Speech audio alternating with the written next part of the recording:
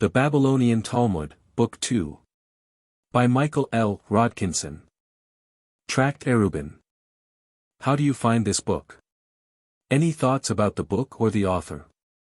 Any suggestion for improvement? Please take a moment to share your thoughts in a comment. If you like it, share it with your friends who might enjoy it as well.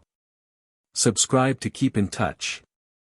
Visit CompleteAudiobooks.com for more quality content. Explanatory Remarks. In our translation we adopted these principles. 1. Tenon of the original we have learned in a Mishnah, Tanya we have learned in a Beretha, Itmar it was taught. 2. Questions are indicated by the interrogation point, and are immediately followed by the answers, without being so marked. 3. When in the original there occur two statements separated by the phrase, Lishna akrina or Webeath ima or Ika diamri, literally, otherwise interpreted, we translate only the second. 4. As the pages of the original are indicated in our New Hebrew edition, it is not deemed necessary to mark them in the English edition, this being only a translation from the latter. 5. Words or passages enclosed in round parentheses denote the explanation rendered by Rashi to the foregoing sentence or word. Square parentheses contained commentaries by authorities of the last period of construction of the Gemara. Introduction. This tract, virtually the third of the Sabbath series, treats of subjects similar to those discussed in the first two. The main point of difference is, that most of the laws laid down in the preceding two volumes are founded on biblical behests, while those instituted in the present volume are of purely rabbinical origin. Notwithstanding the assertion of a solitary individual who appears in the course of a debate and declares that the legal limit branch of the Erub is a biblical enactment. A remarkable feature of the tract is the exposition of the manner in which the shrewd sages circumvene the rigorous prohibitions contained in the tract Sabbath and how they take advantage of every loophole afforded them through imperfections in the law, at the same time avoiding any palpable infraction of the law itself.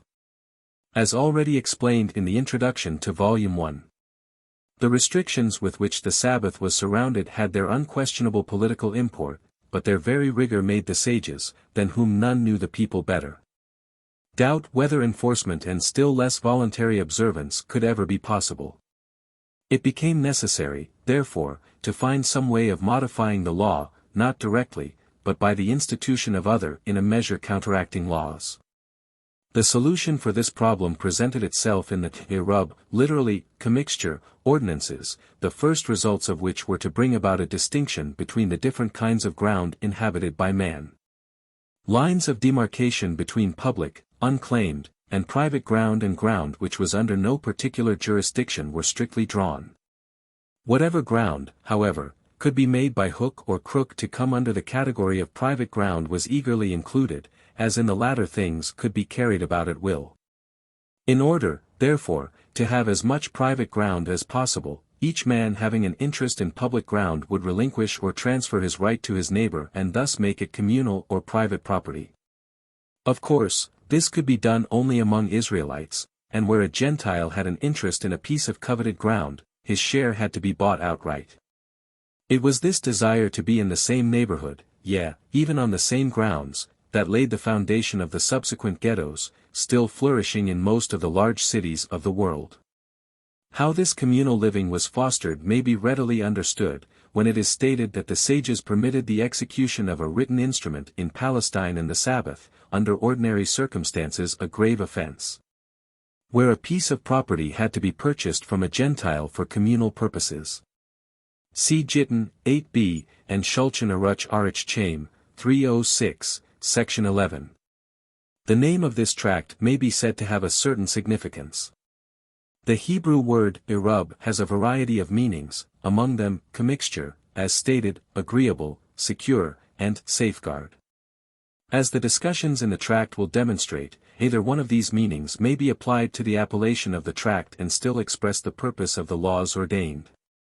By those laws the observance of the Sabbath was made secure, they proved a safeguard against amalgamation or mingling with other nations, and by virtue of the modification to the laws of Sabbath which was brought about.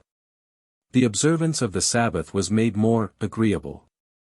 Several other meanings might be utilized in the same manner, but lest they seem far-fetched they are omitted. Another peculiarity of this tract is that under no circumstances and on no occasion is the derivation of a law enacted in this particular tract inquired into. And unlike other tracts there will not be found a single query as to where the Mishnah derives the law. For one of other sources the institution of the Erub has been attributed to King Solomon, vide page 51.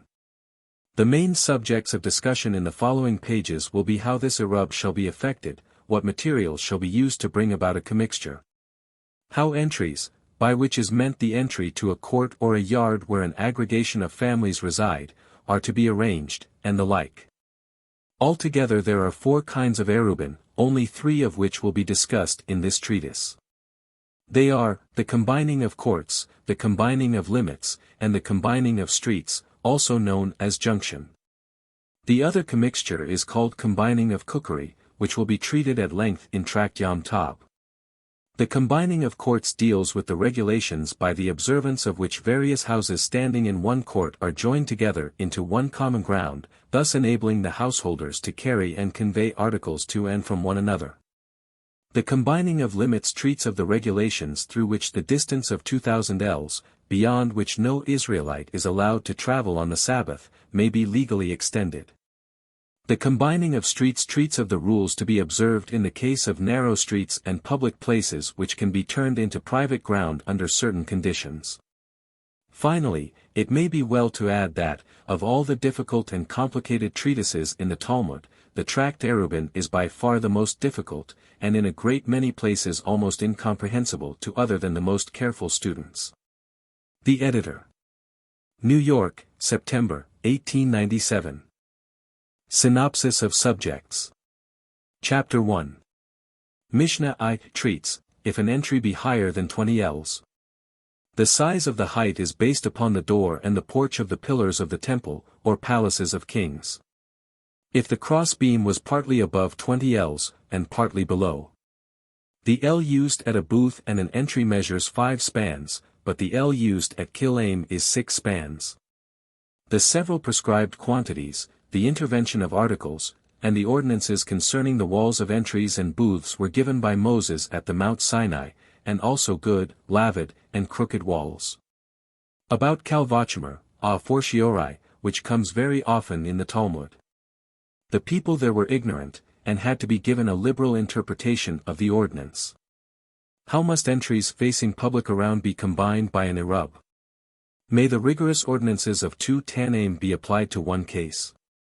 What was decided about a village of a shepherd, where was an entry which opened into a vacant yard? May the space underneath the cross beam be used? The law about an entry which was provided with a number of side beams, with the illustration.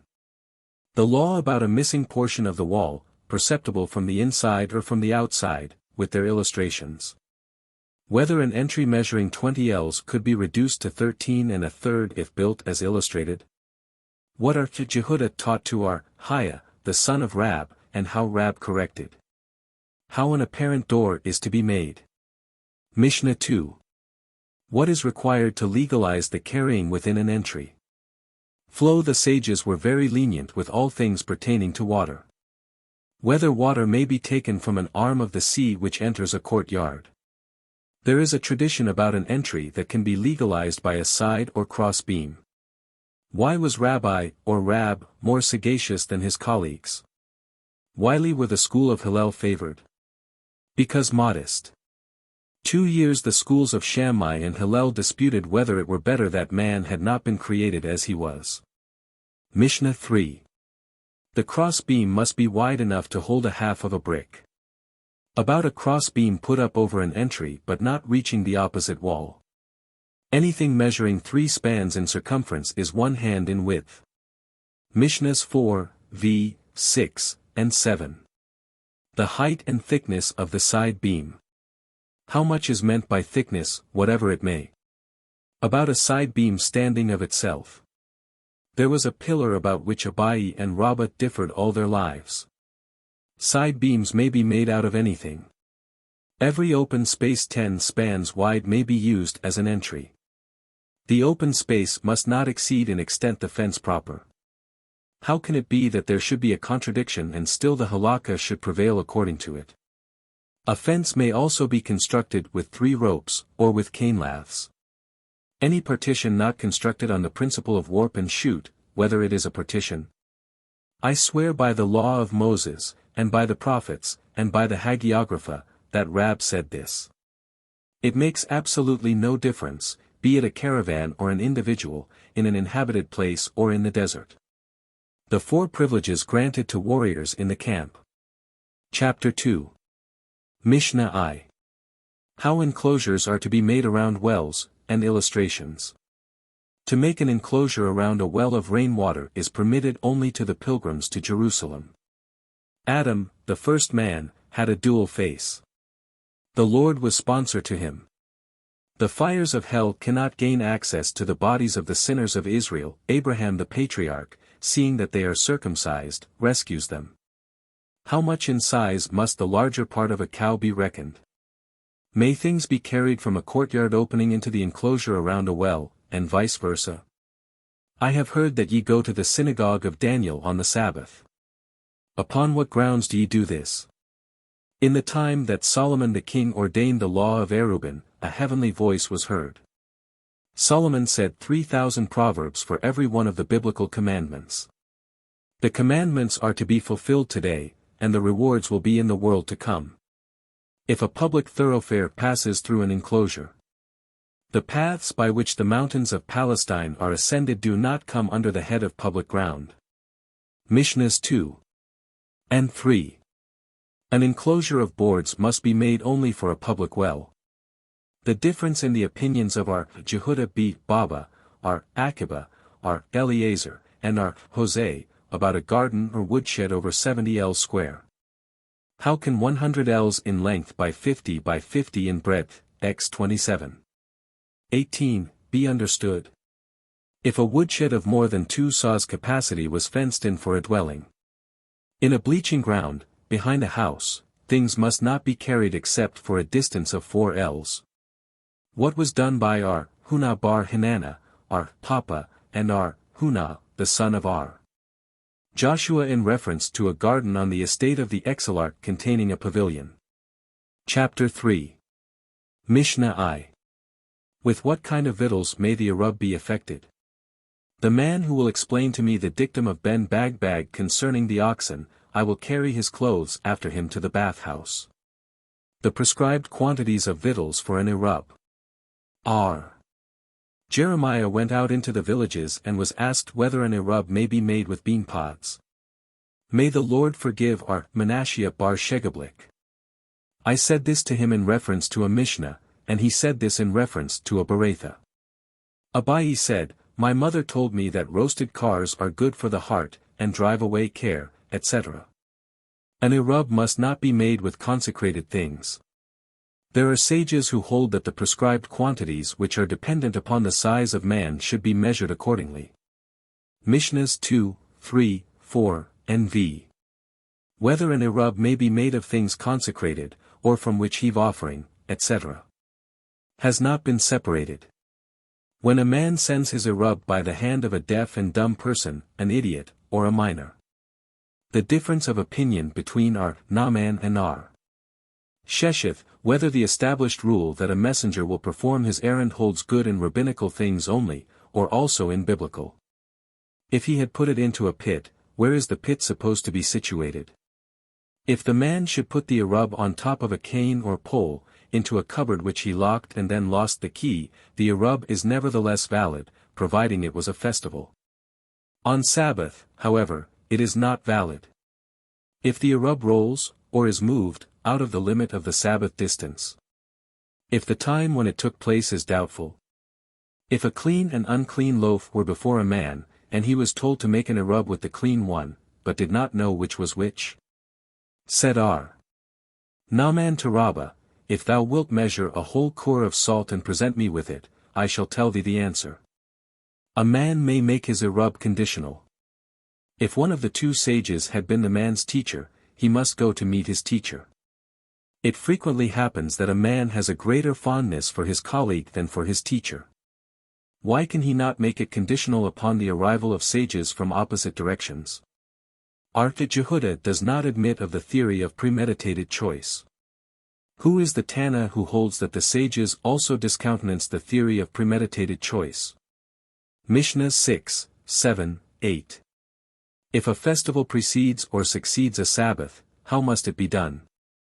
Have 2 days of the festival each a separate degree of sanctification? The opinion of the 4 old sages is in accordance with or contrary to Eliezer's decision. Is an Erub of the first day valid for the east, and of the second for the west? My Erub shall be valid for the first day, and on the second I am like my townsmen. What was said to the men who prepared baldachins for marriages?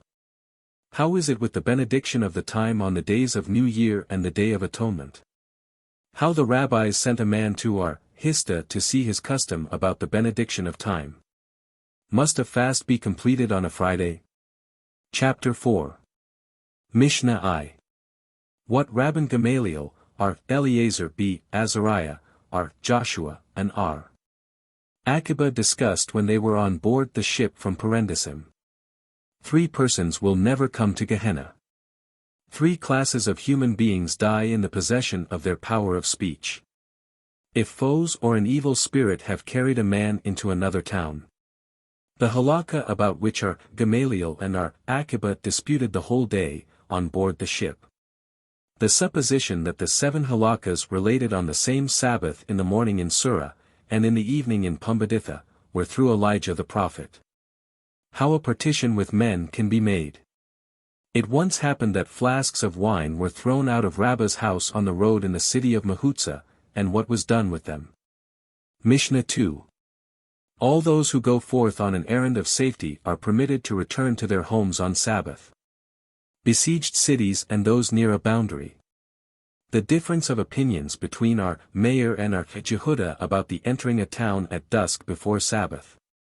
According to whom the halakha prevails when our Akiba, our Jose, and our Mayor, our Jehuda, Rabbi, etc., differ.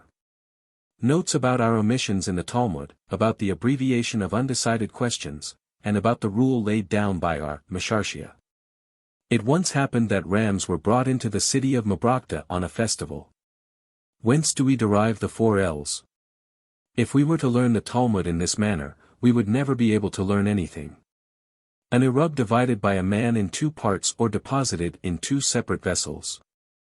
Mishnahs 3, 4. Should a man overtaken by dusk on the road single out a tree or hedge? What is meant by, legally he has said nothing. If a man made an error and deposited his Erub in 2 directions. What Rabbah said in the name of our Jose, that it should he accepted, though he had not said so. What is the principal way to make an Erub, bread or the feet? One who can prepare an Erub and does not do so, is like one driving an ass and leading a camel. Our Jehuda. Bar Ishta brought a basket of fruit to our Nathan Bar Oshia on the eve of Sabbath. If one went beyond the legal limit even a single L. Opinions of our Simeon and the sages about one overtaken by dusk. Chapter 5. Mishnah I.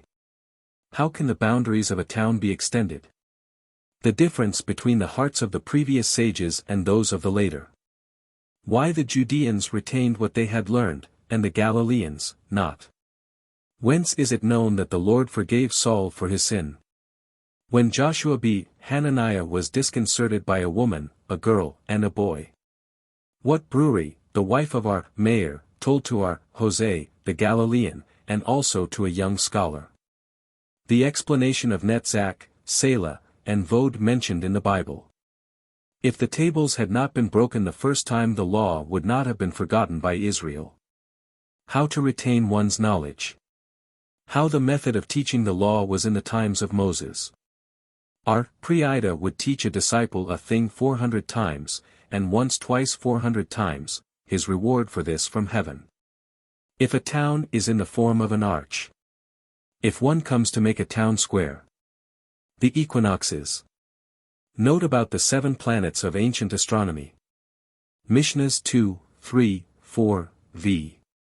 An allowance of 70 2/3 ells of space must be made to the town. The difference of opinions whether to each town, or between. What must the distance between the outer villages be?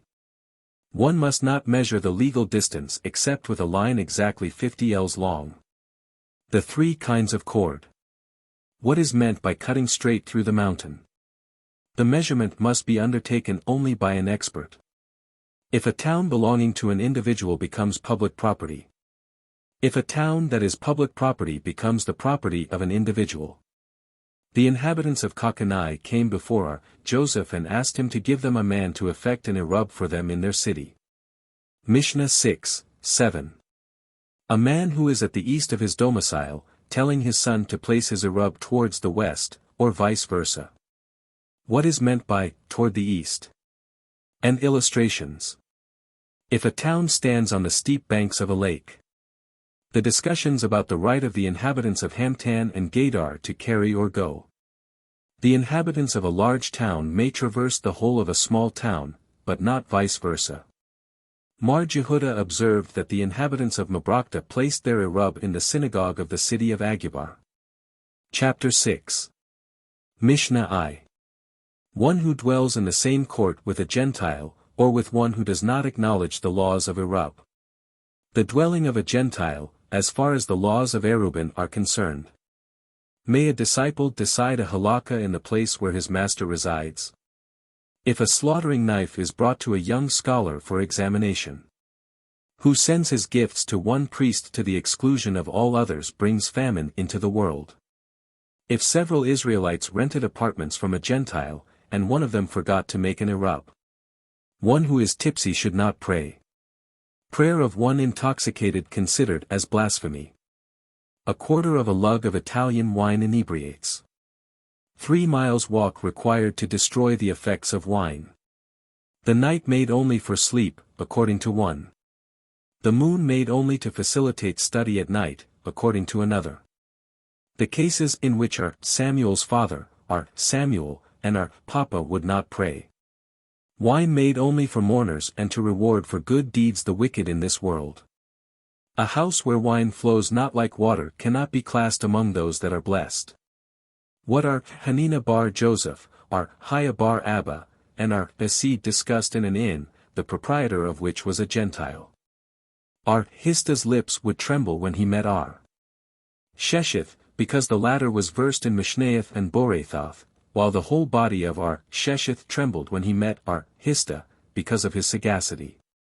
The discussion about warm water for a newborn child. How is it possible that two such great men made no Erub? Whether a Sadducee is considered the same as a Gentile, our Gamaliel and the sages differ. There are two kinds of Sadducees. Mishnahs 2, 3, and 4. If one of the householders of a court forgets, and does not join in the Erub. From what time is the right to be conferred? If 5 men inhabited one court, one must resign his right, if he had forgotten to join in the Erub. May an heir resign his right or not? The reason of the difference between Beth Shammai and Beth Hillel about the meaning of resigning the right to a place. The difference of opinion between the sages and our Simeon about partnership in wine or oil. In courts an Erub must be made with bread, but it is not allowed to do so with wine. Difference between Beth Shammai and Beth Hillel about 5 companies occupying during Sabbath one hall. Brothers or associates taking their meals at one table but sleeping in separate houses. One who has a vestibule, a gallery, or balcony in the court of another, without an Erub. It happened that an inhabitant of Nafha, who had 5 courts in Uqba, did not join in the Erub with the inmates of the courts. What about the disciples of the college, eating in the inns of the valley and passing the night at the college? Mishnahs v. 6 and 7. If 5 courts open into each other and an alley, if they combined both the courts and the alley, or only one of these. How Samuel was asked a question and answered with silence. Does the silence signify acquiescence? If 2 courts were one within the other, and all the inmates or one forgot to make an Erub, if the courts were the property of an individual. If an Erub was placed in the outer court and one of the inmates either of the outer or inner forgot to join in an Erub, carrying is prohibited, and how if it was placed in one of the inner courts. If there was a third court between the two, also belonging to an individual, is it permitted to carry in any of the three? Chapter 7. Mishnahs I, 2, 3, and 4. If there be an aperture, for span square, etc., between two courts. If in the attic of a house there was a hole for the purpose of fastening a ladder therein, should the house be considered solid? If there be a wall 10 spans high and 4 spans wide between two courts. If a man comes to diminish the size of the wall referred to in the Mishnah. An Egyptian ladder does not diminish a wall, but a ladder of Tyre does. If one erected 2 benches, one above the other, at the foot of a wall. What is the law if several pegs be placed on the pillar in question? I have a tradition that a ladder standing straight against a wall also diminishes its size. What is the law if a man used a tree, which grew right at the wall, for a ladder? If 2 courts are separated by a ditch, 10 spans deep and 4 wide. Thou wouldst prove a contradiction from a law pertaining to uncleanness to a Sabbath law. If there be between 2 courts a strawrick, 10 spans high. If a house which was filled with straw stand between 2 courts. Mishnahs VIII, 7, and 8. How are alleys to be combined? If alleys or legal limits are combined. Whether a transfer of ownership is necessary in case of Erubin of cooked articles. Arfizera was asked whether it may be rented from the man's wife. Note about a misprint that has existed since the Talmud has been published and reprinted. If the quantity of food required for the combination becomes diminished. How much is this legal quantity? 18 dried figs are sufficient for 2 meals. The Erub of courts or combination of alleys may be affected with all kinds of nutriment except water and salt. Is it permitted to make an Erub with bread made of rice or millet? A man may give money to the wine seller or baker in order to acquire the right to join in the Erub. About a mashika to a sale and its explanation.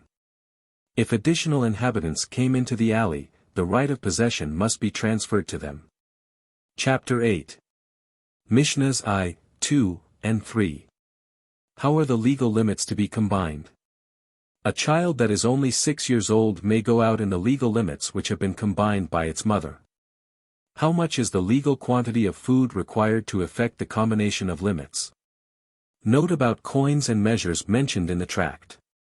If the inhabitants of a court and balcony should have forgotten to combine an Erub. If there were 3 ruins between 2 houses, each house may use the adjoining ruin by throwing therein, except the middle one, with illustrations. Mishnahs 4, v. 6, and 7. If a man deposit his Erub for the combination of courts in a vestibule, gallery, or balcony. If a company was seated at table on the eve of Sabbath, the bread on the table may be depended upon to serve as an Erub. If a man leaves his house and goes to take his Sabbath rest in another town, without previously joining in the Erub. If there be a well between 2 courts it is not lawful to draw water. If a canal runs through a court it is not lawful to draw water, unless there be a partition. If a canal flows between 2 walls which contain apertures. Mishnahs 8 and 9. If there be a balcony above the water. The law concerning robbery is applicable also on Sabbath. If the court be less than 4 L square it is not permitted to pour water therein on Sabbath, unless a sewer is made. All these regulations concerning the pouring of water apply only to summer. Chapter 9. Mishnahs I and 2. All the roofs of a town are considered one private ground, provided there be not one roof 10 hands higher than the rest. If a man erected an attic on top of his house and provided it with a small door 4 spans wide, he may carry things in all the roofs. All roofs are considered as one private ground in their own right. It happened in a time of danger that we brought up the sacred scrolls from a court to a roof. If a large roof adjoins a small one. If there are 3 woodsheds opening into each other, of which the 2 outer are enclosed while the middle one is not, with illustrations. Mishnahs ITT, 4, and v. If a court, through an incavation of its walls, is laid open to public ground. In a court, the corner walls of which had fallen in on Sabbath so, that it has been laid open to public ground on two sides. If an attic be built over two houses, also if bridges are open at both ends. Chapter 10. Mishnahs I, 2, and 3. If a man finds tefillin on the road he should watch them and bring them into the nearest town or village, likewise his child he should hand to his companion, etc. If one buys tefillin of a man who is not an expert, he must examine two tefillin. How came his child on the field or on the road? This refers to a child that was born there. If a man reads in a scroll, of sacred scriptures, on the threshold of the house and it slips out of his hand. On a ledge outside a window it is permitted to place vessels. Mishnahs 4, v. 6, 7, 8, and 9. A man may stand in private ground and move things that are in public ground. A man must not, standing in private ground, drink in public ground. A man may catch water dropping from a spout on the roof. If a well, standing in public ground, have an enclosure 10 spans high. Beneath a tree, the branches of which droop and cover the ground. The shutters of a bleaching ground or thorn bushes. Mishnahs X, 2:18. A man must not, standing in private ground, unlock with a key something in public ground. A loose bolt, with a knob to it, is prohibited to use on Sabbath.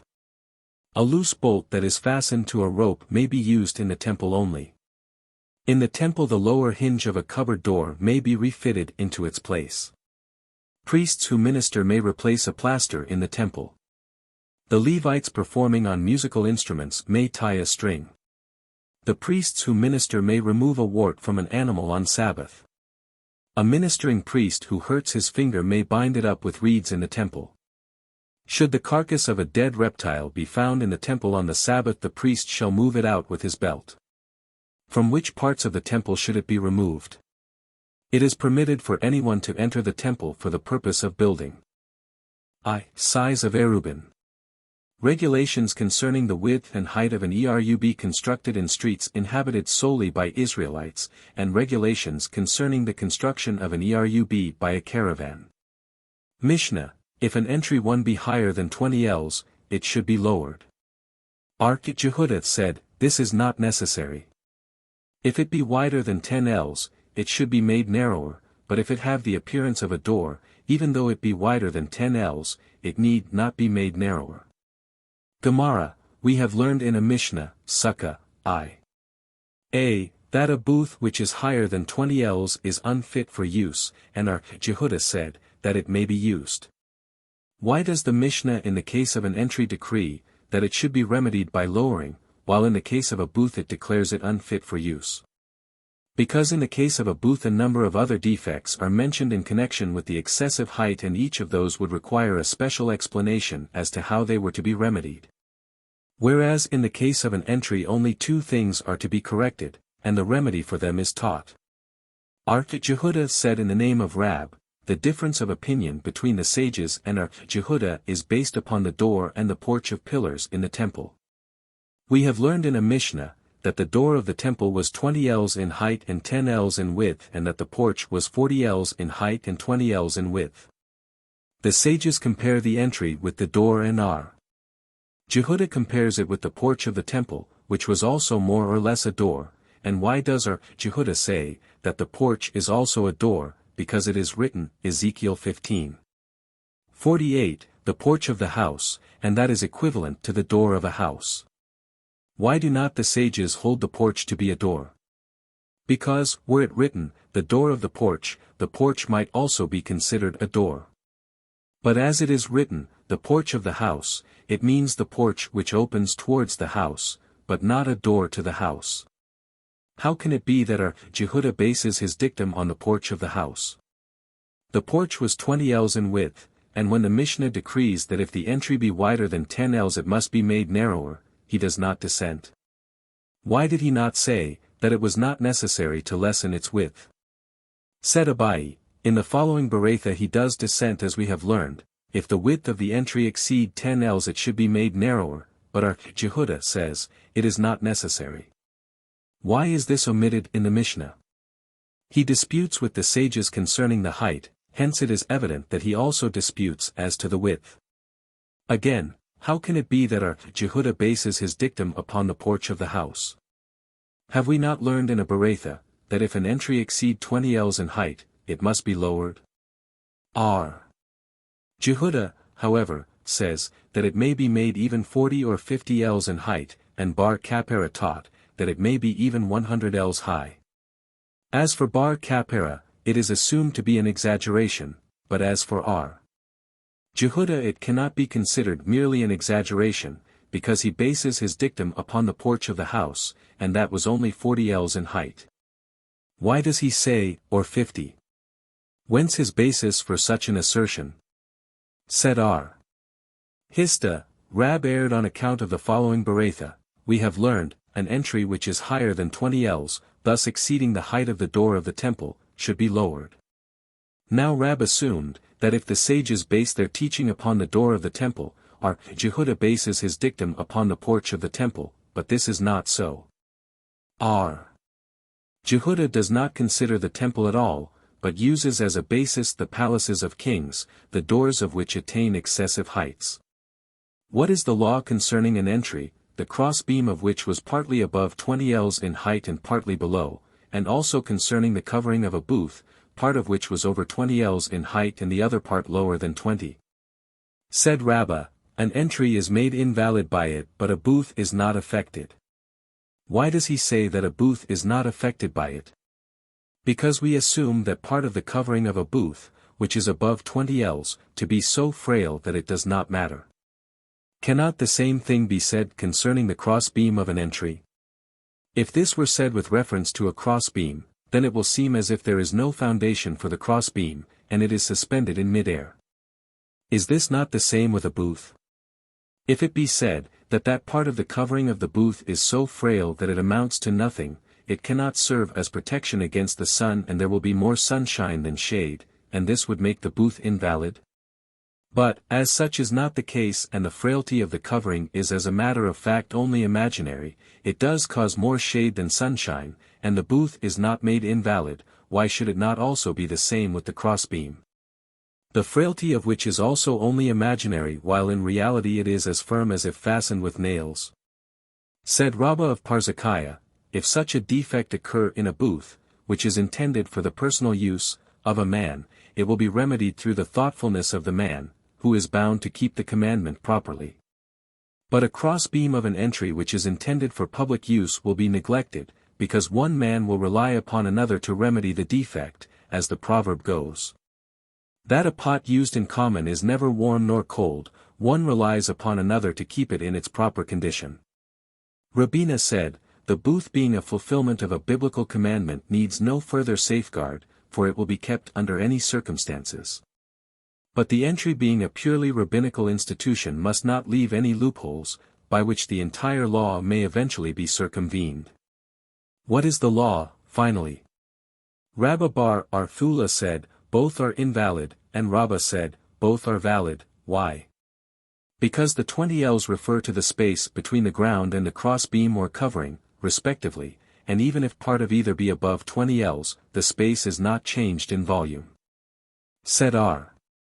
Papa to Rabbah, I know of a Beretha confirming this statement, an entry which is more than 20 ells high and thus is higher than the door of the temple should be lowered. And the space between the ground and the ceiling in the temple itself was 20 ells high. Shimi bar Ashi objected to this. We have learned further on, how should we remedy the defect in the entry? The cross-beam should be laid below the limit of the 20 ells. Do not learn in the Beretha, below, but above, the limit of the 20 ells. The Beretha, however, distinctly teaches, below. This, below, refers to a booth which was less than 10 spans high and which must be made higher so that the space between the ground and the ceiling should be no less than 10 spans, in the same manner as it must not be higher than 20 ells. Abayi said in the name of our Naaman, the ell used at a booth and at an entry measures 5 spans, but the ell used at Kilaim is 6 spans. For what legal purpose does our Naaman relate this? This is taught for the purpose of determining the height of an entry and for measuring a breach in the wall of an entry. If the breach be over 10 ells wide, the entry is invalid, and the ell used for measurement is the one of 5 spans only. Why is the width of a breach and the height of the entry only mentioned? There is also width to be considered in an entry, for did not Naaman state, that an entry must not be less than 4 ells wide? What ells are these? If they are 4 ells of the lesser standard, Naaman makes the ordinance more lenient.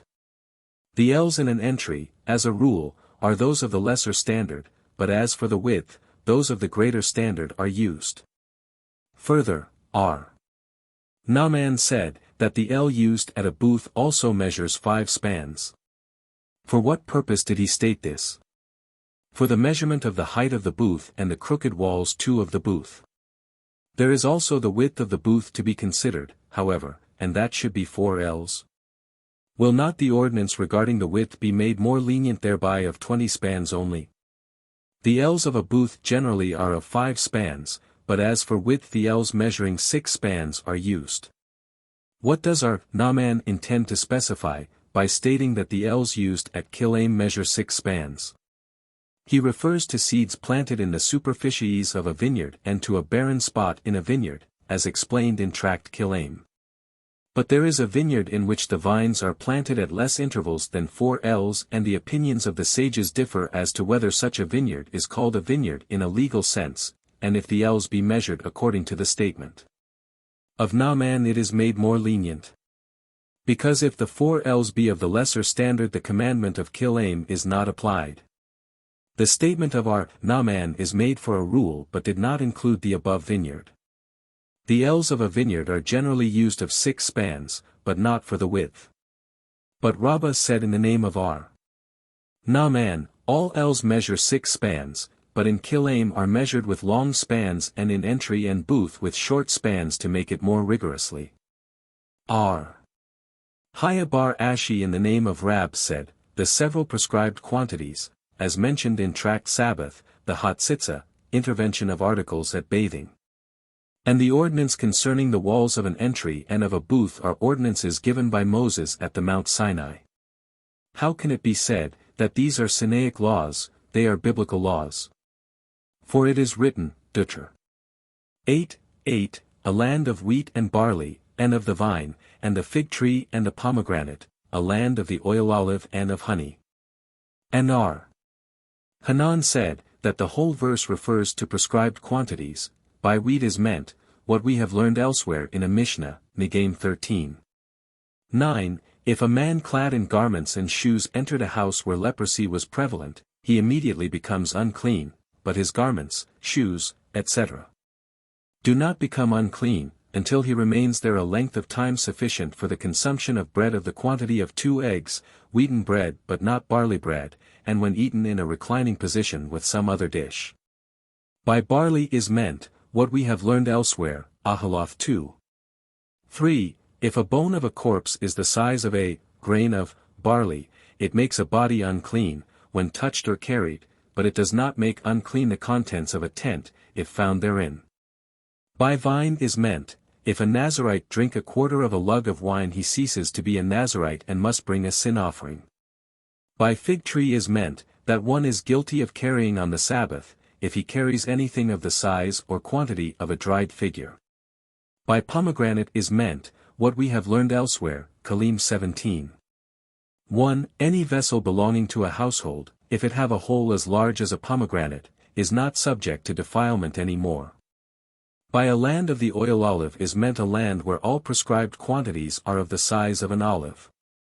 All prescribed quantities. What about those just mentioned? Say, a land where the majority of the prescribed quantities are of the size of an olive. By honey is meant, that if a man ate anything the size of a fresh date on the Day of Atonement, he is guilty. How can the passage be understood in this manner? No prescribed quantities are mentioned in the passage. We must say, therefore, that those laws are Sinaic, but the passage is merely a mnemotechnical basis for them. And Hatzitza, is that not also biblical law? It, as, is written, Leviticus 15:16, then shall he bathe all his flesh in water. By all his flesh is meant, that nothing should intervene between his flesh and the water? The Sinaitic law was necessary in order to stipulate that there should even be no intervention between the hair and the water, not only between the flesh and the water. As was said by Rabba Bar Huna, if there was a knot in a single hair, there was certainly an intervention, but if 3 hairs were tied in a knot, there was certainly no intervention, but if 2 were tied together, the matter is doubtful to me. But even the ordinance concerning the hair is also biblical. For we have learned in a Beretha, that by all his flesh is meant all attached to the flesh, and that includes the hair. The Sinaitic law was necessary in order to stipulate the ordinances concerning the greater and lesser part of the hair, one who is particular with his hair and one who is not, as was said by the dictum of R. Itzhak, according to biblical law Hatzitza is constituted only if the greater part of his hair was encrusted with loam or blood, etc., and the man is particular about his hair, but if he is not, it does not constitute intervention. The rabbinical laws, however, ordained as a precautionary measure, that if the larger part of his hair be encrusted even though he be not particular, it would constitute hatzitza, lest one who is particular would not consider it so. And they also ordained, that if the smaller part of his hair was encrusted and he is particular about his hair, it would constitute hatzitza, as a precautionary measure.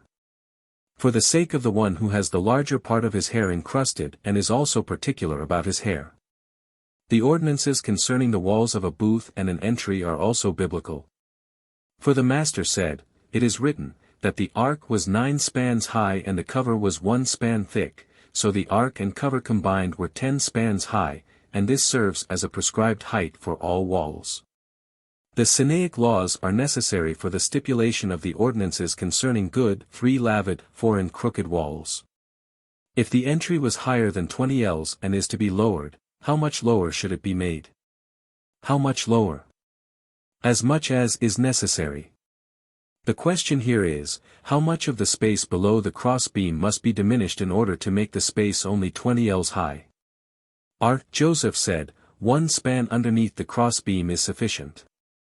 But Abai said, 4 spans, and they differ merely as to the precautionary measure involved, the latter claiming, that 1 span may be impaired through stepping upon it, while the former holds that there is no danger of such a thing happening.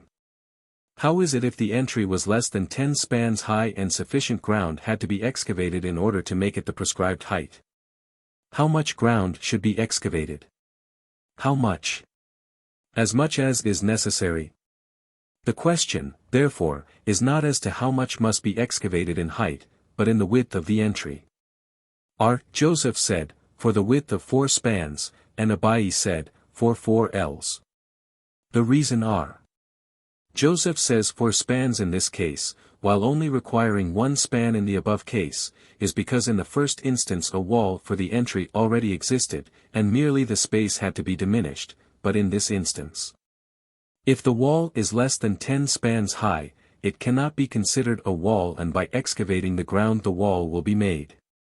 Hence 4 spans at least must be excavated in order to constitute such a wall, the wall of an entry. Abai, however, holds that in this case 4 spans would be insufficient, and at least 4 ells are necessary, because an entry is not considered such, unless it is 4 ells wide. Said Abai, whence do I know that 4 ells are required? From the statement of Rami Bar Hama in the name of R.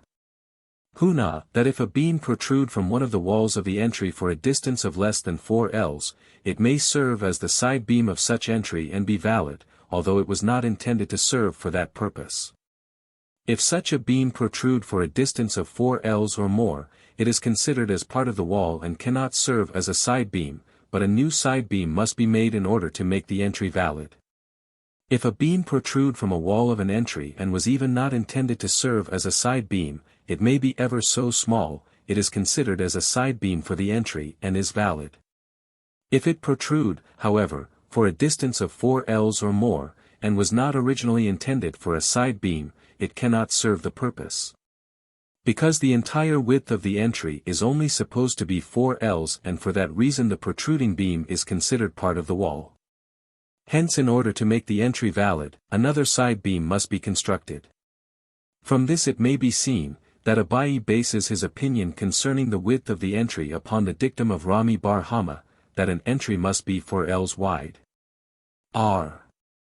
Joseph, however, declares, that the decree of Rami bar Hama does not conflict with his own decision, for it is true that a beam, if it be 4 ells wide is not considered a side beam, because it has not the appearance of a side beam. Still the reason for this is not because the width of the entry itself should be 4 ells, but because the side beam is too large, and, as for the entry itself, it is sufficient, if it be only 4 spans wide. Again, Rami bar Hama said, that if the beam be 4 ells wide, another side beam is necessary. Where should the latter be put? Should he add the side beam to the original beam, the size will be increased, and it will not look anything like a side beam. Said R. Papa, it can be put on the other side of the entry. R. Huna bar R.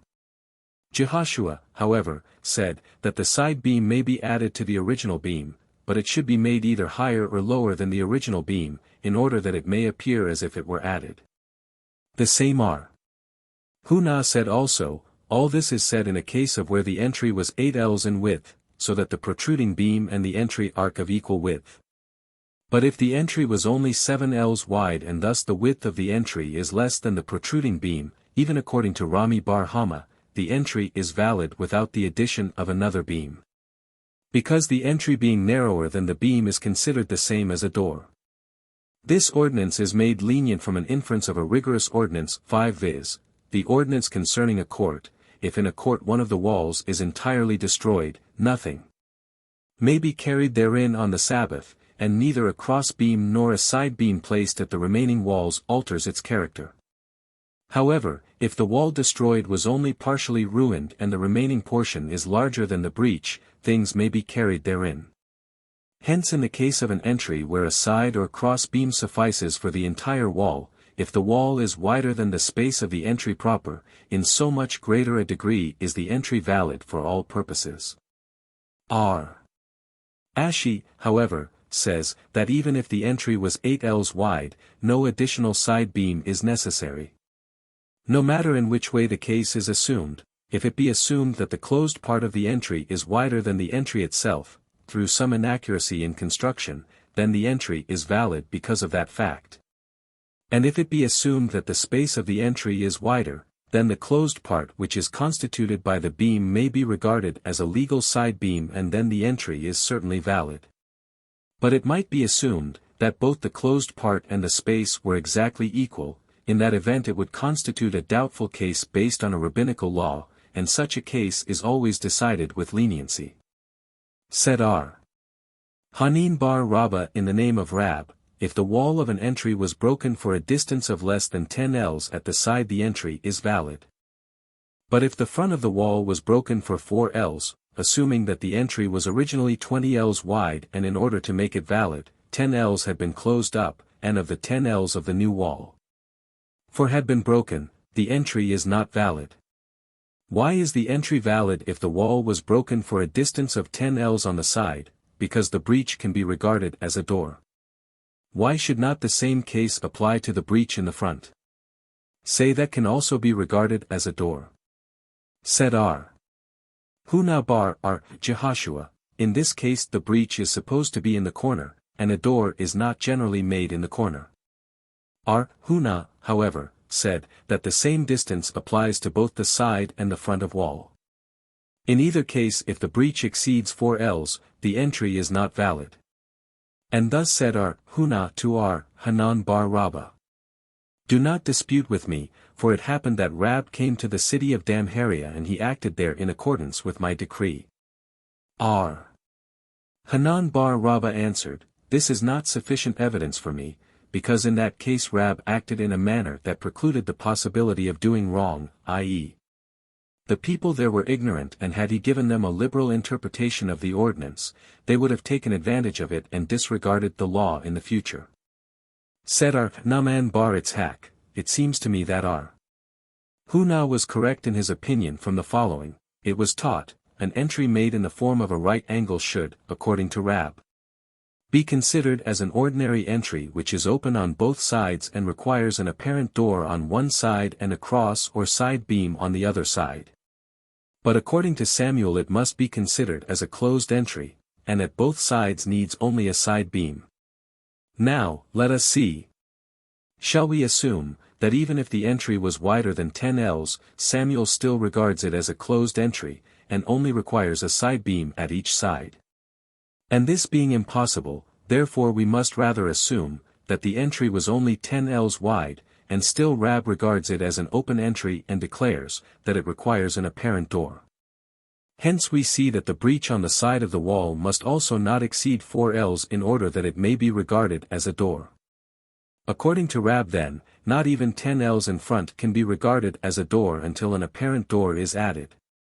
How can it be said that if a breach measure 10 ells at the side it is regarded as a door? What rejoinder will R. Hanan bar Rabbah make? R. Hanan will claim, that an entry made in the form of a right angle is used so much, that it appears like public ground, hence an apparent door must be made, but as for a court, which is not used as a thoroughfare, even 10 ells may appear like a door.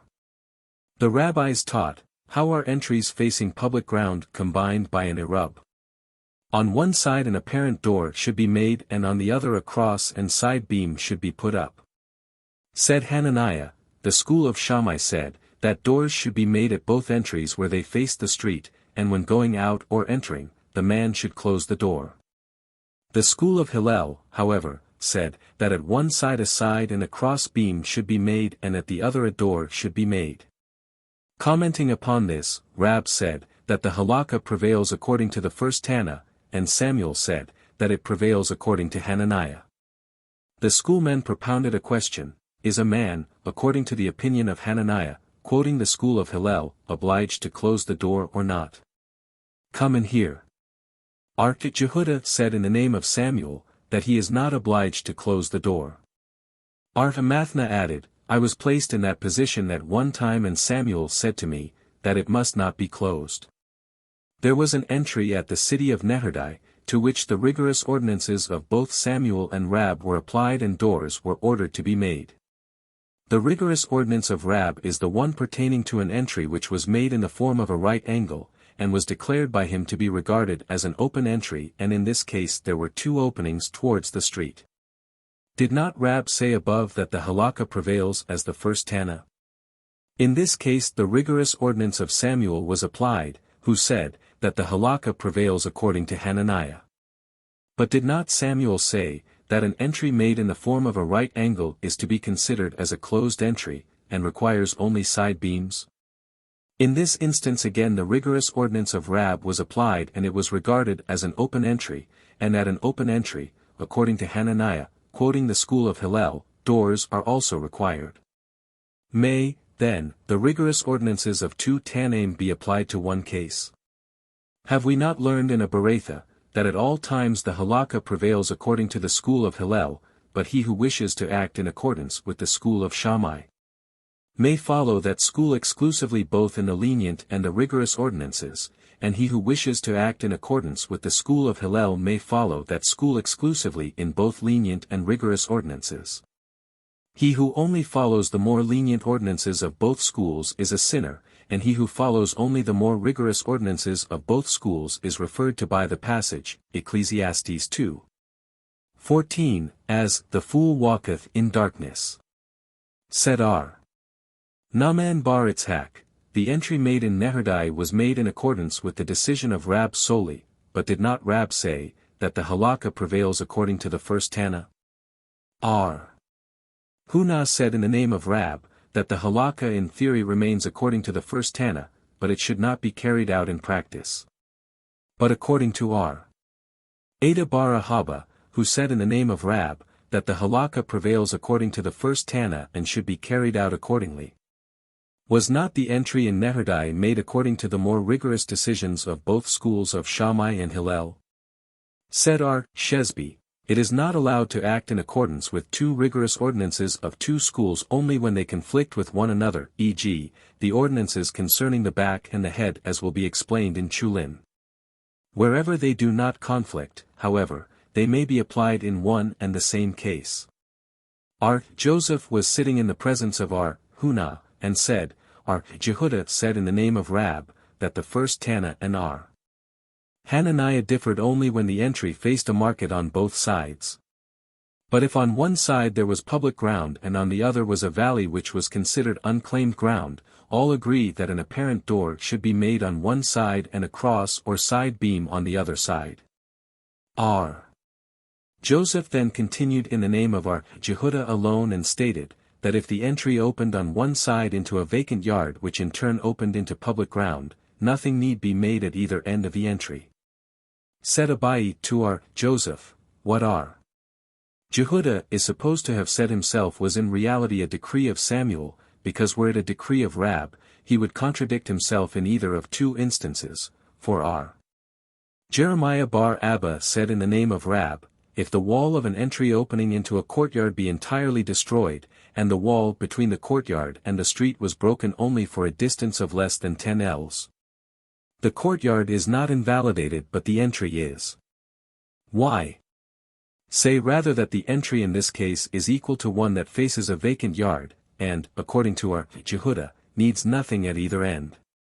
Where the contradiction in either of the two instances occurs is as follows, if R. Jehudah means to state, that the entry needs nothing at either end because it is an open entry, that would contradict Rab in one instance, as our Jeremiah bar Abba relates, that the entry is invalidated because it is made an open entry. If we assume, however, that R. Jehudah holds an entry, opening into a vacant place, to be valid even if nothing is made at either end, because the place was vacant and there were no inhabitants who could invalidate the entry by refusing to combine in an Erub, but if there were inhabitants in that place, the entry would have been invalid unless provided with the necessary appliances. Here, however, Rab, according to our Jeremiah bar Abba, invalidates the entry because it is an open entry and not because of the inhabitants, and hence there would be contradiction in the other instance. Said R. Joseph to Abai, I know not whose decree R. Jehudah cited, but it happened in the village of a shepherd, that there was an entry which opened into a vacant yard and R.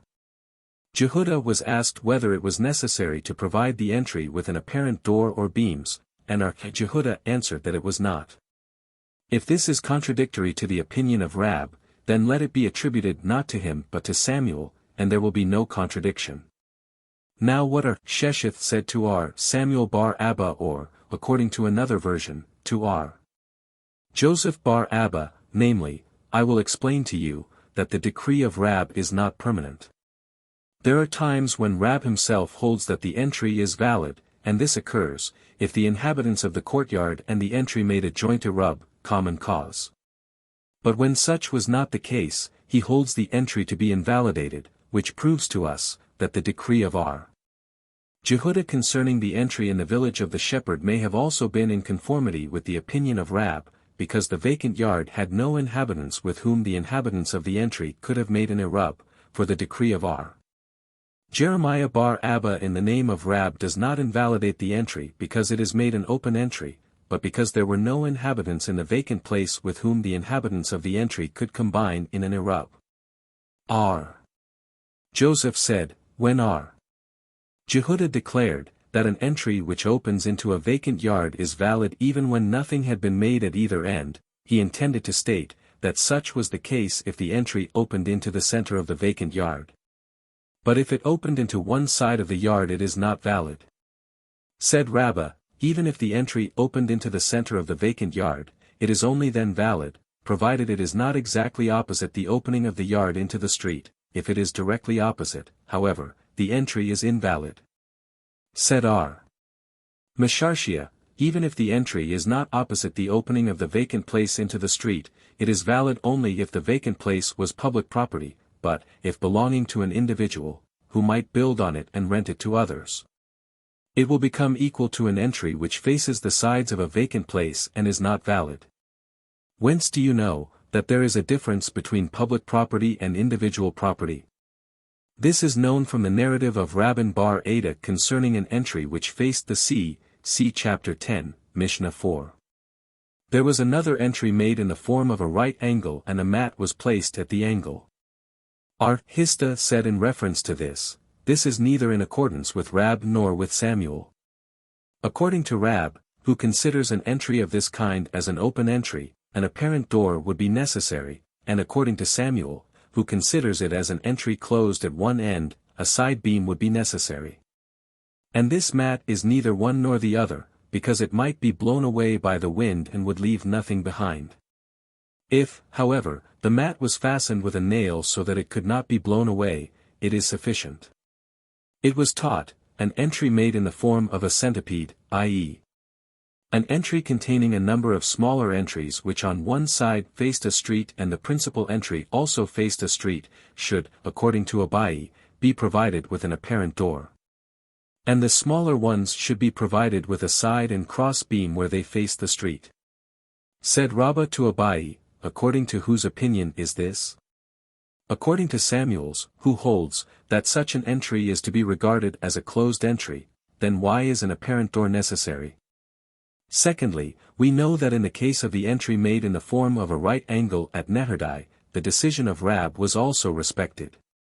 Therefore the decree of Rabbah is, that apparent doors should be made at the smaller entries where they face the large entry, and the sides facing the street only need a side or cross beam. 6.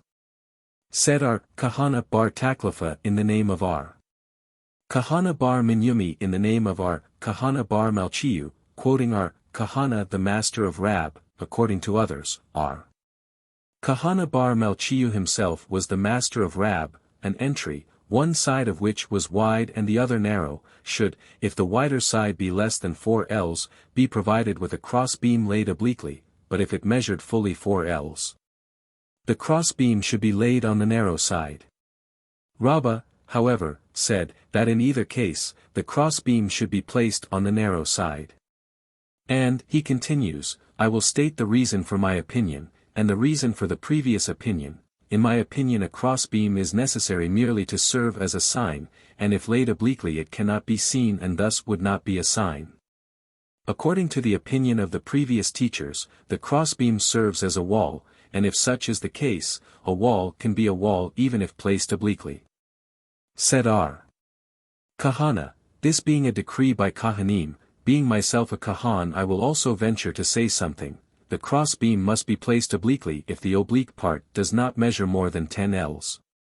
If it was more than 10 ells, however, all agree that it must be placed on the narrow side only. The schoolmen propounded a question, may the space underneath the cross beam be used? Rab, Ar Haya, and Ar Johanan said, that it may be used. Samuel, Ar Simeon ben Rabbi, and Resh Lakish said, that it must not be used. Said Ar Hista, all agree that if a side beam is used, the space opposite 7 the side beam must on no account be used. Rami bar Hama asked Ar Hista, if one drove 2 posts on the outside of an entry and placed a cross beam on top of them, how is the law concerning the entry? He answered, according to those who hold that the space underneath the cross beam may be used, the entry is invalid, but according to those who hold that the space underneath the crossbeam must not be used, the entry is valid, i.e. those who hold that the space underneath the crossbeam must not be used regard the inside edge of the crossbeam as if it made a solid wall to the entry. Hence the entry is valid because it is considered a closed entry, and if the posts and crossbeams are on the outside, the entry is nevertheless closed and valid. But those who hold that the space underneath the crossbeam must not be used, regard the outside edge of the crossbeam as the closing wall of the entry. Hence there will be an open space between the entry and the outside posts and crossbeam, and the entry is made invalid. Rabbah, however, said that even according to the opinion of those who hold that the space underneath the crossbeam must not be used, the entry is invalid because the crossbeam must be recumbent upon the entry proper and not upon the outside. R. Zakkai taught in the presence of Ar Johanan, the space underneath the cross beams and alongside of the side beams is considered unclaimed ground, i.e., that one must not carry things in that space on Sabbath. Said Ar Johanan to him, go and teach such things outside of the college. Said Abai, it seems to me that Ar Johanan's opposition to Ar Zakkai was only as far as the space underneath the cross beam is concerned, but alongside of the side beams it is prohibited to carry.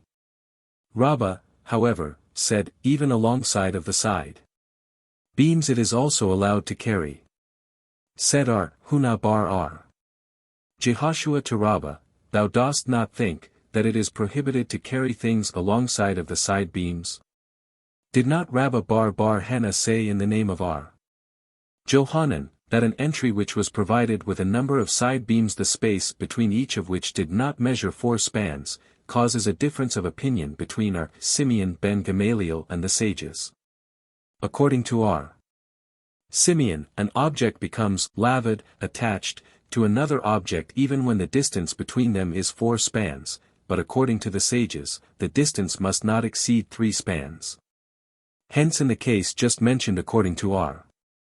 Simeon all the beams are regarded as one by virtue of their being lavid to each other, and a man must not carry anything beyond the space alongside of the inside edge of the beam farthest from the opening of the entry, while, according to the sages, who regard only the beam nearest the opening of the entry essential and the others unnecessary, a man may carry things as far as the space alongside of the inside edge of the beam nearest the opening of the entry. In the space between the side beams all agree that it is prohibited to carry. Now, if our Johanan permitted the carrying of things alongside of the side beams, how could he state the difference of opinion between our Simeon and the sages in this case? For whether all the beams were considered as one or each separately, what difference would it make as long as things may be carried in the space between them? Hence we must say, that our Johanan does not permit the carrying of things alongside of the beams.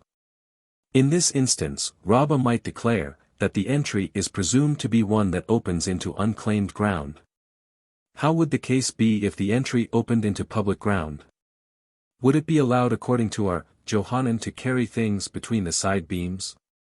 Shall the native remain on earth and the stranger be lifted up to the highest heaven? 8. Objects of like character assimilate, i.e. the space between the side beams being unclaimed ground and the entry opening into unclaimed ground, the two are virtually combined, and as carrying in unclaimed ground is not allowed to commence with, it is also not allowed in the space between the beams. R. Ashi said, however, the case referred to, viz., the entry containing many side beams, is assumed to be one where the side beams were erected for a distance of 4 ells and were less than 4 spans apart. If, according to R. Simeon, the beams are all lavid to each other, they would constitute a separate entry the principal entry, and in order to carry things in the space between the beams another side beam would have to be erected for the newly made entry. But according to the sages, who do not consider the beams lavid to each other, another side beam is not necessary. This means to say, R. Johanan holds, that under any circumstances the space between the side beams may be utilized, for carrying, and the difference caused by such an entry between R. Simeon ben Gamaliel and the sages is not as to whether things may be carried in the space between the beams or not, as stated before, but whether another side beam is required in addition to those already erected or not. It was taught, if a side beam was made to an entry which on the inside of the entry could be plainly seen but on the outside seemed to be on a par with the wall and hence not recognizable, it is regarded as a proper side beam. But if it could be plainly seen on the outside, but on the inside it seemed to be part of the wall and could not be distinguished from the wall, it gives rise to a difference of opinion between R. Haya and R. Simeon the son of Rabbi. One holds, that it may be regarded as a proper side beam, and the other, that it cannot be so regarded. It is correctly ascertained that R. Haya is the one who holds that it may be regarded as a proper side beam, from his decision as follows: if one of the walls of an entry was partially removed, so that the lacking portion could be perceived from the inside of the entry but not from the outside of same, or if part of the wall was missing, so that it could be readily perceived on the outside of the entry but not on the inside. In either case the impaired wall is regarded as a side beam. Rabba bar R. Huna taught the same: if a side beam was recognized on the outside of an entry but could not be distinguished on the inside, it is nevertheless regarded as a side beam. Said R. Joseph to him, I never heard such an ordinance proclaimed by thy father. Said Abai to R. Joseph, didst thou not thyself teach this ordinance when we learned the following: Rami bar Abba said in the name of R. Huna, that a side beam, which was affixed to the end of a wall so that it could be seen from the outside but seemed to be a continuation of the wall from the inside, is regarded as a side beam. If measuring less than 4 ells and the entry may be used from the inside edge of such beam, but if the side beam measured 4 ells, it is regarded as a separate entry, and thus the entry proper, not having any side beam, is made invalid. Thou didst comment upon this and say, that from this teaching we may adduce 3 things. Firstly, that the space alongside of a side beam must not be used, secondly, that 4 ells is the minimum measure of an entry. And, thirdly, that if a side beam can be recognized on the outside but not on the inside of the entry, it is a proper side beam. Finally, the halakha concerning a side beam recognizable from without but not within the entry prevails, that the side beam is valid because such was the decision of our Haya, as is mentioned above. Should it be wider than 10 ells, it must be made narrower. Said Abai, we have learned in a Bereitha concerning this teaching, that our Jehuda regarded this as unnecessary. How much narrower should it be made? R. Aha wished to state, in the presence of our Joseph, that if the entry measured 20 ells, it should be reduced to 13 1/3 ells. He wished to infer this lenient measure from the more rigorous in the case of a well. The wells were built as illustrated, and the distance between the 2 enclosures on the same side was 13 1/3 ells, i.e. large enough to permit of the entrance and exit at the same time of 2 teams of oxen and was larger than the space occupied by the enclosures on the same side. Now, if in that case it was permitted to have the space larger than the space occupied by the enclosures, and 13 1/3 ells only were allotted to such space. An entry where the space must not be more than the enclosure should certainly not be over 13 1/3 ells wide. How can the two be compared? Perhaps the reason, that no more than 13 1/3 ells were allowed for the space of the wells was because a concession had already been made in permitting the space to be larger than the walled part and no further leniency was expedient. In the case of the entry, however, where no concession had as yet been made, let it be allowed to increase the width of the space beyond 13 1/3 ells, because it serves the purpose of a door. Or on the contrary, a concession having been made in the case of the well, but no concession having been made concerning an entry, let the law of the entry be enforced without any concession and make the prescribed width 10 ells only. Thus the question remains undecided. Levi taught a Bereitha as follows: in an entry which is 20 ells wide it is sufficient if a stick be placed in the center of such entry. He himself however decreed, that the halakha does not prevail according to the Bereitha. What then should be done?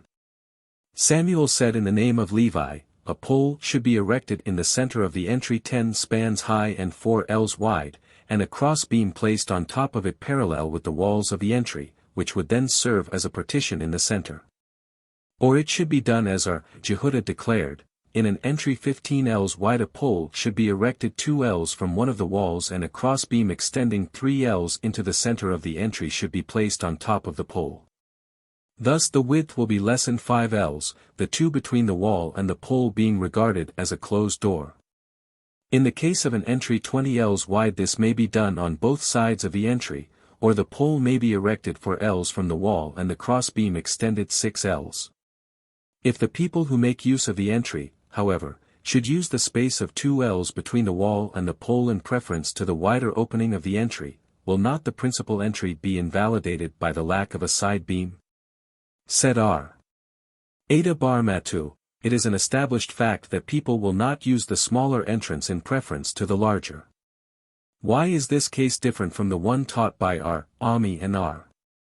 Asi, for we have learned in a Bereitha, if there was a breach in the side of a wall close to the entry, it was taught in the name of R. Ami and R.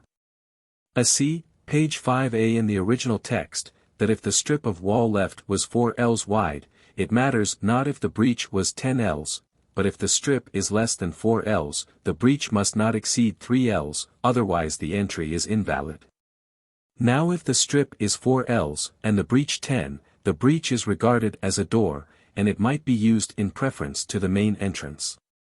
In the former case, only such as will be nearer the side entrance will use it, but in this case, the main entrance will be used exclusively, because one will not unnecessarily go in a roundabout way. But if it have the appearance of a door, even though it be wider than 10 ells, it need not be made narrower. Now we see that an apparent door may be used where the entry is too wide and a crossbeam if it be too high. What would be the law if the reverse were made? Come and here, we have learned, if an entry be higher than 20 ells, it should be reduced, but if it have the appearance of a door, this is not necessary. What is the law concerning a crossbeam when the width of the entry was excessive? Come and here, we have learned, if an entry be higher than 20 ells it should be lowered, and if it be wider than 10 ells it should be reduced. But if it have an appearance of a door it is not necessary, and if it have a crossbeam it is also not necessary. Could we not assume, that the crossbeam refers to the latter clause of that teaching, the excessive width of the entry? Nay, it refers to the first clause of the teaching, the height. R. Jehudah taught Hiah the son of Rab in the presence of Rab, it is not necessary to reduce the width of an entry if it have a crossbeam. Said Rab to R. Jehudah, teach him, that it should be reduced. Said R. Joseph, from this teaching of our master we can learn, that a courtyard, of which the greater part of the walls consists of doors and windows and one of the walls contained a breach of over 10 ells. The appearance of a door would not make it valid, i.e., things could not be carried in the courtyard on Sabbath. Why so? Because we see, that width exceeding 10 ells makes an entry invalid, and space in excess of that occupied by the walls makes a courtyard invalid. Now, we compare an entry which is wider than 10 ells and is held by our master to be invalid even if it have the appearance of a door, to a court which has a breach exceeding 10 ells, and is also not made valid by an apparent door. R. Johanan also holds in accordance with the teaching of Rab, for Rab and Bar are Ada in the name of R. Itzhak said, it happened that a man of the valley of Beth-Hurton placed 4 piles in the 4 corners of his field and connected the 4 piles with branches at the top for the purpose of circumvening the law of Kilaim. When this was told to the sages, they allowed him to do so for the purpose intimated, i.e., the field was regarded as if surrounded by a wall, and he could sow other seeds on the outside of the seeming wall. And Resh Lakish said, in the same manner as the sages permitted the man to do this for the purpose of circumvening the law of Kilaim, so also did they allow him to do it for the purpose of the Sabbath law. Johanan, however, said, that this was allowed only for Kilaim purposes but not for Sabbath. Whence we see that Johanan holds with Rab that an entry over 10 ells in width is not remedied by a seeming door. R.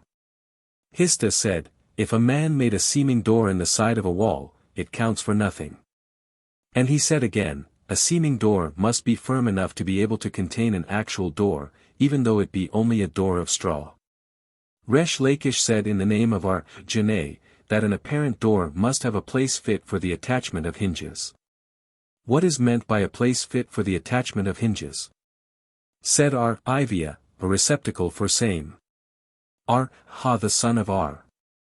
Ivia found once the disciples of R. Ashi, and he asked them, did the master say anything about apparent doors? And they answered him, nay, he said nothing.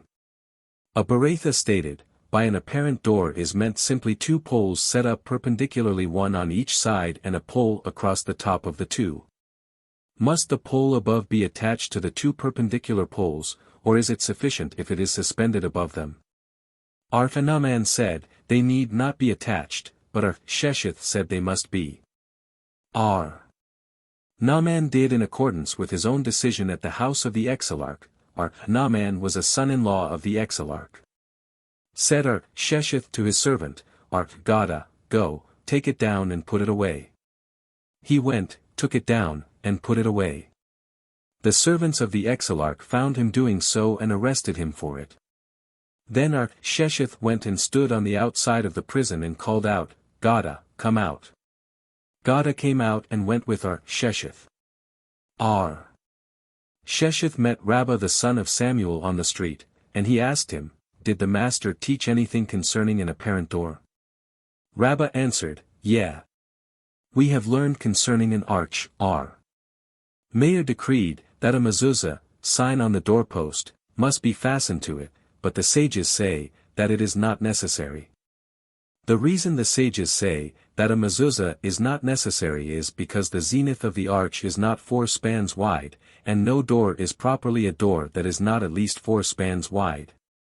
All agree, however, that if the arch is 10 spans wide at its base, i.e., before the curve commences, then it is certain that for at least 10 spans upwards the arch has a width of 4 spans, a mezuzah is necessary, and Abai said, all agree.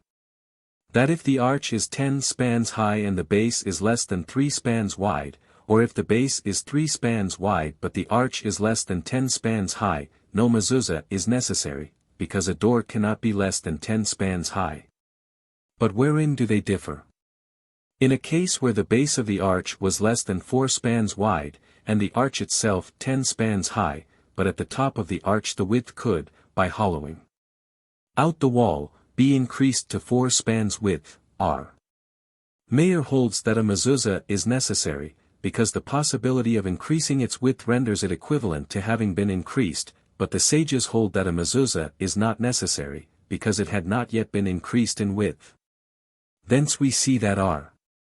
Meir holds that the possibility of accomplishing an act renders it equivalent to having been performed, and, in consequence, he holds that if a pole was merely suspended above 2 poles it is the same as if it were placed on top of the poles.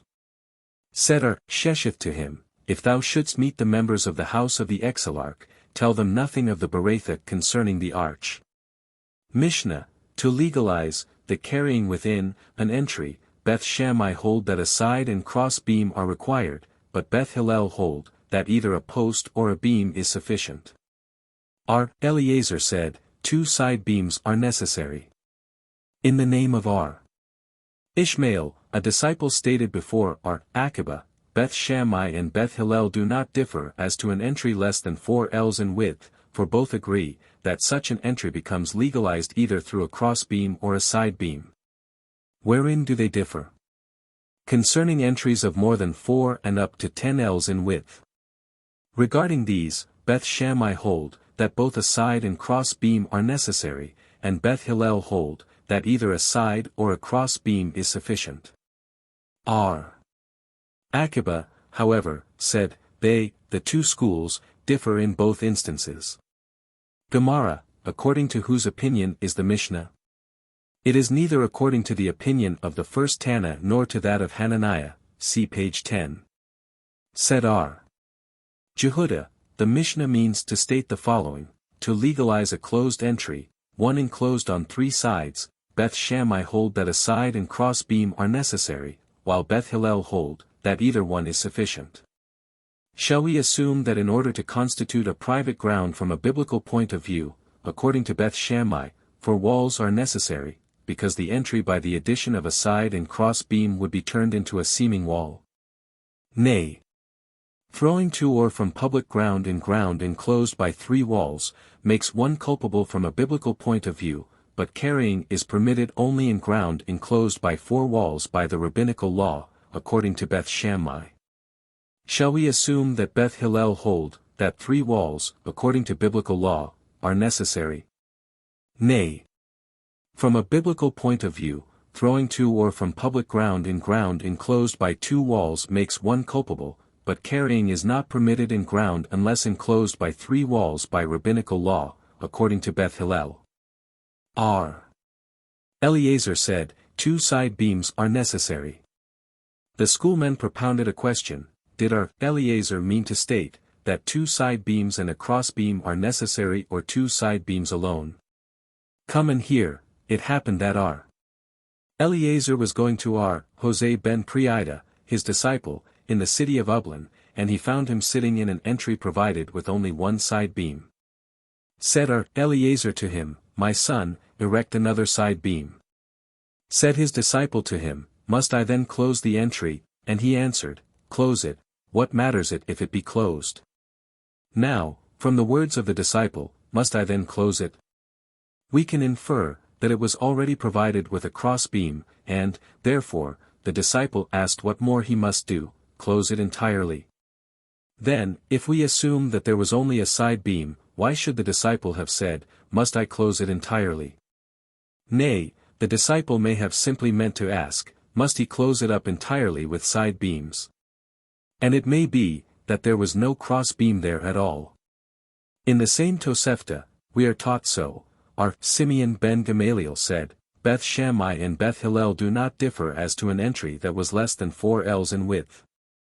According to both schools, for such an entry nothing at all need be provided. Wherein they do differ is an entry that is more than 4 ells wide and up to 10. Beth Shammai hold, that a side and cross beam both are necessary, and Beth Hillel hold, that either is sufficient. Did not our Mishnah state that a disciple in the name of our Ishmael stated before our Akiba, Beth Shammai and Beth Hillel do not differ as to an entry less than 4 ells in width, for both agree, that such an entry becomes legalized either through a cross beam or a side beam? Said our Ashi, our Simeon ben Gamaliel means to state, that a side and cross beam are not necessary according to the opinion of Beth Shammai, nor 2 side beams according to the opinion of our Eliezer, but one of the two, either a side or cross beam according to the opinion of Beth Hillel, i.e., by saying that for such an entry nothing need be provided, our Simeon ben Gamaliel means to state, that nothing added by Beth Shammai or our Eliezer need be provided. An entry of how much less than 4 ells in width? Said our Ale, according to another version our Yehiel, an entry of less than 4 spans need have nothing, and from 4 spans up to 4 ells, the side or cross beam is necessary. Said our Asi in the name of our Johanan, a courtyard must have 2 enclosures.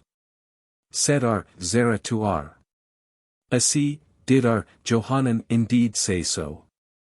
Didst thou not thyself state in the name of our Johanan, that the enclosures of a courtyard must measure at least 4 ells? And if thou wouldst explain our Johanan's dictum to signify, that the enclosures would have to be 4 ells on each side of the angle, did not our Theta bar Abhimi state before our Hanina or before our Hanina bar Papa, that a small courtyard need only have enclosures to the extent of 10 ells all around and a large courtyard to the extent of 11 ells? Now, if 11 ells are divided by 4, that would make each of the 4 enclosures only 2 3/4 ells.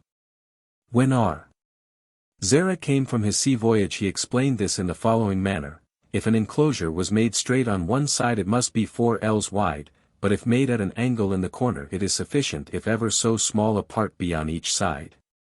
As for Ada's bar Abhimi statement above, it is in accordance with the decree of Rabbi, and not our Johanan, who holds in accordance with our Jose, that every side beam must be 3 spans wide, as will be seen further on.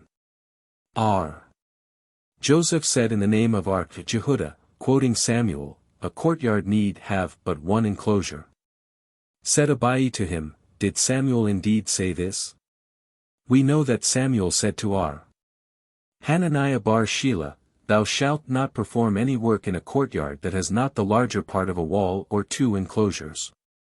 Said our Joseph, I do not know whether Samuel said so or not, but I do know, that it happened in the village of the shepherds, that an arm of the sea flowed into a courtyard, and when our Jehuda was asked what the law was concerning that courtyard, he replied, only 1 enclosure is necessary. Then Abai rejoined, thou speakest of an arm of the sea, that is altogether different. The sages were very lenient with all things pertaining to water, as our Tabla asked Rab, what is the law concerning a ruin that had 1 suspended partition? May things be carried within it on Sabbath or not? And Rab answered, a hanging partition legalizes a place only where water reaches, because the sages were very lenient with all things pertaining to water. In any event this would be a contradiction to our Jehuda's statement in the name of Samuel, and to Samuel's statement to Hananiah. When our Papa and our Hunah the son of our Jehoshua Karn from college, they explained Samuel's decree thus, on one side the enclosure must be at least 4 ells, but when made on a corner, ever so small a part of the enclosures on each side of the angle is sufficient. Thus both statements may be correct. Jehuda's one enclosure refers to a straight enclosure and Samuel's two refer to an enclosure at each corner. The rabbis taught, from an arm of the sea, which enters a courtyard, water must not be taken on Sabbath unless a partition has been made at the entrance at least 10 spans in height. This is the case if the breach in the wall, where the sea entered, is more than 10 ells in width, but if it was only 10 ells, no partition is necessary. Thus, you say, that water must not be taken from the arm of the sea, but things may be carried within the courtyard.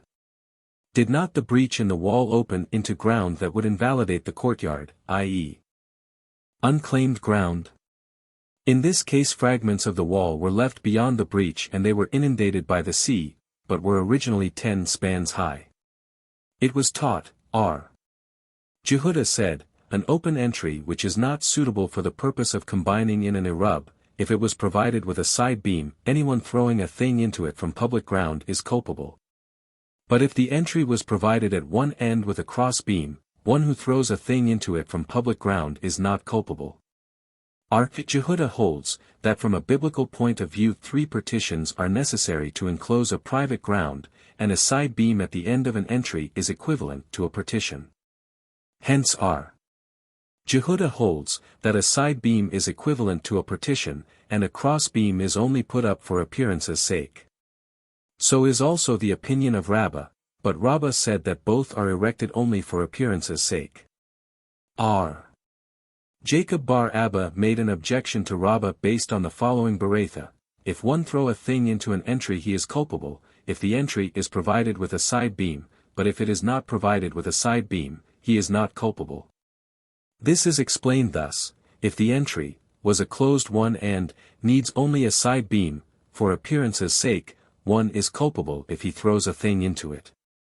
But if a side beam alone would not legalize the entry, and something more is necessary, the thrower is not culpable. Said R.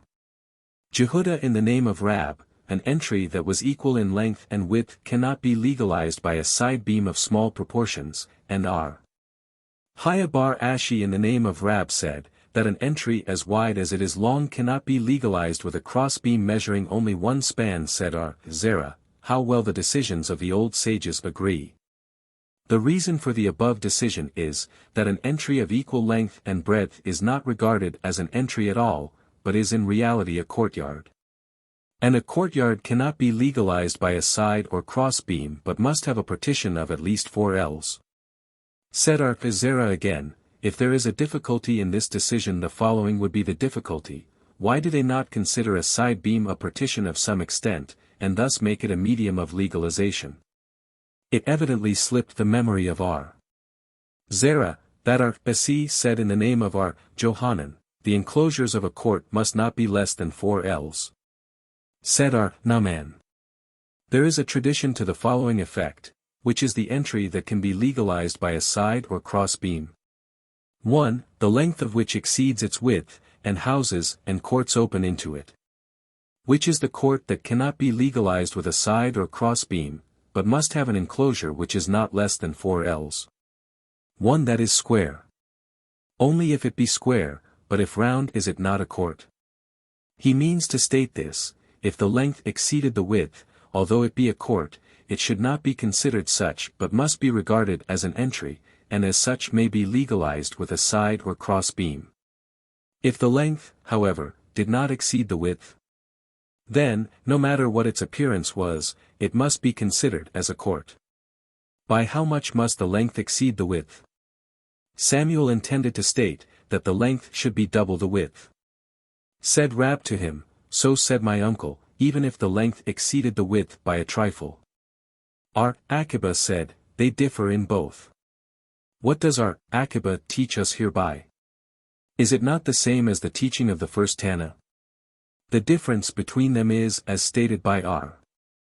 Ali, according to another version R. Yekiel, viz., an entry of less than 4 spans need have nothing. But they did not specify who was of R. Ali's opinion and who was not. We have learned in a Beretha, R. Akiba said, R. Ishmael never made such a statement, but the disciple said this upon his own authority and the halakha prevails according to the disciple. Is this not a contradictory assertion? First, he says, that our Ishmael could not have made such a statement, i.e., that the halakha is not so, and then that the halakha prevails according to the disciple. Said our Jehuda in the name of Samuel, R. Akiba said this only in order to encourage his disciples, that they may pronounce decrees upon their own authority. Naman bar Itzhak said, our Akiba really said that our Ishmael made no such statement, but the decree of the disciple was correct and should stand. It was taught, our Jehoshua ben Levi said, in every case, where it is stated that a disciple said in the name of our Ishmael before our Akiba, that disciple is our Meir, who was a disciple of both our Ishmael and our Akiba. Our Taha bar Hanina said, it is known to him, who said one word and the world was created, that in the generation of our Meir there was not one who was his equal. But why do not the halakhas prevail according to his decisions? Because his colleagues could never arrive at the conclusion of his decrees. If he decided that a thing which was unclean was clean, he proved it to them by a reason, and vice versa. We have learned in a Beretha, that his name was not Meir but Neri. Why was he called Meir? Because he enlightened the eyes of his colleagues in halakhas. Where the name Neri is mentioned, it refers to our Nehemiah or to our Eliezer ben Arak. Why do they call them Neri? Because they clarified the vision of their colleagues in the law. Rabbi, according to some it was Rab, said, why am I more sagacious than my colleagues? Because I once saw the back of our Meir, and if I could look upon his face I would be more sagacious still, as it is written, Isaiah XXX. 20, but thy eyes shall see thy teachers. Said our Abihu in the name of our Johanan, our Meir had one disciple, and his name was Simniachos, who could give 48 reasons for the uncleanness of unclean things and the same number of reasons for the cleanness of clean things. Said our Abba in the name of Samuel, 3 years the school of Shammai and the school of Hillel disputed. One school said that the halakhas prevail according to their opinion, and the other claimed that their decrees should stand. Finally a heavenly voice was heard to the effect that both schools disputed as to the words of the living God, but the halakhas prevail according to the school of Hillel. Now if it be true that both schools dispute as to the words of the living God, why should the school of Hillel be thus favored? Because the members of the school of Hillel were modest and patient, and would always repeat the words of the school of Shammai.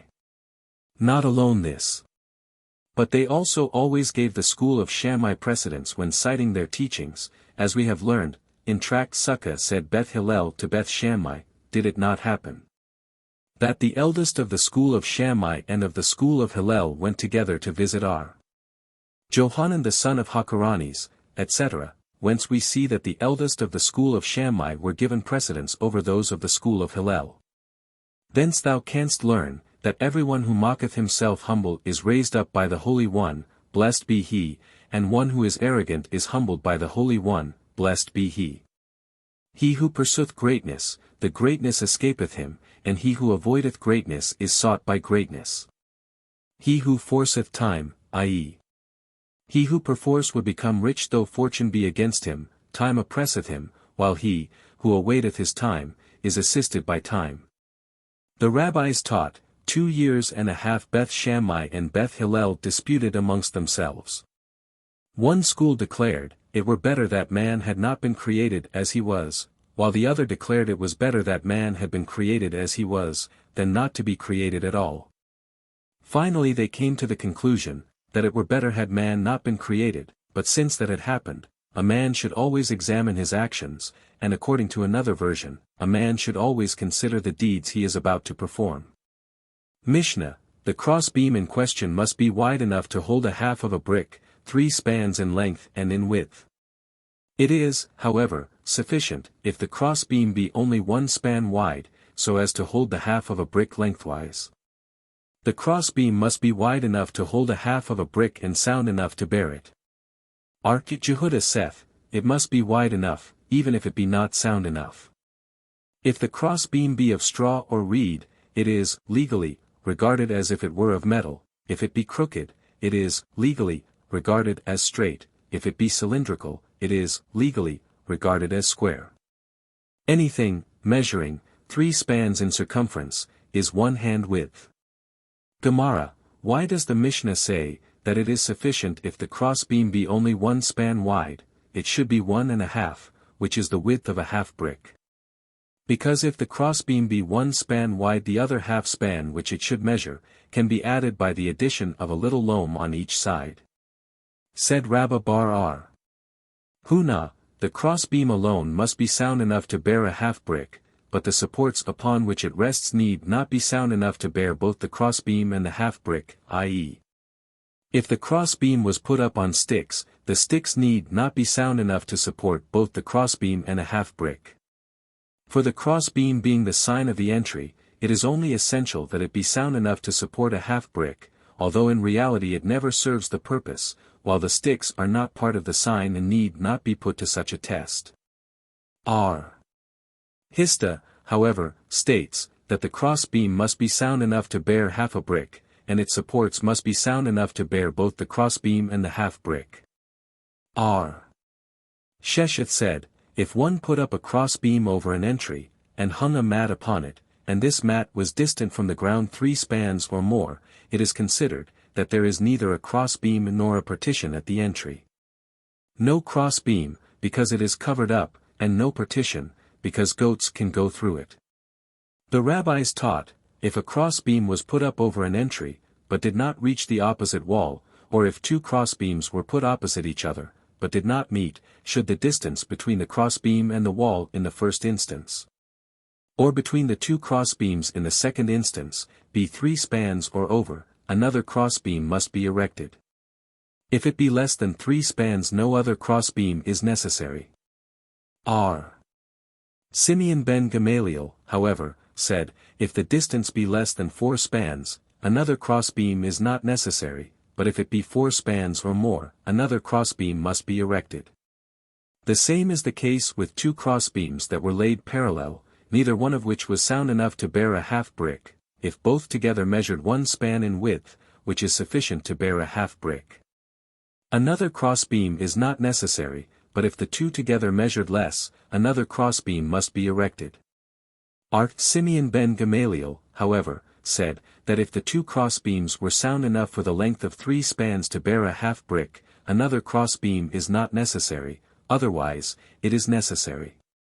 If 2 crossbeams were put up across an entry, one of which was higher than the other, they are regarded as being on a level, provided the higher beam is not over 20 ells above ground and the lower one not less than 10 spans above ground. Thus said Jose bar Jehuda. Said Abai, Jose bar R. Jehuda holds with his father in one instance only, that the 2 beams are regarded as being on a level, but he differs with him in the other, namely, that the higher beam must not be over 20 ells above the ground, for R. Jehuda declared in a previous Mishnah, that even if it were over 20 ells in height, the entry is valid. Jehuda saith, it must be wide enough, even if it be not sound enough. R. Jehuda taught Haya bar Rab in the presence of Rab, it is sufficient, if the crossbeam be wide enough even if it be not sound enough. Said Rab to him, teach him, it should be wide and strong enough. Did not, however, R. Eli say in the name of Rab, it is sufficient, if it was 4 spans wide, even if it be not sound enough. For spans width makes a difference. If the crossbeam be of straw or reed, etc. What does the Mishnah mean to teach us by this decree? That we regard certain things in a different light. This has already been taught us previously. In the former teachings, however, one certain kind of crossbeams was dealt with, namely, of wood. Hence we might assume, that with straw or reed it might be different. For this reason we are given to understand that straw or reed may be regarded as metal. If it be crooked, it is regarded as straight. Is this not self-evident? The Mishnah wishes to impart to us the teaching of our Zera as follows: if the crossbeam was crooked only outside of the entry across which it was laid, or was crooked above 20 ells from the ground. Or again, if the crossbeam was 10 spans above the ground and the crooked part of it below the 10 spans, the validity of the entry depends upon whether, if the crooked part of the crossbeam were removed, the straight part left would be distant 3 spans from the wall. If the distance is less than 3 spans the entry is valid, but if it be over 3 spans another crossbeam must be erected. Is this teaching also not self-evident? Nay. It is necessary that we be instructed to this effect, lest we presume that the crooked part on the outside of the entry carry with it the straight part on the inside and thus the entry is invalidated. Hence we are given to understand, that such is not the case. If it be cylindrical, it is regarded as square. For what purpose was it necessary to add this? This was taught us on account of the last clause in the Mishnah, which states, that anything, measuring 3 spans in circumference is 1 hand in width. Mishnah, the side beams in question must be 10 spans high, be their breadth and thickness whatever they may. Jose saith, they must be 3 spans wide. Gemara, shall we assume that the Mishnah, which is rendered anonymously, is in accordance with the opinion of our Eliezer, who holds that 2 side beams are necessary? Nay, the side beams in question refer to side beams necessary for all entries. If this be the case, why did not the previous Mishnah state crossbeams instead of the crossbeam? The above Mishnah means to state, that the side beams concerning which there is a difference of opinion between the sages and our Eliezer should be 10 spans high, be their breadth and thickness whatever it may. How much is meant by, whatever it may? Haya taught, even the breadth and thickness of a thread of a sarabal. 10. A Baratha states, if one made a side beam in 1/2 of an entry, he has only 1/2 of an entry. Is this not self-evident? We might presume that because one must not use the whole entry, hence the half must also not be used, and we are taught, that the half may be used. Rabbah said, if one made a side beam for an entry and it was 3 spans distant from the ground or 3 spans away from the wall, it does not count, and even according to our Simeon ben Gamaliel who holds an object to be lavid, attached, although 4 spans distant, the side beam is of no use, because our Simeon ben Gamaliel's opinion applies to an object which is 4 spans distant at the top. But at the bottom, where goats can pass through, a trifle less than 3 spans is the maximum distance. Jose saith, they must be 3 spans wide. Said Jehudah the son of Samuel bar Sheila in the name of Rab, the halakha does not prevail according to Jose either where brine is concerned 11 or where a side beam is in question. Said the schoolmen to him, dost thou confidently assert this, and Jehudah answered, nay. Said Rabbah, by the Lord. He said this of a certainty, and we accepted it from him. Why then did he say, nay? Because, we have learned elsewhere, that wherever Jose made an assertion, he always had good reason for it, and Jehudah did not wish to dispute with Jose. Said Rabbah bar Hannah to Abai, according to whom, however, does the halakha prevail concerning the side beams? He answered, go and observe the custom of the people, which is as much as saying, that the breadth and thickness of a side beam can be whatever it may. It was taught, a side beam, that was standing of itself, i.e., that had not been especially erected, is, according to Abai, valid, and, according to Rabbah, not valid.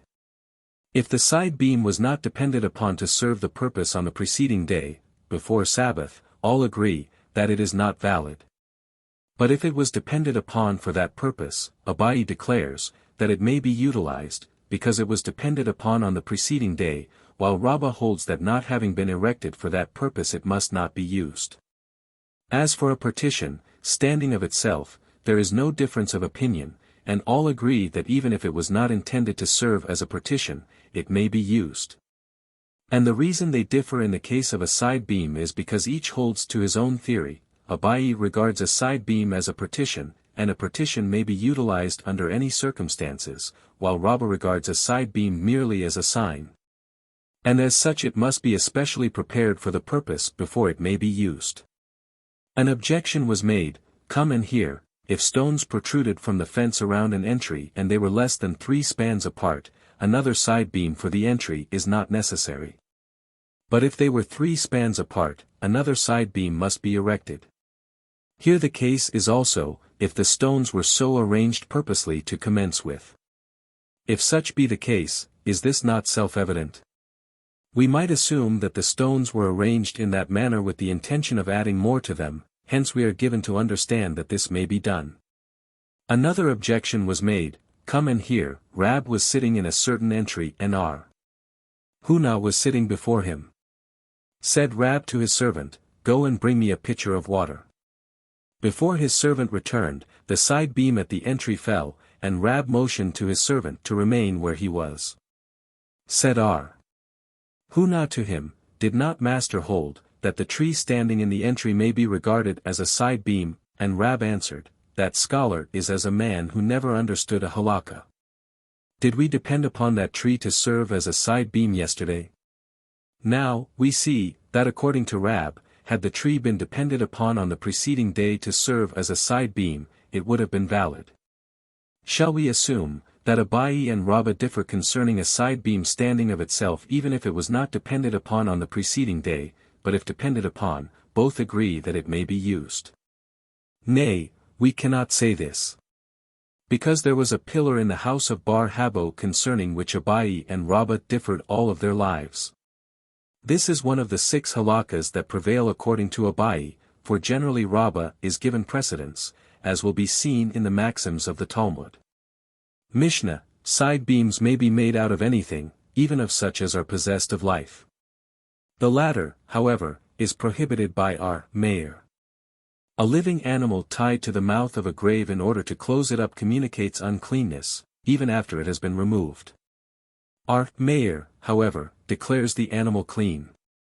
A letter of divorce for a woman may be written on a living animal, but our Jose, the Galilean, pronounces the letter of divorce null and void, not legal. 12. If a caravan encamp in a valley and a fence be made around the camp out of the cattle's gear, it is permitted to carry things inside of the fence, on Sabbath. Providing the fence be 10 spans high and the open spaces therein do not exceed in extent the fence proper. Every open space which is 10 spans wide is permitted, to be used as an entry, for it is considered as a door, but such open spaces as are more than 10 spans wide must not be used. Gemara, it was taught, if the open spaces of the fence equaled in extent the fence proper, our Papa said, the fence is valid. Our Huna bar our Jehoshua however said, it is not valid. Our Papa held it to be valid because so was Moses taught by the Merciful One, the larger part, of a partition, must not be broken. Our Huna bar our Jehoshua held it not to be valid because the Merciful One taught Moses thus, the larger part must be fenced in. An objection was made. Our Mishnah states that, the open spaces must not exceed in extent the fence proper, but if the space was equal in extent to the fence it should be valid. This question remains. Another objection was made. Come and hear, if a caravan encamped in a valley in a fence was made with camels, with saddles, with the baggage, or with sticks, or with bundles of herbs, things may be carried inside the fence. Providing the space between each camel does not exceed the size of another camel or the space between each saddle does not exceed the size of another saddle, etc. Whence we see that if the space equals in extent the actual fence, the fence is not valid. Here the case is, that the space between 2 camels should be large enough for a camel to go in and out, but not the exact size of a camel. Another objection was made. Walls of which the greater part consists of windows and doors are valid, providing the wall proper is larger in extent than the space. If, however, the space and walls are equal, the walls are not valid. This would be contradictory to our Papa's opinion. It is contradictory, but the halakha remains according to our Papa. How can it be, that there should be a contradiction and still the halakha should prevail according to our Papa? It is possible, because our Mishnah states, that the open space should not exceed the fence proper, hence if space and fence are equal, the fence is valid. Consequently the halakha prevails according to our Papa. Mishnah, a fence may also be constructed with 3 ropes, one above the other. providing the space between each rope be less than 3 spans, and the measure, width or thickness, of the 3 ropes together exceed 1 span, so that the entire fence attain the height of 10 spans. A fence may also be made of cane laths, providing the space between the canes be less than 3 spans. All these regulations apply to a caravan only. So saith R. Jehuda, but the sages maintain that the caravan, in the preceding Mishnah, is particularly spoken of in order to adduce therefrom that which is generally done. Any partition which is not constructed on the principle of warp and shoot is not a lawful partition. Such is the dictum of our Jose bar Jehuda, but the sages hold that constructing it according to either one of the 2 principles is sufficient. Gemara, said our Hamnuna in the name of Rab, it was said, that the solid part of the partition must exceed the space of the partition when constructed on the principle of the shoot in order to make it valid. The question, however, arises by me concerning a partition constructed on the principle of the warp. What is the law? Said Abaye to him, come and hear, our Mishnah states, that the width or thickness of the 3 ropes together must exceed 1 span in order to make the entire fence 10 spans. If it were the same with a fence constructed on the principle of the warp as with one constructed on the order of the shoot, why does the Mishnah specify one which, including all the ropes, will bring the total up to 10 spans? How can such an assertion be made? Where should the space of 4 spans be placed? Should it be placed at the bottom, i.e., between the ground and the first rope, then the space will be large enough to permit of goats passing through and the fence will be of no use. Should it be placed at the top, i.e., between the second and third rope, then the space between the 2 ropes, together with the space above the third rope, will nullify the third rope entirely, because the third rope will have no connection whatever with the 2 lower. Should it be placed in the center, i.e., between the first and second rope, then there will be only a quasi-solid partition at the bottom and the same at the top, but between the 2 there will be virtually an empty space of 4 spans. Should it be assumed that such a partition can also be accounted lawful where the solid parts are disconnected, and an empty space exists between them? This question is not decided. Cane laughs. How can R. Jehuda say, that all these regulations apply to a caravan only, and not to individuals? Have we not learned elsewhere, that R. Jehuda said, it is not allowed for an individual to construct a partition for the Sabbath around a piece of ground, wherein more than 2 saws of grain could be planted. Hence if the piece of ground is only so large that 2 saws of grain can be planted therein, he may make the partition.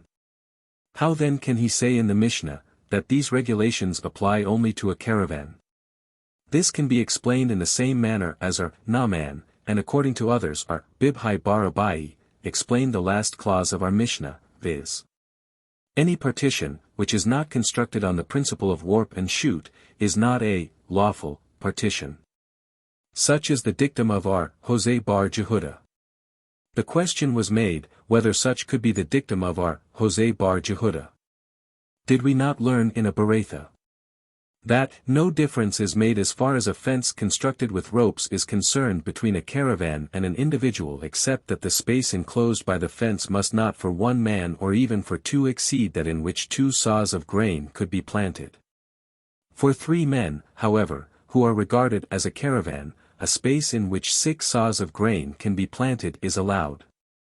So said our Jose bar Jehuda. But the sages maintain, that there is absolutely no difference made between a caravan and an individual, and that they may enclose all the space they require, providing they do not enclose superfluous ground to the extent that 2 saws of grain could be planted in such an empty space. How can our Jose bar Jehuda state that a fence must be constructed according to the principles of warp and shoot? Does he not allow a fence made with ropes, which is only on the principle of the warp?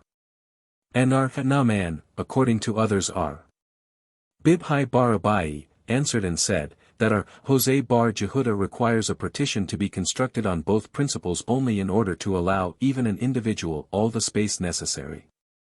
Now, the same can be said in answer to the question made concerning the contradictory statements of our Jehuda. R. Naaman related in the name of our master Samuel, an individual or even two men are allowed to enclose as much space as would permit of the planting of 2 saws of grain therein, but 3 men, who are regarded as a caravan, may have all the space necessary. How is this? The first part of this teaching is in accordance with our Hosea bar Jehudah, and the last according to the sages? Abihu is also of the same opinion. R. Giddel in the name of Rab said, there are instances when 3 men must not occupy space so large that 5 saws of grain can be planted therein, and again, there are instances when they may occupy space in which even 7 saws of grain may be planted. The instances were not quoted, however. Is it possible that Rab should have said this? Queried the sages, and our Giddel answered, I swear by the law of Moses and by the prophets, and by the hagiographa, that Rab said this. Said R. Ashi, what difficulty is there in this? Let us suppose that the 3 men needed a space of 6 saws capacity, and enclosed one so large, that 7 saws could be accommodated. Then only a space is empty where 1 saw of grain could be planted. Hence they may use the entire space. But supposing that they needed only a space large enough to accommodate but 5 saws of grain, and enclosed one large enough for 7. Then a space large enough for the planting of 2 saws is vacant, and they must not use even the space large enough for 5 saws. Did not the same Bereitha teach us, however, that a space large enough for the planting of 2 saws must not be vacant, and thereby meant to state, that each man should be allowed a space large enough for 2 saws. And then if a space for 2 saws is vacant the entire space must not be used. Hence, when there are 3 men, they should not be allowed the use of a space large enough for the planting of 8 saws, but one accommodating only 7 should be allowed them? Nay. The Bereitha meant to state, that the space allowed to the men should be only as much as they need for the accommodation of all their belongings. But the sages hold that constructing it according to either one of the 2 principles is sufficient. Is this not a repetition of what the first Tana stated in opposition to our Hosea's bar Jehudah dictum? There is a difference of opinion concerning an individual between the first and second sages as regards an inhabited place, and not the desert. According to the first sages who maintain that the regulations apply not only to a caravan but to all individuals in general, this refers to individuals who are on the road, but when in inhabited places the regulations do not apply to them. While the second sages who oppose our Hosea bar Jehudah hold, that it makes absolutely no difference, be it caravan or an individual, in an inhabited place or in the desert. Mishnah, for privileges have been granted to warriors in camp, they may bring wood from any place, without respecting the rights of ownership, they need not wash their hands before meals. They may eat of damai, grain of which it is not certain that the legal dues, tithes, etc., have been set aside, and they are exempt from the obligation of making an Erub. Gemara, the rabbis taught, if an ordinary war 13 is in progress, it is permitted for the warriors to appropriate dry wood without respecting the rights of ownership. R. Jehudah ben Thima said, they may also encamp wherever they choose, and wherever one is killed there may he also be buried, although the ground does not belong to him. They are permitted to appropriate dry wood. This has also been ordained even by Joshua. Joshua ordained, that wood may be cut and appropriated by the warriors, but later even cut and dry wood was allowed to be taken. Where one is killed, there may he also be buried. Is this not self-evident? The killed were strangers and had no one to secure a burying ground for them. The law also states, that whenever a man dies without leaving sufficient means for the acquirement of a place of burial, he may be interred in the place where he dies. This case refers to warriors who even left sufficient means to secure a burying ground. They need not wash their hands before meals. Said Abai, this refers only to washing the hands before meals, but after meals it is even then necessary, because our Haya bar Ashi said, why did the sages ordain the washing of hands after meals? Because among the salt used at the table there may be salt of Sodom, and when a hand which had touched salt of Sodom comes in contact with the eyes it blinds them. There is only 1 grain of salt of Sodom in a whole cor of ordinary salt, said Abai. Said R. Aha the son of Rabbah to R. Ashi, how is the law, concerning one who had measured salt, and he answered, so much the more must he wash his hands. They may eat of Demai. As we have learned in another Mishnah, Beth Hillel said, that a poor man and a warrior may partake of Demai. They are exempt from the obligation of making an Erub. The disciples of R. Janae said, they are exempt from the obligation of making an Erub as far as courts and entries are concerned, but not where the limit of the distance of 2,000 ells, tekum, is concerned, because R. Haya taught, one who is guilty of transgressing the law of tekum should be punished with stripes as for any other biblical negative commandment. R. Jonathan opposed this. Can a man be punished with stripes for a negative commandment which commences with the word al? 14 This was again opposed by R. Aha bar Jacob, according to thy theory then the man who transgresses the commandment in Leviticus 19. 31, turn not unto them that have familiar spirits and unto wizards, which also commences with al, should also not be punished with stripes. R. Jonathan puts his question in the following sense. The violation of a commandment which involves the death penalty when committed intentionally cannot be punished with stripes at all. And the violation of the Sabbath is certainly a capital offense, how then can R. Haya hold that it can be punished with stripes? Answered R. Ashi, it is written, Exodus 16. 29, let no man go out of his place on the 7th day, but it does not state that a man should not carry things on that day. Consequently the transgressing of the law of tekum is not a capital offense, and is on a par with all other negative commandments. 2. Use of wells and gardens on the Sabbath. Mishnah, enclosures, partitions, must be made around wells. They must be made of 4 boards, placed at an angle of 45 degrees, at the corners of the well, so that the 4 boards appear like 8. Such is the dictum of R. Jehuda, but R. Meir saith, 8 boards must be used which will appear as 12, namely, 4 boards placed at an angle at the corners which appear as 8, and 4 boards placed between the corner boards. The height of the boards must be 10 spans, the width 6 spans, and the thickness whatever it may be. The space between the 2 corner boards on the same side must not be wider than to permit of the passing through of 2 teams of cattle, each team of 3 animals abreast. Such is the decree of R. Meir. R. Jehuda, however, maintains, that each team may be of 4 animals abreast, meaning of cattle yoked together in a team, but not walking unyoked, so that one enters as the other passes out. It is permitted to bring the enclosure quite close to the well, providing, that the head and greater part of the body of the animal be within the enclosure while it drinks. It may also be placed at some distance from the well, providing that more boards be used. R. Jehuda said, the maximum distance from the well at which the enclosure may be placed is a space large enough for the planting of 2 saw of grain.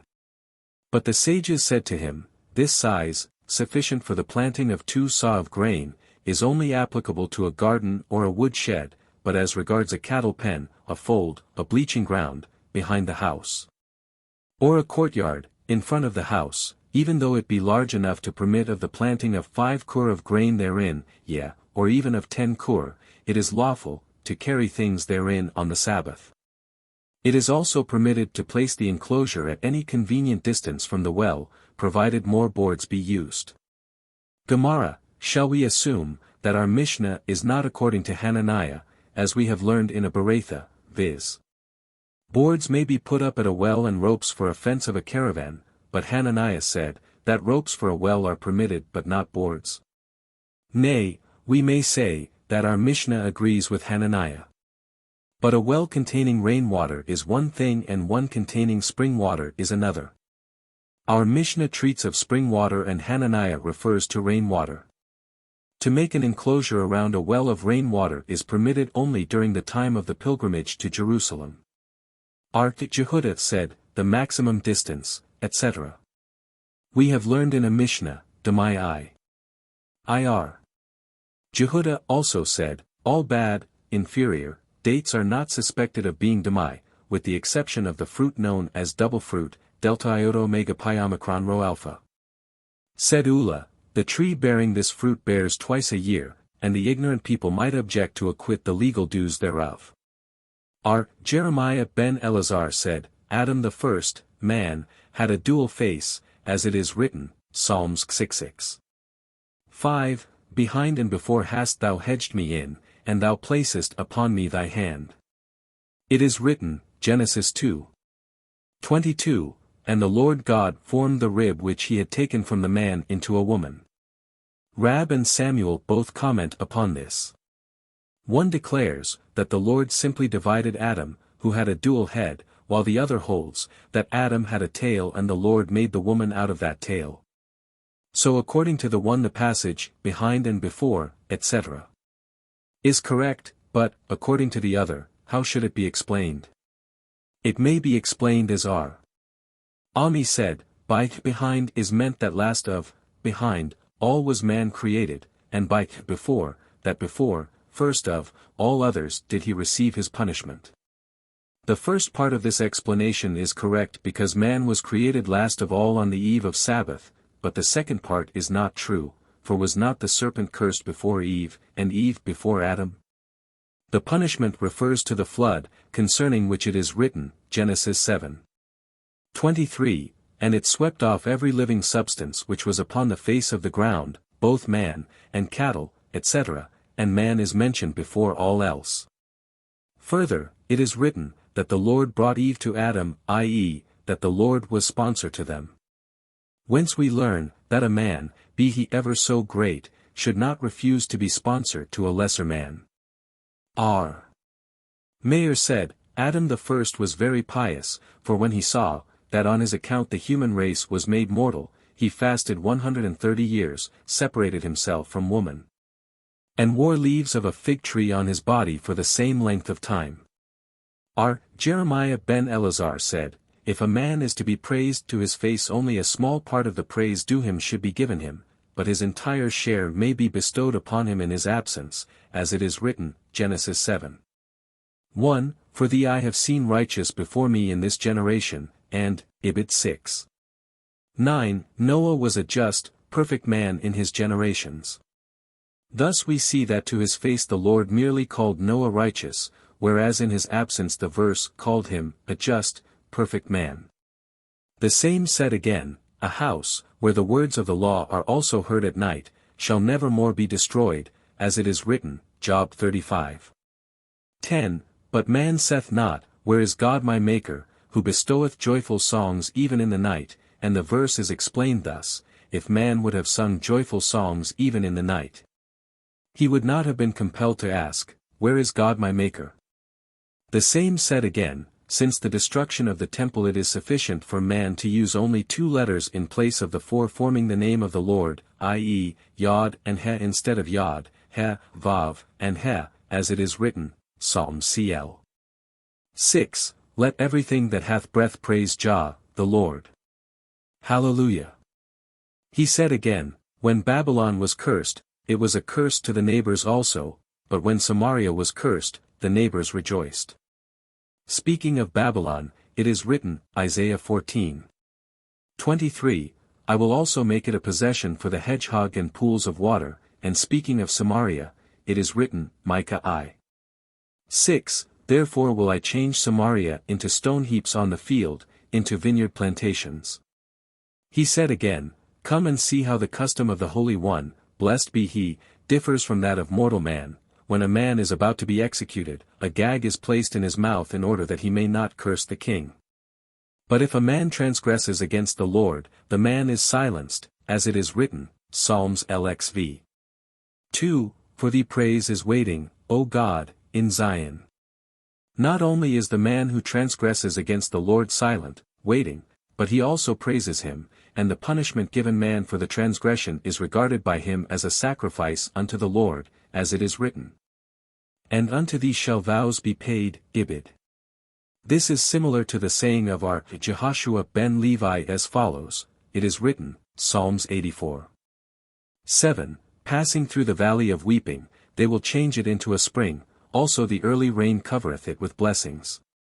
Passing, refers to the man who has trespassed against the will of the Holy One, blessed be he. The valley, refers to hell which is made deeper. Weeping, signifies that they are weeping and shedding tears equal to the spring of Shirtin.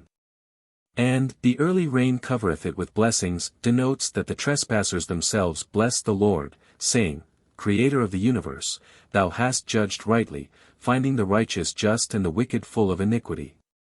And blessed be thou, that thou hast ordained hell for the wicked and paradise for the righteous. Is this statement not contradictory to the saying of Resh Lakish to the effect that the fires of hell cannot gain access to the bodies of the sinners in Israel? Which is derived from the a fortiori conclusion that inasmuch as the gold which was only of the thickness of 1 golden dinar covering the Ark of the Covenant, was not touched by the perpetual light, although but one commandment was being fulfilled. So much more will the sinner in Israel who has fulfilled as many commandments as a pomegranate has seeds escape the fires of hell, as it is written, Solomon's Song 6, like the half of the pomegranate is the upper part of thy cheek, etc. And Resh Lakish said, Do not read, the upper part of thy cheek, but read, thy vein, wicked men, 15. Nay, even Resh Lakish admits that the sinners descend into hell, but our father Abraham, seeing that they are circumcised, rescues them. R. Jeremiah ben Elazar said again. Hell has 3 gates, one in the desert, one in the sea, and one in Jerusalem. In the desert, as it is written, Numbers 16. 33, and they went down, they, and all they that appertained to them, alive into the pit, Sheol Gehenna. In the sea, as it is written, Jonah 2. 3, Out of the depth of the grave have I cried, and thou hast heard my voice. And one in Jerusalem, as it is written, Isaiah 31. 9, Who hath a fire in Zion, and a furnace in Jerusalem. And the disciples of R. Ishmael taught, that by a fire in Zion is meant Gehenna, and by the furnace in Jerusalem is meant the gate of Gehenna. Ark Jehoshua, ben Levi said, that hell has 7 names, viz. Sheol, Abaddon, Bar Shakath, Bor Shean, Tit Haavon, Salmaveth, and Eretz Hathakthith. 16. Where is the gate of paradise? Said Resh Lakish, if the gate of paradise is in the land of Israel it is in the city of Beth Shean. If it is in Erub it is in the city of Beth Jerem, and if it is between the rivers it is in Damascanon. In Babylon, Abayi would praise the fruit growing on the other side of the Euphrates and Rabbah would praise the fruit of the city of Harphania, so it may be that the gate of paradise is situated in one of these 2 places. Cattle yoked together in a team, but not walking unyoked. Why does the Mishnah say, yoked together but not unyoked? It is self-evident, that if they must be yoked they cannot be unyoked. We might assume, that if it said only, yoked together, we might think that apparently yoked would be sufficient, so it is repeated in order to make it more emphatic. So that one enters as the other passes out.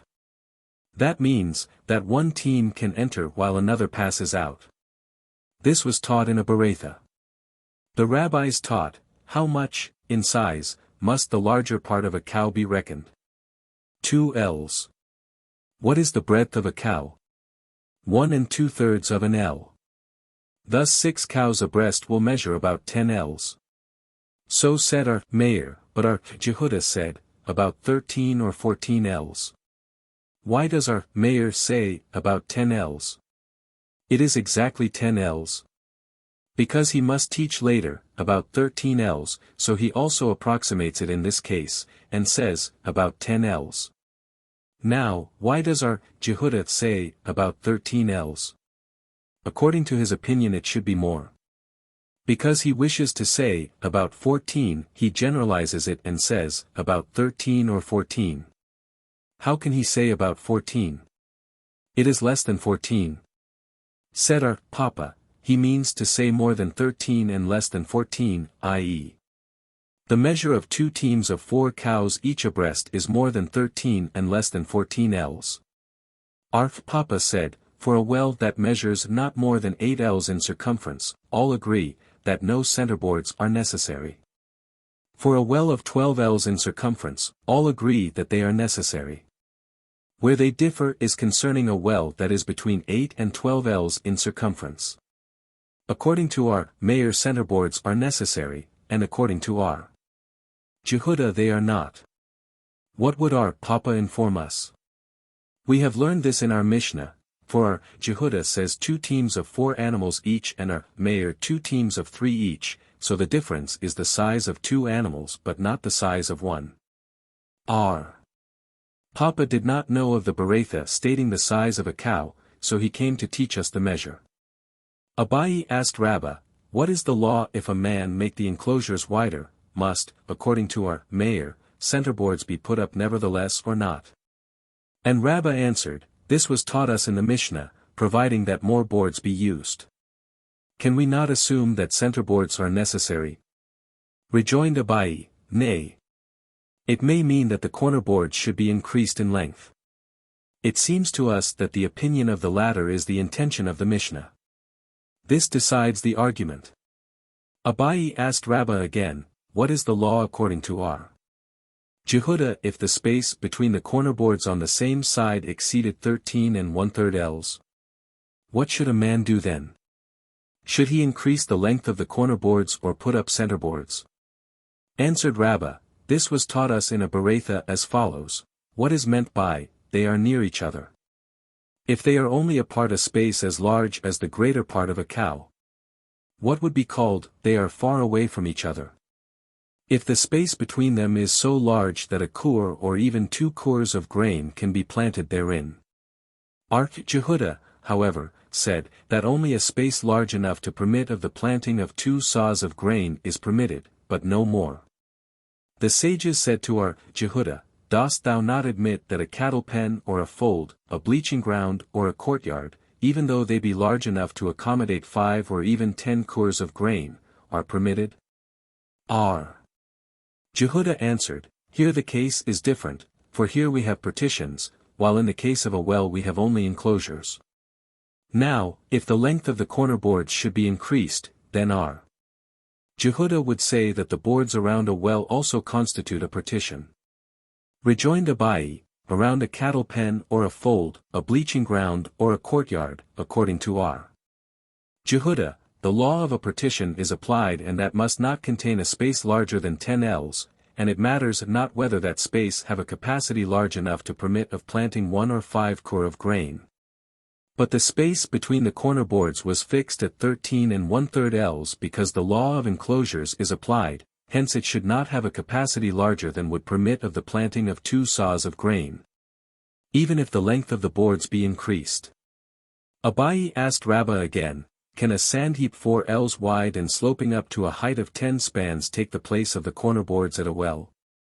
Answered Rabbah, this is taught in a Tosefta, R. Simeon ben Elazar said, if there was a square rock standing at the corner of a well, which if divided would form an angle, each side of which would be 1 ell, it may take the place of corner boards, otherwise it cannot. R. Ishmael the son of R. Johanan ben Baroka said, even if the rock was round and when made square and divided would form an angle each side of which would be 1 ell, it may also take the place of the corner boards. On what point do they differ? According to the former Tana there is only 1 supposition allowed regarding the rock, whereas according to the latter, even 2 suppositions concerning the rock are permitted. He asked him again, may a bush take the place of corner boards? And Rabbah answered, we have learned this in a Beretha, if there was a fence, a tree, or a number of cane laths on the spot, they may serve as corner boards. What is meant by cane laths? In all probability a bush. Nay. We might assume, that they were really cane laths and less than 3 spans apart. Then, by application of the law of Lavid, it would be a fence, and the Beretha mentions a fence in the first place, why should the repetition be made? If it is a bush, it is the same as a tree, why the repetition in this instance? It might be said, then, that 2 kinds of a tree are mentioned, why should not 2 kinds of fences be mentioned? Abayi asked him again, may things be carried from a courtyard opening into the enclosure around a well and vice versa? Rabbah answered, they may. How is it if there were 2 adjoining courtyards opening into the enclosure? Then one must not carry from the courtyards into the enclosure. Said R. Huna, if there were 2 courtyards, even an Erub will not make it lawful to carry things from the courtyards into the enclosure as a precaution, lest it be said, that the law of Erub applies also to enclosures. Rabbah, however, said, if an Erub was made, it is lawful. Said Abai, I know of a Beretha, which supporteth thy opinion, viz. If a courtyard opened into an enclosure around a well, things may be carried to and from the courtyard and the enclosure, but if 2 courtyards opened into the enclosure, this is not allowed, provided an Erub was not made. If an Erub was made, it is lawful. Abai asked Rabbah again, what is the law concerning the enclosures of a well which had gone dry on Sabbath? And he answered, were not the enclosures made merely for the sake of the water? If the water gave out, the enclosures are void. Now asked Rabban of Abai, what is the law if the well went dry on the Sabbath and was filled again on the same day? Answered Abai, concerning the law of a well that had gone dry I asked Master and he told me that the enclosures were void. Hence if the well filled up again on the same day the enclosure must be regarded as one constructed on the Sabbath and it was decided that, in Tract Sabbath, page 200, a partition constructed on the Sabbath is valid. R. Eleazar said, if one throws something, from public ground, within the enclosures around a well, he is culpable. Is this not self-evident? If the enclosures were not regarded as a partition, how would it be allowed to draw water from the well on Sabbath? R. Eleazar means to tell us, that if such enclosures were erected in public ground without having a well, it also makes one culpable to throw a thing within the enclosures. Is this not self-evident? If such enclosures were not regarded as a partition elsewhere, how could they be thus considered when erected around a well? He lets us know, that even if the space surrounded by the enclosures is used as a public thoroughfare, it is nevertheless regarded as private ground. Then he means to tell us, that the public who pass through the enclosures do not nullify the validity of the enclosures. This we have also been taught, in Tract Sabbath, page 10. The ordinance there is derived from his dictum above. It is permitted to place the enclosures quite close to the well. We have learned in a Mishnah, Sabbath, 11. A man must not, standing in private ground, drink in public ground, nor, standing in public ground, drink in private ground, unless he place his head and the greater part of his body within the place in which he drinks. Such is likewise the law regarding a winepress. Shall we assume, that it is sufficient for a man to have his head and the greater part of his body in the place in which he drinks, but does this also apply to cattle or not? If the man hold the vessel from which the cattle drink and holds also the cattle, so that they cannot turn around, there is no question but that it is sufficient if they have their heads and the larger part of their bodies within the enclosures. But if the man hold the vessel only, and not the cattle, what is the law? Replied one of the schoolmen to the questioner, we have learned this in our Mishnah, viz. Providing the head and the greater part of the body of the animal be within the enclosure while it drinks. Must we not assume, that in this case the man holds only the vessel and not the animal? Nay. He holds both the vessel and the animal, and the law seems to apply to the latter instances, for had he not held the animal also, how could this be allowed? Did we not learn in a Beretha, a man must not fill a vessel with water to give to his cattle, but he may fill up the vessel and let his cattle drink of their own accord. This was taught concerning the enclosures around the well. Now, then, if we should say, that this Beretha applies to a man who holds both the vessel and the cattle, why should he not water the cattle out of the vessel? We must therefore assume, that he did not hold the cattle, and consequently it is obvious that one must hold both the vessel and the cattle. Have we not learned, that Abai explains the mentioned Beretha as follows? The case was, where a crib, 10 spans high and 4 spans wide, forming in itself a private ground, and opening into the enclosures surrounding the well, stood in public ground and the animal stood in private ground. The Beretha ordains, that the man should not fill a vessel with water and carry it to the animal, but pour it into the crib, i.e. he should not lift the vessel with water over the crib and carry it through public ground to the animal, lest he notice that the crib is broken, and he will carry the crib into the place where the animal stands to mend it. Thus carrying a thing from public into private ground? Even if he did so, can the man be held culpable? Did not our Safra say, in the name of our Ami, quoting our Johanan, if one moved a certain thing from one corner into another in private ground and then carried it into public ground, he is not culpable, because his original intention was not to carry it into public ground? Abayi means to state, that the man might mend the crib where it was standing and then carry it into private ground. Come and hear, another objection: a camel, whose head and greater part of the body was within the enclosures around a well, may be crammed. Now, in such a case, the man certainly holds the animal and the vessel, and still it is necessary that the head and larger part of the body of the animal be within the enclosures. Said R. Aha bar R, Huna in the name of R. Sheshith, with a camel it is different, the neck of a camel being very long, if the camel turned its head around it would be in public ground. We have learned also in a Beretha, that R. Eliezer also prohibits this to be done with a camel, because its neck is very long. R. Itzhak bar Ada said, the enclosures around wells are not permitted to be used by any but the pilgrims while going to Jerusalem for the festivals. Did we not learn in a Beretha that the enclosures are allowed only for cattle? By cattle is meant the cattle of the pilgrims, but what should a man who wishes to drink do? He should hold on to the walls of the well and drink there. This is not so.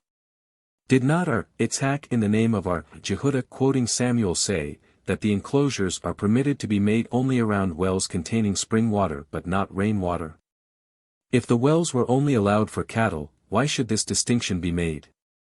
The water must be fit for human use also, because the enclosures are erected for the sake of the water, the latter should be good water. If the walls of the well were very wide and a man could not climb over them, he may draw water from the well and drink it. R. Jeremiah bar Abba said in the name of Rab, the laws of a road that had huts built on it at 70 ells apart and of enclosures around wells do not hold good in Babylon or anywhere outside of Palestine.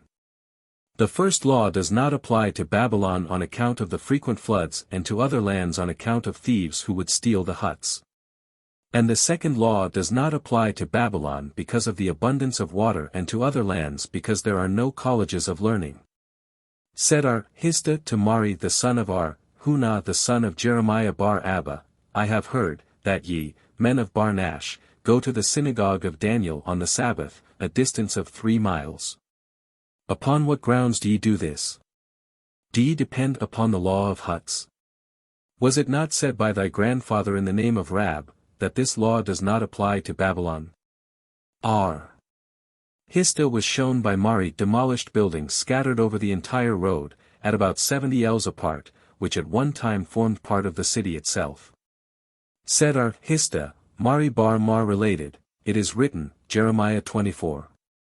1. The Lord caused me to see, and, behold, there were 2 baskets of figs placed before the temple of the Lord, etc., and, Ibid 2, the one basket had very good figs, like the figs that are first ripe.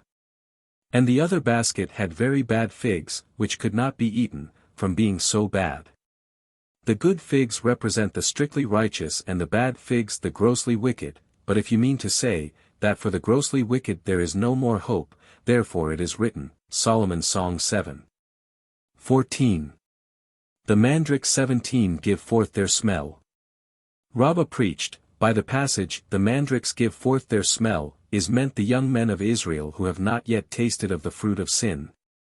And by, at our doors are all manners of precious fruits is meant the virgins of Israel who are modest before their marriage, and by the passage, new and also old, O my friend. These have I laid up for thee, is meant what the congregation of Israel said to the Holy One, blessed be he, namely, Creator of the universe. Even more than thou hast ordained for us, have we ordained for ourselves and have faithfully observed. Said our Hista to one of the scholars who read legendary matter before him, hast thou not heard what is meant by new and also old, in the passage quoted? He answered, the old refers to biblical ordinances and the new to rabbinical. Rabbah preached, it is written, Ecclesiastes 12:12, but more than all these, my son, take warning for thyself, the making of many books would have no end, and much preaching is a weariness of the flesh. This means, my son, be careful in the observance of the rabbinical commandments, even more than in the biblical, for while the biblical commandments are for the most part positive and negative, i.e., not always involving the death penalty if violated, the rabbinical commandments, if infracted, would involve capital punishment. Lest one might say, that if such be the case, why were not the rabbinical commandments written down? The answer is provided, the making of many books would have no end. The end of the passage, much preaching is a weariness of the flesh, signifies, that one who devotes much thought and reflection to the rabbinical commandments, acquires a taste as if he had eaten an excess of meat. The rabbis taught, it happened that when our Akiba was in prison our Jehoshua of Garsi served him every day. Water was given our Akiba in a measure. One day the warden of the prison said to our Jehoshua, today thy measure of water is too large. Perhaps it is thy intention to undermine the prison. So he poured out half the water and returned the remainder. When our Jehoshua came to our Akiba the latter said to him, dost thou not know, that I am an old man and that my life is dependent upon thee? Our Jehoshua then related what had happened. Said our Akiba, give me the water and I will wash my hands prior to eating, and he answered, there is hardly enough water to drink, and thou wouldst use it to wash thy hands. Rejoined our Akiba, what can I do? I must follow the rabbinical commandment, which if violated would involve capital punishment. It were better for me that I die of hunger, than to act contrary to the opinion of my colleagues. And it was said that our Akiba would not taste anything until water was brought to him to wash his hands.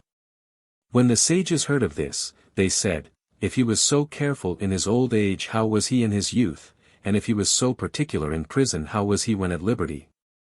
Our Jehudah said in the name of Samuel, in the time that Solomon the king ordained the law of Erubin and that of washing the hands, before meals, a heavenly voice was heard, which said, Proverbs 23:15, my son, if thy heart be wise, my heart shall rejoice, even mine, and, Ibid 27:2, become wise, my son, and cause my heart to rejoice, that I may give an answer to him that reproacheth me. Rabbah preached again, it is written, Solomon's Song 7:12-13, come, my friend. Let us go forth into the field, let us spend the night in the villages, let us get up early to the vineyards. Let us see if the vine have blossomed, whether the young grape have opened to the view, whether the pomegranates have budded, there will I give my caresses unto thee. Come, my friend. Let us go into the field. Thus said the community of Israel before the Holy One, blessed be he, Creator of the universe. Judge us not by the inhabitants of the large cities, for there is robbery, rapine, false swearing, and swearing in vain among them. Come into the field and we will show thee many scholars who study the law although they are in poor circumstances. Let us spend the night in the villages. 18 This means, come with us and we will show thee so many, to whom thou hast shown so much mercy and still they deny thee. Let us go up early into the vineyards, refers to the synagogues and the houses of learning. Let us see if the vine have blossomed, refers to those who study the Holy Writ. Whether the young grape have opened to the view, refers to those who study the Mishnah. Whether the pomegranates have budded, refers to those who study the Gemara. There will I give my caresses unto thee, signifies, we will show thee our children who honor and revere us by studying the law and walking in thy ways. Said our Hamnunah, it is written, 1 Kings v. 12, and he spoke 3,000 proverbs and his songs were 1,005. From this it is inferred, that Solomon said 3,000 proverbs for every one of the biblical commandments and gave 1,005 reasons for each of the rabbinical commandments. Rabbah preached, it is written, Ecclesiastes 12:9, and in addition to this that Koheleth was wise, he continually also taught the people knowledge, and he probed, and searched out, and composed many proverbs. He continually also taught the people knowledge, signifies, that he supplied the Holy Writ with the Masoretic text and explained the different passages with parables and proverbs. And composed many proverbs. Ulla said in the name of R. Eleazar, that prior to the time of Solomon the scriptures were like a basket without handles, that could not be grasped, and when Solomon came, he provided the Holy Writ with all the precautionary measures necessary for its preservation. R. Hista said in the name of Mar Ukba, it is written, his head is bright as the finest gold, his locks are like waving foliage, and black as a raven. Locks are expressed by the Hebrew word taltalim, also meaning heaps. The inference can be made from this passage, that upon every letter contained in the scriptures a heap of ordinances can be based, and further, that the one wishing to find all the beauties contained in the Holy Writ must devote himself to its study until he becomes black as a raven. Rabbah said not, until he becomes black as a raven, but until he becomes as hard-hearted towards his family as a raven is towards its young. As it happened that R. Ada bar Matna wished to go and seclude himself in the house of learning, and his wife said to him, What shall I do with thy little ones? And he answered, There are still herbs in the field. It is written, Deuteronomy 7:10, and repayeth those that hate him to their face, to destroy them. He will not delay, to him that hateth him he will repay him to his face. Said R. Jehoshua ben Levi, were it not for this passage, it would be impossible to make such an assertion, for this is like a mortal who would rid himself of a burden which had become too heavy to carry. 19. The last part of the passage implies, that while punishment is not delayed to the wicked, the reward to the strictly righteous is delayed. So said our Thela, and it is similar to the dictum of our Jehoshua ben Levi, it is written, Ibid 2. The ordinances which I command thee this day, to do them, and signifies, that the commandments are to be fulfilled this day, but the reward for so doing is put off for a future day, i.e., will be given in the world to come. R. Jehudah said, the maximum distance, etc. The schoolmen propounded a question, does R. Jehudah mean to exclude the space occupied by the well in the maximum distance, or does it refer to the enclosures plus the space between the enclosures and the well? Come and hear. We have learned, what is meant by, the enclosure may be quite close to the well. That the head and greater part of the body of the animal be within the enclosures, and what is meant by, it may be placed at some distance from the well. That the space between the well and the enclosure may be of sufficient size to permit of the planting of 1 or even 2 cores of grain therein. Jehudah, however, says, that it may be only of 2 saws capacity, but not more. The sages said to him, Wilt thou not grant us that as regards a cattle pen, fold, bleaching ground, or a courtyard, a capacity of 5 or even 10 cor is permissible? He answered them, Yea. But in the latter cases we have a partition, whereas in the case of a well there are only enclosures. R. Simeon ben Eleazar, however, said, that in the case of a well, the square of a space sufficient for the planting of 2 saws of grain is allowed. And by it, the enclosure, may be placed at some distance from the well, is meant such a square plus the 2 ells necessary for the accommodation of the head and larger part of the body of the animal. Now, then, if our Simeon ben Eleazar means to permit the 2 ells in addition to the square space permitted, it is evident, that our Jehudah, who differs with him, means to include them in that space. Nay, this is not so, after all. R. Jehudah also means to allow the 2 ells in addition to the permitted space, but he differs with our Simeon ben Eleazar in the measurement of the space. The latter holds, that the space should be square, i.e. if it be 100 ells long it must be 100 ells wide, whereas according to our Jehudah it may be 100 ells long and only 50 ells wide, for such was the measure of the court of the tabernacle. The end of the Beretha is. A rule was laid down by our Simeon ben Eleazar, every space used for a dwelling of any description, e.g., a pen, a fold, a bleaching ground, or a courtyard, may be of a size large enough to permit even of the planting of 10 cors of grain therein. But a roofed dwelling such as the huts in a field must not exceed 2 saws capacity. Mishnah, our Jehudah said, if a public thoroughfare passes through the enclosure, it must be closed up with boards at the sides facing the thoroughfare. But the sages hold that it is not necessary. Gemara, said our Itzhak bar Joseph in the name of our Johanan, there is no such a thing as public ground in Palestine. 20 Our Dimi sitting in his college repeated this halakha. Said Abayi to him, what is the reason of this assertion? Shall I assume that it is because the rocks of the Mount Tyre surround Palestine on one side and a canal on another side? Does not the river Euphrates on the one side and the river Diglat on the other side surround Babylon, and in like manner the ocean surrounds the world, then there should be no public ground at all? Perhaps our Johanan meant to say, that the path ascending the mountain and the other descending from the mountain is not public ground?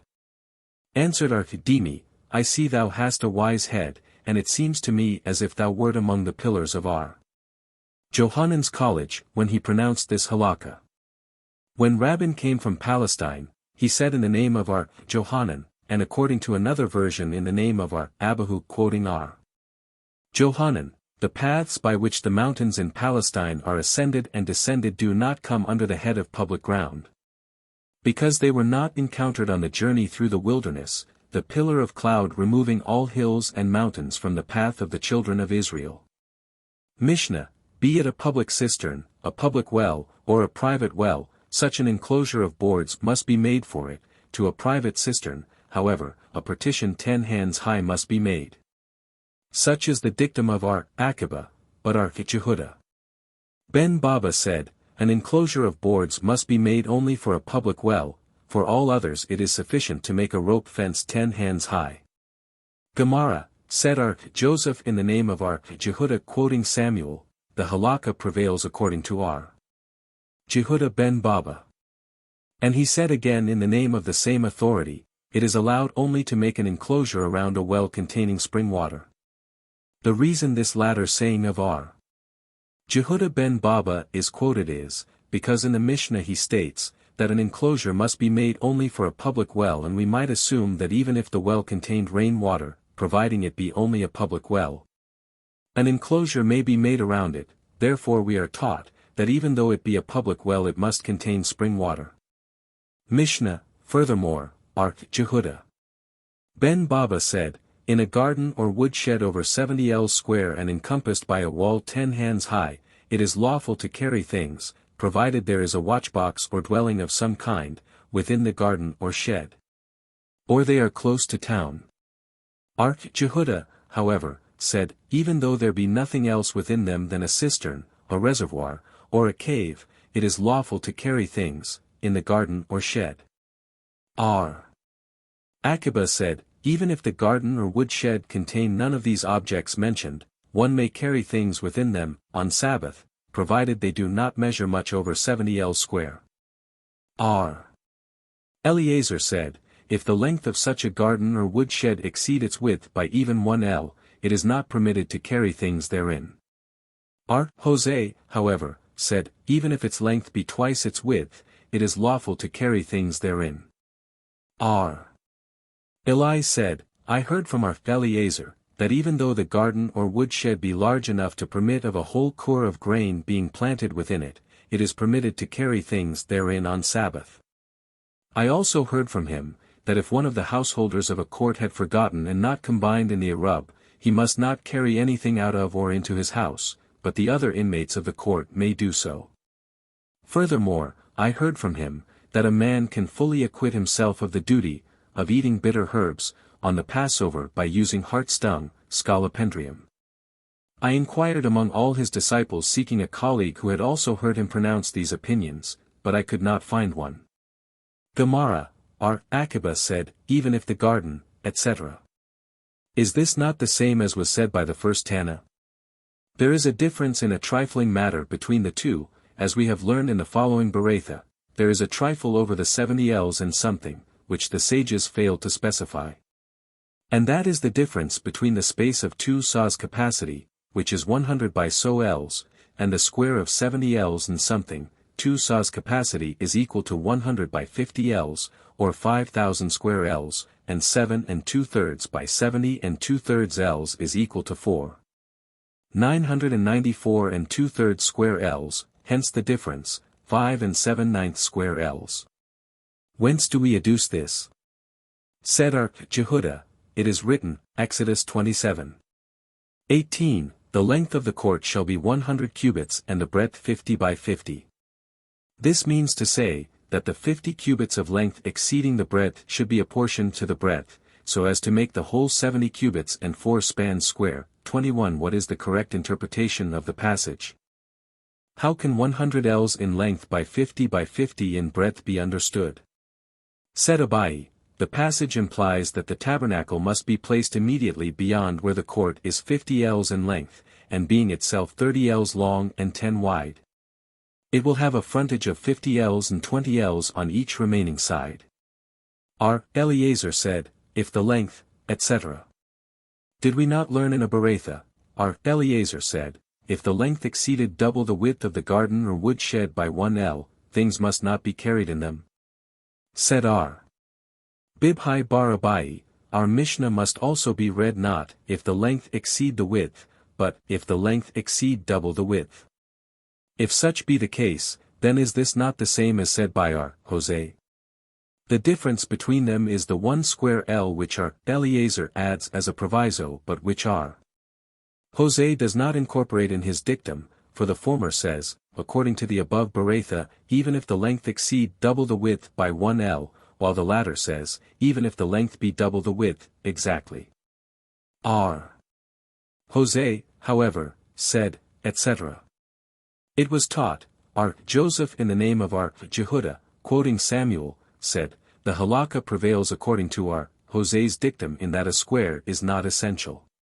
Our Bibhai, also, in the name of our Jehuda, quoting Samuel, said, the halakha prevails according to our Akiba, who says, that the garden or woodshed need not contain any of those objects.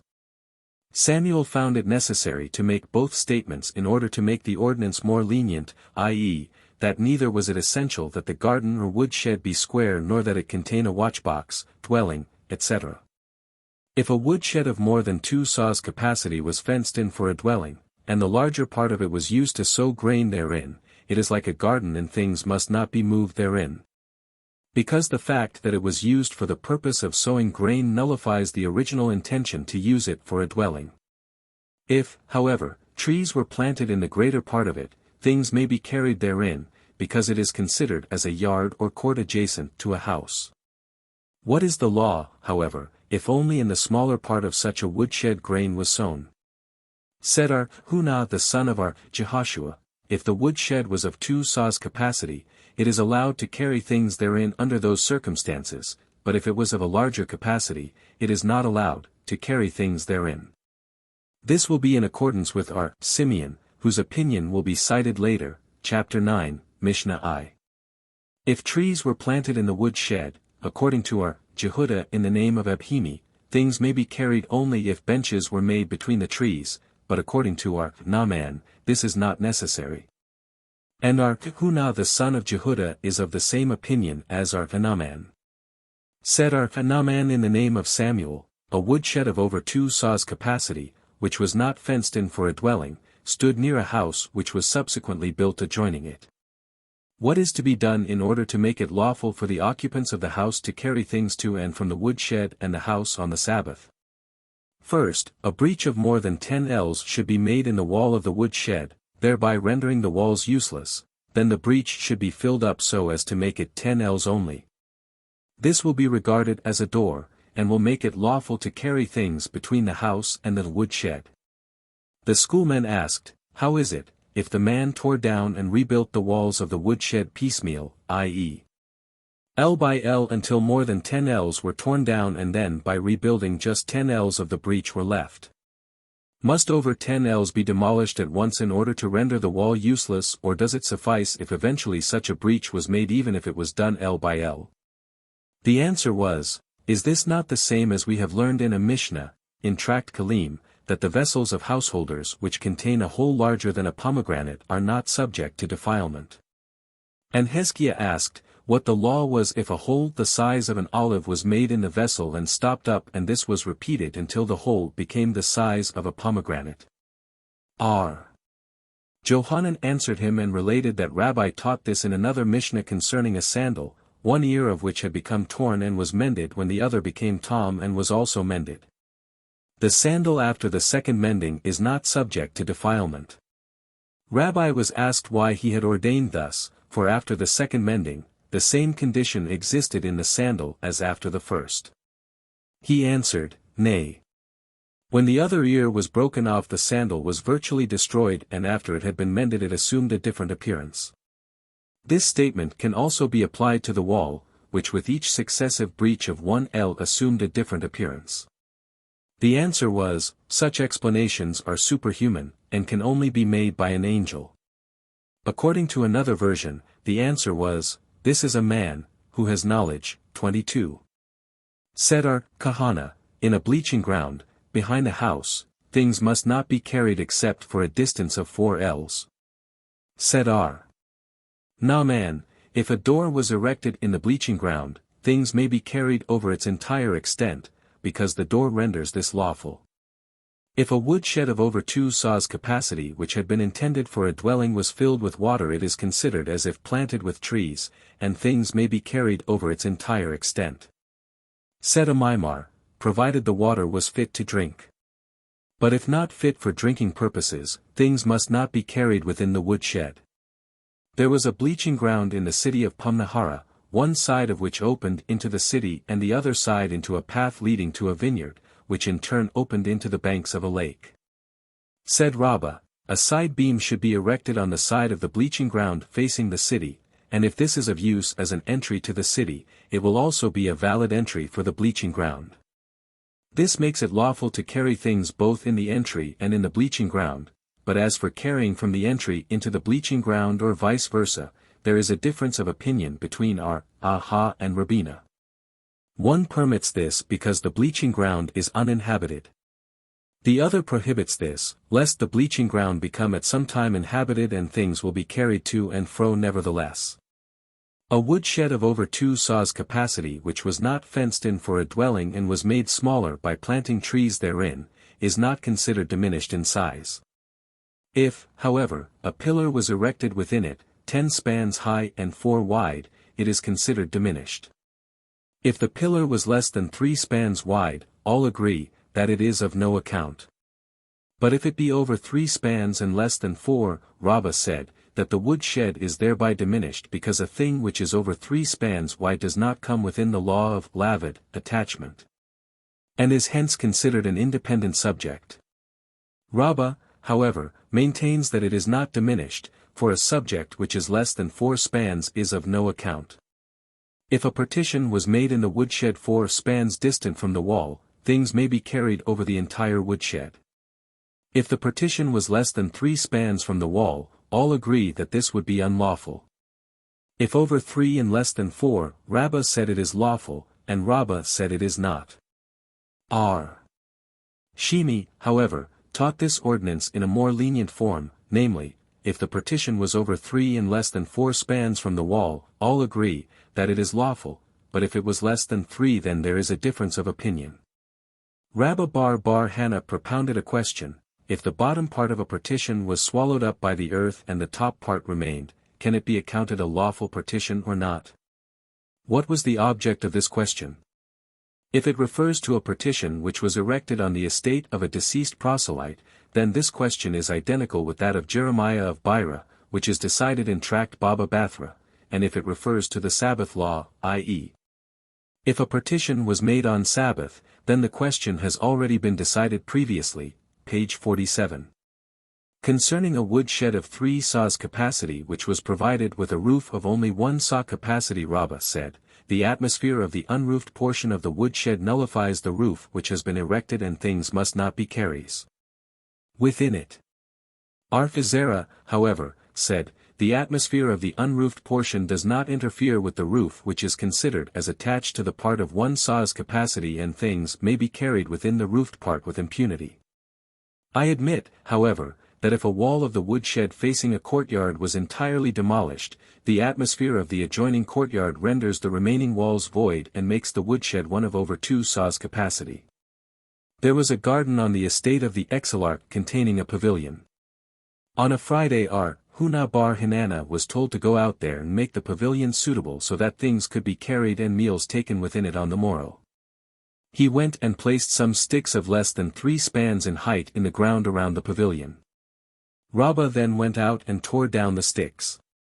Papa and Huna the son of Jehoshua even went and hid the sticks so that Huna bar Hinana could not obtain them again, because all 3 held that the sticks would have been of no account whatever. So the exilarch applied to them the verse, Jeremiah 4:22, wise are they to do evil, but how to do good they do not know.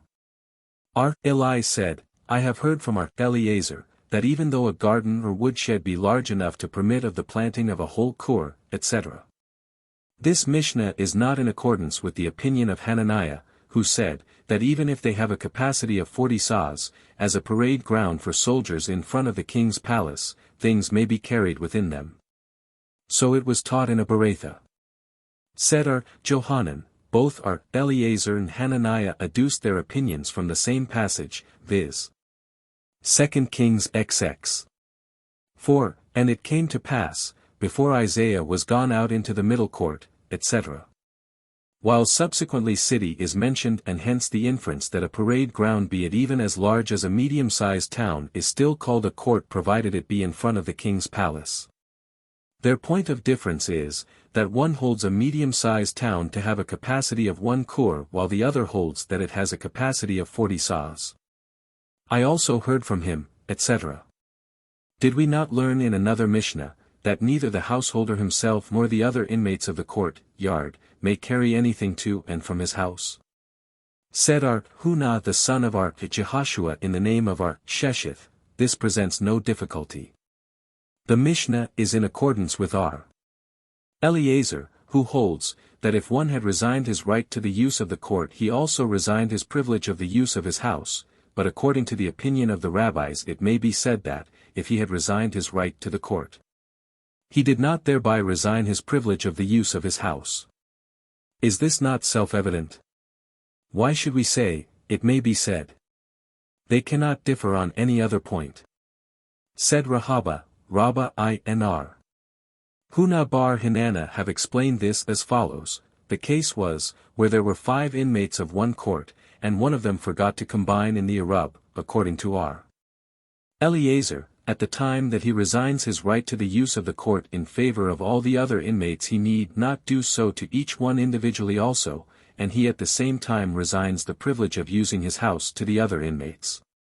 While according to the rabbis, he must do so to each one of the inmates individually and must also bear in mind to resign his privilege of using his house.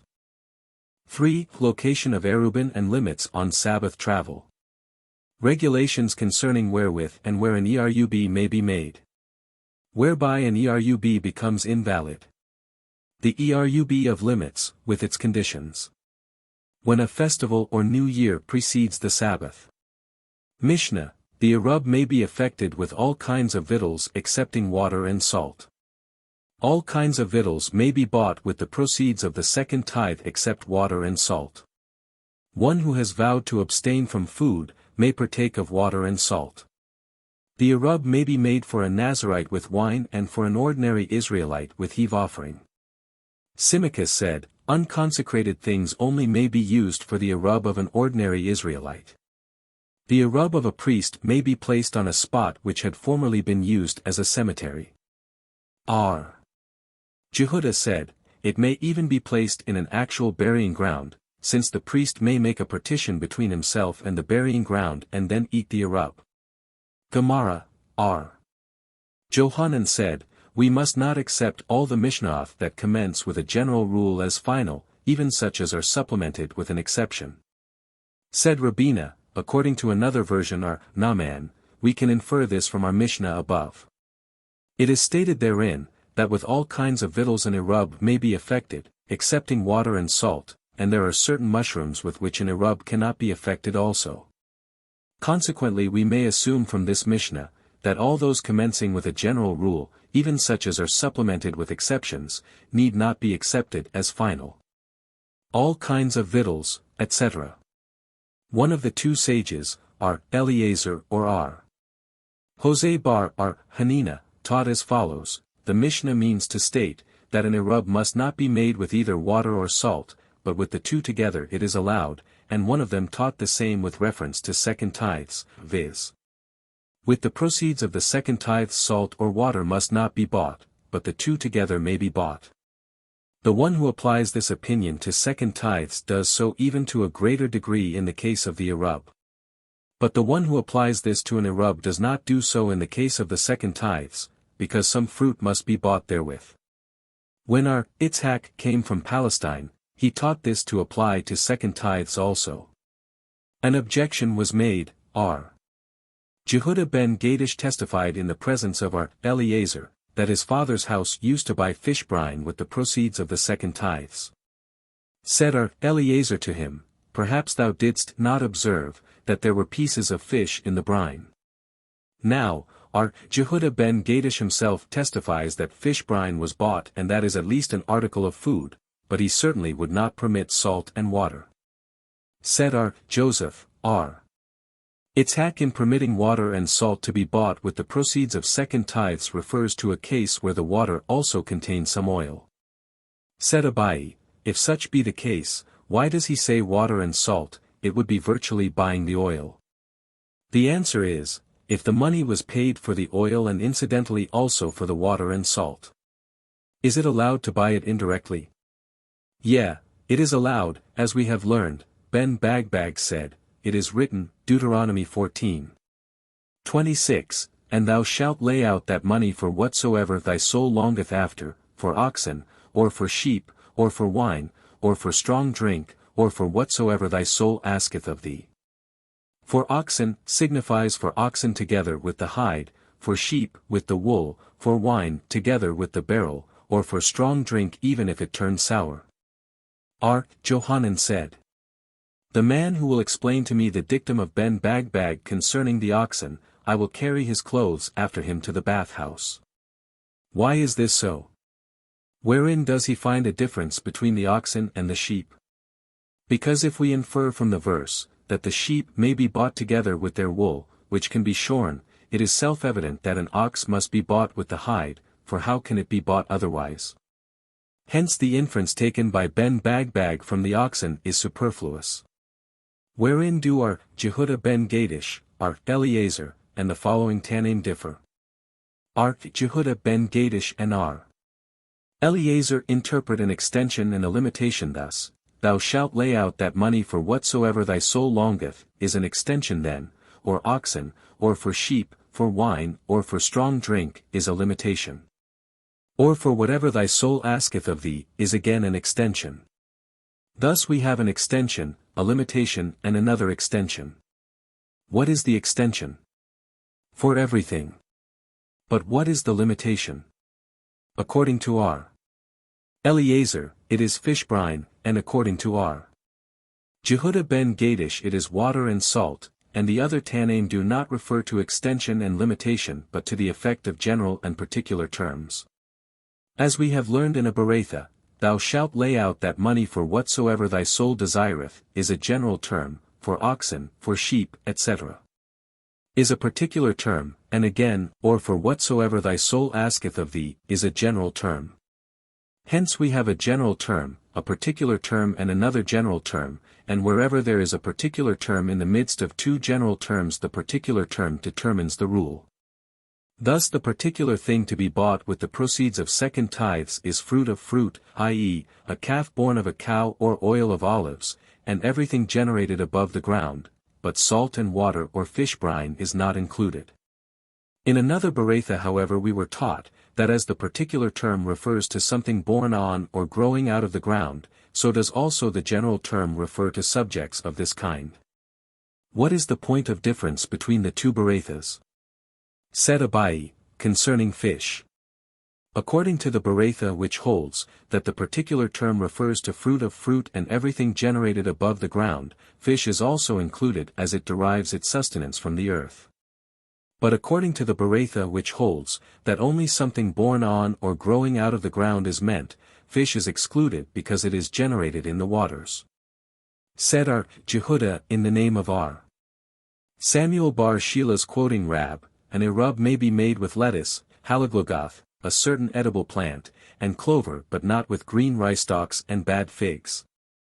How can he say that clover may be used? Have we not learned, that clover may be eaten only by those who have many children but not by such as have none? Have we not learned that for a Nazirite an Erub may be made with wine and for an ordinary Israelite with heave offering? Although neither of these two are allowed to partake of those things, there are others who may do so, and the same case can be applied to clover. While there are some who are not allowed to eat it, there are others who may.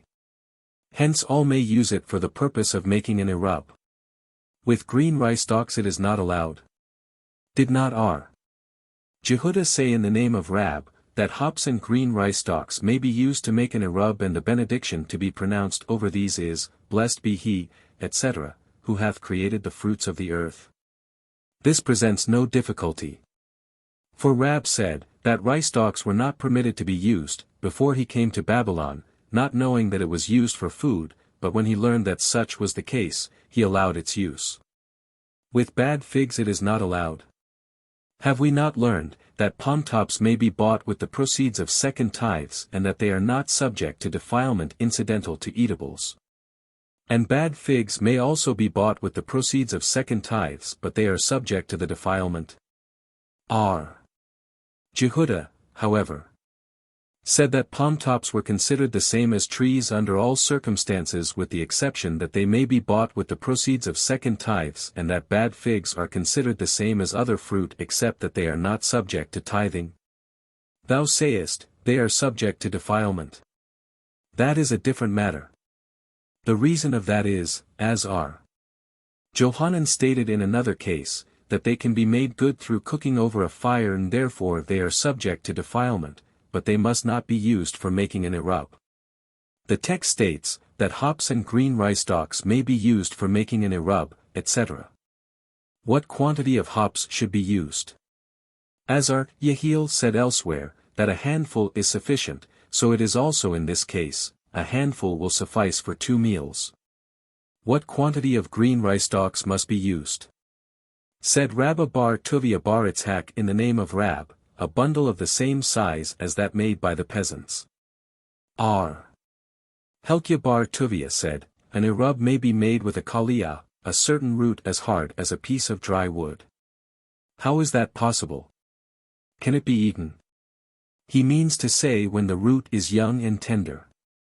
What quantity should be used? Said R. Yehiel, a handful. R. Jeremiah went out into the villages and was asked whether an Erub may be made with bean pods. He did not know what to answer. When he came back to the college, he was told, that R.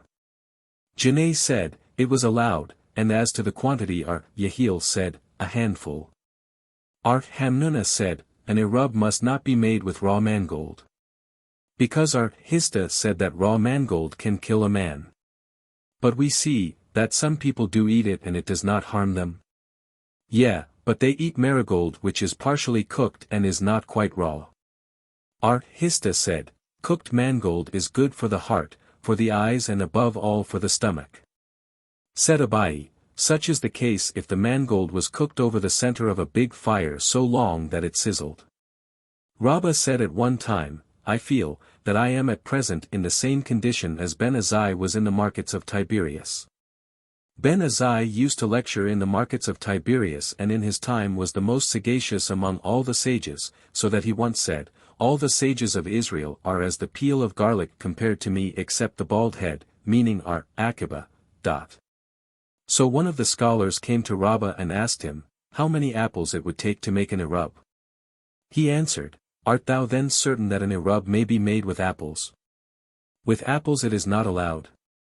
Have we not learned in a Mishnah, that a quantity of mixed eatables equal to 2 eggs is sufficient to make the body of a man incapable of touching heave offerings? 23 If there is sufficient of those mixed eatables for 2 meals they may be used for making an Erub. If there is a quantity of those mixed eatables equal to 1 egg, they are subject to the defilement incidental to eatables. Why this question? 'Tis true that the Mishnah mentions all eatables, but have we not learned, that wherever a general rule is laid down, even when supplemented with exceptions, it need not be accepted as final? Consequently apples may be excluded. This question is not based upon the statement that all eatables may be used, but upon the fact that a quantity of mixed eatables equal to 2 eggs may be used for an erub, and if equal to 1 egg it is subject to defilement incidental to eatables. And if apples are subject to defilement, why should they not be used for an erub?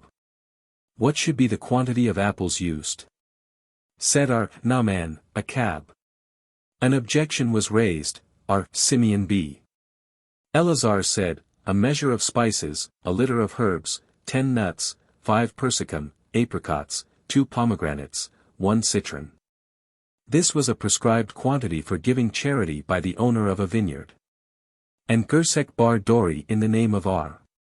Menashiah bar Shegablik quoting Rab said, the same quantity is sufficient for an erub. Now why shall not apples also be equal to apricots and only 5 should be sufficient for an erub?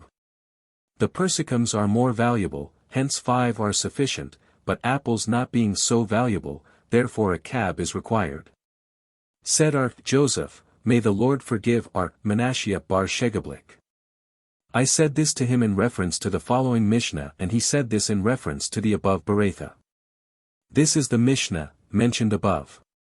Nothing less than a half a cab of wheat and a cab of barley should be given to a poor man by the owner of a barn. R. Meir, however, says a half a cab of barley and 1 cab and a half of kusman, 24 a cab of 3 or the weight of a maneh 25 of pressed figs, R. Akiba said a half of a maneh, and a half a lug of wine, R. Akiba said a quarter of a lug. And a quarter of a lug of oil, R. Akiba said an eighth of a lug. Concerning other fruits, however, said Abba Saul, a measure of fruit, the sale of which would realize sufficient for the purchase of 2 meals. And to this Mishnah I added in the name of Rab that the same quantities are needed for an erub. The text said, if there is sufficient of mixed eatables for 2 meals they may be used for an erub. R. Joseph meant to say, if there is enough of each kind for 1 meal. Said Rabbah to him, nay, it is sufficient if there was enough of each kind for a half, a third or even a quarter of a meal. Rab said, one may make an erub with wine of the quantity of 2/4 of a lug. Must we have so much? Did we not learn that R. Simon ben Eleazar said, with sufficient wine necessary for the eating of 2 meals, and by that he means boiled wine in which bread sufficient for 2 meals is soaked. Rab said again, one may make an erub with vinegar sufficient for the soaking of food for 2 meals. R. Giddel said in the name of Rab, by that is meant enough vinegar to soak herbs sufficient for 2 meals, and according to others R. Giddel said in the name of Rab, not 2 meals of herbs only but, sufficient wine to soak the herbs which are usually eaten in 2 meals. R. Zerah said in the name of Samuel, it is allowed to make an erub with beer, but if 3 lugs of it be poured into a mikveh, the mikveh becomes invalid. How much beer is necessary for an erub? R. Ahu the son of R. Joseph wished to state in the presence of his father, that 2 lugs were necessary, i.e., 1 lug for each meal. Said R. Joseph, this is not so. There are men who drink only 1 goblet full in the morning and another in the evening, a goblet full is supposed to be a quarter of a lug, hence 2 goblets full are sufficient for an erub. What is the quantity of dates sufficient for an erub? Said R. Joseph, 1 cab. What is the quantity of shashitha, a dish made of parched corn and honey? Said R. Aha bar Pinhas, 2 spoonsful. What is the quantity of roasted ears, of corn? Said Abijah, 2 bunis, measures used in the city of Pumbeditha. Abai said again, my mother told me, that roasted ears are good for the heart and drive away care. He said again, my mother told me, that one who has heart disease should take the meat from the right shoulder of a ram, bring some willow branches, burn them, and roast the meat on the coals. Then he should eat the meat and drink wine thinned with water. Said R. Jehudah in the name of Samuel, of all things that are eaten with bread it is sufficient to use a quantity eaten with bread at 2 meals. But of such things as are eaten by themselves sufficient for 2 meals must be used for an erub.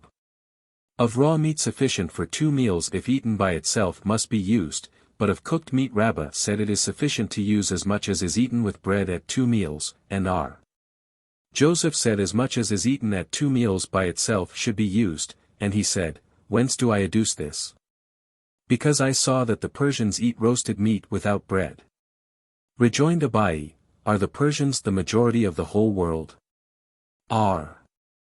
Haya bar Ashi said in the name of Rab, an Erub may be made with raw meat. R. Simi bar Haya said, an Erub may be made with raw eggs. And how many should be used? Said R. Naaman bar Itzhak, Sinai 26 said, 2 eggs should be used. R. Huna in the name of Rab said, If one vowed, that he would not eat this loaf of bread, an Erub may nevertheless be made for him with that loaf, because though he must not eat it, others may. If he says, however, that this loaf is on him, i.e., he devotes this loaf of bread, in honor of the Lord, it must not be used for an Erub. An objection was made, if one vowed concerning a certain loaf of bread, an Erub may nevertheless be made with it. Shall we not assume that he said, This loaf of bread is on me? I.e., he devoted that loaf of bread in honor of the Lord. Nay, B said, I vow not to eat this loaf of bread, and such seems to be the case. Because the latter part of the Beretha states distinctly, that he said, I vow not to taste any part of this loaf. What is the law, however, if the man said that the loaf is on him? It must not be used for an Erub. If that is so, why was it taught in the latter part of the Beretha, if he said the loaf is consecrated, an Erub must not be made with it, because it is not allowed to make an Erub with consecrated things? Why should this whole argument be repeated? Could it not be simply stated, that if the man vows not to eat the loaf an Erub may be made with it, but if he declares the loaf to be on him, an Erub must not be made with it? But as it does not say, that the loaf is on him in the first part of the Beretha, there is a contradiction to our Huna. Our Huna said the same thing as our Eliezer said elsewhere. Did our Eliezer indeed say so? Did we not learn, that our Eliezer said, if a man said, This loaf of bread is on me, an Erub may be made with it, but if he said, This loaf is consecrated, it must not be used for an Erub, because an Erub must not be made with consecrated things? There are 2 Tanaim who report the dictum of our Eliezer in different ways. An Erub may be made for a Nazirite with wine. This Mishnah is not in accordance with the opinion of Beth Shammai, as we have learned in the following Beretha, an Erub must not be made for a Nazirite with wine, nor for an ordinary Israelite with heave offering. So said Beth Shammai. Beth Hillel, however, said, This may be done. Said Beth Hillel to Beth Shammai, Will ye not admit, that an Erub may be made for a man who is obliged to fast on the Day of Atonement, although he must not eat it? They answered, Yea. Then, rejoined Beth Hillel, as we are permitted to make an Erub for a man fasting on the Day of Atonement, so may we also make an Erub for a Nazirite with wine, and for an ordinary Israelite with heave offering. What reason have Beth Shammai for prohibiting this? They give as their reason the fact, that a man may eat the Erub while it is yet day, before the eve of the Day of Atonement. But a Nazirite must not at any time drink wine nor an ordinary Israelite eat heave offering. This whole Beretha is not in accordance with the teachings of Hananiah. As we have learned in the following Beretha, Beth Shammai do not recognize an Erub unless a man carries out his bed and all the utensils he intends to use to the place where he proposes to make the Erub, so taught Hananiah. According to whose opinion is the Beretha which states, that a man who deposits his Erub while wearing a black garment must not go out on the morrow dressed in a white garment, and vice versa? Said R. Naaman bar Itzhak, this is in accordance with the opinion of Beth Shammai as interpreted by Hananiah. Symmachus said, unconsecrated things only may be used, etc. Consequently Symmachus does not dissent as regards making an Erub for a Nazirite with wine, but does dissent as regards heave offering for the Erub of an ordinary Israelite. Why is this so? Because a Nazirite may go to a sage and be declared free from his vows as a Nazirite. As regards heave offering for the Erub of an ordinary Israelite, he holds with the rabbis, who decreed, that all things which are prohibited by rabbinical law on account of the Sabbath rest are also prohibited for the time of twilight. And as regards heave offering, an ordinary Israelite must not handle it on Sabbath on account of Sabbath rest. According to whose opinion is the following Mishnah. There are sages who hold that the prescribed quantities, which are dependent upon the size of a man, should be measured accordingly. And the 2 meals which must be constituted by the Erub, should be 2 meals sufficient for the man who deposits the Erub. Said R. Zerah, this is according to Symmachus, who holds that an Erub must be according to the requirements of the man for whom it is made. The Erub of a priest may be placed on a spot which had formerly been used as a cemetery. R. Jehuda bar Ami said in the name of R. Jehuda, that a spot which had formerly been used as a cemetery becomes clean of itself if trodden down by people. R. Jehuda said, it may be placed in an actual burying ground. It was taught, because the priest can go there in a wagon, for R. Jehuda holds, that a temporary tent is sufficient to intervene between a man and uncleanness. Furthermore, we have learned that for a ritually clean priest, clean heave offering may be placed as an Erub even in a grave, and for the same reason as above. In spite of the fact that the heave offering becomes unclean and the priest is at no time allowed to eat it. Mishnah, for the Erub doubtful grain, demai, of which it is not known whether the legal dues like tithes, etc., have been acquitted, may be used, first tithes, from which the heave offerings have been taken. And second tithes and consecrated things that have been redeemed. For priests, the first of the dough and heave offerings may be used. It is not lawful however to use unseparated grain, from which it is certain that the legal dues have not been separated, or first tithes from which the heave offering had not been taken. Or second tithes and consecrated things which had not been redeemed. Gemara, the reasons for the above Mishnah and the discussions appear several times throughout the Talmud. We shall render them, however, but once, and that in Tract Berakath, Benedictions, which contains the complete and identical version. Mishnah, should a man send his Erub by the hand of a deaf and dumb person, an idiot, a minor, or one who does not acknowledge the legal necessity of an Erub, it is not a valid Erub. If, however, he had commissioned another proper person to receive it from his messenger, it is a valid Erub. If a man puts the Erub in a tree higher than 10 spans above ground, it is not valid, but if he puts it lower than 10 spans, it is. If he had put it into a pit, even though it be 100 ells deep, the Erub is valid. Gemara, by the hand of a minor it would not be a valid Erub. Did not our Huna say, that a minor may collect the Erub? This presents no difficulty. R. Huna's dictum refers to an Erub of courts, where only the meal is to be gathered in order to make common cause. But our Mishnah refers to an Erub of limits, where a man must go and declare his intention of making that his resting place for the Sabbath. One who does not acknowledge the legal necessity of an Erub. Who is meant thereby? Said our Hista, a Samaritan. If, however, he had commissioned another person, etc. Why? Perhaps the above messenger will not deliver it. As R. Hista said elsewhere, that he should stand and see the messenger depart, so must he also do in this case. Still there is fear that the person commissioned to receive it from the messenger will not receive it. As R. Yehiel said elsewhere, that it is an established rule, that if a messenger has been entrusted with an errand, it is presumed that he will perform the errand, and this must also be assumed in the case under consideration. Where did R. Hista and R. Yehiel make these statements?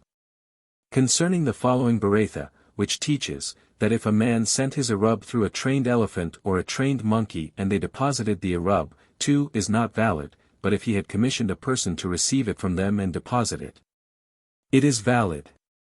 The same question arose here which led to the statements of R. Hista and R. Yehiel as stated above. R.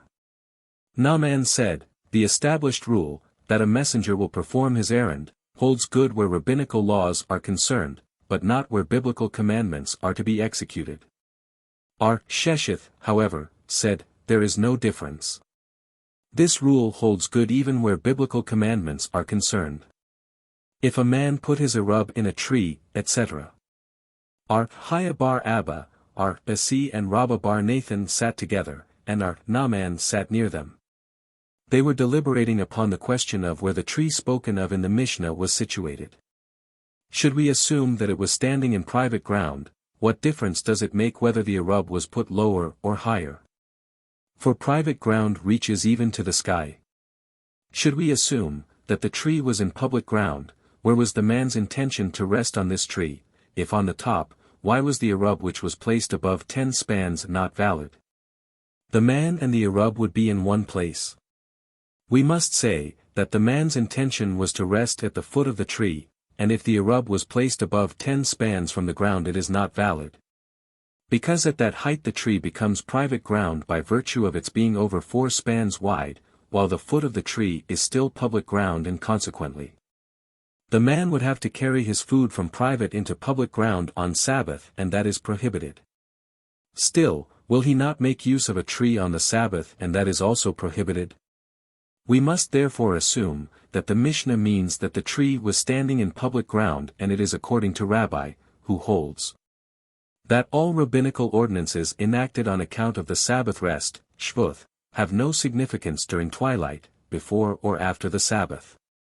Said our Naaman, I thank ye, for so also did Samuel say.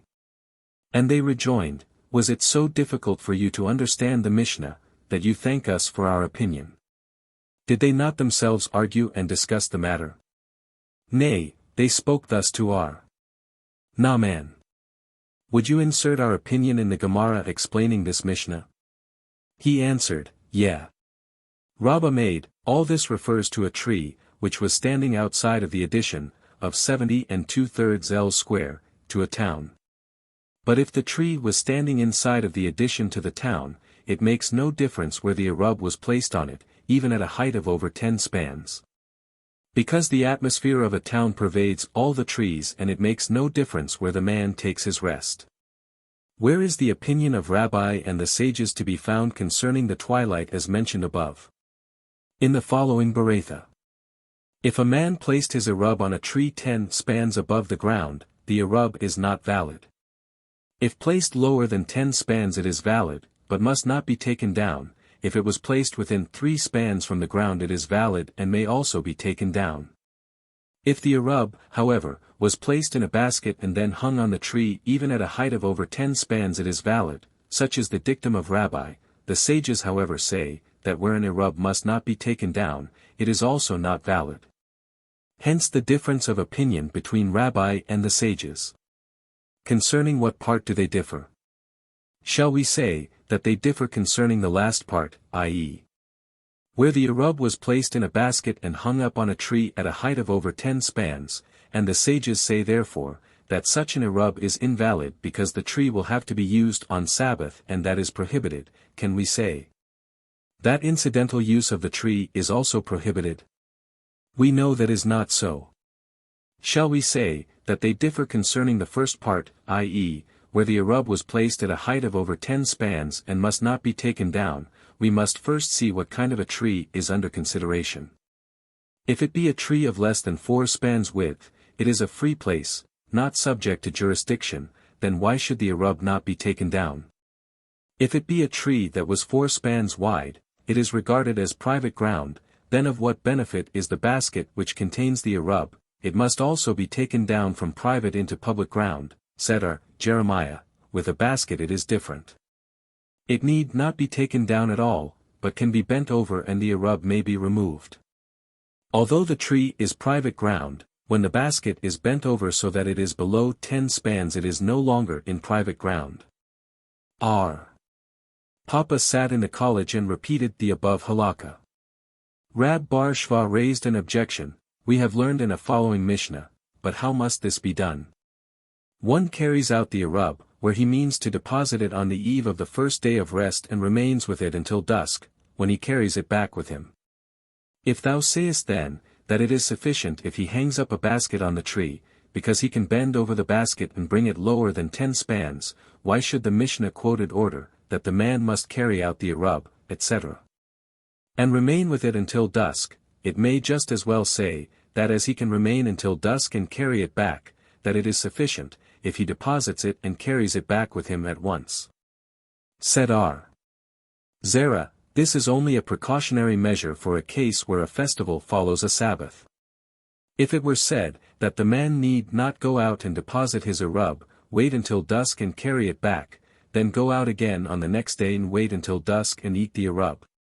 But that he may leave it there because he could have done as the Mishnah states and the capability of performing an act is equivalent to its performance, it would be wrong. For the day being Sabbath he would not have been permitted to carry it out again. Hence the precautionary measure was made to apply to all similar cases. If he had put it into a pit, etc. Where is the pit supposed to be situated? If in private ground it is self-evident. For in the same manner as private ground has no limit as to height it also has none as to depth. If in public ground, the question arises, where the man intended to take his Sabbath rest. If he intended to take it outside of the pit, he would be in one place and his Erub in another, and if he intended to take his rest inside of the pit, it is self-evident that he may deposit his Erub therein. We must say then, that the pit was situated in unclaimed ground, in a valley, where he intended to rest. The pit however being over 10 spans deep is private ground, and as for carrying from private into unclaimed ground the opinion of Rabbi again prevails. That such acts as are prohibited on the Sabbath are not prohibited for twilight on account of the Sabbath rest. Mishnah, if the man should put the Erub on top of a cane or pole, that does not actually grow out of the ground, but is merely stuck in the ground, even though it be 100 ells high, it is a valid Erub. If one put it into a cupboard which he locked and then lost the key, the Erub is nevertheless valid. R. Eliezer said, if he does not know where the key is, the Erub is not valid. Gemara, R. Ada bar Masneh propounded a contradictory question to Rabbah, if the man should put his Erub on top of a cane, that does not actually grow out of the ground, it is valid. But if the cane were a growing one, the Erub would not be valid, because the tree would be handled thereby and that is not permitted, then this would be in accordance with the opinion of the sages. While the previous Mishnah were according to Rabbi's opinion. This was already asked by Rami bar Hama of R. Hista and the latter answered, that the previous two Mishnah were in accordance with Rabbi's opinion, while this Mishnah is in accordance with the opinion of the sages. Rabina, however, said, that this Mishnah is also in accordance with Rabbi's opinion, but here the precautionary measure is enacted, lest the man might break down the cane if it grew out of the ground, while a tree is too stout to be broken down. And in this case Rabbi concurs with the sages. One Friday, a military garrison came to Nehardai and occupied the city, so that there was no room for the college of R. Naaman. Said R. Naaman to his disciples, go out into the field and incline the growing bushes towards each other, so that we have room enough to study in tomorrow. So Rami bar Hama, according to another version, Uqba bar Ada objected, did we not learn in this Mishnah, that an Erub must not be put on growing stalks or cane? Answered R. Naaman, the Mishnah refers to brittle, withered, cane, but as for healthy, moist, bushes it is not prohibited. If one put it into a cupboard, etc., and lost the key, why should the Erub be valid? The man is in one place and the Erub in another. He cannot even obtain it without a key. Rab and Samuel both said, that the Erub is valid only when the cupboard is not firmly immured but is loosely built, so that the bricks may be removed and the Erub taken out, and that the Mishnah is according to R. Meir's opinion, who holds, that this may be done on a festival to commence with and that the Mishnah refers to a festival only, and not on a Sabbath. If this be so, how will the following clause of the Mishnah be explained? R. Eliezer said, if the key be lost in the city, the Erub is valid, but if lost in the field, it is not valid. If the Mishnah refers to a festival, what difference does it make where the key was lost? Carrying is not prohibited on a festival. The Mishnah is not complete and should read thus, if one put it into a cupboard, which he locked and then lost the key, the Erub is nevertheless valid, providing it was a festival. On Sabbath, however, it is not valid. If the key was subsequently found, whether in the city or in the field, the Erub is nevertheless not valid. Eliezer, however, said, if it was found in the city, the Erub is valid, because he holds to Simeon's opinion, who said, that all the courts and woodsheds in the city are as one ground and the key could be brought through them, but if found in the field it could not be carried. Rabbah and Joseph both said, our Mishnah treats of a wooden cupboard, and the Tana who holds that if the key was lost, the Erub was valid, considers the cupboard the same as a vessel which may be taken apart on the Sabbath and the Erub taken out, while Eliezer considers the cupboard the same as a tent which must not be taken apart on the Sabbath. How can they differ as to its being a vessel or a tent? If it was large, all agree that it is a tent, and if it was small, all agree that it is a vessel. Therefore Abai and Rabbah both say, that the Mishnah treats of a case where the key was tied to the lock by a string, which could not be undone by hand. The first Tana holds according to Hosea, that all vessels may be handled on the Sabbath for any purposes whatever, hence a knife used for cutting bread may be used to cut the string, whereas Eliezer holds according to the opinion of Nehemiah, who decrees, that all vessels may be handled on Sabbath only for the purposes for which they are intended. Mishnah, should the Erub roll, or be moved, out of the limit of the Sabbath distance, should a heap of mold fall on it, or should it be burned, or if the heave offering, used for the Erub, became unclean. And any or all of this take place while it is yet day, i.e., before the Sabbath set in, the Erub is not valid. If it take place, however, after dusk, when it is already Sabbath, the Erub is valid. If the time when it took place is doubtful, Meir and Jehuda both say, this is, like driving an ass and leading a camel, meaning, that a man is hemmed in on all sides. Hosea and Simeon say, a doubtful Erub is valid. Hosea further said, Abptolemaeus attested upon the authority of 5 elders, that a doubtful Erub is valid. Gemara, said Rabbah, if the Erub rolled outside of the limit of the Sabbath distance, for a distance of over 4 ells it is not valid.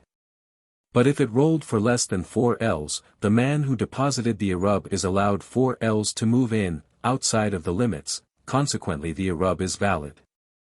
Should a heap of mold fall on it, etc. At a casual glance it was assumed, that the Erub could have been extracted from under the heap of mold by hand, and accordingly the Mishnah was in conformity with the opinion of Rabbi. That at twilight such acts as are prohibited by rabbinical law on account of the Sabbath rest may be performed. Subsequently, however, the conclusion was arrived at, that the Mishnah is in accordance with Rabbi's opinion, and that the Erub in this instance could not be extracted by hand but by means of a hoe. It was necessary to insert both clauses, concerning the rolling of the Erub and its being buried beneath a heap of mold, in the Mishnah, and for the reason that, were the first clause only inserted, one might say, if the Erub rolled out beyond the limits, it was no more in its place and hence it is invalid. But if it was simply buried beneath a heap of mold it is still in its proper place, and why should it not be valid? If the latter clause only had been inserted, one might say, in this case the Erub was buried and could not be seen, hence it is invalid, but if it merely rolled out and can be seen, the same wind might bring it back, why should it not be valid? For this reason it was necessary to mention both cases. Or should it be burned, or if the heave offering, used as an Erub, became unclean, etc. The ordinance referring to an Erub which was burned up is taught in order to show the firmness of Hosea, who declares, that, if a doubt existed whether the Erub was burned before or after dusk, although the Erub is no longer in existence, it is still valid. And the ordinance referring to heave offering which became unclean was taught to show the firmness of Meir, who maintains that although the heave offering was still there and only a doubt existed as to whether it became unclean before or after dusk, the Erub is nevertheless invalid. Is it possible, that Meir holds a doubtful case based upon rabbinical law to necessitate the more rigorous decision? Meir holds, that the law pertaining to Sabbath limits is biblical. Does Meir indeed hold thus? Have we not learned in a Mishnah further on, chapter 5, Mishnah 3, that Meir maintains, when measurements are made to determine the Sabbath limit and mountains are encountered, that it is permitted to cut straight through the mountains, in an imaginary sense or figuratively speaking. And such subterfuges are certainly not allowed where biblical laws are concerned.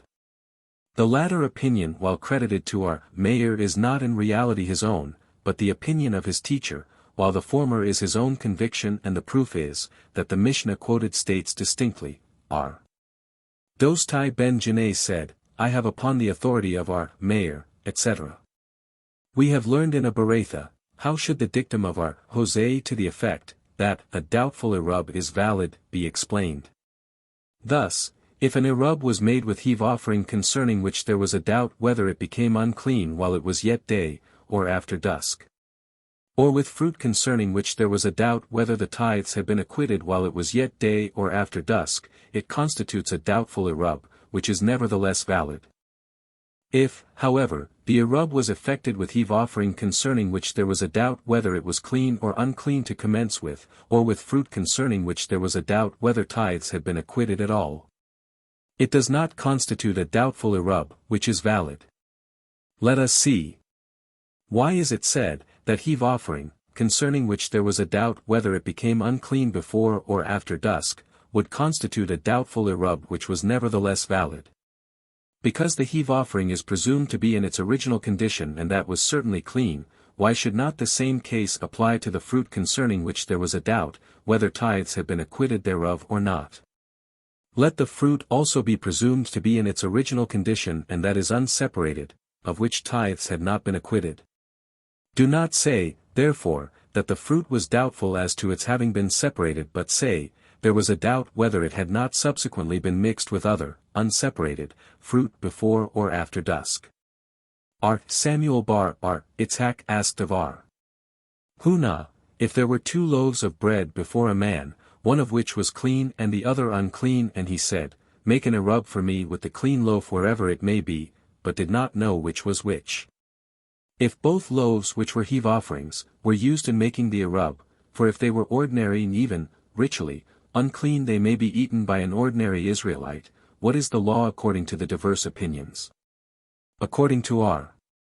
Meir, who pronounced a doubtful Erub invalid in a case where the entire Erub would have been unclean, it may be said, that in this case, where one of the loaves was positively clean, he may hold the Erub to be valid, or according to R. Hosea, who pronounces a doubtful Erub valid in a case where if it is clean, he can distinguish it, it may be said, that in this case the Erub would in his opinion be invalid because although part of it is clean, he cannot distinguish it from the unclean. R. Huna answered, according to both R. Meir and R. Hosea, when the Erub is deposited, while it is yet day, it must be fit to eat, and in this case it could not be eaten to commence with, because the clean could not be distinguished from the unclean. How then could an Erub be made therewith? Rabbah asked of our Naaman, if a man say, This loaf of bread is today ordinary but tomorrow it shall be consecrated. Nevertheless make me an Erub therewith. What is the law? Does it become consecrated at twilight and, as it is not permitted to make an Erub with consecrated things, it is not valid as an Erub, or does it become consecrated after twilight? The Erub is valid, was the answer. What is the law, however, if the man say, Today this loaf is consecrated, but tomorrow it shall be ordinary, i.e., it shall be redeemed by a sum of money representing its value, nevertheless make me an Erub therewith. The Erub is not valid, was the answer.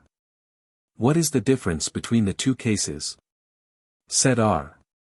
Naaman to Rabbah, if thou wilt measure a whole core of salt and present me with it, 27 I shall tell thee the answer. If the loaf of bread was ordinary when it was deposited as an Erub, the fact, that at twilight it becomes doubtful, whether it is consecrated or not, does not destroy its validity as a legal Erub, but if the loaf of bread was deposited while yet consecrated, the doubt existing at twilight whether it had already become ordinary does not nullify its sanctity as a consecrated object, and as a consecrated object cannot be deposited as an Erub, the validity of the Erub is impaired. Mishnah, a man may make his Erub conditional and say, if foes come from the east, my Erub shall be valid for the west, should they come from the west, my Erub shall be good for the east. Should they come from both sides, I am at liberty to go in what direction I please, should they not come from either side, I am like the rest of my townsmen. Should a sage come from the east, my Erub shall be valid for the east. Should one come from the west, my Erub shall be valid for the west, should one come from each side, I am at liberty to go in which direction I please, should none come from either side, I am like the rest of my townsmen. Jehudah said, if one of the two sages, should they come at the same time, had been the man's teacher, he must go to meet his teacher, if both had been his teachers, he may go in which direction he pleases. Gemara, R. Jehudah said, if one of the two sages, etc. What is the reason of the dissension of the sages from Jehudah's opinion? Because it frequently happens, that a man has a greater fondness for his colleague than for his teacher. Rab said, this part of the Mishnah, wherein Jehudah states, that, if both sages had been the man's teachers, he may go in whichever direction he pleases, does not hold good, because Ao taught, R. Jehudah said, a man cannot make an object conditional upon two contingencies, and in this case of the Erub he may make it conditional upon the arrival of a sage from either the west or the east, but not upon sages arriving from opposite directions. Why can he not make it conditional upon the arrival of sages from opposite directions? Because Jehudah does not admit of the theory of premeditated choice, i.e., he does not consent to a man deciding upon a certain thing on one day and declaring that it had been his intention to decide in that manner since the day before. Hence if two sages come from opposite directions, the man cannot say that he had intended to meet the sage towards whom he went at the time he deposited the Erub, i.e., on the day before. If Jehudah does not hold to the theory of premeditated choice, why does he consent to a man making an Erub and saying, if the sage come from the east, my Erub shall be good for the east, and if from the west, for the west? His choice is certainly dependent upon two conditions, first the condition, that the sage will come from either one of two directions, and second, that he may not come at all, in which case his Erub is of no account.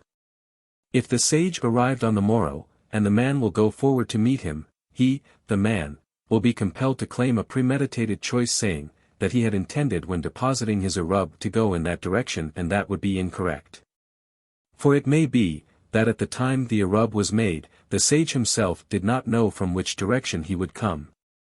Said Johanan, the statement of Ao in the name of Jehudah, that a man may make his Erub conditional upon the arrival of a sage from the east or west holds good, only if the sage had already started on his way and was no more than 4,000 ells away from the man, i.e., if he or his Erub was at the time when the man deposited his Erub already within the legal limit established through the deposition of the sage's, own Erub. Hence it was not a premeditated choice on the part of the man dependent upon the two conditions cited, for the sage was already on his way and his coming from a certain direction was an accomplished fact. Why does Rab say, that the Mishnah does not hold good because of Ao's statement? Let him say on the contrary, that Ao's statement does not hold good, because the Mishnah opposes it? Nay, it would not be proper. For we have learned elsewhere, that Jehudah does not hold to the theory of premeditated choice. Ula, however, declares, that Ao's statement should be discountenanced on account of the Mishnah, and as for the report, that Jehudah discards the theory of premeditated choice, Ula declares, that on the contrary, he holds it to be good. Said Rabbah to Naaman, who is the Tana, who holds, that the sages also discountenance the theory of premeditated choice. For we have learned as follows, if one man said to 5 others, I will make an Erub for any one of you whom I may choose, and if I desire, he shall be permitted to go within its limits, and if not, he must not do so. If he made his decision, while it was yet day, before the Sabbath set in, his Erub is valid, but if he made his decision after dark, his Erub is not valid, because it was not known at twilight which man he had chosen. Naaman was silent and did not answer. Should he have said, that this was according to the school of Ao? He had not heard of Ao's decree. Said Joseph, wouldst thou ignore the other Tanaim? There are other Tanaim who dispute the above decision, as we have learned, if a man said, I will make an Erub for all the Sabbaths of the ensuing year. If I then choose to go, I shall do so, and if not, I shall not. If he made his decision while it was yet day on the day preceding Sabbath, he may go, but if he made his decision after dusk, our Simeon says, his Erub is still valid, and the sages say, it is not. Hence there are sages who do not hold to the theory of premeditated choice. Have we not heard elsewhere, that our Simeon does not hold to the theory of premeditated choice? This would be a contradiction made by our Simeon to himself. Therefore learn to the contrary, our Simeon says, the Erub is not valid, and the sages say it is. Why this question?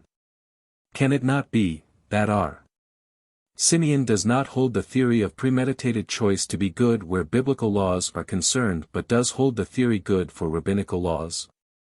R. Joseph maintains, that one who admits of the theory of premeditated choice does so for both biblical and rabbinical laws, and one who discountenances the theory does so for both kinds of laws. Mishnah, R. Eliezer said, when a festival precedes or succeeds a Sabbath, by one day, a man should prepare 2 Erubin and say, my first Erub is to be valid for the east and my second for the west, or my first for the west and the second for the east. My Erub is valid for the first day and the second day I am like the rest of my townsmen, or my Erub is good for the second day and the first day I am like my townsmen. The sages however hold, that one may prepare his Erub for one direction only. Otherwise it is not valid at all, also that he must prepare his Erub for both days, or it is not valid at all. But how must this be done? One carries out the Erub to the place, where he means to deposit it on the eve of the first day of rest and remains with it until dusk, when he carries it back with him. He then brings the Erub out again on the second day, remains with it till dark and then cats it and goes away. It is obvious, that in this manner he gains his walk beyond the sabbatical limit and he gains by eating his Erub. Should his Erub have been eaten on the first day, it is a legal Erub for the first day only, but not for the second day. Our Eliezer said to them, thus ye acknowledge to me that they are 2 distinct holidays, i.e., that the sanctification of one day is not equal to that of the other. Gemara, what do the sages mean to tell us? If a man prepares his Erub for one direction, it is good for both days, and if he prepares it for both days it is good for one direction. What need is there of this repetition? Is it not one and the same thing? Nay, the sages mean to say to our Eliezer, wilt thou not acknowledge, that it is not permitted to make 2 Erubin for one day, one of which shall be good for the south for one half of the day and the other be good for the north for the other half of the day? And he answered, Yea. Then, rejoined the sages, in the same manner as this is not permitted, it is also not allowed to make Erubin good for both days, which should in addition be also good on one day for the east and on the other for the west. What answer could our Eliezer make to this? He might say, that in the case of the 2 Erubin for one day, the sanctification of that one day continues throughout the entire time of the validity of the Erub, whereas in the case of the Erubin for both days, the sanctification of the one day, Sabbath, is not the same as that of the other day, the festival. Therefore a separate Erub may be made for each sanctification in a different direction. Said our Eliezer to the sages again, let us suppose now, that a man did not make an Erub, but on the eve of the first day went to the place, where he should have made it, personally and declared that he would take his Sabbath rest there. Would this hold good also for the second day? Nay, he would have to return on the following day and again declare his intention of resting there the next day, and then it would be lawful. The same theory applies to an Erub. If he deposited it on the eve of the first day, and it had been eaten when deposited, he would have to make another Erub for the second day, and they answered, Yea. Now will ye not acknowledge that the 2 days have each a separate degree of sanctification?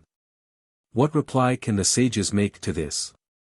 They may declare that the fact of there being a distinct degree of sanctification for each day is rather doubtful to them, and for that reason they desire to enforce the more rigorous interpretation of the ordinance both ways, namely, That an Erub must not be made for each of the two directions, lest there be but one degree of sanctification for both days, and that one Erub cannot serve for both days, lest there be a different degree of sanctification for each day.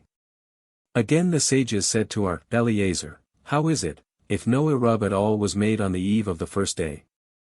Thou wilt acknowledge that a man cannot go and make an Erub on the eve of the second day, and he answered, Yea. Then, rejoined the sages, thou thereby dost admit, that there is but one degree of sanctification for both days. What will our Eliezer say to this? He will say, on the contrary, that there are 2 degrees of sanctification, and just for that reason one must not make the Erub on the eve of the second day, because one must not prepare for a festival on the Sabbath or vice versa. The rabbis taught, if one made an Erub on the eve of the first day by means of his feet, i.e., by standing at the place where he intends to rest, he must do so again on the eve of the second day. If he made an Erub, of victuals, on the eve of the first day and the Erub was consumed, it does not hold good for the second day. Such is the dictum of Rabbi. Our Jehuda, however, said. This is like driving an ass and leading a camel, i.e., our Jehuda means to say this, if the 2 days have but one degree of sanctification and the Erub was made for both days, the maker loses the 2,000 ells in the opposite direction from that towards which his Erub was made, and merely gains 2,000 ells in the one direction towards which his Erub was made.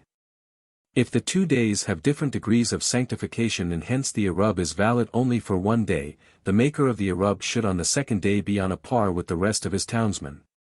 But in reality he only has 2,000 ells on the way back to the town and no more. Art Simeon ben Gamaliel and Art Ishmael the son of Ar Johanan ben Baroka, however, both say, that if a man made an Erub with his feet on the eve of the first day it suffices for the second day, and if he made an Erub, of victuals, on the eve of the first day and it was consumed, he is exempt from making it on the eve of the second day.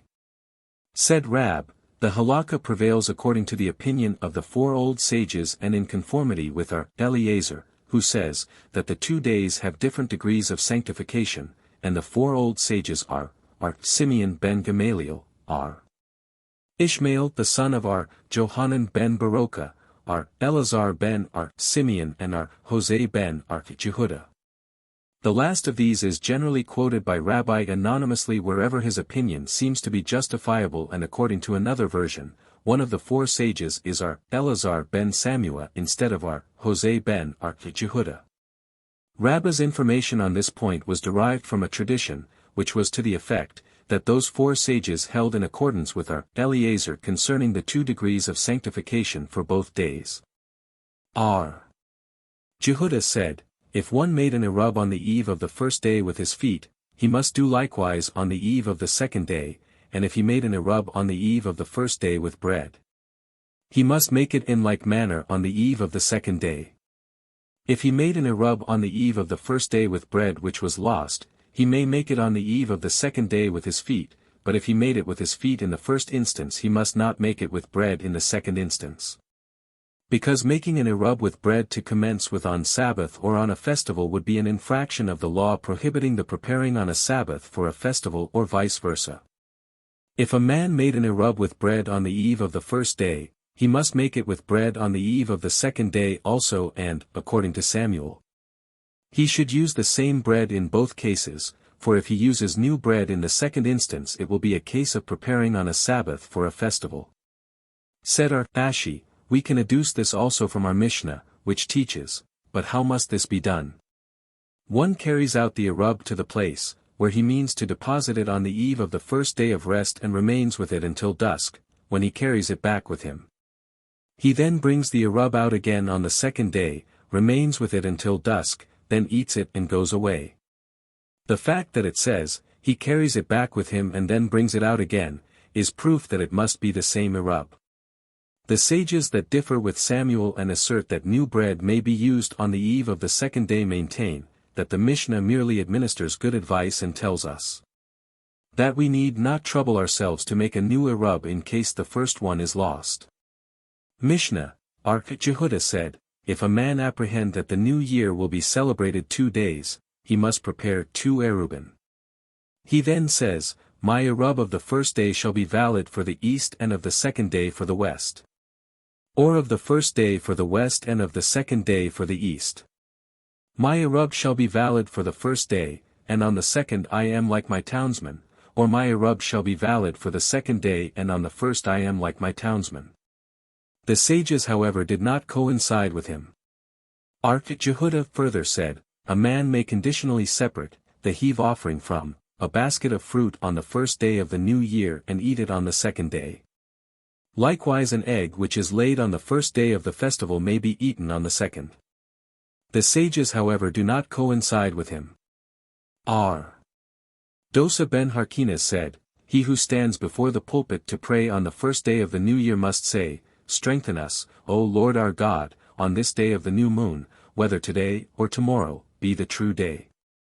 And on the morrow he says the same prayer with the variation, whether this day or yesterday be the true one. The sages, however, do not agree with him. Gemara, who are the sages, that do not coincide with Jehudah? Said Rab, that is Jose, as we have learned in a Beretha, the sages agree with Eliezer that, if a man apprehend that the new year will be celebrated 2 days 28 he should prepare 2 Erubin. He then says, My Erub of the first day shall be valid for the east and of the second day for the west, or of the first day for the west and of the second day for the east. My Erub shall be valid for the first day and on the second I am like my townsman, or my Erub shall be valid for the second day and on the first I am like my townsman. Jose, however, does not consent to this. He holds that if the witnesses come before the high court in the afternoon of the first day that had been kept holy and declare that the next day is New Year, both days are nevertheless holy and are of one degree of sanctification. We have learned in a Beretha, how does Jehudah explain his dictum, that a man may conditionally separate the heave offering from a basket of fruit on the first day of the new year and eat it on the second. Thus, if there were 2 baskets of unseparated fruit before a man on the first day of the new year he may say, if today is the ordinary day and tomorrow is the holy day, let the heave offering separated from this basket of fruit also serve for the other, and if today is the holy day and tomorrow the ordinary, then I have said nothing. He then designates the fruit which he calls heave offering and lets it remain. On the morrow again he may say, if today is an ordinary day, let the heave offering of this basket also serve for the other, but if today be a holy day I have said nothing. He may then designate part of the fruit in the one basket and call it heave offering and eat the remainder in both baskets. Jose however prohibits this not only for the 2 days of the new year but for the 2 days of every other festival, which is celebrated in exile. 29. It happened that a stag was caught on the first day of a holiday, in exile, at the house of the exilarch and on the second day it was slaughtered. Naaman and Hista partook of the stag, but Shesheth would not do so. Said Naaman, what shall we do with Shesheth who does not eat venison? Rejoined Shesheth, how can I eat this venison, for did not Isai teach in a Beretha, or a Beretha taught, that Isai said, that Jose would not permit this to be done even during the 2 days of a holiday in exile? Once Shesheth met Rabbah bar Samuel and asked him, did Master teach anything regarding the sanctification of the holidays? Answered Rabbah, yeah, I taught in a Beretha, that Jose coincides with the sages, as far as the 2 days of a holiday in exile are concerned. Rejoined Shesheth, if thou shouldst meet any of the exilarch's household, say nothing to them about this Beretha. It once happened that herbs were brought to the city of Mahutza on a festival. Rabbah went out and noticed that the herbs were somewhat withered. He permitted the herbs to be bought, saying, it is obvious that these herbs were not gathered on this day, and the only objection that might be made to their being purchased can be, that they were brought from beyond the tekum, legal limits. The law, however, ordains, that if things are brought for one Israelite from without the tekum, another Israelite may use them, and in this case, where the herbs were brought even for the Gentile inhabitants they can in so much greater a degree be used by Israelites. Subsequently, however, he observed, that herbs were brought in large quantities, so he prohibited the purchase of them on a festival. The men whose occupation was to prepare baldachins for marriages once cut off branches of myrtle on the second day of a holiday in exile. The moment it became dark, Rabina permitted the people to smell the myrtle. Said Rabba bar Taklafa to Rabina, Master should have prohibited this, for these people are ignorant, and if thou wilt permit this, they may ignore the second day of the festival entirely. R. Shmaya opposed this, thou sayest, because they are ignorant, and even were they intelligent men, would it be allowed? Is it not necessary to allow sufficient time after the Sabbath to expire until the branches can be cut off afresh? They finally went and asked Rabbah, and he decided that it was necessary to allow sufficient time to expire until the branches could be cut anew. R. Dosa ben Harkines said, etc.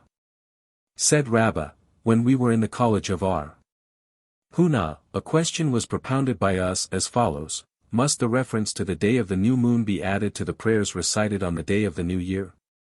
Shall we assume, that because there are separate additional sacrifices for each, that the reference to the day of the new moon shall be added to the prayers of the new year? Or because the new year is mentioned in the prayer as the day of remembrance, such mention will suffice for both occasions? R. Huna answered us by quoting the Mishnah. R. Dosa ben Harkines said, he who stands before the pulpit to pray on the first day of the new year must say, Strengthen us, O Lord our God, on this day of the new moon, etc. Does not R. Dosa state this in order to demonstrate that the day of the new moon must be explicitly mentioned? Nay, he simply means to make the prayer conditional, but not because special mention must be made of the day of the new moon. It seems to us, that such is truly the case, because further on the Beretha states, that so did R. Dosa act on all the days of the new moon throughout the year, but the sages did not coincide with him. Now, if it be said, that the prayer was made conditional, it is correct, because there was a doubt concerning the exact day at each recurring new moon, but if it be said, that the new moon must be mentioned in the prayer especially, why should the sages not agree with him? An objection was made: when New Year falls on a Sabbath, Beth Shammai say, 10 benedictions are to be recited during the prayer, and Beth Hillel say, only 9. The first 3 are benedictions of praise, the last 3 benedictions of thanks. The Sabbath benediction, and the 3 pertaining to New Year, viz. The one in which God is proclaimed king, Machiath, the one referring to God's remembrance of his creatures, Zikronoth, and the one referring to the sounding of the cornet, Shafroth. But according to Beth Hillel, the Sabbath benediction is included in those pertaining to the new year, hence there are only 9. Now if we say, that the benediction for the new moon must be especially mentioned in the Musaf, additional prayer, then according to Beth Shammai, there should be 11 benedictions in all. Said R. Zerah, with the benediction of the new moon it is different, because if the new moon fall on a Sabbath no separate benediction is made, but it is included in the Sabbath benediction at the morning and evening prayer. The benediction of the new moon is also mentioned in the Musaf prayer in conjunction with the New Year benediction. Do Beth Shammai indeed maintain, that if the new moon fall on a Sabbath the benediction pertaining to it is included in that of Sabbath? Have we not learned, that if the new moon fall on Sabbath, Beth Shammai hold, that 8 benedictions must be recited in the prayer, and Beth Hillel only 7? This question is not decided. Rabbah said, when I was at the college of R. Huna the question arose, whether the benediction of the time 30 should be recited in the New Year and Day of Atonement prayers. Shall we say, that because these holy days only come from time to time, the benediction of time should be made, or, because the Bible does not classify them as festivals, no such benediction need be made? R. Huna could not answer the question, but when I subsequently came to our Jehudah's college, the latter said he made such a benediction even over a new pumpkin. I then said to him, that I did not question the right to pronounce this benediction over anything whatever, but I wished to know whether it was compulsory to do this on the New Year and the Day of Atonement. He then answered, Rab and Samuel both said, that the benediction of time must be recited only for each of the 3 festivals. An objection was made. It is written, Ecclesiastes 11. 2, give a portion to 7, and also to 8. R. Eliezer said that by 7 is meant the 7 days of the creation and by 8 is meant the 8 days of the circumcision. R. Jehoshua said, by 7 is meant the 7 days of Passover, by 8 is meant the 8 days of the Feast of Tabernacles and by also is meant Pentecost, New Year and the Day of Atonement. May we not assume that by this is meant that the benediction of time must be pronounced on all these festivals? Nay, this simply means to state that benedictions should be recited but no special benedictions are specified. It seems to us that this is the correct explanation, for the benediction of time is certainly not recited on every one of the days of the festivals but only the first day. This is not the question, because the benediction of time must be recited in the course of the festival, if not on the first day, on the second and so on. At any event this benediction must be made over a goblet of wine. Shall we assume, however, that the above is in support of the dictum of our Naaman, who holds that the benediction of time may be recited even in the market and without a goblet? This is not the question either. For if a man does not recite this benediction on one day, he may do so on the next when he might come across a goblet. This would be feasible where the 3 main festivals and New Year are concerned, but how would it be with the Day of Atonement? What should the man do? Should he pronounce the benediction over the goblet on the day preceding the Day of Atonement before dusk, he would then and there usher in the Day of Atonement, and as is well known, he must not eat or drink on that day. Should he pronounce the benediction and let the goblet stand until after the Day of Atonement? Have we not learned that one must drink the contents of the goblet immediately after pronouncing the benediction? Otherwise he must not make the benediction at all. Should he pronounce the benediction and then give the goblet to a child? In that case, there would be fear, lest the child be accustomed to drinking on that day, and will continue to do so when grown and therefore the halakha according to our Aha does not prevail. How, then, does the halakha concerning the benediction of time on the New Year and the Day of Atonement prevail? The rabbis sent the elder our Yimar to our Hista with instructions to observe how the latter proceeded on the eve of the New Year, and then to return and report what he had seen. When our Hista saw our Yimar, and upon questioning him as to his mission was told that he just called to see him, he said, if a wet piece of wood is lifted, it is obvious that either the wood or its space is needed. If thou camest thou certainly didst so with an object. At about that time a goblet of wine was brought to our Hista and he pronounced the benediction of the day and also that of the time over it. The halakha prevails, that the benediction of time must be recited on the New Year and on the Day of Atonement, and the halakha also prevails that if a man forgot to recite it and was reminded of his negligence even in the market, he may recite it then and there. Rabbah said again, when I was at the college of our Huna, the question arose whether a young scholar, who fasted on the day preceding Sabbath must fast until night or in honor of the Sabbath break his fast earlier. Our Huna could not answer the question. I went to our Jehuda and he could not answer this either. Said Rabbah, let us see if we cannot decide this question ourselves from what we have learned in the following Beretha. If the fast day of the 9th of Abh fall on a Friday, bread may be brought to a man just before twilight of the size of an egg. And he should eat it, in order that he may not enter upon the observance of the Sabbath while still in pain. We have learned in a Beretha, our Jehuda said, it once happened that we were sitting before our Akiba on the fast of the 9th of Abh, which fell on a Friday, and just before dusk a soft boiled egg was brought to him which he swallowed without even salting it, and not because he desired to eat it in that manner, but because he wished to show his disciples how the halakha was carried out. Our Jose, however, said, that a man must fast through the entire day until dusk.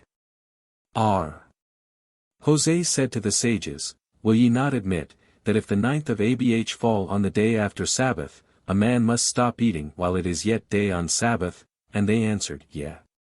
What difference is there then between entering in upon the observance of the Sabbath while still in pain and finishing the Sabbath under the same conditions? Asked our Jose. They answered, in the first instance he fasted all day. But in this instance he had been eating and drinking all day and was surely not in pain. Finally, however, Ullah said that the halakha prevailed according to our Jose. Do we then act according to the opinion of our Jose?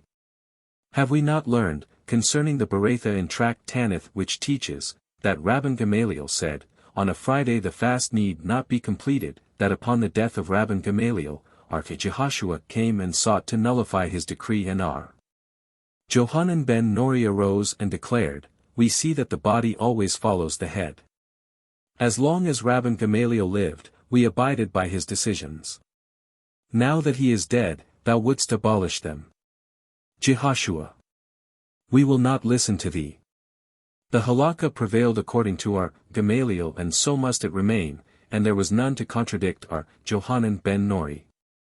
Thus we see, that the decree of our Gamaliel was accepted and not that of our Jose. This is no question.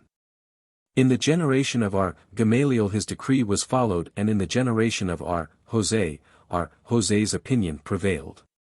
And did they really act in accordance with our Gamaliel's opinion during his generation?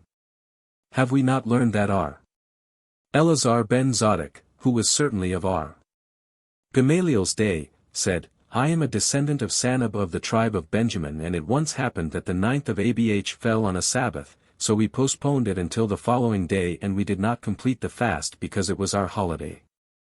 Thus we see, that the fast was not completed because the 10th of Abh was a holiday and besides the fast day was a postponed one. Had the 9th of Abh however fallen on a weekday, which for them would have been the eve of a festival, they would have completed the fast nevertheless, and this is not in conformity with the decree of our Gamaliel. Said Rabina, how can ye compare that festival to our festivals? Their festival was not biblical, and on a festival which is not biblical one may fast for 3 or 4 hours if he chooses. On a biblical festival, however, it is not allowed to complete the fast. Our Joseph said, I did not hear of this halakha.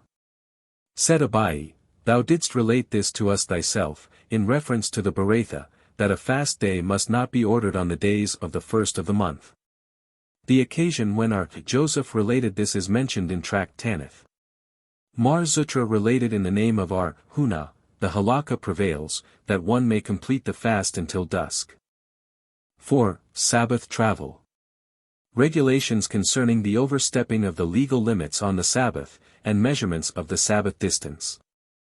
Mishnah, if foes, or an evil spirit, a fit of insanity, caused one to go beyond the Sabbath limit, he after recovering his freedom must not move further than 4 ells. If the foes or the fit have carried him back within the limit, it is as if he had not gone beyond it. If they have carried him into another town, or into a pen or a fold for cattle, he according to Rabban Gamaliel and our Eleazar ben Azariah, may go about throughout the entire extent of the town, pen or fold. Our Joshua and our Akiba maintain, that he must not move further than 4 ells. It once happened that these 4 sages came together from Parendisim, Brundusium, or Brindisi, and their vessel was still at sea on the Sabbath. Rabban Gamaliel and our Eleazar ben Azariah walked about throughout the whole vessel, but our Joshua and our Akiba did not move beyond 4 ells, as they wished to take upon themselves the rigid observance. Once these 4 sages were on board a vessel and did not enter the harbor until after dark, on the eve of Sabbath, so they inquired of Rabban Gamaliel, what are we to do as to descending from the vessel? He answered them, ye may descend. For I observed, that we had already entered the limits of the Sabbath distance before dusk. Gemara, the rabbis taught, there are 3 things, which cause a man to commit deeds against his own will and against the will of his Creator, viz. Idolatry, and evil spirits and stress of poverty. For what purpose do the rabbis tell us this? In order, that we may pray God to deliver us from those evils. 3 persons will never come to Gehenna, he who suffers from extreme poverty, he who suffers with a diseased stomach and one who is oppressed by the government, and others add also the man who is afflicted with a bad wife. Why was the latter not mentioned in the first place? Because if one has a bad wife he should divorce her. Those however who declare that one who has a bad wife will not see Gehenna refer to those, who cannot afford to make a settlement upon their wives, or to those, who have children and cannot divorce their wives.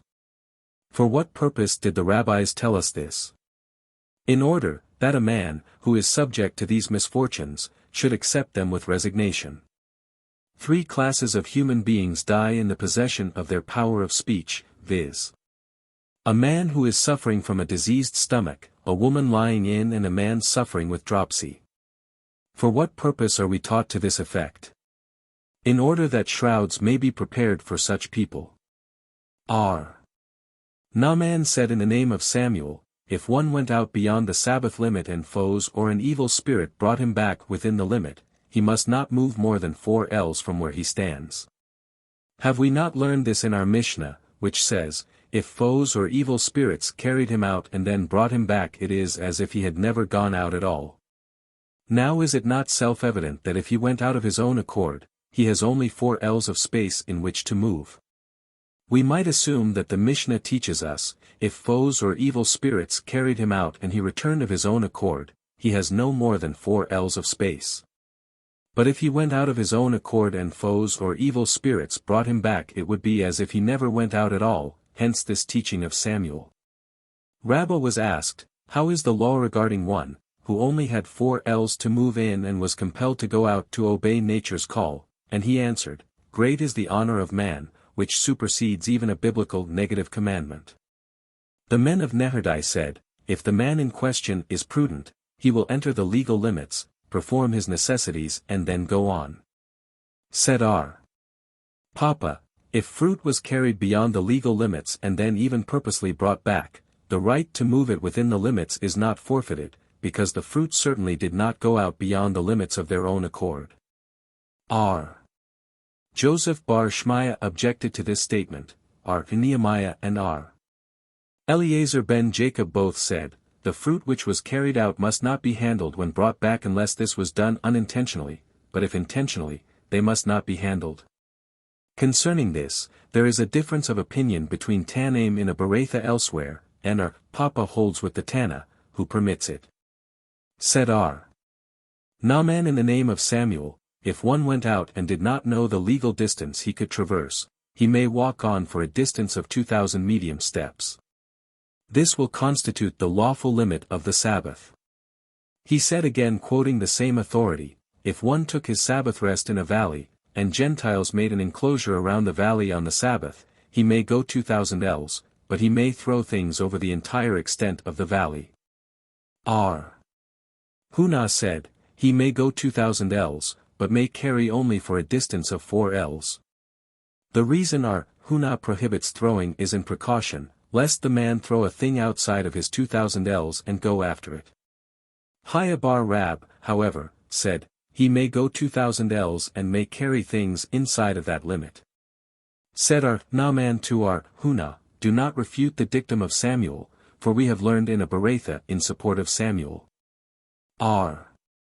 Huna said, if one measured the legal distance on a Sabbath and his measurement came to an end in 1/2 of a court, he may avail himself of that half of the court only. Is this not self-evident? If he ended his measurement in 1/2 of a court, why should he not avail himself of that half? We might assume, that if the 1/2 is permitted he might be tempted to use the other half also, so we are told that this precaution is not necessary. R. Naaman said, Huna agrees with me, that if in measuring the Sabbath distance, the measurement end in the edge of a house, one may throw things into the house although he must not go into it himself. For the edge of the house is a fixed sign for him and will remind him, that he must not enter the house. Said R. Huna the son of R. Nathan, the necessity for a precautionary measure to prevent the man from entering the house forms the subject of a discussion between Tanaim as follows, if foes or an evil spirit have carried the man into another town, or into a pen or a fold for cattle, he may, according to Rabban Gamaliel and R. Eleazar ben Azariah, go about throughout the entire extent of such a place. R. Joshua and R. Akiba, however, maintain, that he must not move further than 4 ells. Now, we must assume that those who permit the traversing of the entire extent of such places do so because they do not fear that the man will traverse the whole valley where those places are situated, and those who only allow 4 ells, do so because they regard this precautionary measure necessary. The same argument applies also to throwing, viz.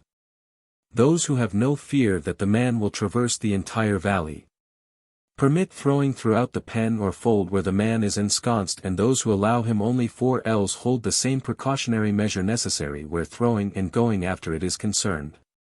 Rab said, the halakha prevails according to our Gamaliel, where a pen, fold or ship is concerned, but Samuel said, only as far as a ship is concerned, but not as regards a pen or a fold.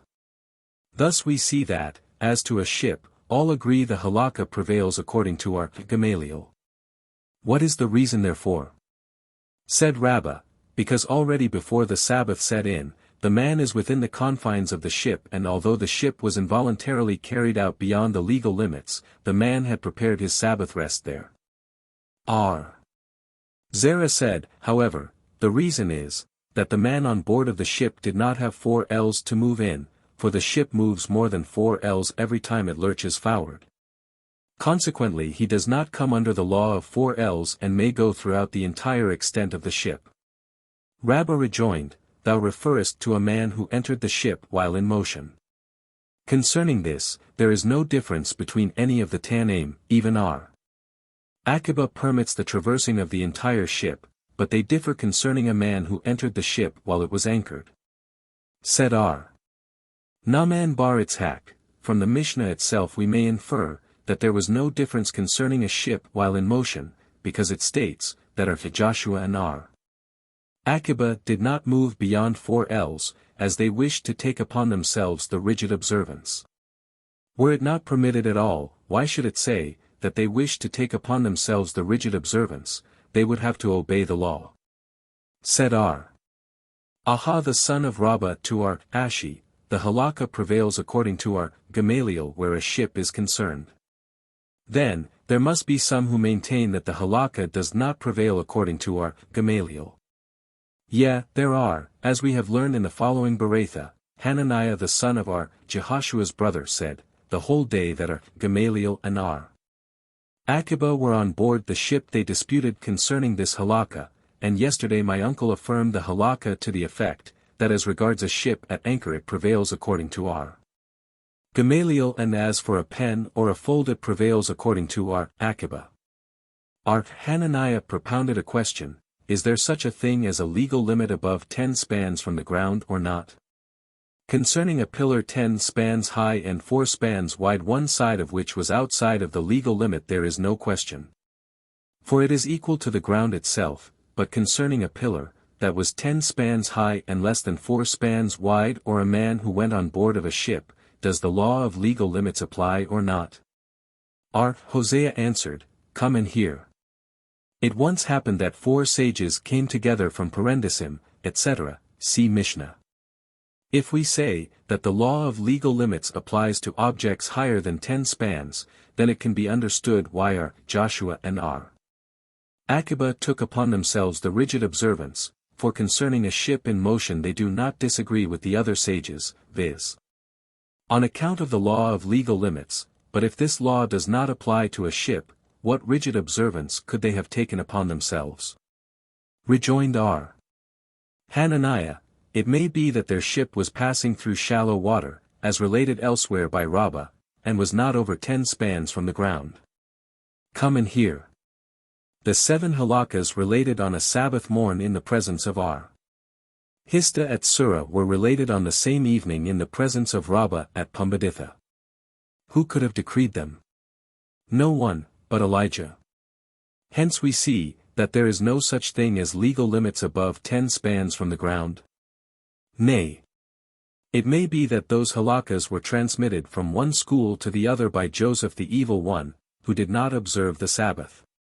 Come and hear. If one say, I wish to be a Nazirite at the coming of the Messiah, he may drink wine on a Sabbath or on a festival but must not do so during the weekdays. For Messiah is liable to come at any time.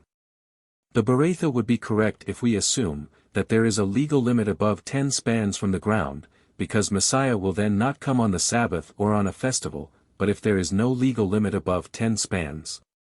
The man should not drink wine even on those days, because the Messiah might come. In that case it is different, for it is written, Malachi 3:23, Behold, I send unto you Elijah the prophet before the coming of the day of the Lord, the great and the dreadful. Hence, if Elijah did not come on the day preceding Sabbath, he may drink on the Sabbath. If this is so, then he may drink on a weekday also providing Elijah did not come on the preceding day. It might be assumed, however, that Elijah had already come and appeared before the high court, and for that reason the man should not drink on any day, lest Elijah had already come, then this would apply also to the Sabbath. There is a tradition among Israelites that it is an assured fact, that Elijah will not come on the eve of a Sabbath or a festival. If that is so, why should the man not be permitted to drink wine on the eve of Sabbath? Because although Elijah will not come, the Messiah himself might come. Thus it must be assumed, that if there is a legal limit above 10 spans, a man who wishes to be a Nazirite on the day of the coming of the Messiah should be permitted to drink wine not only on Sabbath and the festivals but also on the day following Sabbath, because Elijah cannot come on the Sabbath. The sages who prohibited a man of that kind to drink wine on a weekday were themselves in doubt as to the validity of a legal limit above 10 spans and only made it more rigid for the man on general principles. And did not enter the harbor until after dark, etc. It was taught in a Beretha, that our Gamaliel had a telescope, through which he could see for a distance of 2,000 ells on land and on sea. If a man wishes to measure the depth of a valley, he should use one of those telescopes, and if he should wish to measure a tree, he should observe his shadow, measure himself and his shadow and the shadow of the tree and calculate the proportion. Nehemiah the son of Hanalei was engrossed in thinking about a halakha and inadvertently stepped out beyond the legal limits. Said Hista to Naaman, Thy disciple Nehemiah is in trouble, and Naaman answered, Make him a partition with men and let him come back. Naaman bar Itzhak sat behind Rabbah who sat in the presence of Naaman. Said Naaman bar Itzhak to Rabbah, How was the case when Hista asked Naaman concerning Nehemiah who had overstepped the legal limits? Shall we say, that there were sufficient men on hand who had made an Erub at the limits and could therefore go out to Nehemiah? Then the question was merely whether the halakha prevailed according to Gamaliel, who said, that where there is a partition, even if a man had not declared his intention to rest there on the Sabbath, he may avail himself of it and traverse its entire extent. Or that there were not sufficient men who had made an Erub who could reach Nehemiah, and the question presented itself, whether the halakha prevailed according to Eliezer, that if a man went out 2 ells beyond the limits he may return, and Nehemiah did not go out further than that. Is this not self-evident? For if there were sufficient men to reach Nehemiah, why did Hista ask Naaman?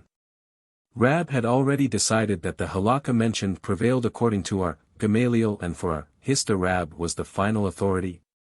The question was merely then, whether Hista could make a partition with men who had not made an Erub, at the end of 2 ells beyond the limit, which according to Eliezer was free to everybody, so that Nehemiah who had gone further than 2 ells beyond the limit could avail himself of that partition and return.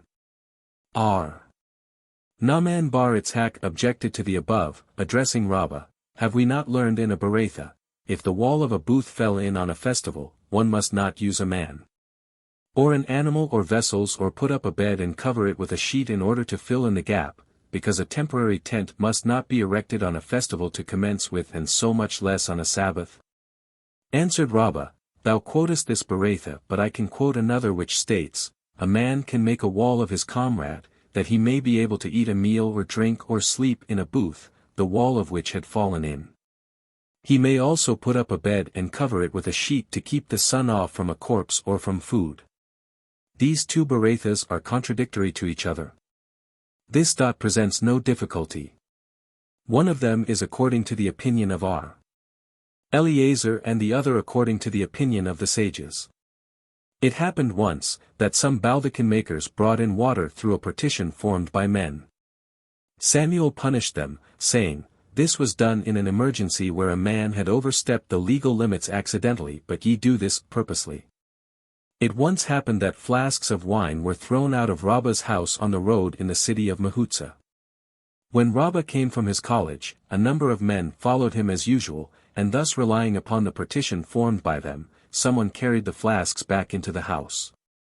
Next Sabbath, the same thing happened, but Rabbah would not permit the flasks to be carried back to the house, saying, that this time it might seem as if it were done on purpose. In like manner straw was brought into the house of Levi, hay to the house of Zerah, and water into the house of Shimi bar Haya. Mishnah: one who is authorized to go beyond the prescribed limit on important business pertaining to public or private safety and is told that it is already done, is at liberty to go 2,000 ells in any direction. If he was still within the prescribed limit, it is as if he had not gone out at all, for all those who go forth on an errand of safety, are permitted to return to their homes on Sabbath. Gemara: what is meant by, if he was still within the prescribed limit? Said Rabbah, this means to impart to us, that if he had not gone out beyond the limit, it was as if he had not left his house. Is this not self-evident? I would say, that if he had gone out of his house he forfeits his right to go 2,000 ells in any direction he chooses, and we are told, that such is not the case. Shimi bar Haya however said, this means to state, that if the man had already gone beyond the usual limit but had not yet gone out of the additional limit allowed him by the sages for the errand, it is regarded as if he had not overstepped his own ordinary limit. Upon what point do they differ? Upon the permissibility of one end of a limit including another established limited distance adjoining it. The latter holds, that this point may be depended upon, while the former holds that it cannot. For all those who go forth on an errand of safety, etc. Even such as go beyond 4,000 ells. In the first part of the Mishnah it is stated that they only have 2,000 ells in each direction. What question is this? This is a case of where a man goes forth on an errand of safety, and on such an errand it may be permitted to go beyond 4,000 ells. If there is a question it can be made upon the following Mishnah: those who go to assist others in case of conflagration, or of an attack of robbers, or of flood, or of rescuing people from the ruins of a falling building are considered for the time being as inhabitants of that place, and may go thence on the Sabbath, 2,000 ells in every direction. Thus here it is stated, that they may go only 2,000 ells and our Mishnah does not limit the distance. Said Jehuda in the name of Rab, our Mishnah means to imply, that they may even return to their homes with all their implements of war, as we have learned in a Beretha, in former times. They used to deposit their arms in a house nearest to the fortifications of the city. Once it happened, however, that the enemy was informed of the fact, that the Israelites had stored their arms, so they pursued them and in endeavoring to enter the house to gain possession of their arms, the Israelites trampled more of their own to death than were killed by the enemy. Since that time it was ordered to carry their arms back to their homes. Naaman bar Itzhak however said, this presents no difficulty, if the Israelites are victorious, they have only 2,000 ells in which they may go in every direction, but if they are defeated, they may escape as far as possible. Jehuda said in the name of Rab, if enemies besieged cities inhabited by Israelites, the latter must not go outside of the cities with their arms and must not violate the Sabbath, providing the enemies were there on account of money matters. But if they were there for the purpose of slaughter, the Sabbath may be violated and arms be carried on Sabbath. If a city near the boundary of the country is besieged even on account of a trivial business matter such as straw or hay, arms may be carried and the Sabbath may be violated. Said Joseph bar Minyumi in the name of Naaman, Babylon is considered as a city near the boundary, and this dictum was explained to mean the city of Nehardai, which was surrounded on one side by Gentile neighbors and on the other side by Israelites. Mishnah: if a man sit down by the roadside, towards dark on the eve of Sabbath, then gets up and observes, that he is near a town, he must not enter the town, for it had not been his intention to do this. Such is the dictum of our mayor, but our Jehuda permits him to enter. Our Jehuda said, it once happened that our Tarpan entered a town although it was not his intention to do so. One who falls asleep on the eve of Sabbath while on the road and thus knows not that night has set in, is permitted, upon awaking, to go 2,000 ells in any direction. Such is the decree of our Johanan ben Nori.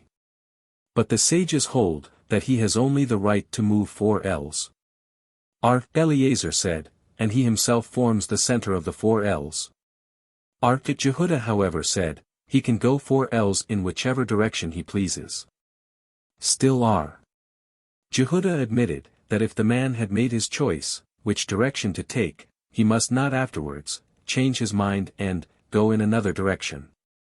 Should there be 2 persons so situated, i.e. form the center of the 4 ells they are allowed to move in, and part of the 4 ells permitted to one is within the limits of the other, they may meet and take their meals together in the center of their joint space. Provided that neither exceed his own limits by going into those of his neighbor. If there are 3 persons so situated and part of the 4 ells occupied by the middle one forms part of the space belonging to each of the other 2, the one situated in the middle is at liberty to meet each of the others. Or each of the others may meet him. But the 2 on each side of him must not meet each other. Said our Simeon, what can this be compared to? 3 courts opening into each other and also opening into public ground. If the 2 outer courts have combined in an Erub with the middle one is at liberty to carry things between the middle court and each of the outer ones, but between the 2 outer courts one must not carry or convey anything. Gemara, we have learned in a Beretha, our Jehuda said, it once happened that our Tarpan while on the road was overtaken by dusk on the eve of Sabbath and stayed outside of the town overnight. In the morning the cattle herders met him and said, Rabbi, the town is not far distant. Enter. So he entered the town, went into the college and lectured all day. Said our Akiba to our Jehuda, wouldst thou cite this as an example? Perhaps it had been the intention of our Tarpan to enter the town previously, i.e., he was within 2,000 ells of it, or the college was included with the legal limits allowed our Tarpan. Such is the decree of our Johanan ben Nori. Rabbah propounded a question, what is the intent of our Johanan's decree? Does he hold that things having no particular owner, if situated at a certain place on the Sabbath, acquire the right to their resting place, i.e., may be carried for a distance of 2,000 ells in any direction? And the Mishnah should have commenced by citing an instance of this kind. Why does it give the instance of a man who had fallen asleep, whom the sages consider the same as a thing having no particular owner? In order to show the firmness of the sages, who, though agreeing that the man when awake, is entitled to 2,000 ells in each direction, whence we might assume that he is entitled to the same privilege when asleep. We are told that such is not the case. Or, in order to show that our Johanan ben Nori does not hold, that a thing having no particular owner acquires the right to be carried for a distance of 2,000 ells in every direction, but that a man when asleep is entitled to this privilege. Merely because he is entitled to it when awake. Said our Joseph, come and hear, we have learned that if rain had fallen on the eve of a festival, the rainwater acquires the right of being carried 2,000 ells in every direction.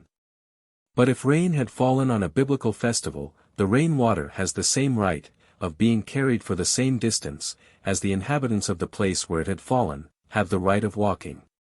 Now, if we say that our Johanan holds that a thing having no particular owner, if situated at a certain place on Sabbath, acquires the right of being carried 2,000 ells in every direction, then the Beretha is in conformity with his opinion. But if we say that he does not hold to that effect, according to whose opinion is the Beretha, certainly not according to that of the sages? Said our Jacob bar Edi in the name of our Jehoshua ben Levi, the halakha prevails according to our Johanan ben Nori. Said our Zerah to our Jacob, didst thou hear our Jehoshua himself declare this, or dost thou merely infer this from another ruling made by him? And he answered, I heard him declare it. What ruling could our Zerah have referred to, which our Jehoshua ben Levi had made. The ruling made by our Jehoshua ben Levi elsewhere, that the halakha always prevails according to the Tana, who makes the laws regarding Erubin more lenient. Why was it necessary for our Jehoshua to make both statements? Said our Zerah, it was necessary, for had he said merely, that the halakha prevails according to our Johanan ben Nori, we might assume that it always prevails thus, whether it be more lenient or more rigorous than another, hence we are told, that the halakha prevails according to the one who is the more lenient regarding the laws of Erubin. Let him say then, that the halakha prevails according to the one who is the more lenient with the laws of Erubin, and that will cover the case of our Johanan who is more lenient. Nay, it was also necessary to make the statement regarding our Johanan exclusively, because it might be assumed that the halakha prevails according to the more lenient interpretation where one opinion is opposed by the opinion of another individual, or where the opinion of a number of sages is opposed by the opinion of another number of sages, but if the opinion of one is opposed by that of a number, the latter opinion prevails whether it be lenient or rigorous. Hence we are told that the opinion of our Johanan ben Nori prevailed although opposed by a number of sages, and from this the rule is adduced that as far as the laws of Erubin are concerned the more lenient halakha prevails even if the opinion of one is opposed by a number of sages. Our Papa, however, said, both statements made by our Jehoshua ben Levi are necessary, because, had he simply stated, that the halakha of the more lenient Tana only prevails, we might have assumed that he referred only to Erubin of courts and not to Erubin of legal limits. Therefore he also stated the case of our Johanan ben Nori in order to demonstrate that he referred also to Erubin of legal limits. Our Ashi said, both statements made by our Jehoshua ben Levi are necessary because, had he only made the statement concerning the halakha of the more lenient Tana, it might have been assumed that he referred to an Erub that had been made for a number of Sabbaths and had gradually dwindled, but not to such Erubin as had been made afresh. Hence he also made the statement concerning our Johanan ben Nori in order to emphasize the fact that the more lenient halakhoth prevail even in the instances of newly made Erubin. 31. Our Jacob and our Vizrika both said, in all instances where our Akiba differs with an individual the halakha prevails according to our Akiba. In all instances where our Jose differs even with a number of sages the halakha prevails according to our Jose, and in all instances where Rabbi differs with an individual, the halakha prevails according to Rabbi. For what purpose is this statement made? Shall we act accordingly or is this merely a vague statement? Our Basi said, yeah. We must act accordingly. Where our Akiba differs with an individual we must act in accordance with our Akiba's opinion, where our Jose differs with a number of sages we must act in conformity with our Jose's opinion. Our Haya bar Abba, however, said, our Jacob and our Zrika did not mean to establish the rule, that the halakha prevails according to the opinions of our Akiba, our Jose and Rabbi, but that they should be given preference wherever possible over their opponents, i.e. if, for instance, a man asks concerning a decree of our Jose, it may be declared valid, but it should not be taught as a rule in the colleges that when a number of sages decide against our Jose the halakha nevertheless prevails according to his opinion. Our Jose bar our Hanina, however, said, not even this should be done. Our Jacob and our Zrika merely assert, that it seems to them that the halakhas should prevail as stated, but not that this should be maintained as a general rule, and if one inclined to their opinion, he cannot be accounted wrong. In the same manner as there is a divergence of opinions concerning the statement of our Jacob and our Zrika, so is there also a dispute concerning the following statement of our Jacob bar Edi in the name of our Johanan, in all instances where our Meir and our Jehuda differ, the halakha prevails according to our Jehuda, wherever our Jehuda and our Jose differ the halakha prevails according to our Jose, and so much more when our Meir and our Jose differ the halakha prevails according to our Jose, for if our Jehuda is given preference over our Meir, and our Jose over our Jehuda, then certainly our Jose has preference over our Meir. Said our Besi, from this I can infer, that where our Jose and our Simeon differ, the halakha prevails according to our Jose, for our Abba said in the name of our Johanan, that wherever our Simeon and our Jehuda differ, the opinion of our Jehuda prevails. As a matter of course, if our Jehuda is given preference over our Simeon, our Jose is certainly more competent authority than our Simeon. The schoolmen propounded a question: how is it, when our Meir and our Simeon differ? This question is not decided. Point 32. Our Masharshia said, all these rules are of no account, i.e., decisions should be made according to the dictates of one's own understanding, for Rab never acted according to such rules. Point 33. Our Jehuda said in the name of Samuel, things belonging to non-Israelites, if situated at a certain place on the Sabbath, do not acquire the right to their resting place. According to whose opinion is this statement? Shall we say, according to the opinion of the sages? This is self-evident. For they hold, that even things having no particular owner do not acquire the right to their resting place, and so much more things belonging to a Gentile, which accordingly possess an owner. Hence we must say, that this is even in accordance with the opinion of our Johanan ben Nori, who says, that things having no particular owner do acquire the right to their resting place, but those, which have an owner, unless he be an Israelite, do not. An objection was made. R.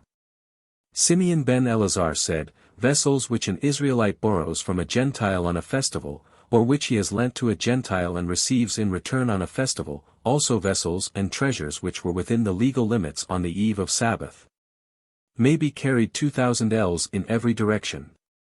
But if a Gentile brought fruit on a Sabbath from beyond the legal limits, it must not be moved from its place.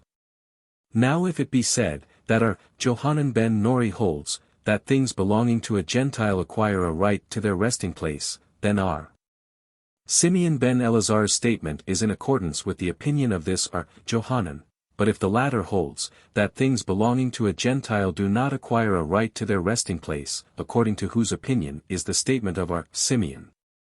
Not according to that of our Johanan nor to that of the sages. Nay, our Johanan may hold, that things belonging to a Gentile do acquire the right to their resting place, and still Samuel quoted the opinion of the sages. But as for this being self-evident, it is not so, for it might be assumed that a precautionary measure should be made in the case of a Gentile owner in order to put them on a par with vessels of an Israelite owner. Therefore we are told that such a precautionary measure is not necessary. Our Haya bar Abhin, however, said in the name of our Johanan, that things belonging to Gentiles do acquire the right to their resting place, as a precautionary measure for things belonging to Israelites. It once happened that rams were brought into the city of Mabrakta on a festival. Rabbah allowed the inhabitants of the city of Mahutza, which adjoined the other city, to buy them and take them home. Said Rabina to Rabbah, why didst thou permit this? Because thou holdest to the opinion of Samuel, that things belonging to Gentiles do not acquire the right to their resting place, but the rule is, that where Samuel and our Johanan differ, the opinion of our Johanan prevails, and our Johanan holds, that things belonging to Gentiles do acquire the right to their resting place on Sabbath. Thereupon Rabbah said, let the rams be sold to the inhabitants of Mabrakta. For that city is to the rams as 4 ells, being equal to the case of where a man was brought into a pen or a fold against his will and may in consequence traverse the entire extent of the pen or fold, as if they were only 4 ells. R. Haya taught, if the legal limits of 2 cities terminated in the water and a partition was made to denote the place where they met, by means of a fishing net, it is not sufficient. For an iron partition is necessary in order that the water of both limits should not mingle. Our Jose bar Hanina laughed at this teaching. Why did he laugh at it? Because Rab decreed, that the sages were very lenient with all things pertaining to water, see page 24. But the sages hold, that he has only the right to move 4 ells. Is our Jehuda not of the same opinion as the first Tana? Said Rabbah, nay. They differ to the extent of 8 square ells. The sages hold that he may go 4 ells in every direction, that is, in all, 8 square ells, but our Jehuda says, that he may go only 4 ells in one direction. We have also learned to this effect in a Beretha, he may move in 8 square ells, so saith our Meir. Said Rabbah, they differ as to the extent that the man may traverse, but as for carrying things all agree, that he may do so only for a distance of 4 ells. The questions seem to be centered in 4 ells. Whence do we derive these 4 ells? As we have learned in a Beretha, from the passage, Exodus 16:29, remain ye, every man in his place, etc. By his place is meant the size of his body. What is the size? 3 ells, and 1 ell additional in case he wishes to stretch his limbs. So said our Meir.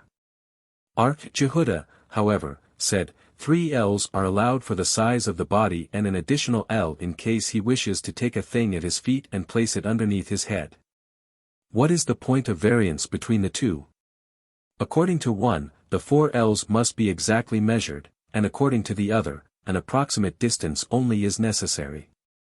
Our Mesharshia said to his son, when thou goest to see our Papa, ask him whether the 4 ells are measured proportionately to the size of the man concerned or whether they are the holy ells, i.e., ells measuring 6 spans. If he should tell thee, that the holy ells are meant, what should a man do who is as tall as Og, king of Bashan, and if he should tell thee, that the proportionate ells are meant, why were the 4 ells not included in the Beretha, which teaches that all things should be reckoned according to the proportionate ells? When the son of our Mesharshia came to our Papa, he was told, if we were to learn the Talmud in this manner, i.e., if we were so particular as to details, we would never be able to learn anything. Certainly proportionate ells are meant, and the reason the Beretha does not mention them, is because it was not quite certain, and there may chance to be a dwarf, whose legal for ells the Beretha did not feel justified in diminishing. But between the 2 outer courts one must not carry anything. Why should this not be permitted? If both of the outer courts and the middle one have combined in one Erub, they are regarded as one court. Said our Jehuda, in this instance a case is referred to, where the middle court deposited an Erub in each of the outer courts, hence the 2 outer courts have no connection with each other.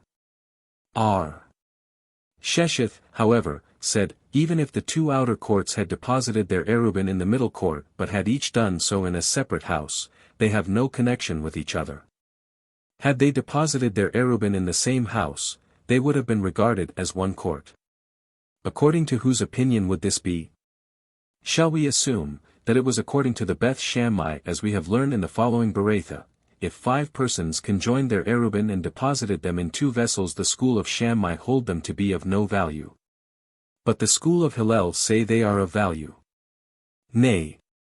This latter opinion is even in conformity with the school of Hillel who, while maintaining, that if the Erubin had been deposited in separate vessels the connection would be consummated, may hold that if this was done in separate houses the connection is not valid.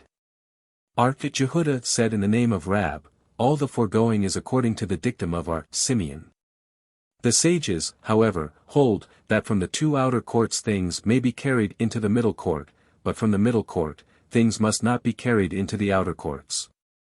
Provided no Erub had been made, for 1 court may serve for 2 others, but 2 must not be utilized by 1. And our Jehuda goes on to state, when I made this statement before Samuel, he said, even this is in accordance with the dictum of our Simeon, but the sages hold, that neither of the 3 courts may be made use of. The following Beretha is in support of the dictum of Samuel as quoted by our Jehuda. Our Simeon said, what can this be compared to? 3 courts opening into each other and also opening into public ground. If the 2 outer courts had combined in an Erub with the middle one, a man is at liberty to carry victuals from either of the outer courts into the middle court and eat them. Then remove the remainder, but a man of the middle court must not carry things into the outer courts. The sages however said, no connection is permitted between the 3 courts. Samuel in making this statement holds to his theory advanced elsewhere, if there is a court between 2 entries, and an Erub was made by the court with both entries.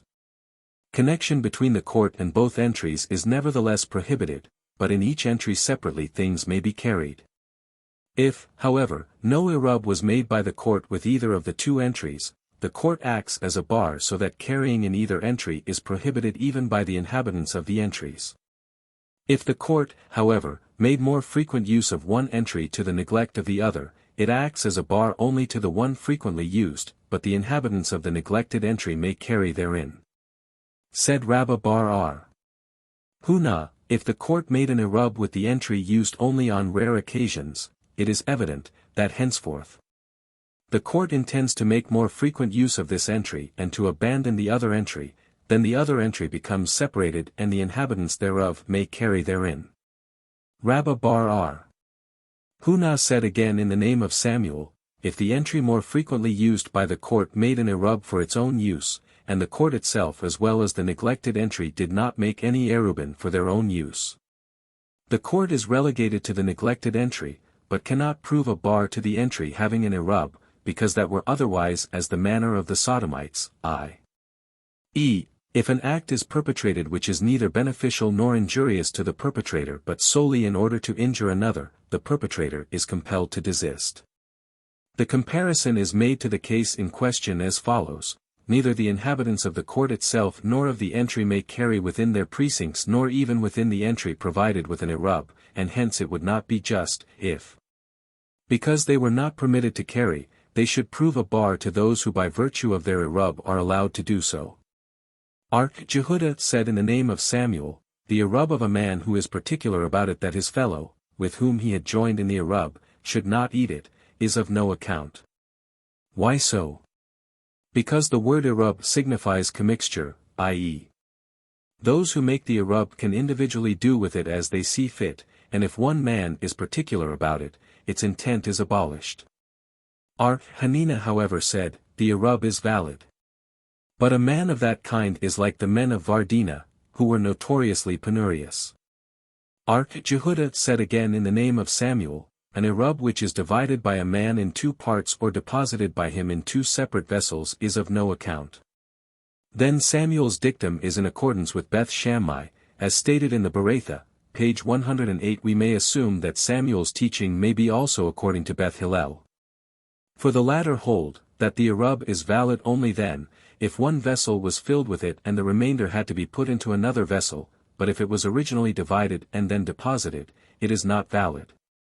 Samuel said, the virtual intent of the Erub is, that by mutual interchange of articles, the right to the ground is bought and sold. Why then are eatables necessary? Could it not have been permitted to make an Erub with money? Because, as a usual thing on the eve of Sabbath money is scarce. If that is so, then why should an Erub that had been made with money not be valid? This is merely a precautionary measure, lest it should be said that the main principle of an Erub is money, and in the case of a lack of money, eatables will not be used in its stead, and thus the law of Erubin will sink into oblivion. Rabbah, however, said, that the Erub signifies, that wherever the victuals have been deposited, there the man resides, i.e., wherever a man's bread is, there is also his domicile. What is the point of difference between Samuel and Rabbah? The points of difference are as follows: a vessel of any value, victuals worth less than a prutah, a coin of minimum value, and a minor. According to Samuel a vessel having a market value may be used, but according to Rabbah it does not follow that if it is deposited in a certain place the owner resides there, hence it must not be used. Victuals worth less than a prutah, according to Samuel, not having a market value, must not be used, but according to Rabbah, being eatables, may be deposited. A minor, according to Samuel, cannot be commissioned to act because no money consideration can be entrusted to him, and according to Rabbah where he only gathers the material for the Erub, he may be commissioned to act. Said Rabbah in the name of R. Hama bar Guriah, quoting Rab, the halakha prevails according to R. Simeon. Mishnah, should a man, when overtaken by dusk on the road, on the eve of Sabbath, single out a tree or a hedge and say, I will take my Sabbath rest underneath it, legally, he has said nothing. But if he says, I will take my Sabbath rest at its base, he may go from the spot on which he stands to the base of the tree or hedge 2,000 ells and thence to his domicile 2,000 ells more. Thus it may be seen, that a man may go 4,000 ells after dark, on Sabbath. If he cannot single out a tree or a hedge or is not conversant with the halakha, covering his case, and says, I will take my Sabbath rest on the place where I stand. The spot upon which he stands, virtually, gives him 2,000 ells in any direction. In a circle, according to the dictum of our Hanina ben Antigonus, but the sages hold, that he has 2,000 ells in a square, so as to enable him to take advantage of the angles. This rule is explanatory to the saying, of the sages, the poor prepare their erubs with their feet. Our Mayor said, this rule is applied only to the poor, but our Jehuda replied, it applies to poor and rich both. Inasmuch as the Erub to be made with bread was only decreed in order to render its observance easier for the wealthy, so that they should not be compelled to go out and prepare the Erub with their own feet. Gemara, what is meant by, legally he has said nothing?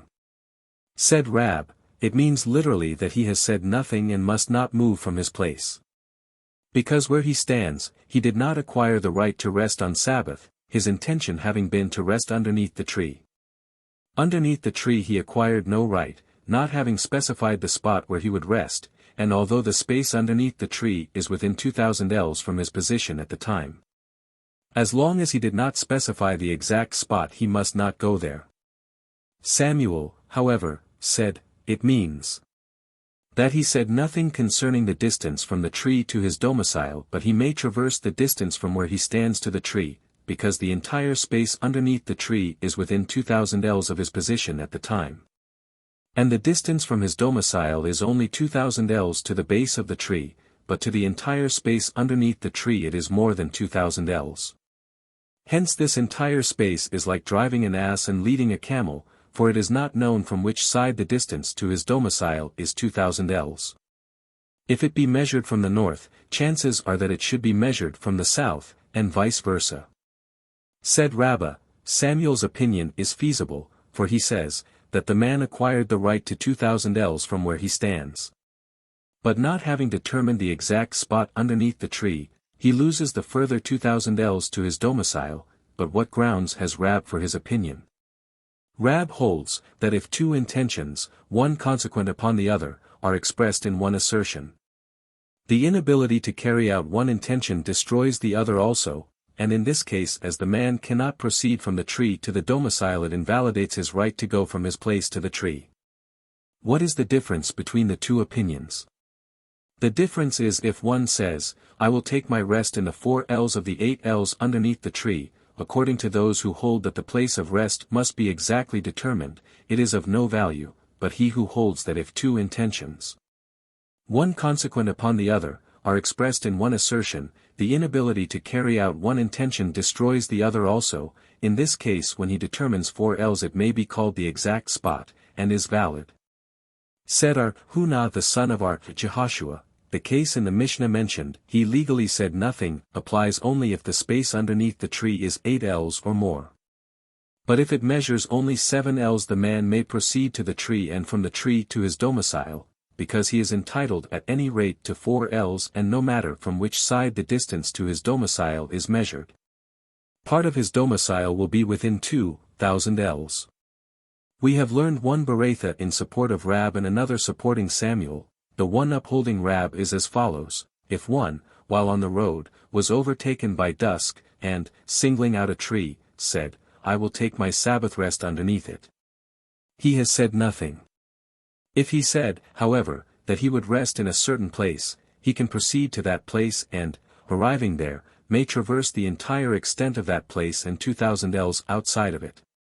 When may he do so? If he designated a particular place, i.e., if he designated a sand heap 10 spans high, or a valley 10 spans deep, and from 4 ells to 2 saws capacity wide. But if he did not previously designate the place or there was no such place in existence, he may only move 4 ells from where he is situated at the time. If there were 2 men, one of whom could designate the place and the other could not, the latter may invest the former with the right to select the place for him and he, the former, may act accordingly. This is the case only if the man designates the 4 ells where he desires to rest, but if he does not, he must not move from his place. The Bereitha upholding Samuel is as follows: if a man made an error and deposited his Erub in two directions, or if a man thought that it was allowed to make two Erubin and go in one direction in the morning and in another in the afternoon. Or if a man said to his servants, "Make an Erub for me," without specifying the place for it, and one of them made the Erub in the north and the other in the south. The man may go south for a distance of 2,000 ells minus the distance from his house to the Erub on the north, or may go north for a distance of 2,000 ells minus the distance from his house to the Erub on the south. If the house was midway between the two Erubin, however, i.e., the two Erubin were placed equidistant from the house 2,000 ells, he must not move beyond his house. If he says, "I will take my Sabbath rest at its base," etc. Said Rabbah, being overtaken by dusk signifies, that if the man walked slowly he could not reach the tree before dusk, but if he ran speedily he could reach the base of the tree. Rabbah and Joseph were on the road, said Rabbah to Joseph, "We will rest underneath the tree that tolerates good fellowship." And according to another version he said, "We will rest underneath the tree that honorably acquits itself of its dues, i.e., that bears quantities of fruit and thus pays its dues." Said Joseph, "I know not of such a tree." Answered Rabbah, "Depend upon me," as a Bereitha stated, Jose said, "If there be two men, one of whom could designate the place and the other could not, the latter may invest the former with the right to select the place for him, and he, the former, may say, 'There shall we rest.' In truth this is not so." Jose never said this, but Rabbah asserted this in the name of Jose so that Joseph should listen to him, for it was known that Jose was final authority and that the halakkas prevailed according to his opinion. If he cannot single out a tree or is not conversant with the halakha. From what biblical passage is all this talk about 2,000 ells adduced?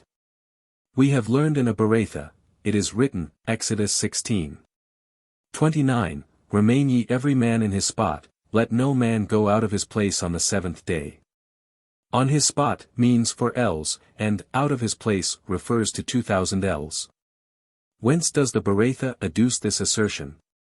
Said Hista, because it is written, Numbers 35:5, "And ye shall measure from without the city on the east side 2,000 ells, etc."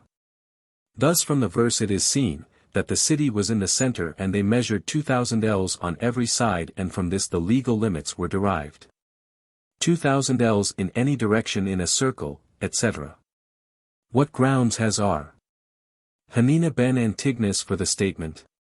If he agrees to the interpretation of the passage quoted, he should have said in a square, for so the passage determines, and if he does not hold to the passage at all, whence does he adduce 2,000 ells in general? He holds to the interpretation of the passage quoted, but the end of the same verse reads, "This shall be to them the open spaces of cities," and he declares, that for the purpose of the verse it should be in a square. But for Sabbath it should not be in a square. Whence do the sages adduce that the 2,000 ells should be in a square? The sages hold with Hananiah, who taught, that, "This shall be to them," should read as this, and as this should be all the legal limits of the Sabbath.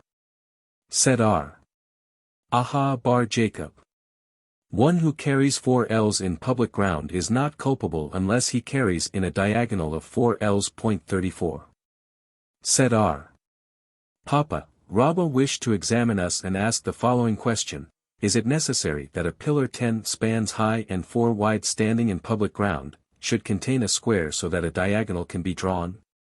We answered, is this not the same as the teaching of Hananiah, which states as this should be all the legal limits of Sabbath? Mayor said, this rule is applied only to the poor, etc. Said Naaman, the point of difference between Mayor and Jehudah is where a man says, I will rest in my place, where I am standing. Mayor holds, that the principal thing to be used for an Erub is bread, and for the poor man, who has no bread with him, it is made easier. The rich man, however, has no right to do so, but Jehudah holds, that the principal way to make an Erub is to make it with one's feet, whether the man be poor or rich, but concerning the designation of a tree or a certain place for a Sabbath rest while traveling, all agree. That it is allowed for a poor man but not for a rich man. The statement in the Mishnah, this rule is explanatory to the saying, means to say that the saying is that of our mayor, and what does it refer to? To the previous clause in the Mishnah, if he cannot single out a tree or is not conversant with the halakha. The teaching, for the poor man who has no bread with him, it is made easier, is that of our Jehuda. R. Hista, however, said, on the contrary. R. Mayor and R. Jehuda differ only as to the designation of a certain place for the Sabbath rest, the former holding, that for a poor man this is allowed, but not for a rich man, and the latter holding that it is permitted for both. But all agree that as for resting in one's place where he stands it is allowed to both rich and poor, because the principal way of effecting an Erub is with one's feet. The statement of the Mishnah, this rule is explanatory to the saying, refers to a man who was overtaken by dusk, while the teaching, for the poor man who has no bread, it is made easier, is according to the opinion of all. We have learned a beretha in support of our naman, be it a poor man or a rich man, an Erub should be effected with bread. A rich man should not go out to the legal limits and say, here will I take my Sabbath rest, because this is allowed only to one who was overtaken by dusk on the road, so saith Meir. R. Jehuda, however, said, be it a poor man or a rich man, the Erub should be effected with the feet, and a rich man may go out to the legal limits and take his Sabbath rest there, because the principal manner of effecting an Erub is with the feet. To the householder, however, the sage is allowed to send a servant, a son, or any other messenger, to make the Erub in his stead, in order to make it easier for him, and R. Jehuda said again, it happened to the men of the house of Mammel and of the house of Gurion in the city of Arumah who would distribute figs and raisins during years of famine, that the poor of the villages of Shehin and Hananiah would come on the eve of Sabbath to the legal limits, remain there overnight, and on the morrow would enter the city of Arumah and receive their share. Our Hiah bar Ashi taught Hiah the son of Rab in the presence of Rab, be he a rich man or a poor man. Said Rab to him, add to this teaching, that the halakha prevails according to our Jehuda. Rabba bar R. Hanan generally went on the Sabbath from Artibna to Pumbeditha. Once, while on the way he said, I will take my Sabbath rest in Sintha, a small hamlet between the two towns. Said Abayi to him, why dost thou say this, because thou knowest, that where our mayor differs with our Jehuda the halakha prevails according to our Jehuda, and besides, thou art of the opinion of our Hista, who holds, that they differ only concerning the designation of a certain place for the Sabbath rest, but did not our Naman explain to the contrary, and have we not a beretha in support of our Naman? Answered Rabba bar R. Hanan, henceforth I shall not do this again. Rami bar Hama asked, it was said, that one who made an Erub by means of his feet, has 4 ells for himself besides the 2,000 allowed him. What is the law concerning one who had sent bread to make the Erub? Has he the extra 4 ells or not? Said Rabbah, come and hear, the Mishnah states that the Erub was to be made with bread only to make it easier for the wealthy. If we should say, that he has not the 4 ells, it will not be made easier for the wealthy, but on the contrary stricter. It will not be stricter. For he would rather lose the 4 ells and be enabled to send a messenger in his stead than to go himself. Mishnah, if a man, on the eve of Sabbath, had been dispatched by his townsmen to combine by an Erub a town, or village in the vicinity, and was subsequently induced by a neighbor to go back, before completing his errand, he is permitted to go to the place in question, nevertheless. All his townsmen, however, are forbidden to go thither. Such is the dictum of our Jehuda, but our mayor said, one who can prepare an Erub and does not prepare it, is, like one driving, an ass and, leading, a camel, at the same time. Gemara, what difference is there between the man and his townsman? Said our Huna, this is a case of where a man possessed 2 houses which had 2 legal limits between them, i.e. they were 4,000 ells apart, and the man went out on the road without taking bread along. He is then considered as a poor man. And in consequence made his Erub wherever he was with his feet, but his townsmen who sent him to make the Erub are regarded as wealthy, and their Erub not having been effected are not allowed to go out. We learned a Beretha supporting this teaching: one who has two houses between which there are two legal limits makes the Erub valid as soon as he starts out on the way from one to the other, such is the dictum of our Jehuda. Moreover, said R. Hosea the son of R.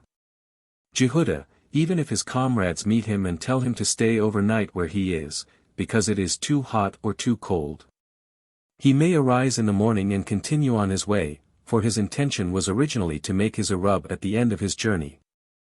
Said Rabbah, all agree that a man may continue his journey after remaining at a certain place overnight, if he had been persuaded to interrupt his journey by another, but if he did so of his own accord, he must not continue on his way, because he may have changed his original intention. Wherein they differ is, if the man was persuaded to remain at a certain place before commencing his journey. According to one, his Erub is invalid as long as he had not yet started, and according to the other, it is valid because the intention originally existed. R. Joseph, however, said, all agree that one must start on the journey, otherwise his Erub is not valid, but they differ in a case of a man having been persuaded to stop over at a certain place or doing so of his own accord. One holds, that if he stopped over of his own accord, he may have changed his original intention and hence his Erub is not valid, while the other maintains, that as long as he had started, it does not matter. R. Jehuda bar Ishta brought a basket of fruit to our Nathan bar Oshia on the eve of Sabbath, and the distance from his house to that of our Nathan was 4,000 ells. He started to return, and our Nathan let him go as far as the first step and then said to him, remain here overnight. On the morrow, he arose and returned to his home. But our Mayor said, one who can prepare an Erub, etc. Have we not learned already in a Mishnah, of the 3rd chapter, that our Mayor and our Jehuda both said, if an Erub is doubtful, this is, like driving an ass, and leading a camel. Said our Shesheth, it might be assumed that the reason of our Mayor's opinion is that only in the case of a doubtful Erub, it is a case of an ass and a camel, but if it is known to a certainty that no Erub was made, such is not the case, but it is positively forbidden. Hence we are given to understand that even where it is certain that the Erub was not made, it is also a case of an ass and a camel, because the Mishnah cites a case where it is certain that no Erub was made. Mishnah, if one went beyond the legal limit even a single el, he must not go back the entire distance. Our Eliezer said, if he went 2 ells beyond the limit he may go back, but if 3 ells, he must not. Gemara, said our Hanina, if a man had 1 foot within the limit and the other foot outside he may enter, because it is written, Isaiah 58. 13, if thou restrain thy feet for the sake of the Sabbath, and we read, thy feet, and as 1 foot was still within the limit, it cannot be said, that he had restrained his feet. We have learned, however, in another Beretha, that he must not enter. R. Hanina holds according to the opinion of the anonymous teachers, who maintain in still another Beretha, that wherever the greater part of the body of a man is situated, there is his place. R. Eliezer said, if he went 2 ells, etc. Did we not learn in a Beretha, that our Eliezer said, if he went 1 el beyond the limit he may go back, but if he went 2 ells, he must not? This presents no difficulty. Our Mishnah refers to a case where he had overstepped 1 el and remained exactly 2 ells beyond, while the Beretha refers to one who had overstepped 2 ells and was already in the 3rd. Did we not learn in another Beretha, that our Eliezer said, even if he had stepped out 1 el, he must not re-enter? This Beretha refers to the one who measured the legal distance, as is stated in the last Mishnah of the next chapter, which will be explained then and there. Mishnah, one who was overtaken by dusk 1 el outside of the legal limit must not re-enter the town. R. Simeon, however, said, even if one was 15 ells beyond the limit, he may go back, as the land surveyors who establish the limits, are not very exact in their measurements and allowance is made for those who might err. Gemara, we have learned in a Beretha, it sometimes happens that the land surveyors forget their mark and go beyond the distance. Town boundaries and legal limits.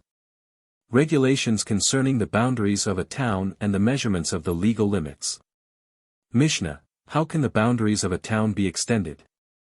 If one house recede from the city wall and another project, or if a ruin recede or project, or if fragments of a wall 10 spans high lie beyond the walls, or if there be any bridges or cemeteries, with dwelling houses thereon. The measurement of a town is commenced on a level with them. And the whole is formed into a square, in order to gain the angles. Gemara, R. Johanan said, For 18 days I lived with Oshia the Great and did not learn but one thing concerning this Mishnah, namely, the Mishnah should not read, How can the boundaries of a town be extended, but how can they be district? 35 This is not so. Did not our Johanan once assert, that during his stay with Oshia the Great for 18 days he learned to know the heart and wisdom of each one of Oshia's 12 disciples? He says only that he learned but one thing concerning this Mishnah, but aside from that, he learned many other things. Our Johanan said again, when we were studying the law at Oshia's we sate 4 men to 1 el. Rabbi said, when we studied at our Elazar ben Shamua's college we sate 6 men to 1 el. Our Johanan said once more, as our Meir was in his generation so was our Oshia the Great in his day. As with our Meir, the colleagues of his day, could never arrive at his final decisions, so was it also with Oshia. His colleagues could also never fathom his ultimate conclusions. R. Johanan said again, the hearts of the first sages were as broad as the porch of the temple and those of the later sages were as broad as the gates of the temple, but our hearts are as narrow as the eye of a sewing needle. Whom does he refer to as the first sages? R. Akiba. Whom as the later sages? R. Elazar bar Shamua, and according to another version he refers to our Elazar ben Shamua and Oshia the Great respectively. Said Abai, we are as a nail driven in a hard wall as far as explanations are concerned, i.e., we understand but little of what we hear, and that with difficulty. Said Rabbah, we are also like a finger pushed into a cake of wax, meaning we are so dull of comprehension where comparisons are concerned, that but as little remains with us as with the finger that has been pulled out from the wax. Said R. Ashi, and we may say, that it is as easy for us to forget what we have learned as it is to put our finger in the hole of a well. R. Jehudah said in the name of Rab, the children of Judea who paid strict attention to the words of their masters and propounded many questions retained all they learned. The Galileans, however, who did not pay strict attention to the language of their masters, and did not question them, did not retain anything. The Judeans learned from one master, hence they remembered what they learned. But the Galileans had many teachers and in consequence they did not retain anything. Rabina said, the Judeans taught every tract they had themselves mastered to others, hence they retained their knowledge. Because teaching others improves one's own learning, the Galileans, however, did not do this and in consequence their knowledge forsook them. Of David who taught others it is said, Psalms 6:74, those that fear thee will see me and be rejoiced, but of Saul, who did not teach others, it is said, 1 Samuel 14:471, and whithersoever he turned himself, he caused terror. Said R. Johanan, whence do I know, that the Lord forgave Saul for the sin of massacring the priests of the city of Nev? Because Samuel's spirit said unto him, on the morrow, thou and thy children shall be with me. What is meant by, with me? That means in the same place as Samuel, and as Samuel was a righteous man and certainly in paradise, so Saul must have been forgiven in order to share Samuel's abode. R. Jehoshua ben Hananiah said, I was never disconcerted in my life except by a woman, a boy, and a little girl. The instance of the woman occurred in this wise, I at one time resided at the house of a widow. At table she set before me a plate of beans and I ate it up leaving nothing. On the second day she gave me the same dish which I also consumed entirely. On the third day she made the dish too salt and after tasting it I naturally stopped and left it alone. Said she to me, Rabbi, why dost thou not eat? And I answered, that I had already eaten during the day. She then rejoined, Thou shouldst have eaten less bread, and continued, Perhaps because thou didst not leave any pia 36 on the first 2 days, thou dost leave it now to serve for all 3. For have not our sages decreed, that no pia need be left in the cooking pot, but some should be left in the plate on which the dish is served? The instance of the little girl happened as follows. Once I was traveling on a road and seeing a beaten path leading across a meadow, I took that path. Said a little girl to me, Rabbi, is this not a meadow that thou art crossing? And I answered, Is this not a beaten path? And she answered, Yea, such robbers as thou art have made it a beaten path. As for the affair with the little boy, it happened thus. Once while on the road I noticed a child sitting at a crossroad. I asked him, which road led to the city, and he answered, This road is the shorter but at the same time the longer, and this one is long but nevertheless short. I took the shorter road that was at the same time the longer. When I came to the city, I saw the entrance to the city at that point was surrounded by gardens and vineyards, so that I had to retrace my steps. Said I to the child at the crossroad, Didst thou not say that this was the short route? And he answered, Did I not also tell thee that it was a long route? I then kissed him on the forehead and remarked, Well is thee, Israel, that all thy children are wise, both great and small. Our Jose the Galilean was traveling on the road. He met Brewery, the wife of our mayor, and asked her, Which way must we take to the city of Lud? She answered, Thou Galilean fool! Did not our sages say, that thou shouldst not converse much with a woman? Thou shouldst have asked, Which way to Lud? The same Brewery once found a young scholar learning quietly to himself. She scolded him and said, It is written, 2 Samuel 23.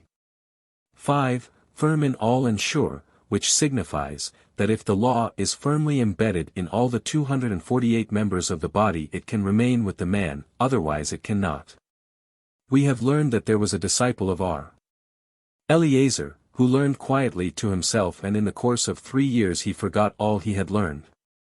Said Samuel to our Jehudah, Thou sagacious one, open thy mouth, when thou readest and also when thou learnest, and then may it come to pass, that thou shalt live long, as it is written, Proverbs 4:22, For they are life unto every one of those that find them, and to all his body a healing. Do not read, that find them, but that make them a find for others, that is by pronouncing them with the mouth others will hear them and be benefited. Samuel said again to our Jehudah, Thou sagacious one, as long as thou hast any money, eat and drink, for the world which we leave behind is like a wedding feast, it is soon over, and in the next world, thou wilt not be able to do this. Rab said to our Hamnana, My son, if thou hast the wherewith to do thyself good, do so, for in the grave there is no pleasure and there is no fixed time for death, and if thou shouldst wish to say, I will leave my children sufficient to live on when I am in my grave, who can assure thee, that they will keep it? For men are like grass in the field, some spring up and have everything prepared for them while others fade and have nothing. R. Jehoshua ben Levi said, One who travels on the road and has no companion, should study the law, as it is written, Proverbs 9, For a wreath of grace are they unto thy head, and chains for thy throat. If a man have a headache, he should study the law, for it is a wreath of grace unto his head. If his throat be sore, he should study the law, for it is a chain for his throat. If thy stomach hurt thee, do likewise, for it is written, Ibid 3:8, It will be healing to thy travel, body, and also if thy bones ache, for it says further, Ibid, and marrow to thy bones. Likewise one who has pains in any part of his body should study the law, for it is written, Ibid 4:22, and to all his body a healing.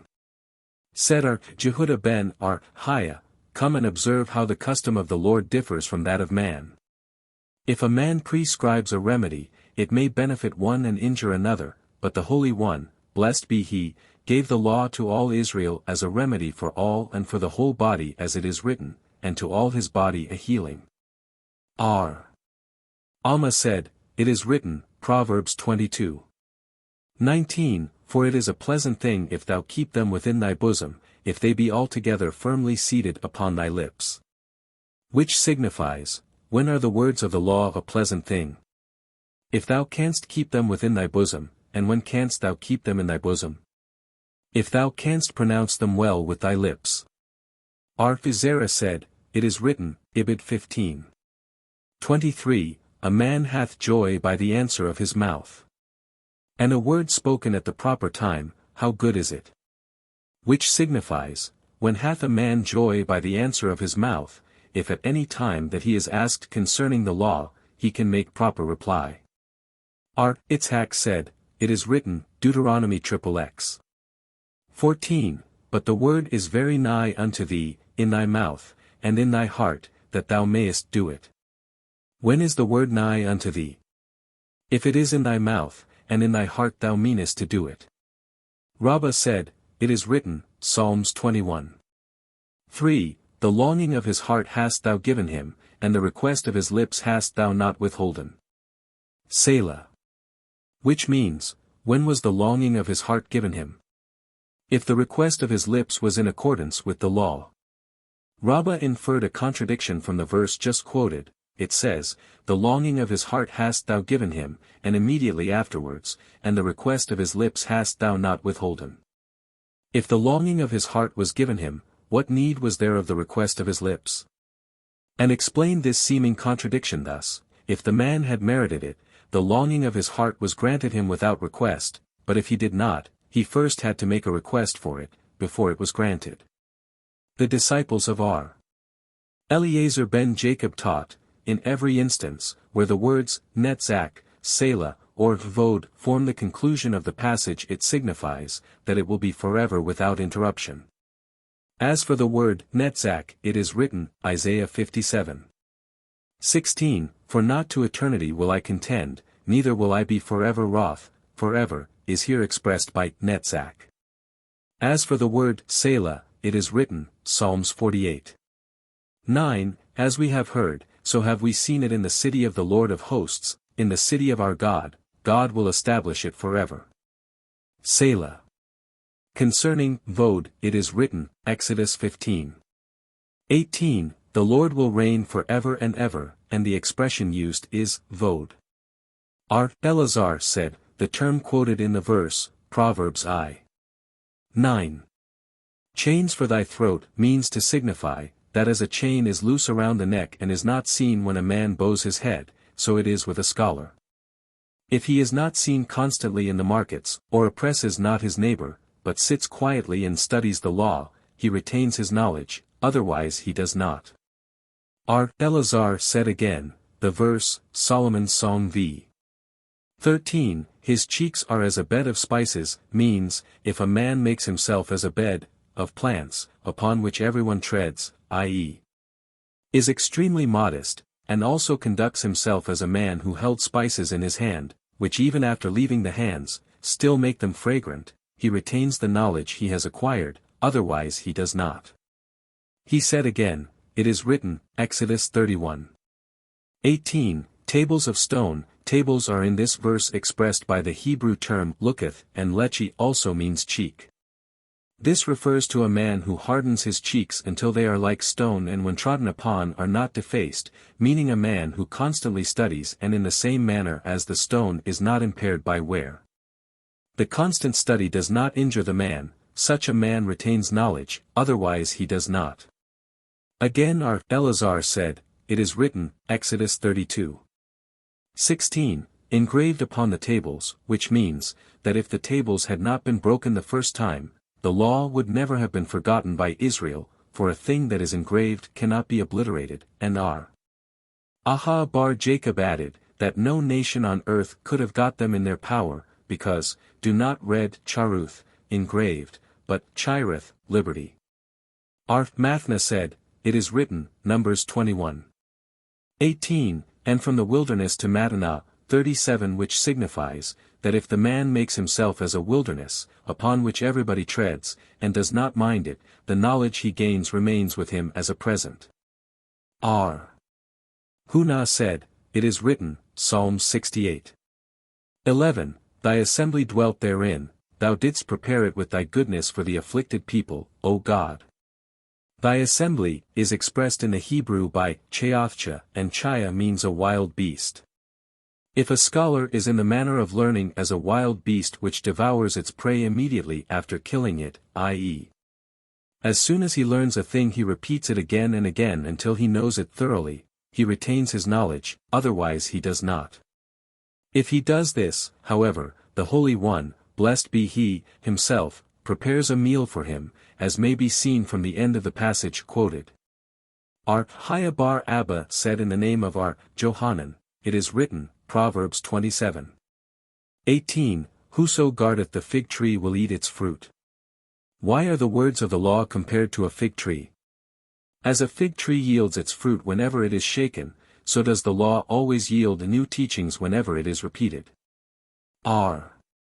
Samuel ben Namani said, it is written, Proverbs v. 19, Let her bosom satisfy thee abundantly at all times. Why is the law compared to a bosom? Because as at all times when the child desires to suck, the bosom yields its milk, so does the law yield its teachings every time it is perused. Further, it is written, Ibid, with her love be thou ravished 38 continually. This means to imply as was said of our Eleazar ben Dath, that when he was studying the law in the lower market of Sepphoris, his clothes were frequently found in the upper market. So engrossed was he in his studies, that he did not even miss his clothes. Said our Itzhak ben Eliezer, once a man attempted to steal the clothes of this our Eliezer and found an adder lying on top of them. The disciples of R. Anan taught, it is written, Judges v. 10, Ye that ride on white asses, ye that sit in judgment, and ye who walk on the way, utter praise. That ride on white asses refers to scholars who go from town to town and from country to country to teach the law and who make it clear as daylight. That sit in judgment refers to those who give a just verdict which is truly just. Who walk refers to those who study the Bible, on the way refers to the students of the Mishnah, and utter praise refers to the students of the Talmud, whose every utterance is concerning the law. R. Shesby said in the name of R. Eleazar ben Azariah, it is written, Proverbs 12:27, The indolent roasteth not that which he hath caught in hunting.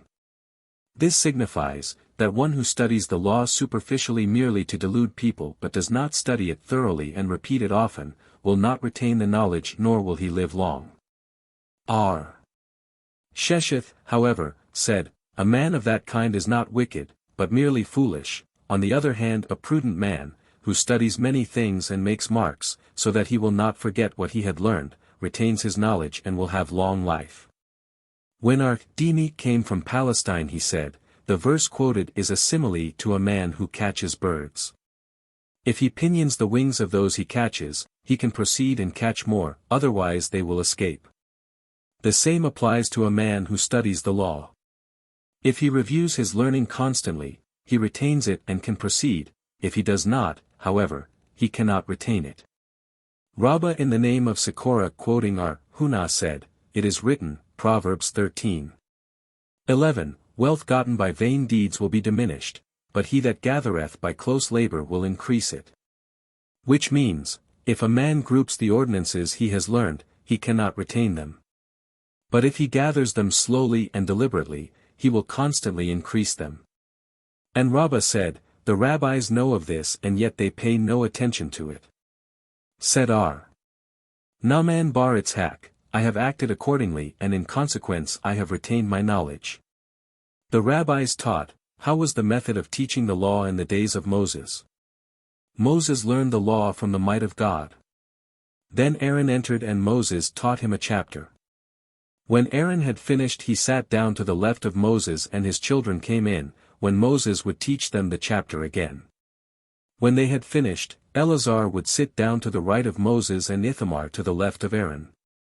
Jehudah, however, said that Aaron would always sit to the right of Moses after his children had finished. Following the sons of Aaron would come the elders of Israel and Moses would repeat the chapter to them. After the elders had finished, the rest of the Israelites who wished to learn would enter and would learn the same chapter. Thus we see, that Aaron heard the same chapter 4 times, his sons 3 times, the elders twice, and the rest of the people once. After the last reading Moses would depart and Aaron would again repeat the chapter to the others. Then he would depart and his children would teach the chapter, after them the elders would do so, so that no one heard it less than 4 times. From this R. Eleazar deduced, that every teacher should recite his teaching to his disciples 4 times, holding that as Aaron who learned from Moses, who in turn learned from the might of God, had to learn one thing 4 times, so much more ought an ordinary man to do so when learning from another. R. Akiba, however, said, whence do we adduce, that a teacher should teach his disciple until the latter knows the lesson thoroughly? From the verse, Deuteronomy 31:19, Now therefore write ye for yourselves this song, and teach it the children of Israel, and whence do we infer, that a disciple must be taught until he can impart the teaching to others? From what is written further, Ibid. Put it in their mouth, and whence do we know, that if the reasons for the teaching can be given, this must be done? From the verse, Exodus 21:1, And these are the laws of justice which thou shalt set before them, and by setting before them is meant that they must be thoroughly explained. Why did not all learn directly from Moses? In order to show honor to Aaron, his children and the elders. If that be so, let Aaron learn it from Moses, Aaron's children from Aaron, and the elders from the children, then the people from the elders. Because Moses learned from the might of God, all wished to hear it from him. R. Preida had a disciple, whom he would teach a thing 400 times and then the disciple would understand it. One day R. Preida was invited to attend the celebration of a circumcision, and as he was just teaching his disciple, he finished the teaching for the 400th time, but still the disciple did not understand. So he asked him, What is the difficulty? And the disciple replied, that from the moment the master was invited to the celebration, he could not pay proper attention, thinking that every moment he would be going away. So R. Preida said, Pay proper attention and I will teach thee again, and he accordingly repeated the teaching another 400 times. A heavenly voice was heard at that time which said, What wouldst thou rather, that thou live another 400 years, or that thou and the entire generation in which thou livest should be given a share in the world to come? R. Preida answered, I would rather accept the latter proposition. Said the Holy One, Blessed be he, give him both. R. Hista said, The law cannot be retained except through signs, as it is written, as quoted previously, put it in their mouth. Read, put it with signs in their mouth. R. Taklifa of Palestine heard this and on his arrival home repeated it in the presence of R. Abahu. Said R. Abahu, Ye learn this from that verse, but we derive the same from the verse, Jeremiah 31:21, Set thyself up waymarks, meaning, set up waymarks to the law. This is in accordance with the dictum of Abdimi bar Hama bar Dosa, viz., it is written, Deuteronomy XXX. 12, It is not in heaven, meaning if it were even in heaven, one would have to get it from there, and, Ibid 13, Neither is it beyond the sea, implies that even were it beyond the sea, one would have to go after it there. Rabbah, however, said, It is not in heaven means, that knowledge cannot be found in a man who holds himself as high as heaven. And neither is it beyond the sea means, that knowledge cannot be found in a man who considers his opinions as vast as the sea. R. Johanan said the first statement refers to those who are great in their own estimation, and the last statement to those who ply the seas and are constantly engaged in traffic. The rabbis taught, how are the boundaries of a town extended? A town that is oblong remains as it is. A town in the form of a circle is provided with corners. One that is in the form of a square need not be made equiangular. If it was narrow on one side and wide on another, it must be made even all around, through the formation of a parallelogram. If a house or row of buildings protruded from one of the walls of the town, a straight line is drawn from the extreme end of such protruding buildings parallel to the wall, and thence 2,000 ells are measured. If the town was in the form of an arch or a right angle, it should be considered as if the entire space enclosed by the arch or right angle were filled with houses, and 2,000 ells should be measured from the extreme ends. R. Huna said, if a town was in the form of an arch and the distance between the two ends of the arch was less than 4,000 ells, the enclosed space is considered as filled with houses and 2,000 ells may be measured from the extreme ends. If the distance was more than 4,000 ells, the 2,000 ells must be measured from the center of the arch. What distance should a man have from his house to the end whence the 2,000 ells are measured? Rabba bar R. Huna said, 2,000 ells, and Rabba the son of Rabba bar R. Huna said, even more than 2,000 ells. Said Abai, it seems to me that the latter opinion is correct, because, if the man chose, he could go through all the houses in the arch to that end. Then why should he not be permitted to cross over the space between his house and the end of the arch? Or if fragments of a wall 10 spans high, etc. What is meant by this? Ark Jehudah said, this means, if there were 3 partitions without a roof. A question was propounded, how was it if there were 2 partitions with a roof? Come and hear, these are the things that are counted in together with the town, a monument covering 4 square ells, a bridge, a mausoleum, a synagogue that has a dwelling for an attendant, a church with a vestry, stables, and barns that have a dwelling attached for the keeper, huts in the field and houses built on islands of a lake, which are not more than 70 2/3 ells away from the town. All these are counted in together with the town, and following are the things that must not be counted in with the town, a monument partly demolished on both sides, a bridge, a burying ground without a dwelling on it, a synagogue or church that has no dwelling for the sextons, a stable or barn that has no dwelling for the keeper, a pit, a cavern, a fence, a dovecot, and a boathouse. All these are not counted in with the town. We see then, that a monument which had been partially destroyed on both sides, must not be counted in with the town. Must we not assume that it still retained its roof? Nay, this refers to a monument that did not retain its roof. Of what use is a house built on an island? Said our Papa. Those houses are used to unload the utensils of a ship. It is said, a cavern is not to be counted in with the town. Did not our Haya teach that it should? Said Abai, our Haya refers to a cavern, that has a building above it. If that is the case, why mention the cavern? The building itself must be counted in. Here the meaning is, if a building was above the cavern, no matter how far the cavern extended, it is regarded as a foundation for the house and should be counted in. R.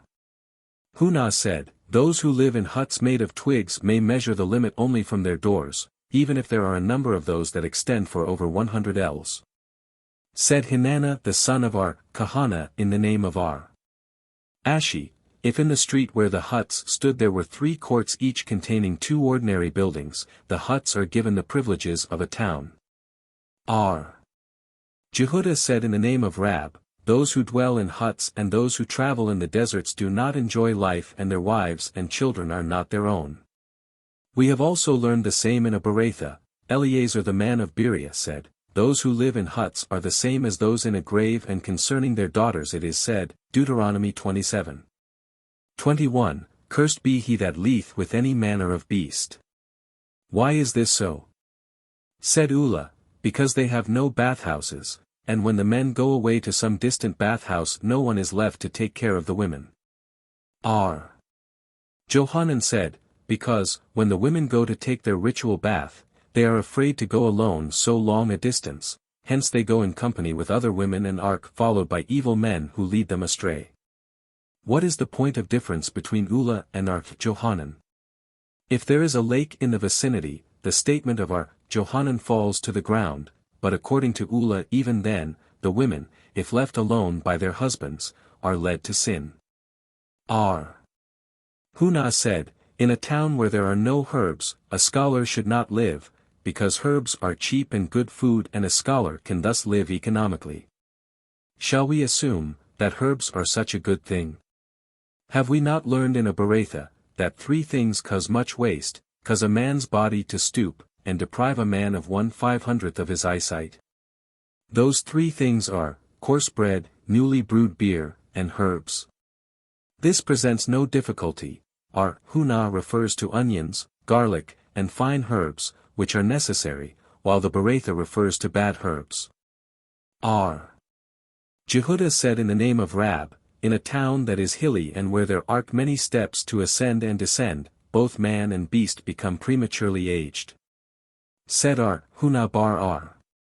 Jehoshua, the towns of Babiri and Benerish, two adjoining cities, that had May hills between them caused their inhabitants to become prematurely aged.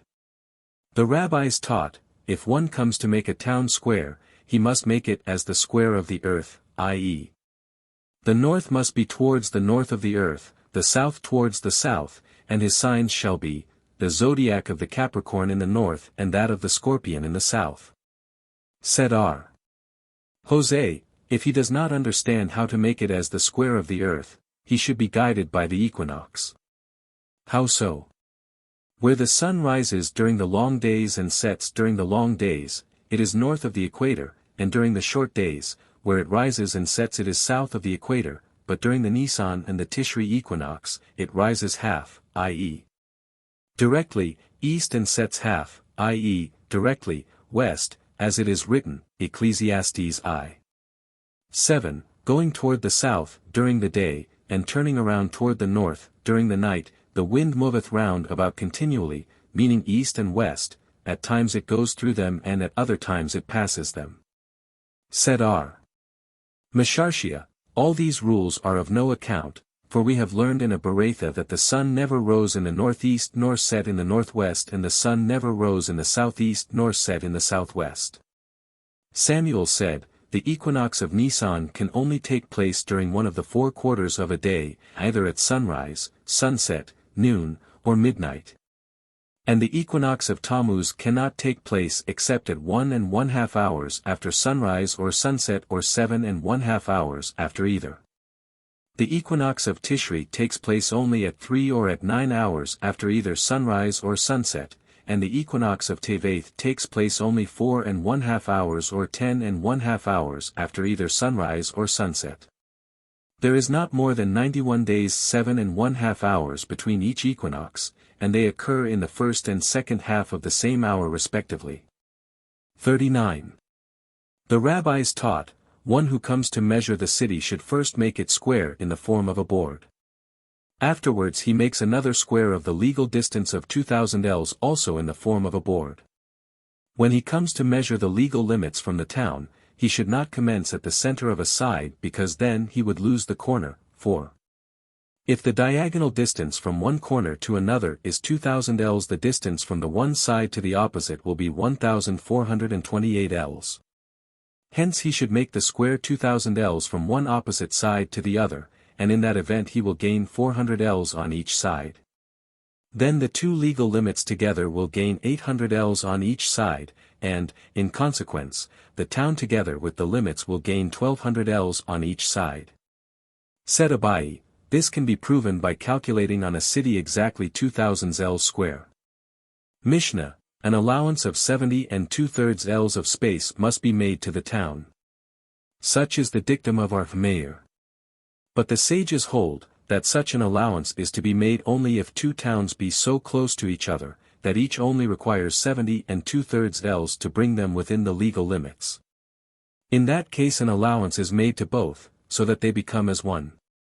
Thus also, if 3 villages form a triangle, and the 2 outer ones require 141 1/3 ells, a double allowance to bring them within legal distance of each other, the middle one between the two makes all one, so that the 3 villages become as one. Gemara, whence do we adduce, that an allowance should be made to the town? Said Rabbah, because it is written, Numbers 35. 4, from the wall of the city and outward, which implies, first leave a part outward and then commence to measure. But the sages hold, etc. It was taught, our Huna said, an allowance should be made to each of the 2 cities, and our Haya Bar Rab said, only one allowance is made for both. We have learned in the Mishnah, however, that the sages hold, such an allowance is to be made only, etc., whence we see that only one allowance is spoken of, and this would be contradictory to our Huna. Our Huna may say, that by the allowance is meant the law of the allowance, and if the law of allowance is given at all, it should be given to each of the 2 cities. It seems to us, that the explanation of R. Huna is correct, because further on the Mishnah states, that each only requires 70 and 2/3, i.e. one town requires 70 and 2/3 ells and the other requires 70 and 2/3 ells, hence the law of allowance applies to each of the 2. An objection was made based upon the last clause of the Mishnah. If 3 villages form a triangle and the 2 outer ones require 141 and 1/3 ells, the middle one between the 2 makes all 1. Thus if there were no middle one the allowance for the 2 outer ones would not hold good, and this would be contradictory to our Huna, who says, that the law of the allowance should be applied. R. Huna might reply, it was taught, however, that Rabbah in the name of our Gidi quoting R. Hanina said, the Mishnah does not mean to state that there must absolutely be 3 villages in a triangle. But even if the third is some distance off and between the 2 there is sufficient space which would permit of the third village being placed there, and the distance from that third village to one of the outer ones be 141 and 1/3 ells, i.e., the quantity of 2 allowances of 70 and 2/3 ells each, this third village makes the other 2 as 1. Then Rabbah asked of Abai, how far must the third village be from the other 2, that it may be counted in with them? And he answered, 2,000 ells. Said Rabbah to Abai, didst thou not say previously, that thou art of the opinion of Rabbah bar Huna, who said that it may be even more than 2,000 ells distant? Rejoined Abai, how canst thou compare the 2? In the former instance there were inhabited houses, while here there is only empty space. Rabbah asked Abai again, what must the distance between the 2 outer villages be? And he answered, what is the difference?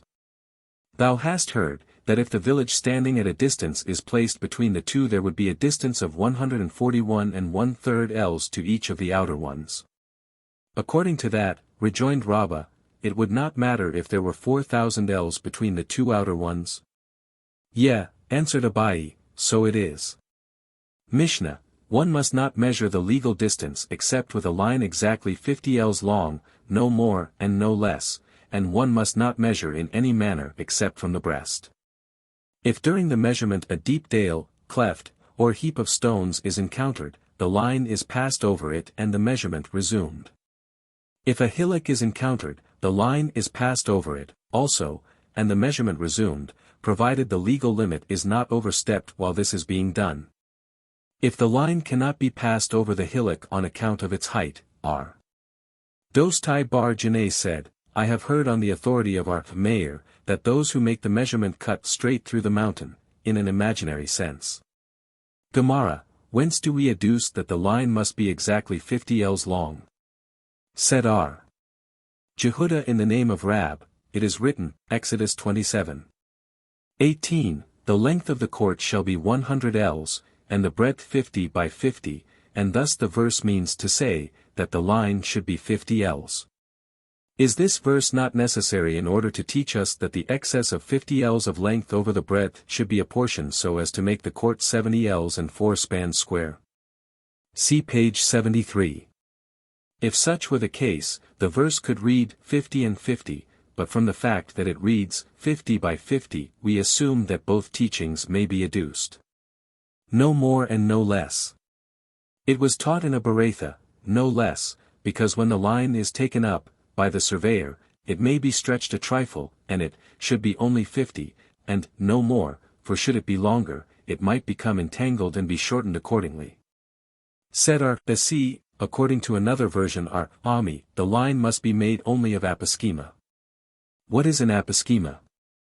Said our Abba, a nargila, and what is a nargila? Said our Jacob, the fiber of walnut trees. We have learned in a Beretha, R.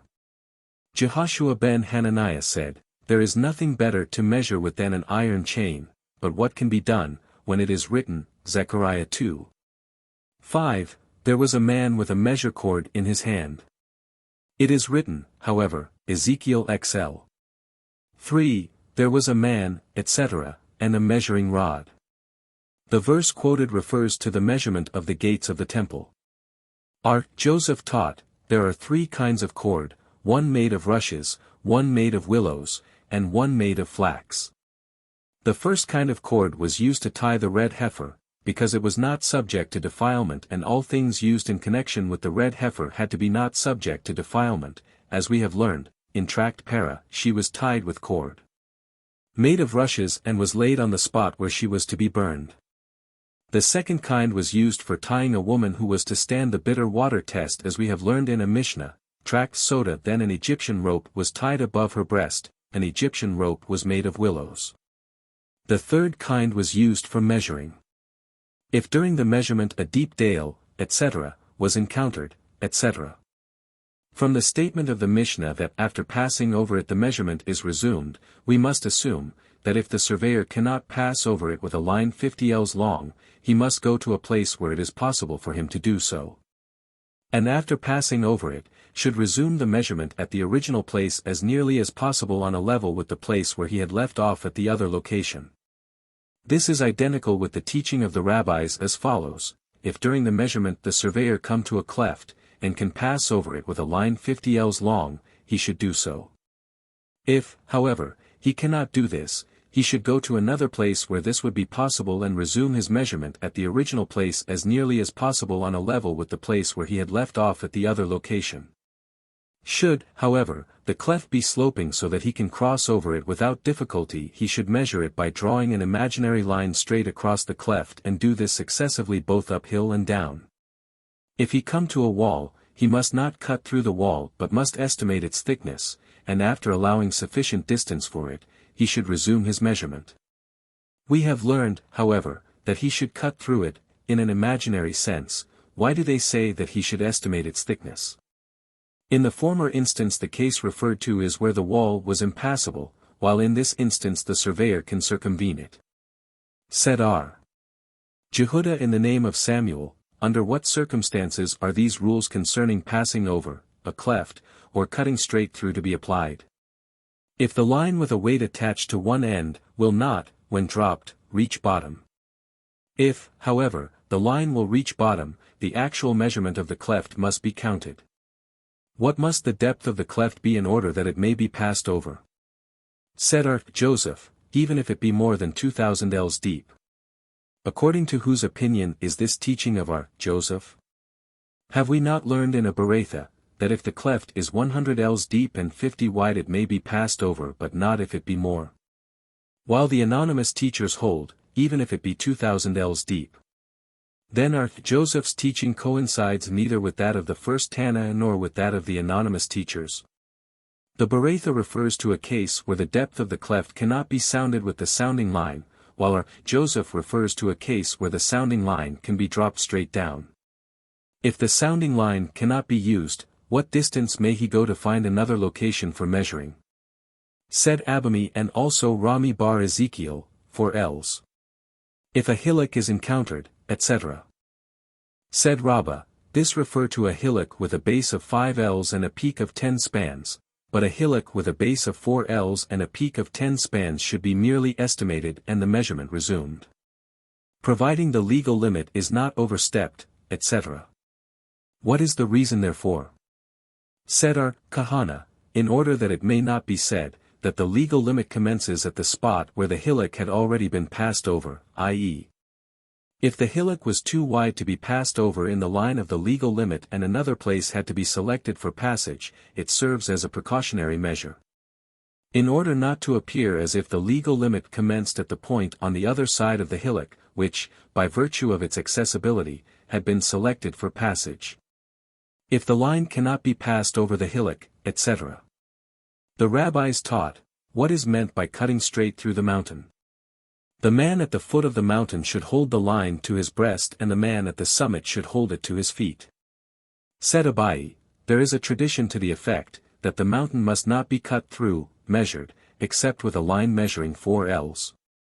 Said R.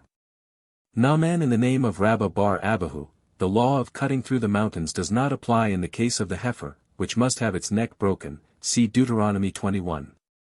1-9, and not to the cities of refuge, see Deuteronomy 19. 2-10.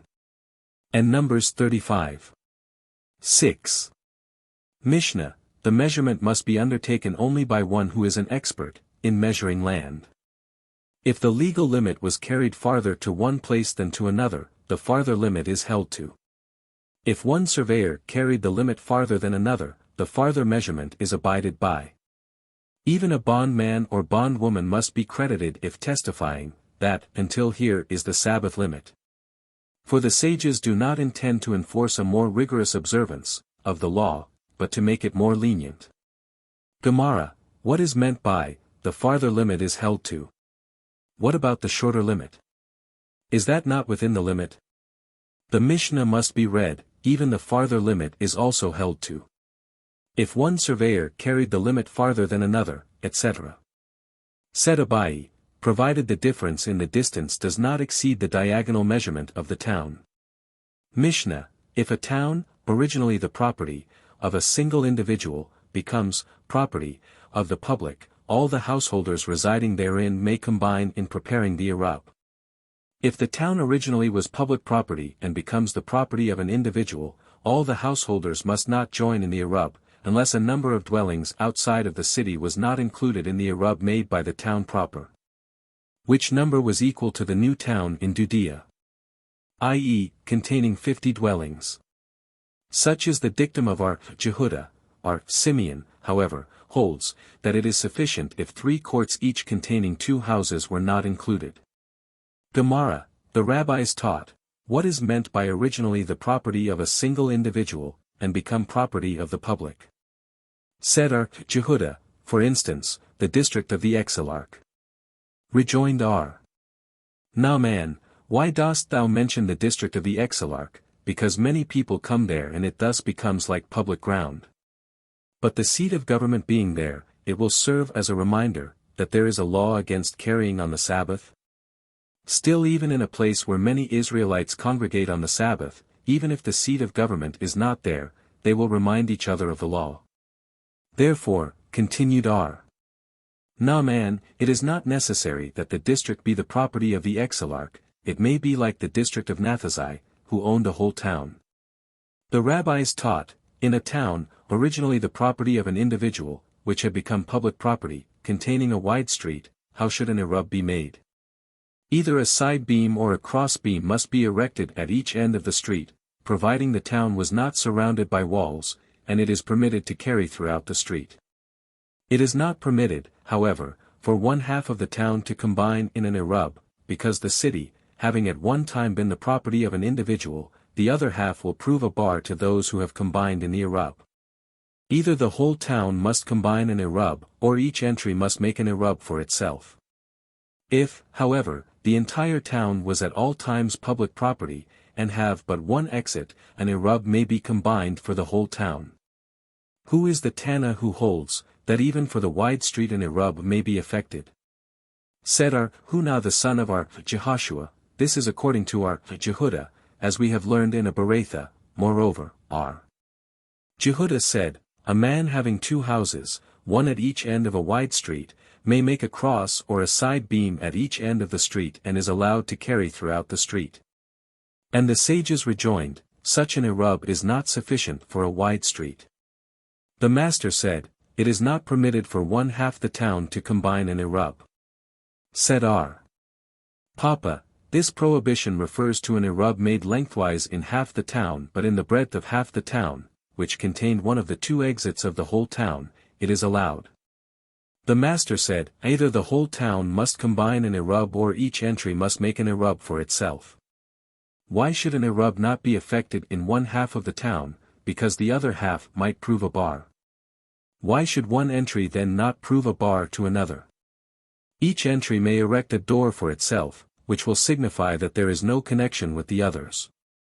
This is identical with the statement of our Hidi bar Abin in the name of our Hista, viz. If one of the inhabitants of an entry made a door to his court, he demonstrates thereby that he has no connection with the other inhabitants and consequently does not make the Erub of the others invalid. If the town was originally public property and became the property of an individual, etc. Our Gezerah made an Erub in the city where lived our Haya, that included the whole city and did not leave out any part thereof. Asked Abaye, why did master do this? why did he not leave out a part of it? Answered our Vizera, the elders of the city told me, that our Haya Bar Asi once combined an Erub for the entire city, so I thought that at one time the city was individual property and then became the property of the public. Rejoined Abai, the same elders told me, that at one time a pile of dirt blocked one of the entrances so that only one remained, hence our Haya Bar Ashi made the Erub for the entire city. Now, however, the dirt has been removed and the city never was individual property, and our Vizera answered, I did not know this. R. Ami Bar Ada of Harpan asked Rabbah, what is the law concerning a town that had one entrance by means of a door and another by means of a ladder? He answered, Rab said, that a ladder is in law accounted the same as a door. Said R. Naaman to them, do not heed him, for thus said our Ada in the name of Rab, a ladder combines within itself the two uses, that of a door and that of a partition. The latter if it is on the outside of the city and is hence not accounted as a door, and when it stands between two courts it can be accounted as a partition, thus enabling the courts to make separate Erubin. Or it can be accounted as a door and both courts may combine in effecting one Erub. Ark Jehudah in the name of Samuel said, if an entire wall was made of ladders even though it be wider than 10 ells, it is nevertheless a lawful partition. Ark Brona contradicted Ark Jehudah, standing at the wine cellar of R. Hanina's house, how canst thou say, that Samuel held the ladders to constitute a partition, did not R. Naaman say in the name of Samuel, if the people living in attics of courts, which contain balconies, and who are obliged to descend by means of ladders to the court, had forgotten to combine an Erub with the people below. They do not render the Erub of the people below invalid, providing their ladders have apertures at least 4 spans high. This is the case if the balconies were not over 10 spans high. If the balconies were not over 10 spans, of what use are the apertures? If the balconies were provided with railing and 10 ells were left vacant and a small door was erected in that vacant space, it signifies, that there is no connection between the inhabitants of the attics and those of the court. Hence they do not prove a bar to each other. The inhabitants of Kakanai came before Joseph and asked him to give them a man to effect an Erub for them in their city. He accordingly said to Abai, go and make an Erub for them, but see that it provoke no comment from the college. He went and saw that some houses of the city faced a lake and had no other entrance. I will make an Erub, but will exclude these houses, said he. Subsequently it occurred to him, that an Erub must not be made for the entire city, at the same time it was possible to do this. With these houses, however, that faced the lake, it was an impossibility. Consequently he desired that apertures be made in those houses facing the streets, thereby making it possible for them to make an Erub and then to exclude them, in which event the Erub for the entire city would be valid. Then he concluded that even those apertures were unnecessary, because Rabbah bar Abahu made an Erub for the entire city of Mahutza, which was composed of several rows of entries, and between each row there was a ditch used for the storing of kernels of dates to be used as fodder. He made an Erub for each row and permitted the carrying of things in each entry and from one entry into another without erecting either cross or side beams. He did this on account of the ditches between the rows, which ditches prevented crossing over from one row to the other, and the town having been originally public property and subsequently having become the property of an individual.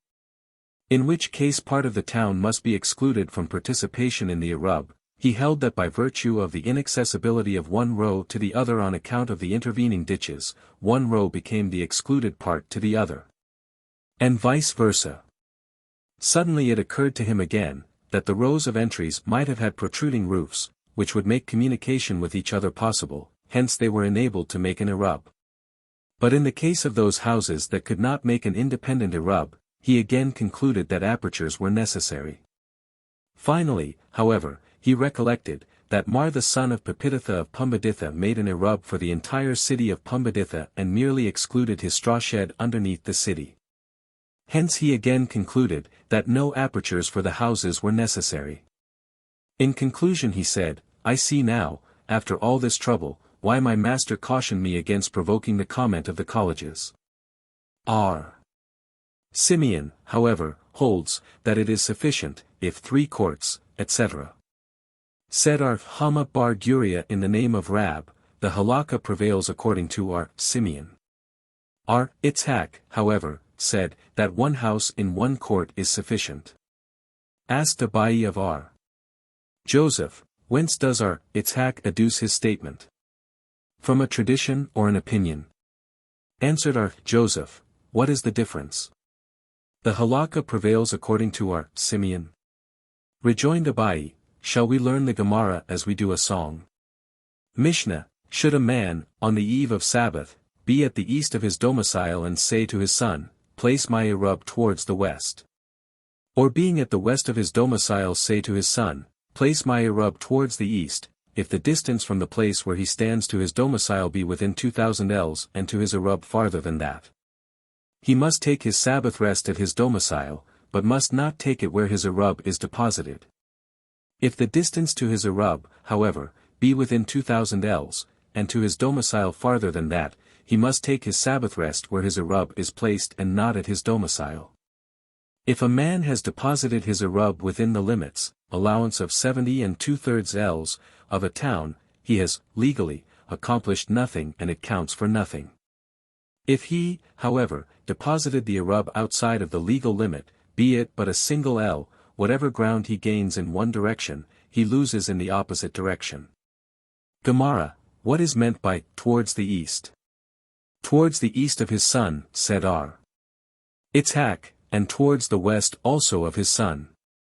Rabba bar our Sheila, however, says, that both, towards the east, and, towards the west, refer to the house, but the question will arise how will it be possible for the house to be farther than the Erub, because if he told his son to make an Erub there, the son must have stood between the house and the Erub. In this case, the house was diagonally opposite the place where the son stood while the Erub was directly opposite. If he, however, deposited the Erub outside of the legal limit, etc. Is it possible to assume that he really overstepped the legal limit? Read, if he placed the Erub outside of the 70 2/3 ells allowed the town. Whatever ground he gains in one direction, he loses in the opposite. He loses only what he gains, no more. Have we not learned in a Beretha, if he placed his Erub within the allowance, of 70 2/3 ells, of the city, he has accomplished nothing and it counts for naught.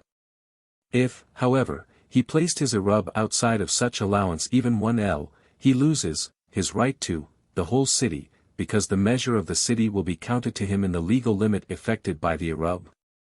This presents no difficulty. According to the Beretha, he loses the whole city only when the 2,000 ells of his limit terminate in the center of the city, but if they terminate at the end of the city, which is the case in our Mishnah, he loses nothing, as our Edi said in the name of our Jehoshua ben Levi, if he measured the limit and it terminated in the center of a town, he has only half the town. But if it terminated at the end of the town, the whole town becomes as 4 ells and he may complete his entire limit of 2,000 ells outside of the town.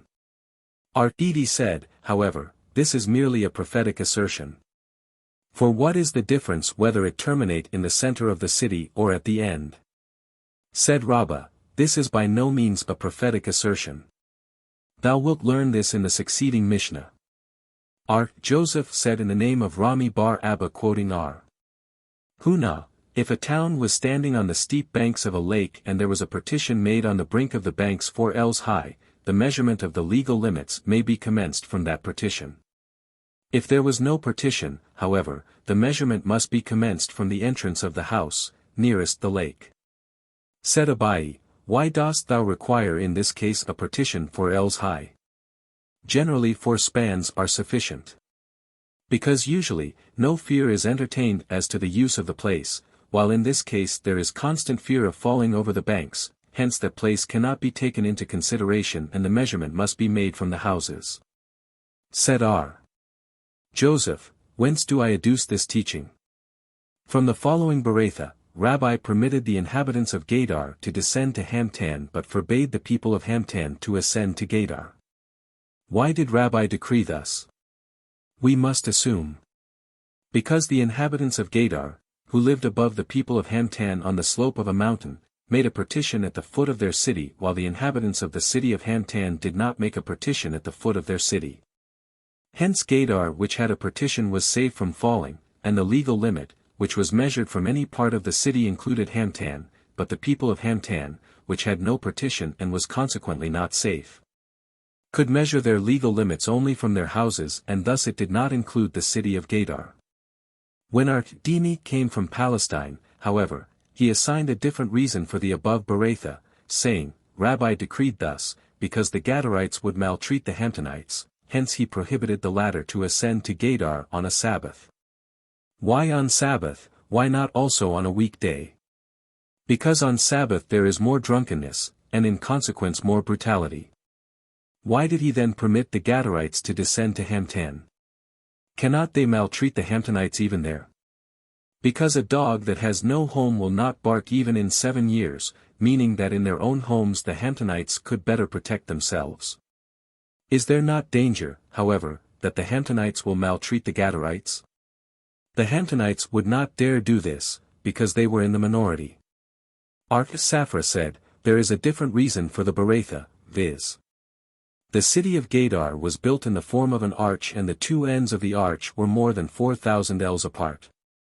We have learned in connection with this that the legal limits must be measured from the houses of the individuals.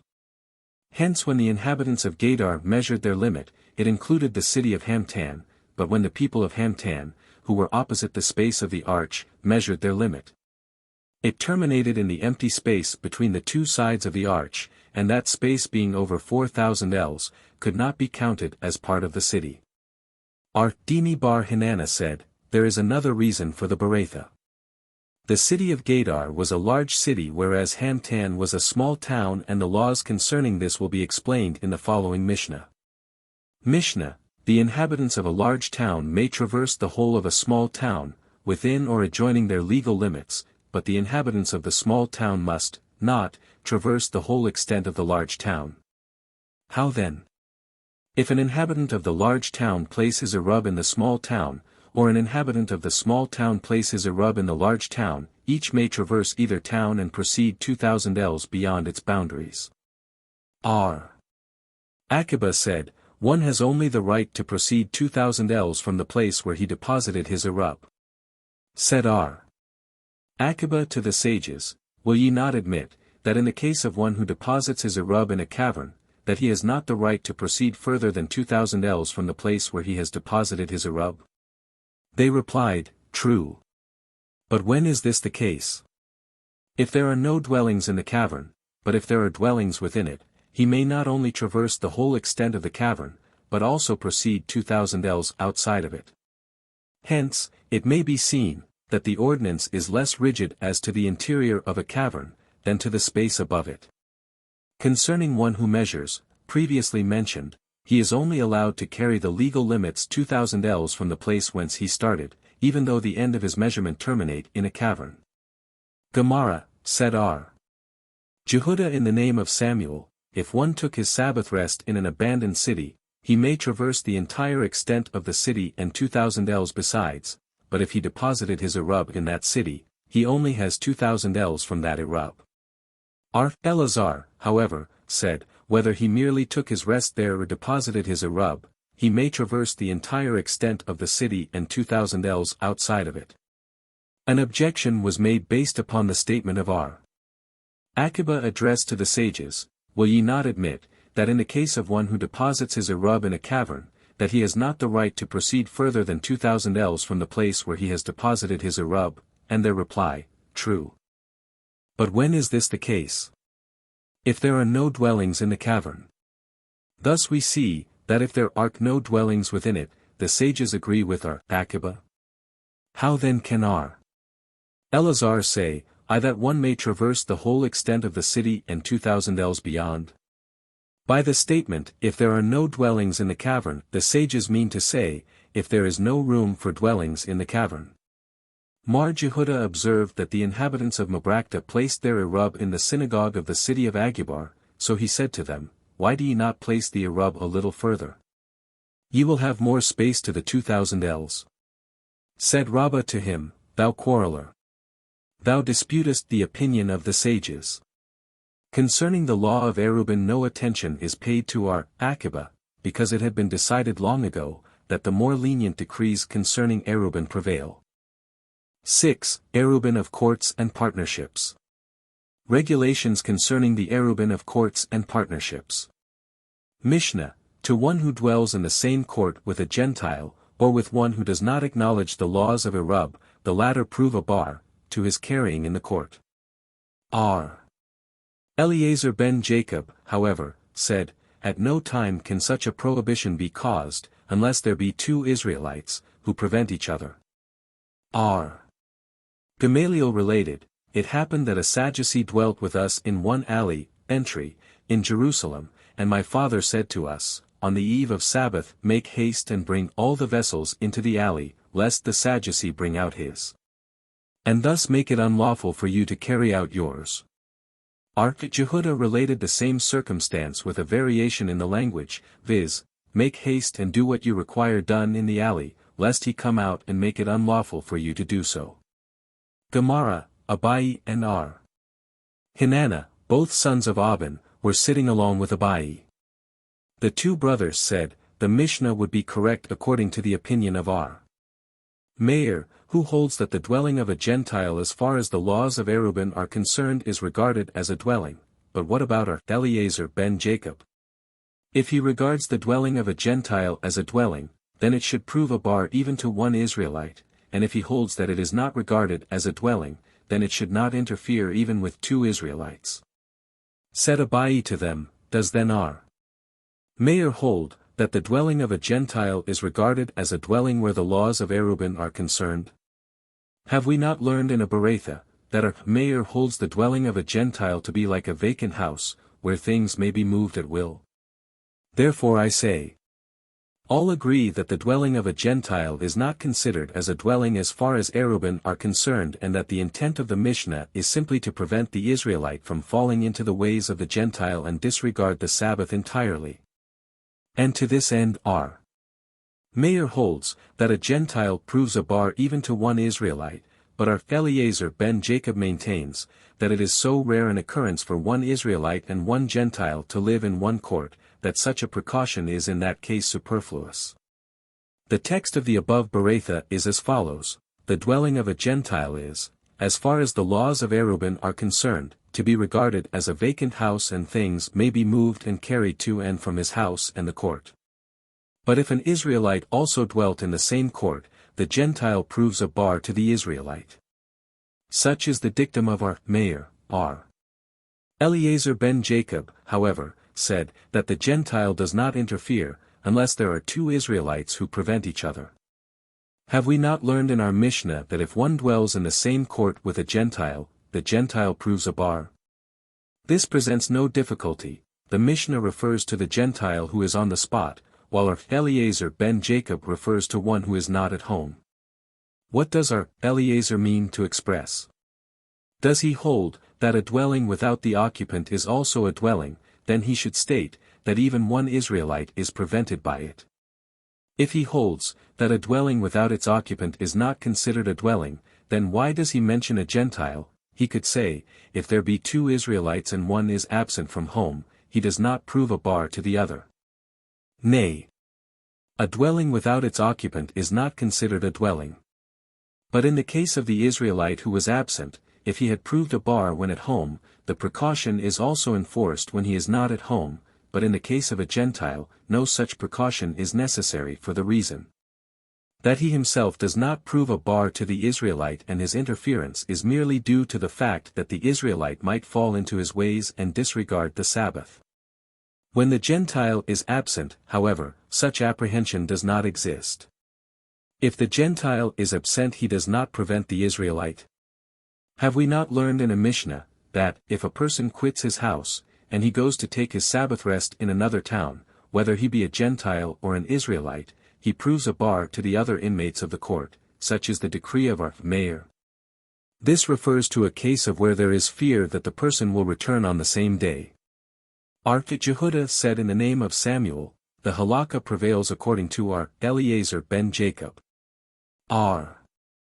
Huna, however, said, it is customary to hold to the opinion of our Eliezer, i.e., it is not taught in the colleges that the halakha prevails according to our Eliezer ben Jacob, but when a man asks concerning this law, he may be told to follow that dictum. Our Johanan however said, the people act in accordance with our Eliezer's decree, but it should not be decided so when the question arises. Abai asked our Joseph, it is known to us, that all the Mishnah taught by our Eliezer ben Jacob are clean and thorough. Here also our Jehudah said in the name of Samuel, that the halakha prevails according to our Eliezer ben Jacob. Now then, if a disciple of a certain master live in the same town as his master and is asked concerning a halakha established by our Eliezer ben Jacob, which is therefore correct, may he decide it himself or must he as usual refer the case to his master? Our Joseph answered, our Hista, who was a disciple of our Huna, would not even decide the question whether eggs may be eaten with kutak, a dish made principally of milk, as long as our Huna was living. R. Jacob bar Abba asked Abai, may a disciple decide in the place where his master resides a halakha, contained in the scrolls of fast days?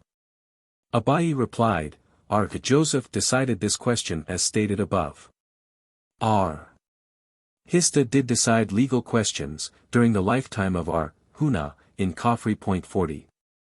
Our Hamnuna 41 decided questions in the city of Hartha, which belonged to Argaz in the days when our Hista lived.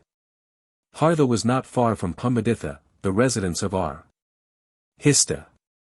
Rabina would examine the slaughtering knives in Babylon during the lifetime of our Ashi, who was the head of the college. Our Ashi asked him, why does master do this? Rabina answered, did not our Hamnuna decide questions in Hartha during the lifetime of our Hista? Said our Ashi to him, on the contrary. We have learned, that our Hamnuna did not do this. Rejoined Rabina, we have learned both, that he did and that he did not, and the case seems to be thus, as long as our Huna the master of our Hista lived, our Hamnuna did not decide any questions, but upon the death of our Huna when our Hista became the head of the college, our Hamnuna began to decide questions also, because he was virtually a disciple, and comrade of our Hista and I am also a disciple comrade of master. Rabbah said, if a slaughtering knife is brought to a young scholar for examination, he may examine it, providing he intends to use some of the meat himself. Rabina 42 came to the city of Mahutza, and stopped at an inn. The innkeeper brought a slaughtering knife to him for examination, and Rabina told him to take it to Rabbah.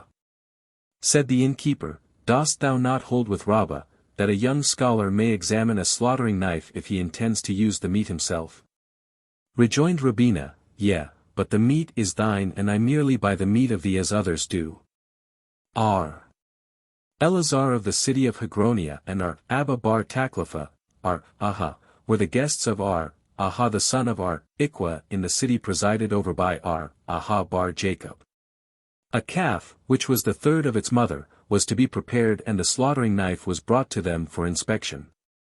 Said our Aha bar Taklafa, must we not respect the elder, meaning our Aha bar Jacob? Said our Eleazar to him, thus decided Rabbah, a young scholar may examine the slaughtering knife if he intends to use the meat himself. Accordingly our Eleazar examined the knife but was afterwards punished for it.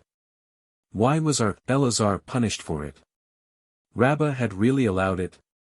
Because our Aha bar Jacob was an exceptionally wise and extremely old sage. Rabbah said, a disciple has no right to decide questions of law. If, however, he sees a person committing a prohibited act, he may even in the presence of his master correct such a person.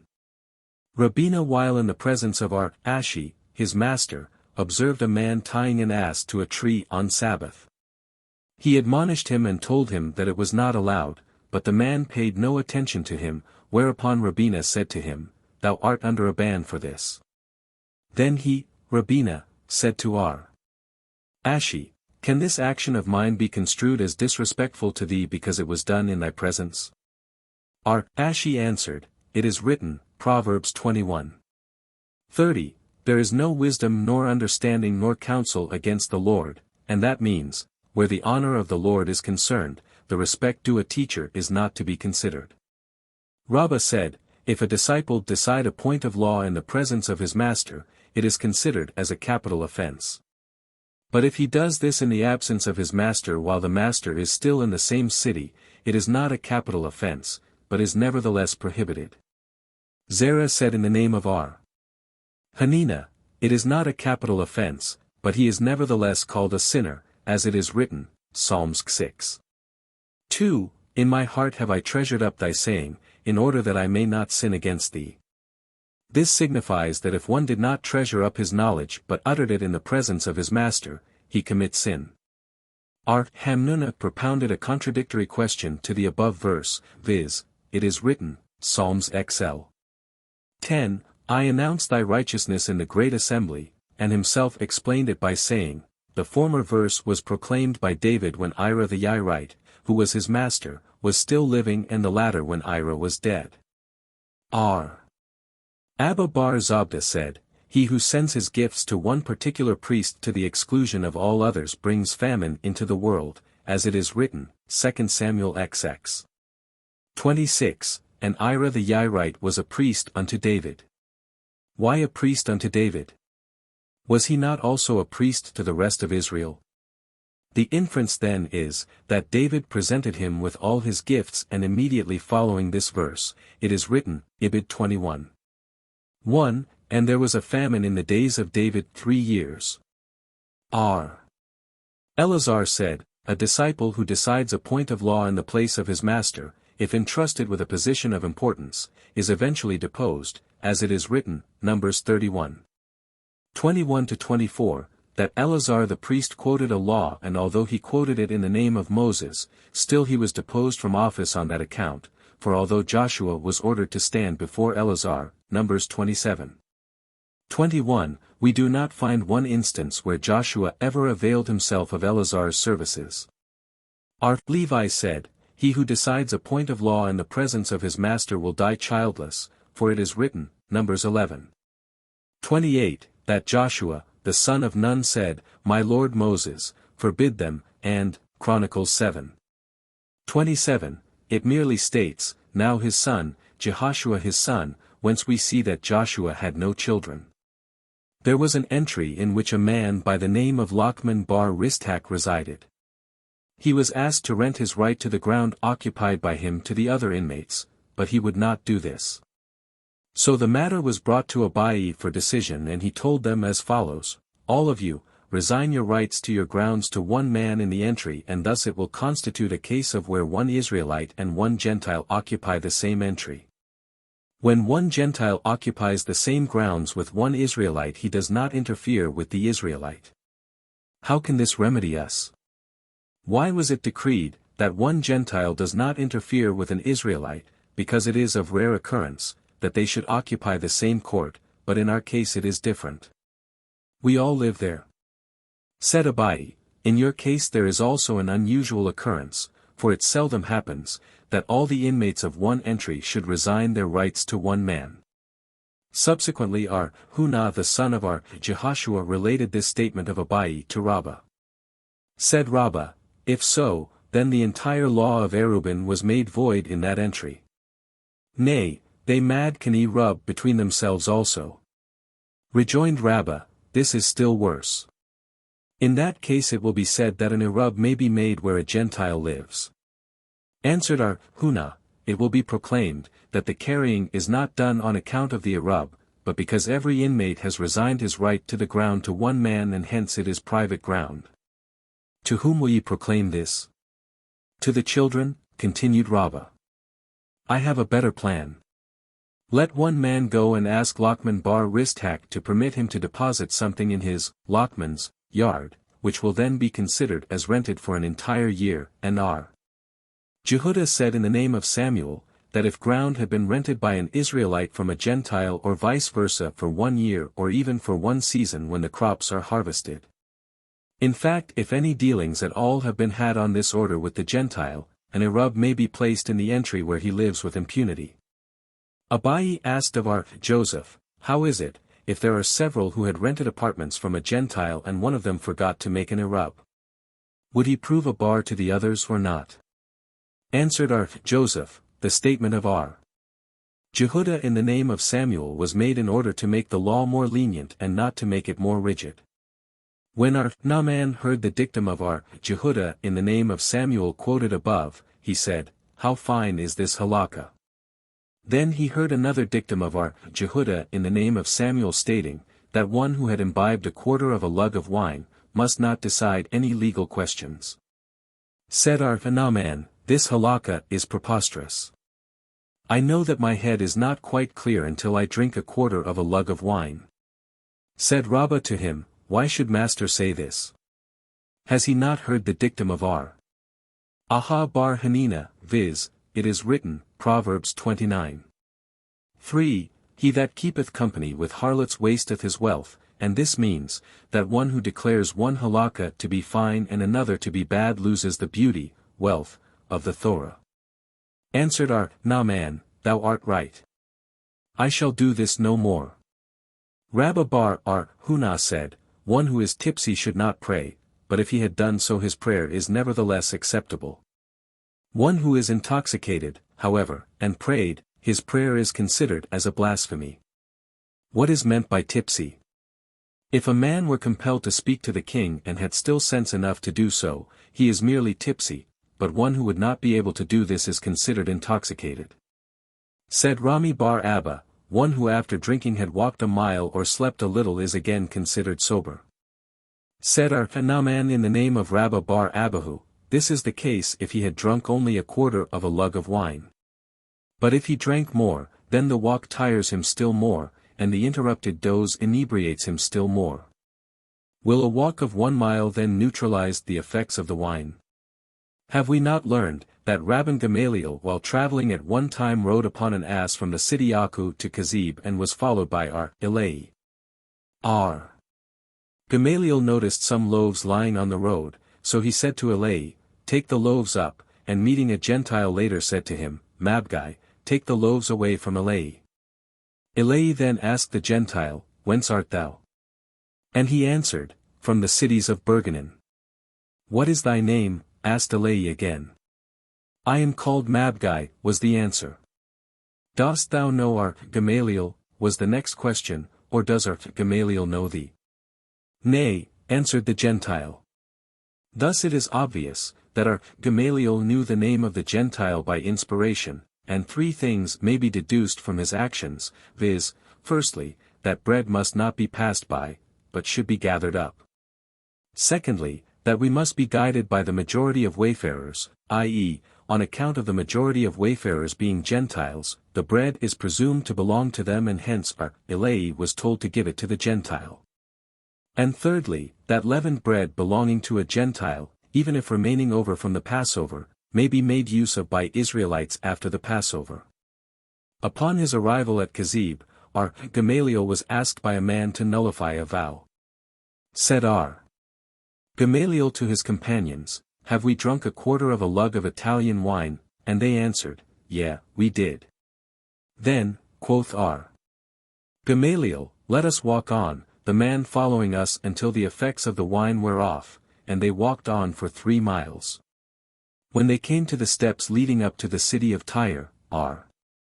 Gamaliel dismounted, wrapped himself in a robe, sat down and nullified the man's vow, and from these actions we have learned many things, namely, a quarter of a lug of Italian wine inebriates a man. When a man is inebriated, he must not decide any legal questions, a walk neutralizes the effects of wine, and a vow must not be nullified while riding, standing, or walking, but in a sitting position. Thus we see, that a 3 miles walk is required to destroy the effects of wine. How can it be said, that 1 mile is sufficient?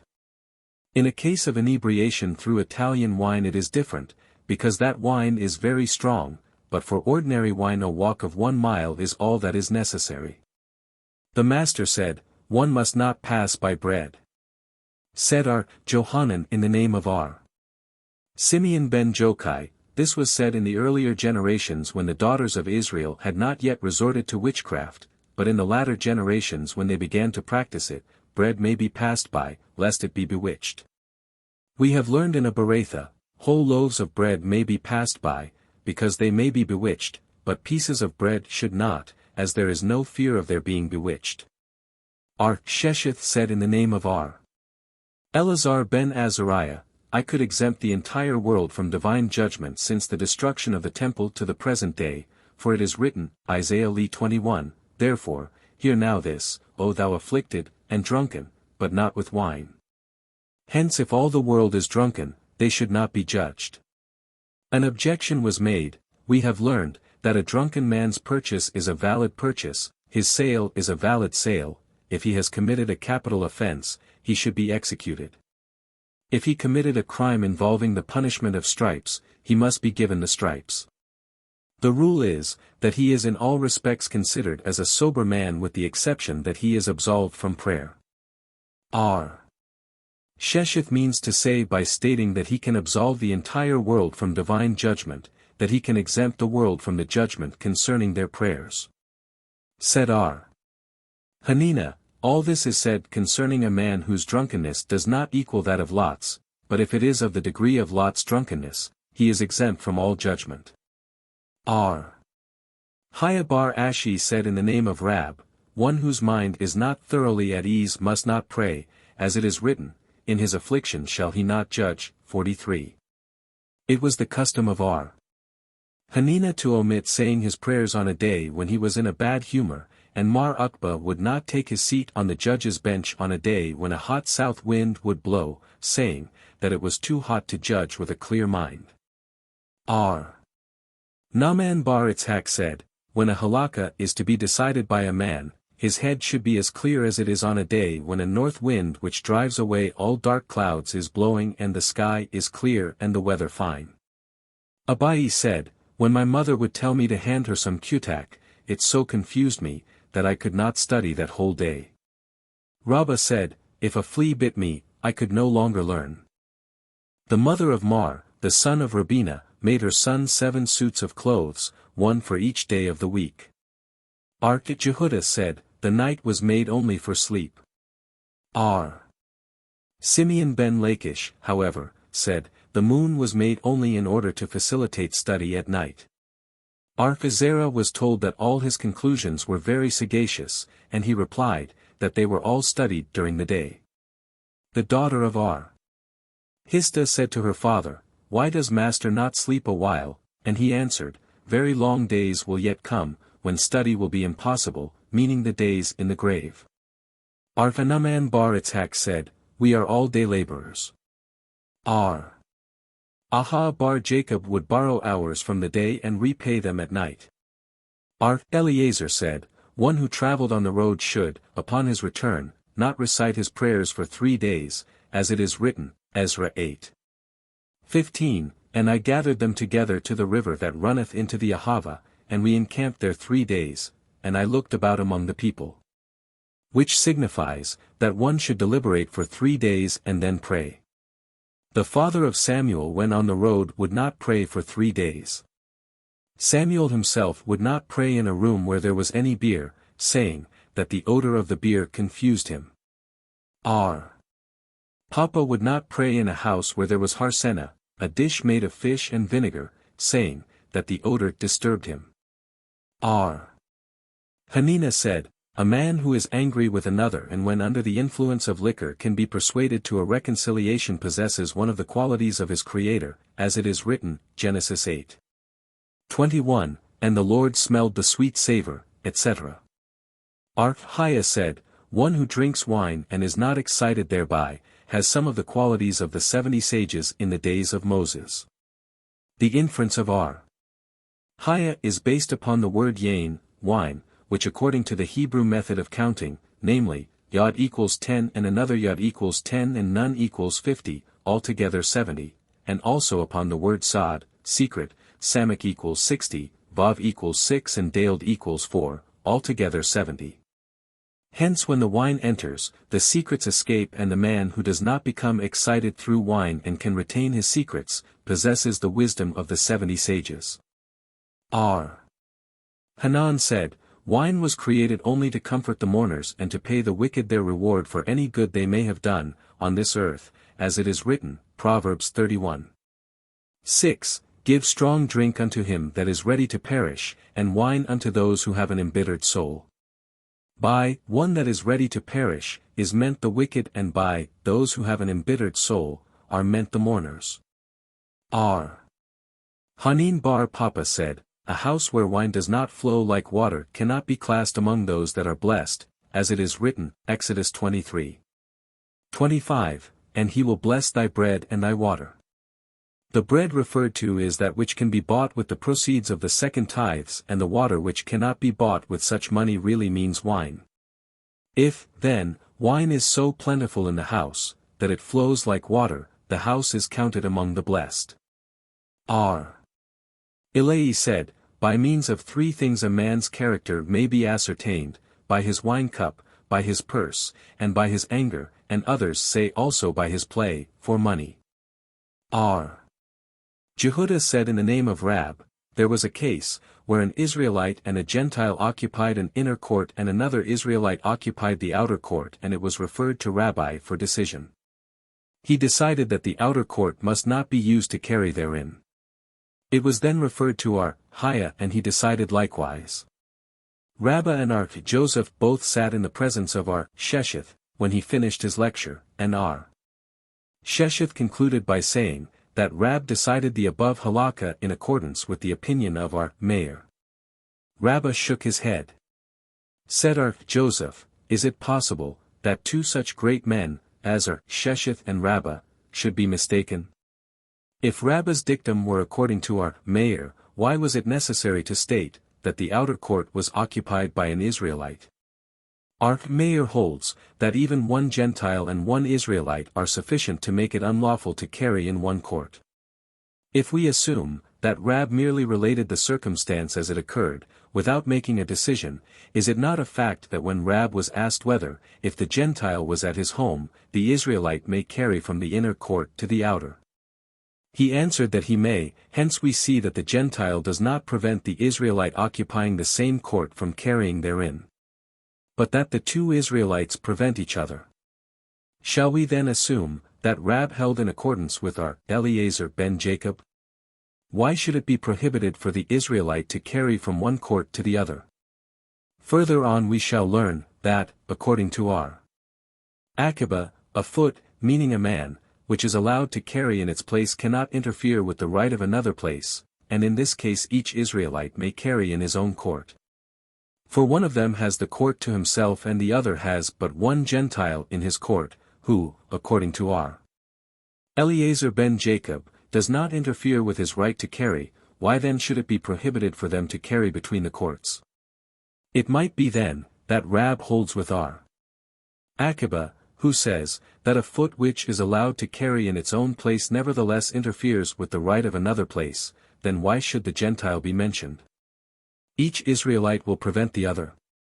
Said our Hunah, the son of our Jehoshua, it may be assumed that Rab agrees either with our Eliezer ben Jacob or with our Akiba, but in this case the 2 Israelites combined in an Erub, and on account of the interference of the Gentile, he prohibited both. Resh Lakish and the disciples of our Hanina met in an inn where lived 2 Israelites and a Gentile, who rented his place from another Gentile. The tenant was not at home but the owner was. The question then arose whether the place of the tenant could be rented from the owner for the Sabbath. Where the tenant had a perfect lease and could not be dispossessed for that day, it is entirely out of the question. If, however, the tenant's lease was conditional, i.e., if the owner could at any time dispossess him, the question arises whether, because of the fact, that he had not yet been dispossessed the tenant retains his right to the place and it cannot be rented, or from the fact that it is optional with the owner to dispossess the tenant at any time, the place may be rented. Resh Lakish said, in the meantime, let us rent the place, and afterwards, when we come to our sages in the south, we will ask their opinion. Subsequently, when they came to our Fs and asked him, he told them that they had done rightly. R.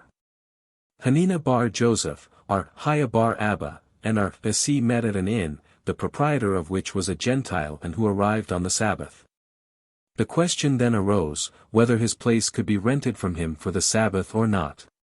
If renting a place is equal to making an Erub, then, of course, it would not be permitted on Sabbath, but if renting a place was merely the resigning of it by one man to another, then it may be done, because that is allowed on Sabbath. R. Hanina advised renting it but R. Basi objected. Said R. Haya bar Abba to them, let us depend upon this elder, meaning R. Hanina, and rent it and then we will ask R. Johanan. When they asked R. Johanan he told them, they had done what was right. The men of Nehardai when hearing of this were surprised, saying, did not R.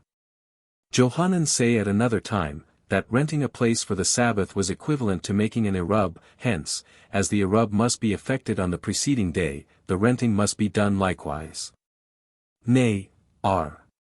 Johanan means to state that as an Erub may be effected with anything, no matter how little in value, a place may also be rented for any amount, be it ever so small.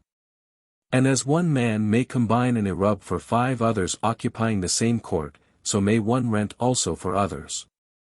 Samuel said, there is no such thing as resigning the right of one court to another court, nor resigning the right to the space of a ruin. This signifies, that if 2 courts opened into an entry or into the street and besides had a door between them, there is no necessity for them to combine an Erub, and, in consequence, they are not benefited if the right of one court is resigned to the other. And as for a ruin, it means, that if there were 2 houses opening into a ruin between them, neither can use the ruin, unless they combine an Erub, but the space enjoyed by each cannot be resigned by one to the other. R.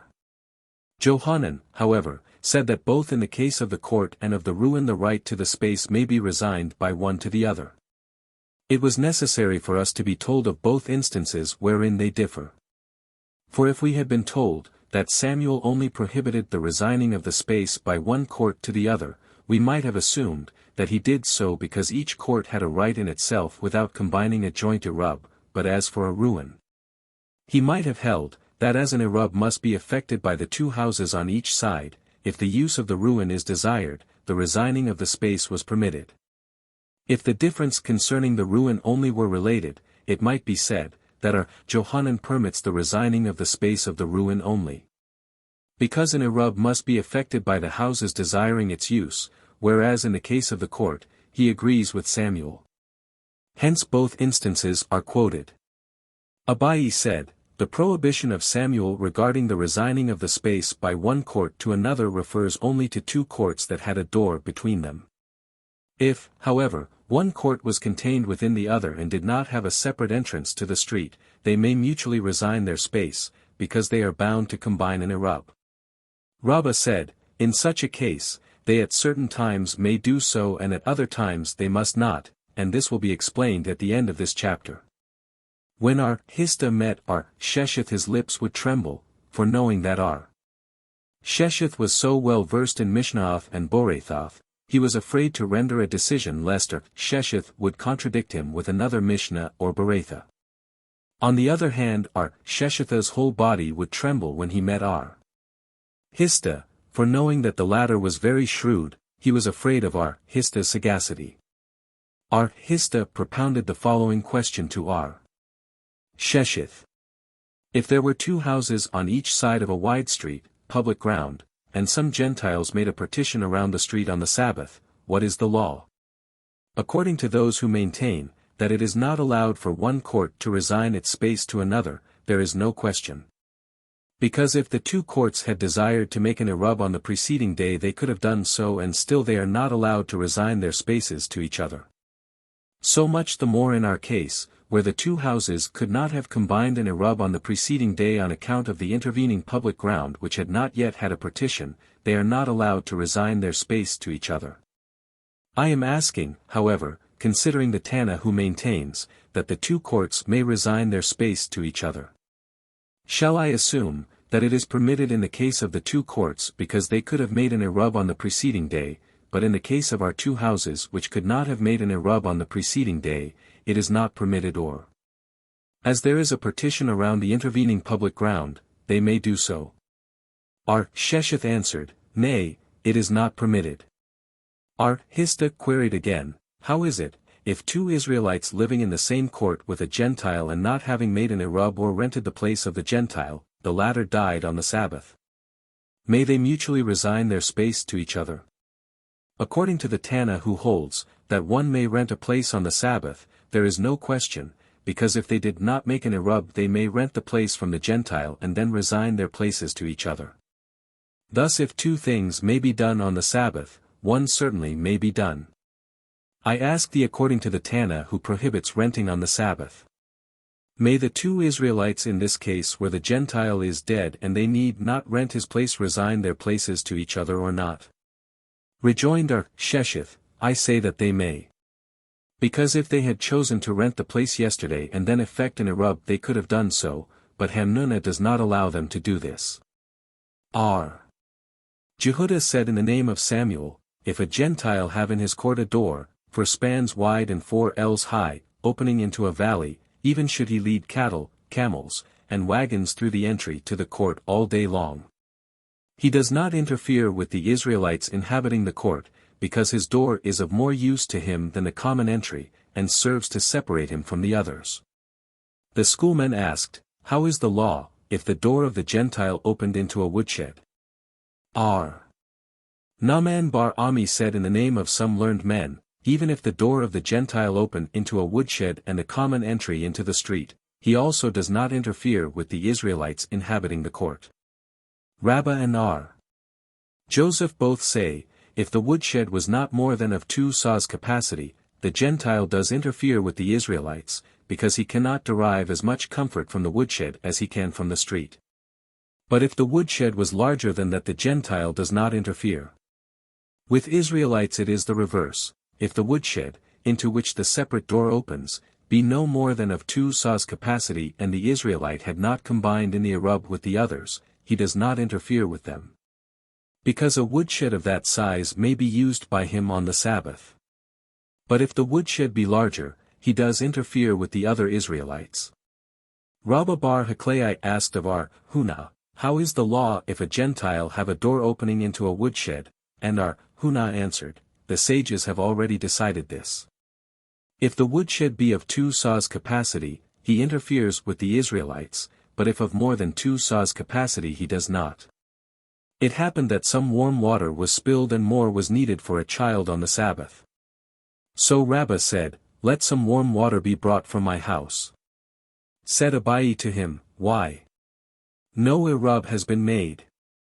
Rejoined Rabbah, let us depend upon the combine made in the entry of this court, but Abai persisted, we have no part even in the entry. Finally Rabbah said, let a Gentile be told to bring it. Subsequently Abai said, I had a mind to dispute even this last order of my master, but Joseph would not permit me to do this, for Joseph said in the name of Kahana, where a biblical ordinance is in question the case should be discussed before the act is committed, but in the matter of rabbinical ordinances the deed may be accomplished and then the decision may be asked for. Then Joseph asked Abai, upon what grounds dost thou desire to dispute this last order of the master? And he answered, upon the teaching we have learned in a Beretha, viz. While the sprinkling of an unclean man, with the ashes of the red heifer, by a clean man is only a rabbinical ordinance, the Sabbath should not be violated by the performance of this rite even if it be necessary for the fulfillment of a commandment. And in the same manner requesting a Gentile to perform an act on the Sabbath being also against the rabbinical ordinance, it should not be done on the Sabbath. Rejoined Joseph, canst thou discriminate between the performance of an act which is against the rabbinical ordinance and a case where no act at all was committed? The Gentile was not told by Rabbah to warm the water but merely to bring it from his house through the entry, and this is certainly not prohibited. Said Rabbah bar Hanan to Abai, how is it possible, that in a court where 2 such great men as Rabbah and thou reside, no Erub was made either in the court or in the entry? Answered Abai, how can I help it? The master does not usually pay attention to such trifles, I am engaged all the week long in study, while the inmates of the court do not trouble themselves about it. Should I make up my mind to present them with the bread in my basket, it would be merely a sham, for if they were to demand it, I could not in reality part with it as I cannot spare it, hence even if I should have this in mind, it would be useless. For we have learned in a Beretha, that if one of the inhabitants of the entry demanded wine or oil and was refused, the combine is made invalid. Rejoined Rabba bar Hanan, then thou couldst have in mind to give them a quarter of a lug of vinegar from the cask thou hast in the house, and thou surely wouldst not use up that on the Sabbath. Abayi replied, we have learned in another Beretha, that it is not allowed to combine an Erub with material which is in bulk because it might be, that the very part which was intended for the Erub may be used. But, insisted Rabba bar Hanan, we have learned in another Beretha that this may be done. Said Oshia, concerning this, there is a difference of opinion between Beth Shammai and Beth Hillel. It happened again that some warm water needed for a child was spilled. Said Rabbah, let the mother be asked whether she is in need of warm water, and, if so, a Gentile may be told to warm it and bring it to her and it will serve for the child also. Mesharshia remarked, the mother has been eating dry dates for some time, then she certainly does not need any warm water. Rejoined Rabbah, she is not quite herself and knows not what she eats. Another case of this kind happened with a child. So Rabbah said, let the belongings of the men be taken from the men's room into the women's apartment, I shall then resign my place for the benefit of others and the warm water may be brought from my house. Said Rabina to Rabbah, did not Samuel say, that it is not allowed to resign the space of one court to another, and Rabbah answered, I hold with Johanan who permits this to be done. Rejoined Rabina, if thou dost not hold with Samuel, why then didst thou order the belongings of the men to be transferred to the women's apartments? Thou shouldst have resigned thy place to them and they their place to thee, then all of you will be enabled to carry, which according to Rab is also permissible. Rabbah replied, in this respect I hold with Samuel in order that it should not appear as a farce if I resign my place to the others and they their place to me. The text states, that Rab permits the mutual resigning of places and Samuel prohibits it. Said Ashi, Rab and Samuel differ in the same point as Eliezer and the sages, in chapter 2, last Mishnah, where Eliezer forbids the inmate of a court who had forgotten to join in the Erub to carry and permits the other inmates to do so. Gamaliel related, it happened that a Sadducee, etc. Whence this reference to a Sadducee? The Mishnah is not complete and should read thus, a Sadducee is considered the same as a Gentile, and Gamaliel said, he is not considered as a Gentile, and then relates the incident. It happened, that a Sadducee dwelt with us in one alley in Jerusalem, and my father said to us, make haste and bring out all your vessels into the alley. Before the Sadducee can do this and thus prevent you from doing so. We have also learned to this effect in a Beretha, viz. An Israelite who lives in the same court with a Gentile, a Sadducee, or a Bathasee, is prevented by them from carrying therein. Gamaliel, however, said this does not apply to a Sadducee or a Bathasee, and it happened that a Sadducee lived in the same alley with him in Jerusalem, so he said to his children, make haste and carry out all your vessels into the alley. Before that unworthy one can come out and prevent you from doing so. For so far he has resigned his place to you, but later he may change his mind. So said Meir. Jehuda, however, gave another version of the affair, viz., make haste and do what is necessary for you in the alley, before it becomes dark. For after dark the Sadducee will prevent you from doing so, meaning that the Sadducee, like a Gentile, cannot resign his place to the Israelites. Shall we assume then, therefrom, that if the Israelites do a thing before the Sadducee that he cannot prevent them later? Have we not learned in a Mishnah? One who, after resigning his place, carries out intentionally or inadvertently into the court, prevents the others from doing so. So said Meir. Said Joseph, say, that he does not prevent the others. Abayi says, there is no difficulty.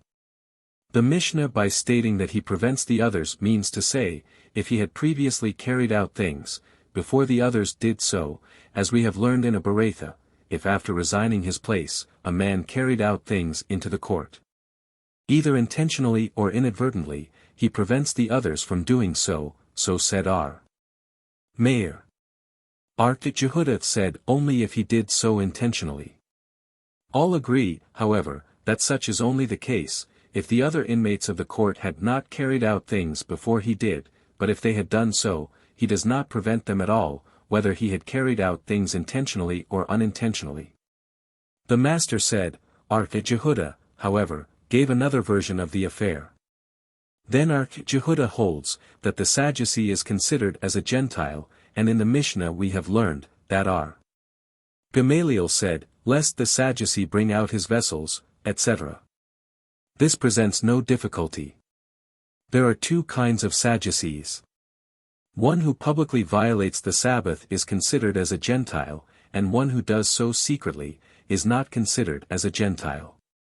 According to whose opinion will the following Beretha be, one who publicly violates the Sabbath, cannot resign his place. According to the opinion of R. Jehuda. Once a man went out on the Sabbath with a bundle of spices in his hand, and seeing the approach of R. Jehuda III, he concealed it. Said R. Jehuda III, according to R.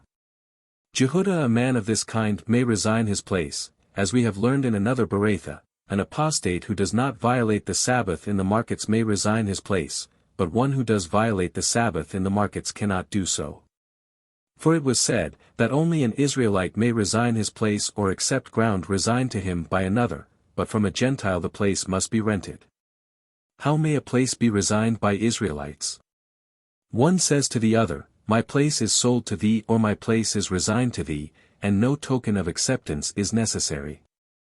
Mishnah, should one of the householders of a court forget, and not join in the Erub, neither he nor the other inmates of the court are allowed to carry anything into or out of his house, but he and they may carry into or out of their houses.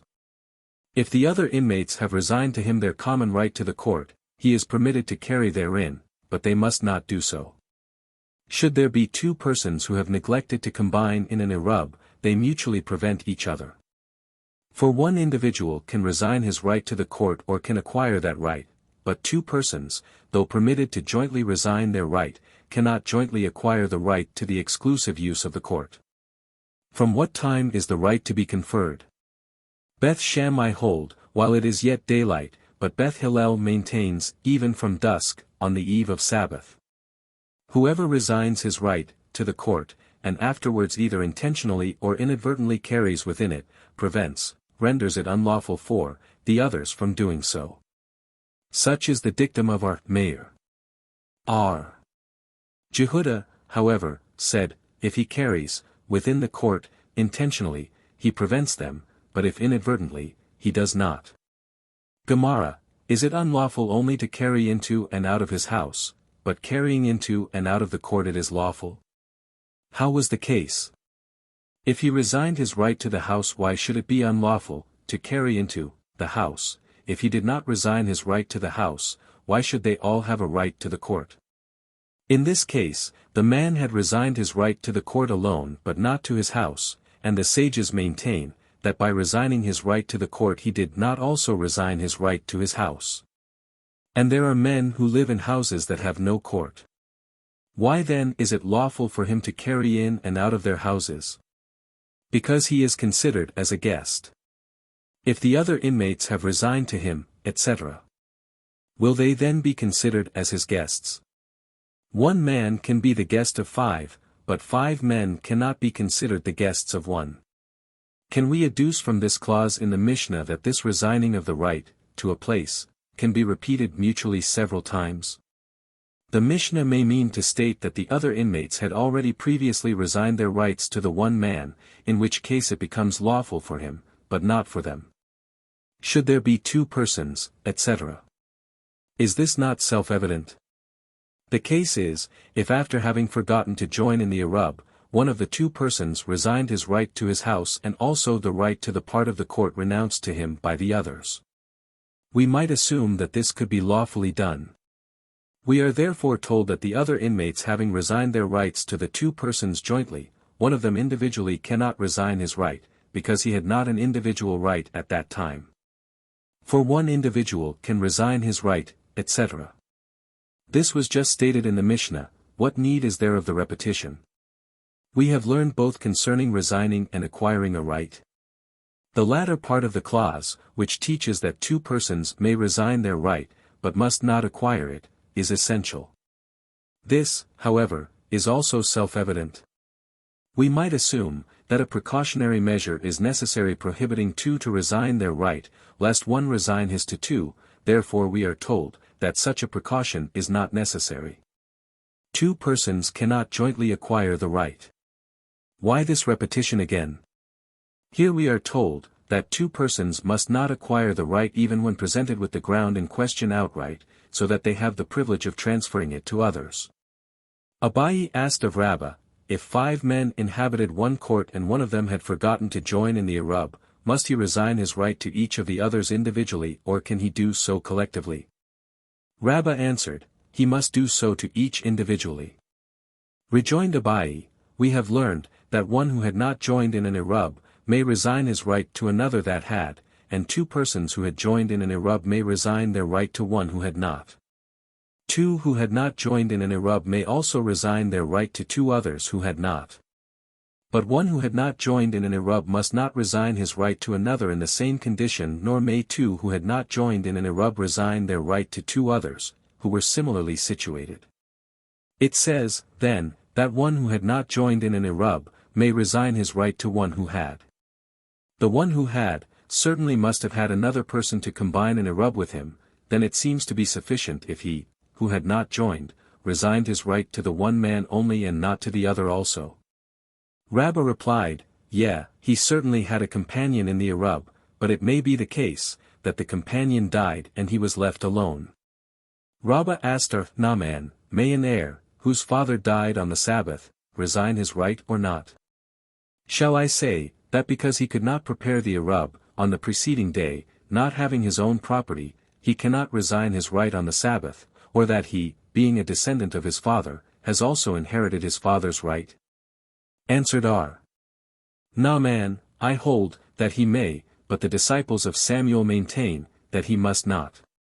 Rabbah objected, we have learned, this is the rule, a thing that had been permissible on part of the Sabbath is permissible for the entire Sabbath, and that which was prohibited for part of the Sabbath was also prohibited for the entire Sabbath.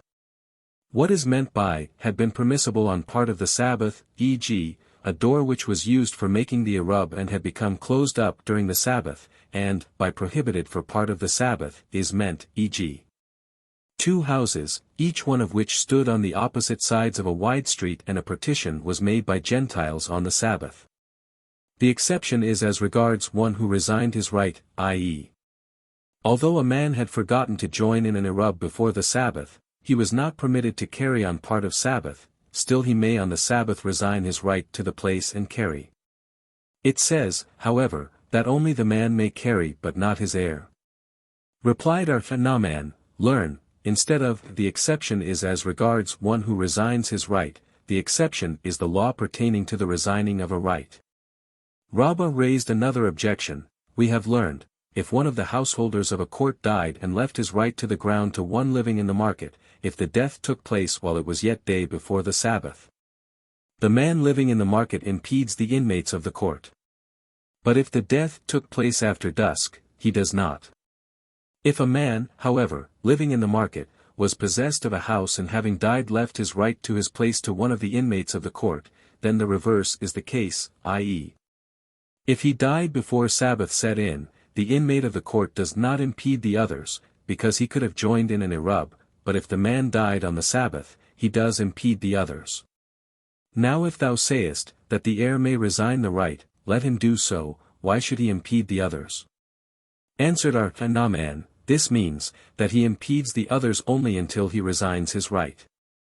R. Johanan said, the above Beratha is according to Beth Shammai, who hold, that it is not allowed to resign a right on Sabbath as we have learned in our Mishnah, from what time may the right be resigned? Beth Shammai hold, while it is yet daylight, and Beth Hillel maintain, from dusk. Said Ula, why do Beth Hillel hold, that it may be done on Sabbath? The reason of Beth Hillel is based upon an instance where a man was about to separate heave offerings for another without being told to do so. In the meantime this other man came along and saw that the heave offerings were being separated for him, whereupon he said to the man, "Separate it from the finer grain." In that case the heave offering is valid. Why? Because by the statement, "separate it from the finer grain," he demonstrated his approval of the man's action and his intention to have done this at all events. The same is the case with a man who resigns his right on the Sabbath. For he demonstrates that his intention had been to join in the Erub on the preceding day, but he had forgotten. Said Abai to him, "If this be the reason of Beth Hillel, what about the case of a Gentile who lived in the same court with 2 Israelites and happened to die on the Sabbath? The Israelites are permitted in that event to resign their rights to each other, but can it be said that their intention dated from the preceding day? Hence the reason of Beth Hillel is simply this: while Beth Shammai prohibit the resigning of the right to a place because they hold that it is equal to selling the place, and selling or buying is prohibited on the Sabbath, Beth Hillel however hold that resigning the right to a place is simply abandoning the place, and that is permissible on the Sabbath. Mishnah: should a householder be in partnership in wine with 2 of his neighbors, residing in the same alley, they do not require an Erub. If he be in partnership with one in wine and with another in oil, they do require an Erub. R. Simeon said, "Neither in one case nor in the other do they require an Erub." Gemara, said Rab, "Such is the case if the wine was contained in one vessel." And Rabbah said, "This may be inferred from the Mishnah itself." For the latter clause of the Mishnah states, that if the householder be in partnership with one in wine and with another in oil, they require an Erub. It would therefore be correct if in the first clause the wine is contained in one vessel and in the second clause there are 2 separate vessels. But were there 2 vessels in the first clause also, what difference would it make whether one vessel was filled with oil and the other with wine, or both with wine? Rejoined Abai, "This is no argument. Wine can be mixed with wine, hence, even if it be in 2 vessels it can be mixed and an Erub made with it is valid, but oil and wine cannot be mixed, and even though there are 2 separate vessels the Erub cannot be made therewith." R. Simeon said, "Neither in one case nor in the other do they require an Erub." Is it possible that our Simeon holds, that even where one vessel contains wine and the other oil, no further Erub is necessary?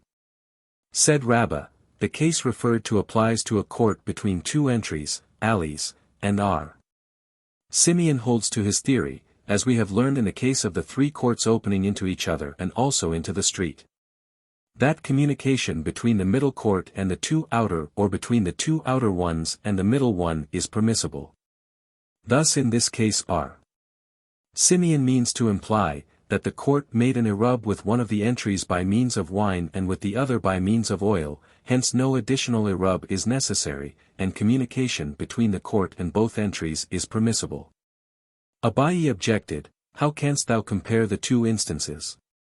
In the case of the 3 courts communication between the 2 outer is prohibited, whereas here it is said that no additional Erub whatever is necessary. Learn also here, that no additional Erub is necessary to allow of communication between the court and the entries, but if the inmates of either of the entries desire to carry in the other they must make an additional Erub." R. Joseph, however, said, "R. Simeon and the sages differ in the same point as R. Johanan ben Nori and the sages in another Mishnah as follows: if oil floated on wine and a man who had bathed before sunset, and hence was not yet ritually clean, touched the oil, the sages hold, that the oil becomes unclean. But the wine is not affected." R. Johanan ben Nori, however, maintains, that the wine and the oil are attached to each other and therefore both become unclean. In our Mishnah, the sages hold with the sages of the Mishnah quoted, and our Simeon holds with our Johanan ben Nori. We have learned in a Beretha, our Elazar ben Tata said, in either case they require an additional Erub. Even if both vessels contain wine an additional Erub is necessary.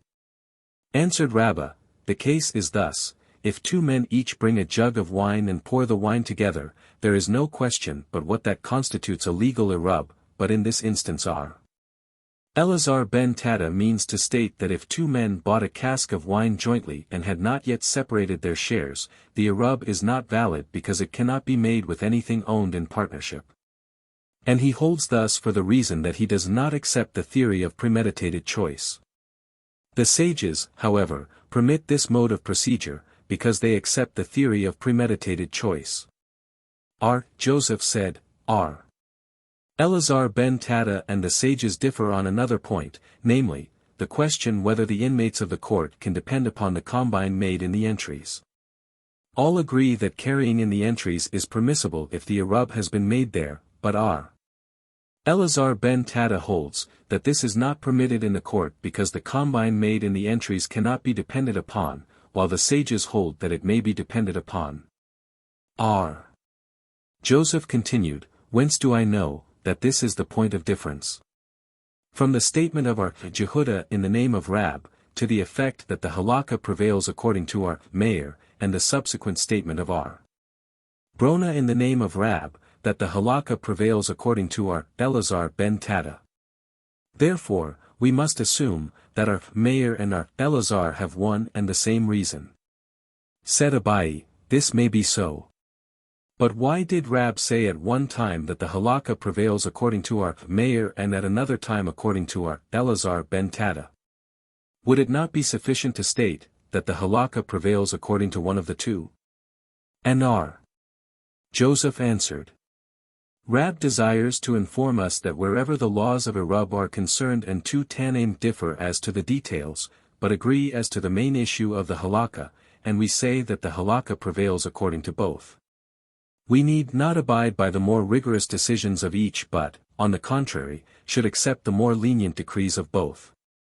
Which are, Meir is referred to by Rab. The one figuring in the following Beretha, in courts an Erub must be made with bread, but it is not allowed to do so with wine. In the entries a combine must be effected with wine, but if the inmates desire to do so with bread, it is permissible. An Erub must be made in the courts and a combine in the entries in order that the growing children should not forget the laws of Erub and say, our parents did not make an Erub. Such is the decree of our Meir. The sages, however, say, either an Erub or a combine must be effected, i.e., if one was omitted the other can be depended upon. Point 44. Our Jehuda in the name of Rab said, the halakha prevails according to our Meir. R. Huna said, the custom prevails according to our Meir, and our Johanan said, the masses only act in accordance with the dictum of our Meir. Mishnah, should 5 different companies take their Sabbath rest in one hall, triclinium, Beth Shammai hold, that each company requires a separate Erub, but Beth Hillel hold, that one Erub suffices for all of them. The latter school admit, however, that if any of these companies occupy distinct chambers or attics, each company requires a separate Erub. Gemara, said R. Naaman, the two schools differ only as regards a low center partition, but if there was a partition 10 spans high between each of the companies, all agree that each company requires a separate Erub. According to another version, R. Naaman is supposed to have said, they differ not only as regards a low center partition, but also concerning partitions between each company. R. Jehuda the sagacious said, the schools of Shammai and Hillel do not differ where partitions that reach to the ceiling of the hall are concerned, they agree that in that event each company requires a separate Erub. Wherein they do differ, however, is if the partitions do not reach the ceiling. Said our Naaman in the name of Rab, the halakha prevails according to our Jehuda the sagacious. Our Naaman bar Itzhak said, we can infer this from the Mishnah itself. The latter clause of the Mishnah states, that Beth Hillel also agree with Beth Shammai if the companies each dwell in distinct chambers or attics.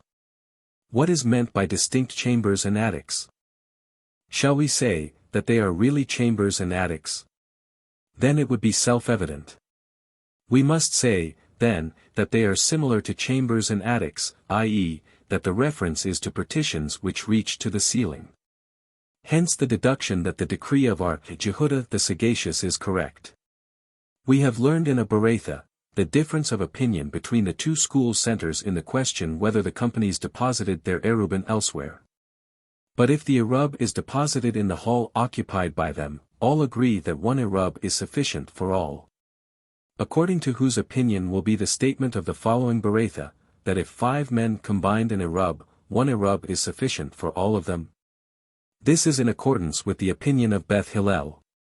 Mishnah, brothers, or associates, who take their meals at their father's, or at one, table, but sleep each in his separate house, in the same court, must each one prepare a separate Erub.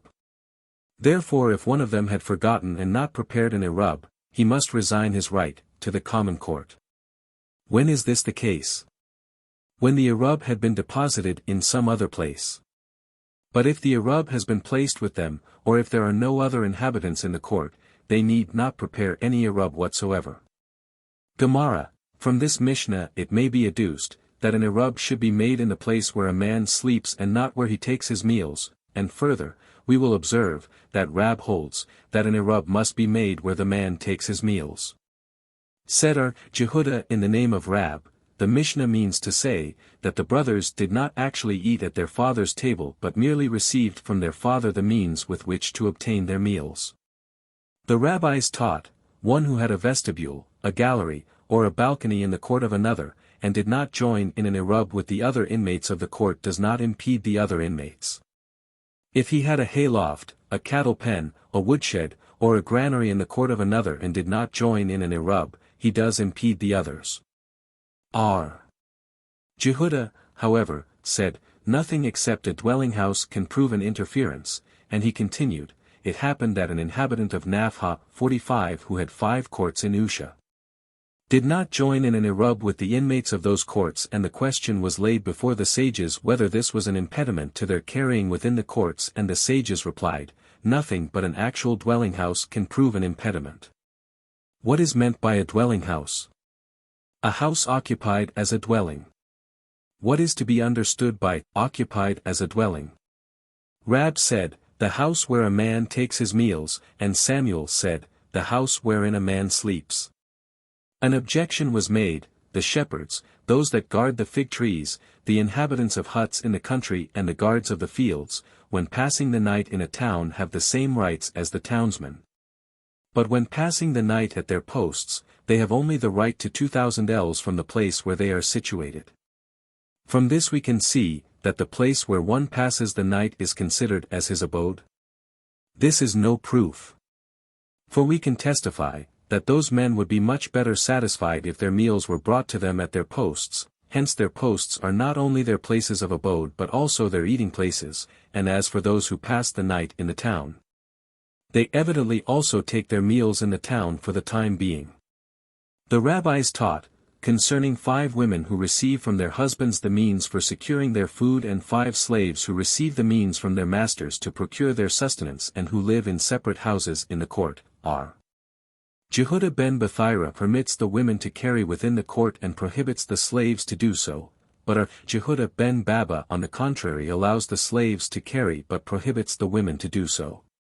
Said Rab, what reason has Jehudah ben Baba for his decree? Because it is written, Daniel 2:49, Daniel remained in the gate of the king. The inference is, that in the same manner as Daniel did not always remain in the gate of the king, but his office being such that his place was there, so it is also with slaves who, while in the service of their master, are considered as being always at their master's side. It is self-evident that if a son eat and dwell with his father, he need not make an Erub as stated previously.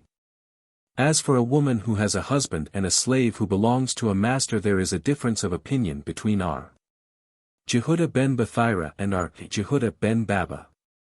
How about a disciple, however, who dwells in the same court with his master and derives his sustenance from his master?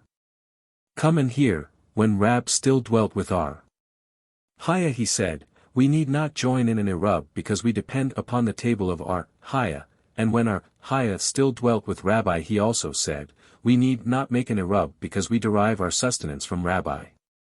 Hiah bar Abhin asked of Shesheth, what about the disciples of the college, who eat in the inns of the valley and pass the night at the college? When the legal limit of 2,000 ells is measured, where must the starting point be? The college or the inn where they take their meals? Shesheth answered, the college. Rami bar Hama asked of Hista, if a father and son, or a master and his disciple, lived in two courts, one inside of the other, and the outer court opened into an entry, what is the law concerning them? Are they to be considered as if they were two distinct individuals who cannot mutually impede each other because each one of them has a right to carry in his own court and a man who is permitted to do so in his own court cannot interfere with a man in another place? Hence both father and son, or master and disciple, may carry each in their respective courts. Or, shall we consider them collectively because the son or the disciple who lives in a separate court but eats at his father's table has a certain right to his father's court? Thus the father or the master is not in sole possession, but shares it with another. The consequence is that the father or the master is in duty bound to make an Erub in his own court and, on account of this, he becomes one who can interfere with the right of another, and prevents his son from carrying in his own, the son's, court. Then again, if they are considered as distinct individuals, are they in duty bound to combine an Erub covering the two courts? Finally, if the two courts had separate openings into the entry, are they considered as separate courts and thus the entry becomes valid by the addition thereto of a cross and side beam, or they are considered as one court? And if one court only opens into an entry, the entry cannot be made valid by the addition of a cross and side beam? Answered our Hista. We have learned this in a Beretha, a father and his son or a teacher and his disciple, providing there are no other inmates in the court occupied by them, are considered as individuals, and need not make an Erub at any place. Nevertheless the entry into which their court opens becomes valid by the addition thereto of a cross or side beam. Mishnah, if, the householders dwelling in, 5 courts that open into each other and also open into one common alley, entry, have joined in an Erub for the courts, but have not combined the alley, they are permitted to carry things in the courts, but must not do so in the alley. If they did combine the alley, however, they are permitted to carry both in the courts and in the alley. If they had combined both the courts and the alley, but one of the householders forgot and did not join in the Erub, they are nevertheless permitted to carry both in the courts and in the alley. Should one of the householders, dwelling in the alley have forgotten to join in the Erub, it is permitted to carry things in the court but not in the alley. Inasmuch as the alley bears the same relation to the courts as the court does to the houses within it. Tract Erubin. Gemara, according to whose opinion is our Mishnah? We must say that it is in accordance with our Mayor, who holds that an Erub is needed in the court, and a combination in the alley. How, then, could that part of the Mishnah be explained, which states that if a combination in the alley is made it is allowed to carry both, in the courts and in the alley? And this is certainly according to the opinion of the rabbis, who hold that one of the two is sufficient, i.e., either an Erub in the courts or a combination in the alley. Are then the two parts of the Mishnah based on different opinions? This presents no difficulty. The latter part of the Mishnah refers to a case where a combination had already been made in the alley, hence it is according to our Mayor's opinion. Now, then, what is the reason of our Mayor in stating that if one of the householders in the court forgot and did not join in the Erub, it is nevertheless permitted to carry both in the courts and in the alley? Our Mayor may hold as follows: the most essential feature of this case is to make an Erub in the courts, and a combine should also be made in the alley for the benefit of the growing children in order that they may not forget the laws of Erubin. Hence if the combination has been made both in the courts and in the alley, in which the majority participated, there is no fear of the children forgetting the laws. R. Jehuda said, Rab does not learn in the Mishnah that the 5 courts opened into each other but merely that they all opened into one common alley. This was corroborated by our Kahana. What reason did Rab have to learn thus? He holds that if several courts open into one common alley, a cross and side beam suffice to make that alley valid. If, however, only one court open into the alley, a cross and side beam do not suffice. Samuel, however, said, even if only one court or one house open into an alley, a cross and side beam suffice for the alley. Johanan said, even if a ruin open into an alley, a cross and side beam suffice. Abai asked of Joseph, does Johanan hold, that even if the path leading to a vineyard open into an alley, across, and side beam suffice for the alley? R. Joseph replied, Nay, R. Johanan meant to say a ruin which, in an emergency, could be inhabited. But a path which could not under any circumstances be inhabited, is out of the question. Said R. Huna bar Hinana, R. Johanan's statement concerning a ruin is but in accordance with his theory expressed in his decision regarding the Mishnah, chapter 9, Mishnah I, of this tract, where R. Simeon says that roofs as well as courts and woodsheds constitute the same kind of premises for the carrying of all utensils contained therein when the Sabbath rest began, etc. This was commented by Rab as follows: the halakha prevails according to R. Simeon provided no Erub was combined by the inmates of each separate court, meaning, thereby that if no Erub was combined, the inmates will not carry out any vessels from their houses into the court. Samuel and R. Johanan, however, declare that the halakha prevails according to R. Simeon, even if an Erub was combined, as there is no apprehension that the inmates will carry out any vessels from their houses into the court, and as in this case there is no apprehension that the vessels will be carried out of the houses. So also in the case of a ruin, R. Johanan holds, that there is no fear of the inmates carrying vessels from the court into the ruin by way of the alley. R. Brona sate and repeated the halakha decreed by Samuel, to the effect that even if one court or one house opened into an alley, a cross and side beam was sufficient for the alley. Said R. Eliezer, one of the schoolmen, to R. Brona, did Samuel indeed say this? And R. Brona answered, Yeah. R. Eliezer then asked to be shown where Samuel resided, and R. Brona showed him. R. Eliezer then came before Samuel and said, Did Master decree thus? And the answer was, Yeah. Rejoined the schoolman, Didst thou not state previously that where the laws of Erubin are concerned, we must hold strictly to the literal text of the Mishnah, and the Mishnah distinctly teaches, the alley bears the same relation to the courts as the court does to the houses within it. Samuel remained silent.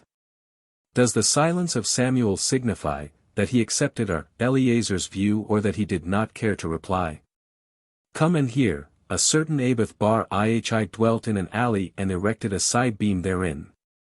Samuel told him that this complied with the legal requirements.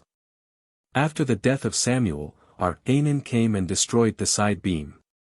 Said Abath, In an alley where I live by the direct permission of our master Samuel, a mere disciple like R. Anan dares to come and destroy my side beam. Hence we see, that Samuel did not accept the opinion of R. Eliezer. This is not conclusive evidence. The case of the alley could be explained as follows: the sexton of the synagogue took his meals with this Abath bar Ihi, but lodged in the synagogue. Abath was of the opinion that the residence is determined by the place where he takes his meals, hence the sexton and he were the occupants of one house. And Samuel declared his alley to be valid in conformity with his original decision, that if one court or one house opened into an alley a cross and side beam is sufficient for the alley, but Samuel, who held that the residence of a man is determined by his lodging place, may have accepted the opinion of R. Eliezer, and taking into consideration that there were two dwellings in the alley, that of Abath and that of the sexton, he made the alley valid by the addition of a side beam. Mishnah: If two courts be one within the other, should the inmates of the inner court prepare an Erub and those of the outer court fail to do so, the inmates of the inner court may carry within it. But those of the outer court must not carry within their own court. If the inmates of the outer court prepare an Erub, but those of the inner court fail to do so, neither are allowed to carry within their respective courts. If each have prepared a separate Erub, they are permitted to carry within their own limits. R. Akiba holds, however, that the inmates of the outer court are prohibited to carry within it and that the right of thoroughfare possessed by the inner court renders the outer court prohibited. But the sages hold, that the right of thoroughfare does not render it so.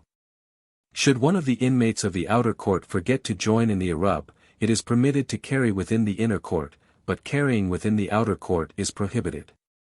If one of the inmates of the inner court forget to join in the Erub, carrying in either court is prohibited. If the inmates of both courts deposit their Erub in one place, and one of the inmates of either the outer or inner court forgot and did not join in the Erub, carrying, in either court is also prohibited. Should each court be the property of an individual, or inhabited by only one household, neither require an Erub. Gemara, when Dimi came from Palestine, he said in the name of Janay, the latter clause of the Mishnah stating, that if one of the inner court forget to join in the Erub, carrying in either court is prohibited, is merely a continuation of the dictum of Akiba, who holds, that a foot, i.e. a man, which is allowed to carry in its own place nevertheless interferes with the right of another place. The sages, however, hold, that as a foot which is allowed to carry in its own place does not interfere with the right of another place, so also a foot which is not allowed to carry within its own place does not interfere with the right of another place, and thus the inmates of both courts may carry within their own limits. An objection was made based upon a previous clause in the Mishnah, which states that if the inmates of the outer court prepare an Erub, but those of the inner court fail to do so, neither are allowed to carry within their respective courts. And this is certainly not in accordance with the opinion of Akiba, because even had the inmates of the inner court made an Erub, he would still prohibit the outer court to carry within their own court. Hence we must assume, that this is in accordance with the opinion of the sages, who hold that a foot which is allowed to carry within its own place does not interfere with the right of another place, but one which is not allowed does interfere. Therefore we must rather accept the statement of Rabbin in the name of Janay. There are three different opinions concerning this subject, viz. The first Tana of our Mishnah holds that a foot which is allowed to carry within its own place does not interfere with the right of another place, but a foot which is prohibited does interfere with the right of another place. Akiba holds that even a foot which is allowed, also interferes with the right of another place. But the last sages of our Mishnah maintain, that as a foot which is allowed does not interfere with the right of another place, so also a foot which is prohibited does also not interfere. If the inmates of both courts deposit their Erubin in one place, etc. What is meant by one place? Said Jehuda in the name of Rab, this refers to the outer court and is called one place, because it is designated for the use of both courts, as the inmates of the inner court must pass through the outer.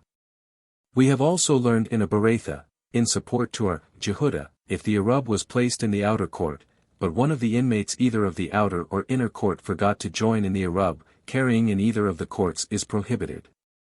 If the Erub was deposited in the inner court, but one of the inmates of that court forgot to join in the Erub, carrying in either court is also prohibited.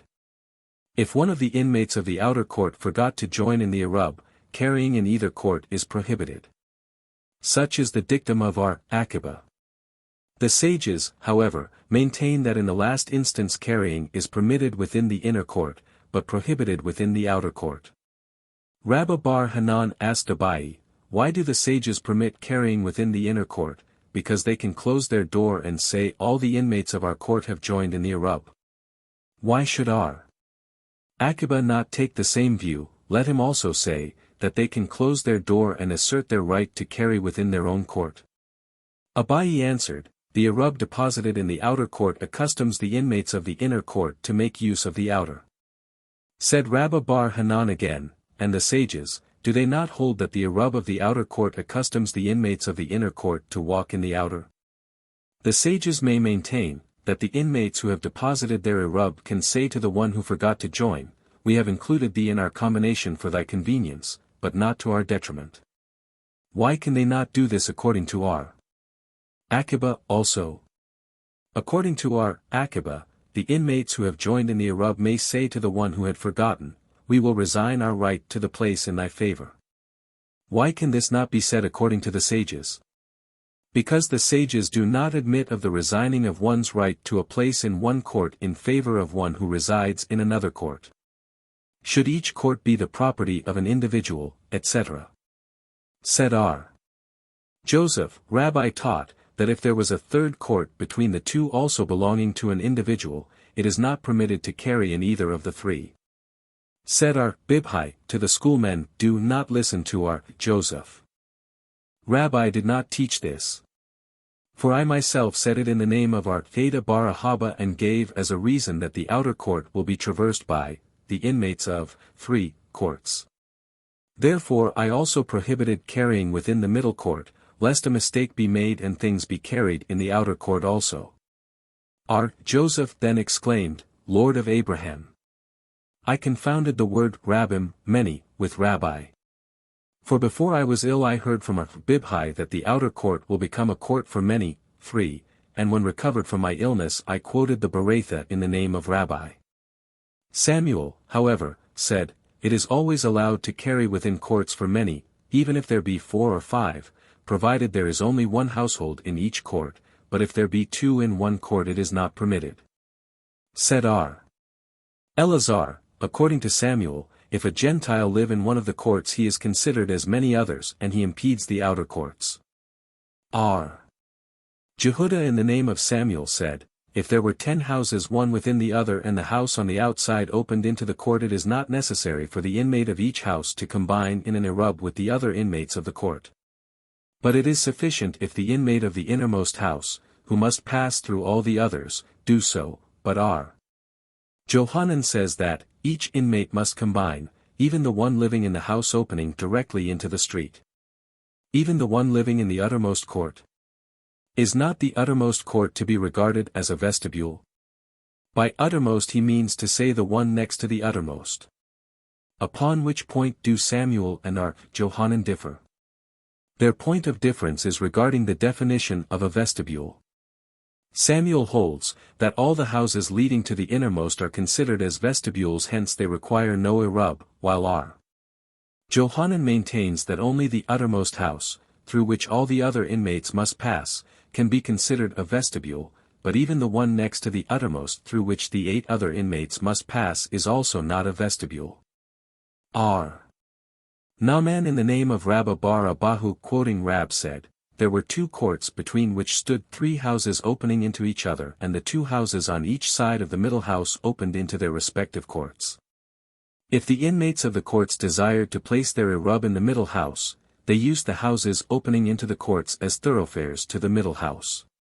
Thus the house at one court becomes as a vestibule to the inmates of that court and the house at the other court becomes a vestibule to the inmates of the other court, while the house in the center being used to deposit the Erub therein. It need not be combined in the Erub itself. Consequently none of the 3 need combine in the Erub of the courts. 7. Erubin in courts and alleys. Regulations concerning the preparation of Erubin for courts separated by apertures, walls, ditches, and strawricks. Combination of Erubin in alleys. Mishnah, if there be an aperture, for span square, and less than 10 spans high, from the ground, between 2 courts, the inmates of each court may prepare 2 separate Erubin, or if they prefer it, may combine in one Erub.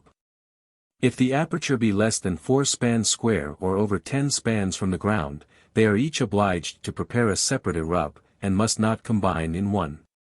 Gemara, shall we say that this anonymous Mishnah is in accordance with Simeon ben Gamaliel, who holds that the law of lavid, attached, applies for a distance of less than 4 spans and not for a distance of less than 3 spans as maintained by the sages?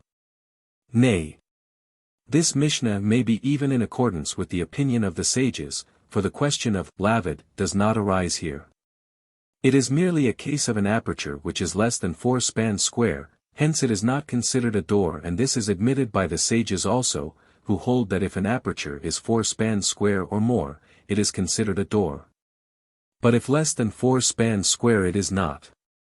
If the aperture be less than 4 spans square, etc. Why this repetition? Is this not self-evident? The first clause of the Mishnah states, that if there be an aperture 4 spans square and less than 10 spans high from the ground, the inmates of the courts may either prepare separate Erubin or combine in one. Hence if the aperture be less than 4 spans square and more than 10 spans high, it is obvious that they cannot have their choice. The Mishnah means to teach us, that if the aperture was partly less than 10 spans high from the ground and partly more than 10 spans high, the inmates of the court still have their choice of either making separate Erubin or combining in one. And only if the entire aperture was over 10 spans high from the ground, they are obliged to make each a separate Erub. This explanation of the Mishnah has reference to the following teaching of the rabbis, viz., if the entire aperture, with the exception of a small part, was higher than 10 spans from the ground, e.g. if the aperture was 12 spans square and was 8 spans high from the ground, thus 2 spans of the aperture were within 10 spans from the ground and 10 spans were over 10 spans from the ground. Or if the entire aperture with the exception of a small part was less than 10 spans from the ground, e.g., if it was 12 spans square and only 2 spans were over 10 spans from the ground, the inmates of the courts may either each make a separate Erub or combine in one. If the entire aperture with the exception of a small part was higher than 10 spans from the ground, the inmates have their choice. Why is it necessary to state that if the entire aperture with the exception of a small part was within 10 spans from the ground, the inmates have their choice? Is this not self-evident? After having stated the law in the former case, it applies the more to the latter. R. Naaman said, the case of where the aperture is less than 4 spans square or over 10 spans from the ground, applies only to courts, but as for houses, the aperture may be at any distance from the ground, even over 10 spans, and, nevertheless, the inmates are permitted to join in an Erub. Why so? Because a house is considered solid, and every portion is regarded as occupied. R. Abba asked of R. Naaman, if in the attic of a house there was a hole for the purpose of fastening a ladder therein, may the inmate of the attic join in the Erub regardless of whether there was a ladder fastened in the hole of the attic or not, i.e. should the house be considered solid and occupied and no ladder is necessary, or is the house only considered solid as far as the walls are concerned but not the interior, and a ladder is essential? And he answered, a ladder is not necessary. R. Abba understood R. Naaman to say, that a permanent ladder was not necessary, but for the time that the Erub was to be combined it was necessary. It was taught, however, by R. Joseph bar Minyumi in the name of R. Naaman that neither a permanent nor a temporary ladder was necessary. Mishnah, if there be a wall 10 spans high and 4 spans wide between two courts, the inmates of each must prepare separate Erubin and must not join in one. If fruit happen to lie on the wall, they may ascend from their respective sides and partake thereof, provided they do not bring any of it down with them. Should there be a breach in the wall, not wider than 10 ells, they may prepare separate Erubin, or if they prefer it join in one, because the breach is considered as a door. Should the breach, however, be wider than 10 ells, they must both join in one Erub but must not prepare 2 separate Erubin. Gemara, how is it, if the wall did not measure 4 spans in width? Said Rab, in that case, the atmosphere of 2 separate premises predominates at the wall and one must not handle anything even the size of a hair lying on the wall. R. Johanan, however, says to the contrary, in that case the inmates of both courts may lay down fruit on the wall, or even take it down from the wall because it is regarded as ground under no jurisdiction. R.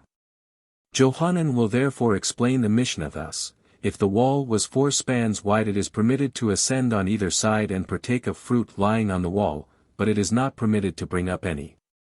If, however, the wall was less than 4 spans wide, one may carry fruit up on the wall and eat it there. This statement of R. Johanan is but in accordance with his own theory, as related by R. Dimi upon his arrival from Palestine in the name of R. Johanan, viz. An object less than 4 spans square, standing between public and private ground, may be used by both the occupants of the public and private ground as an aid on which to shoulder a burden on the Sabbath. But they should be careful not to confound the burdens placed on the object so that a burden placed by an occupant of public ground be taken up by an occupant of private ground and vice versa. Can Rab dispute this assertion of R. Dimi? Is it not identical with the Beretha concerning a man standing on the doorstep and passing things to a mendicant in the street or to the master of a house, see Tract Sabbath, page 8? Rab does not dispute the Beretha in that instance, because it concerns a biblical law, but in this case where rabbinical law is dealt with.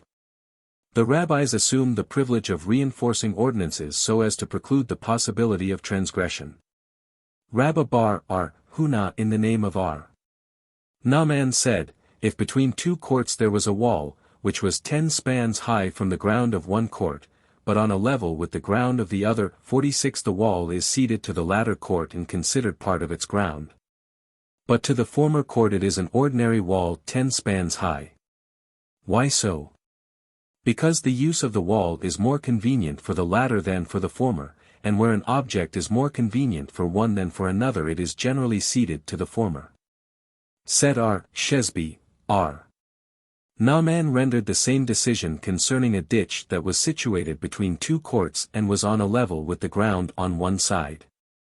If a man comes to diminish the size of the wall referred to in the Mishnah, either by heaping up earth at the bottom or by erecting posts or benches at its side.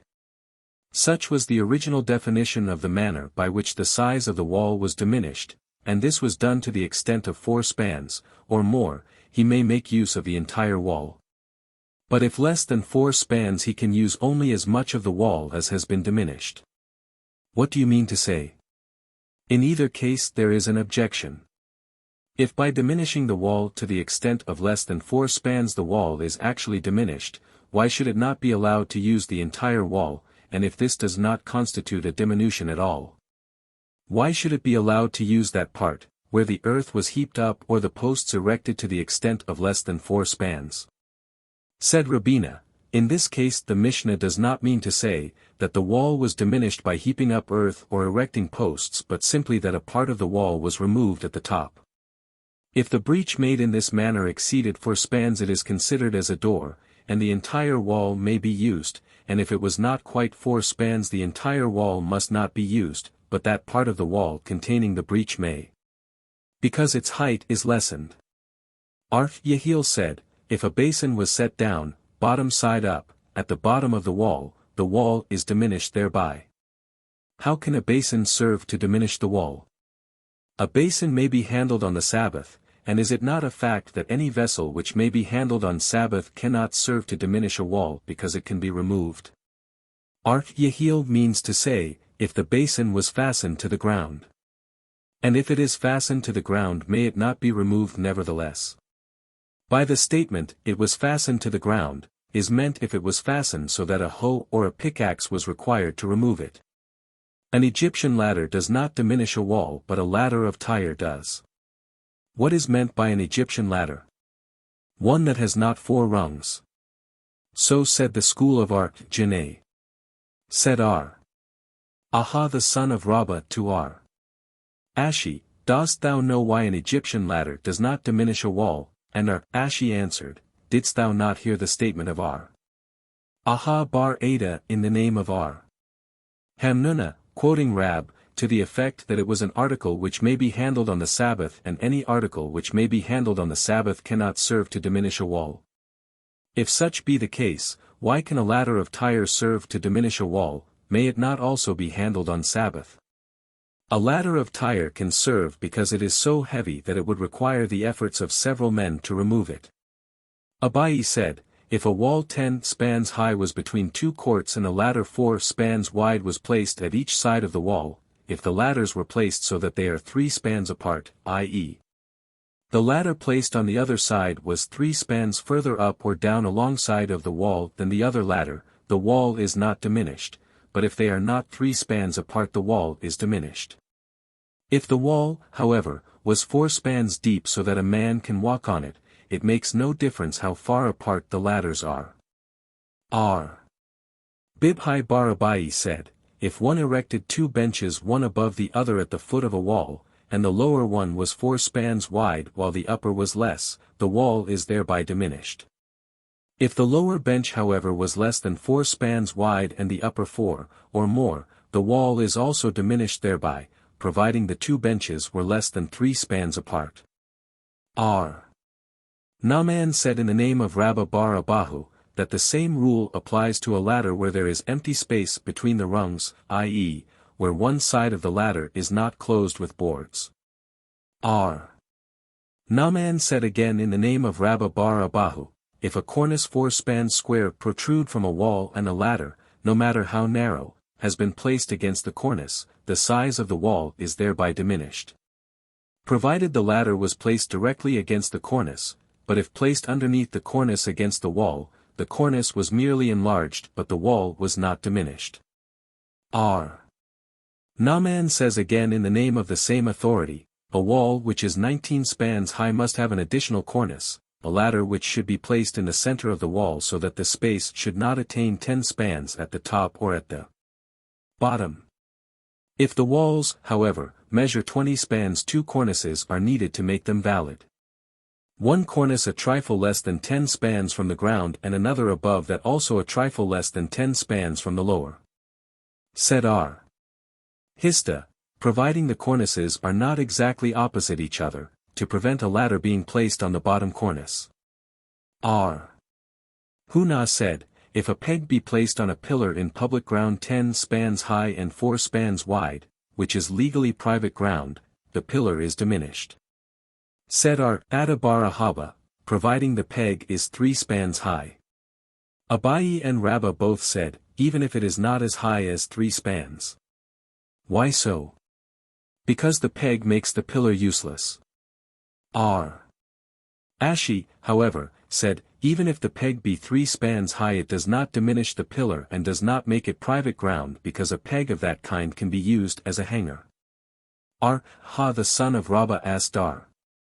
Ashi, what is the law if several pegs be placed on the pillar in question? And he answered, did you not hear what R. Johanan said concerning a well, that its enclosures of earth are counted in with the 10 spans, makes it a legal private ground, why then should they be counted, are they not useless? We must assume that, because one can place an object upon the enclosures and thus use them. The same is the case with the peg, one might also place something upon it also. R. Jehudah said in the name of Samuel, if a wall be 10 spans high it requires, in order to become a valid wall, a ladder 14 spans in height. Because the ladder must be placed against the wall at an angle and the distance from the foot of the ladder to the wall being 4 spans, the ladder loses that much before it reaches the top of the wall. R. Joseph said, even if the ladder be a trifle over 13 spans high it may be used, because should it lack 1 span of reaching the top of the wall the deficiency is not taken into consideration. Abayi, however, said, it matters not if the ladder be even a trifle over 11 spans high, because should it lack 3 spans of reaching the top of the wall, it is considered as being at the top. For the law of Lavid is applied in all cases where there is a deficiency of 3 spans or less. R. Huna the son of R. Jehoshua, however, said, the ladder may be only a trifle over 7 spans in height, because it is not compulsory to place the ladder at an angle, and if placed straight at the wall, together with the 3 spans allowed by the law of Lavid, it reaches the top. Should the ladder even be placed at an angle it may be considered as straight at the wall and the same rule applies. Rab said, I have a tradition, that a ladder standing straight against a wall also diminishes its size, but I know no reason for it. Said Samuel to him, does Abba not know the reason for this? Why should a ladder be worse than 2 benches placed one above the other? Surely it is more difficult to scale a wall by means of benches than by means of a ladder. Rabbah in the name of R. Haya said, trunks of Babylonian fig trees when placed against a wall need not be fastened, because their weight is so great, that it is very difficult to remove them, although they may be handled on Sabbath. R. Joseph in the name of R. Oshia said, the same applies to Babylonian ladders, which are so heavy, that there is no fear of their being removed. R. Joseph asked Rabbah, if a man had a ladder which he desired to place against a wall and the ladder being too narrow, i.e., less than 4 spans wide, be hewed out in the wall itself, steps on each side of the ladder, how far up should those steps be hewn out? Rabbah answered, for a distance of 10 spans. Asked R. Joseph again, how is it if a man hews out steps 4 spans wide in the wall itself? How far up must he do this? And the answer was, the entire height of the wall. What is the difference between the case of the ladder where steps had to be hewn out additionally and this case where the steps were all hewn out of the wall? In the first instance the ascent of the wall is so much easier because the ladder can be placed against the wall at an angle, while in this instance the ascent is much more difficult, hence the steps should reach the entire height of the wall. R. Joseph asked Rabbah again, what is the law if a man used a tree, which grew right at the wall, for a ladder? I ask thee, taking into consideration the difference of opinion between Rabbi and the sages.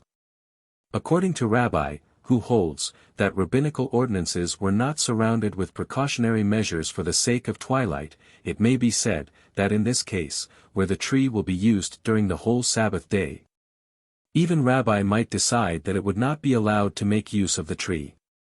And on the other hand, even according to the sages, who disagree with Rabbi as regards the precautionary measures for the sake of twilight, it may be said that the tree might be considered as a door, which, however, cannot be used because it is regarded as if a lion lie across it. Nevertheless, it is a door, and being such, the wall may be used. Now, shouldst thou decide that the wall may be used if a tree grow at its side, how would it be if a grove such as is used in idolatrous worship, grow alongside of the wall? I ask thee in this instance, taking into consideration the difference of opinion between our Jehudah and the sages. We are aware that our Jehudah permits the depositing of an Erub even in a grave, notwithstanding the fact that no benefit must be derived from a grave. But for the reason that after the Erub has been deposited for the moment of twilight, the grave is of no further use, as the Erub need not be watched. In this case, however, our Jehudah might prohibit the use of a grove, because it serves a distinct purpose, namely, that of a walk to the wall, and it is a law that no benefit must be derived from a grove used for idolatrous worship. On the other hand, even according to the sages, who prohibit the use of a grave for the depositing of an Erub, it might be permitted to use the grove because it is virtually a door to the wall and is merely regarded as if a lion were lying across it, which temporarily makes it unfit for use. Rabbah answered, a tree may be used but a grove must not. Our Hista opposed this. On the contrary, said he, the lion lying across the tree which renders it unfit for use temporarily is the rabbinical ordinance concerning the Sabbath rest, i.e., the tree must not be used on account of the Sabbath, while the grove must not be used for another reason altogether. Hence it should be permitted to use the grove and the use of the tree should be prohibited. It was also taught, that when Rabbin came from Palestine, he said in the name of our Eleazar, according to another version our Abahu said in the name of our Johanan, this is the rule. Whenever the prohibition is based upon the Sabbath rest laws, such prohibition must stand, but whenever the prohibition is based in some other law, it need not hold good. A.R. Naaman bar Itzhak taught, concerning a tree the same divergence of opinion as exists between Rabbi and the sages remains, and concerning a grove the same difference of opinion as exists between our Jehudah and the sages remains. Mishnah, if two courts be separated by a ditch, 10 spans deep and 4 wide, the inmates of each court should prepare separate Erubin and must not join in one, even though the ditch be filled with stubble or with straw. Should it however be filled with earth or pebbles, the inmates must join in one Erub and not prepare 2 separate ones. If a board 4 spans wide had been put across the ditch, and likewise, if 2 projecting balconies, one opposite the other, have been connected by means of such a board, or plank, the inmates of the courts may prepare separate Erubin. Or if they prefer it, they may join in one. If the board, however, was less than 4 spans wide, they must each prepare a separate Erub, and not join in one. Gemara, the Mishnah states, that if the ditch was filled with stubble or straw, the inmates of each court must make a separate Erub, because the straw is not considered firm enough to afford a safe passage over the ditch, i.e., it does not constitute a solid filling for the ditch, but in the succeeding Mishnah we learn, that if there be between 2 courts a strawrick, the inmates of each court must prepare a separate Erub, thereby demonstrating that straw can form a solid partition. Answered Abai, as for a partition all agree that a strawrick can form a partition, but as for straw serving as a filling for a ditch it depends upon whether the owner has devoted it entirely for that purpose. If he did and will not remove it, it may constitute a solid filling for the ditch, but if he did not and intends to subsequently remove it, it cannot be considered such. Should it however be filled with earth or pebbles, Even if the man who did this, does not declare that he has devoted the earth or the pebbles for that purpose entirely.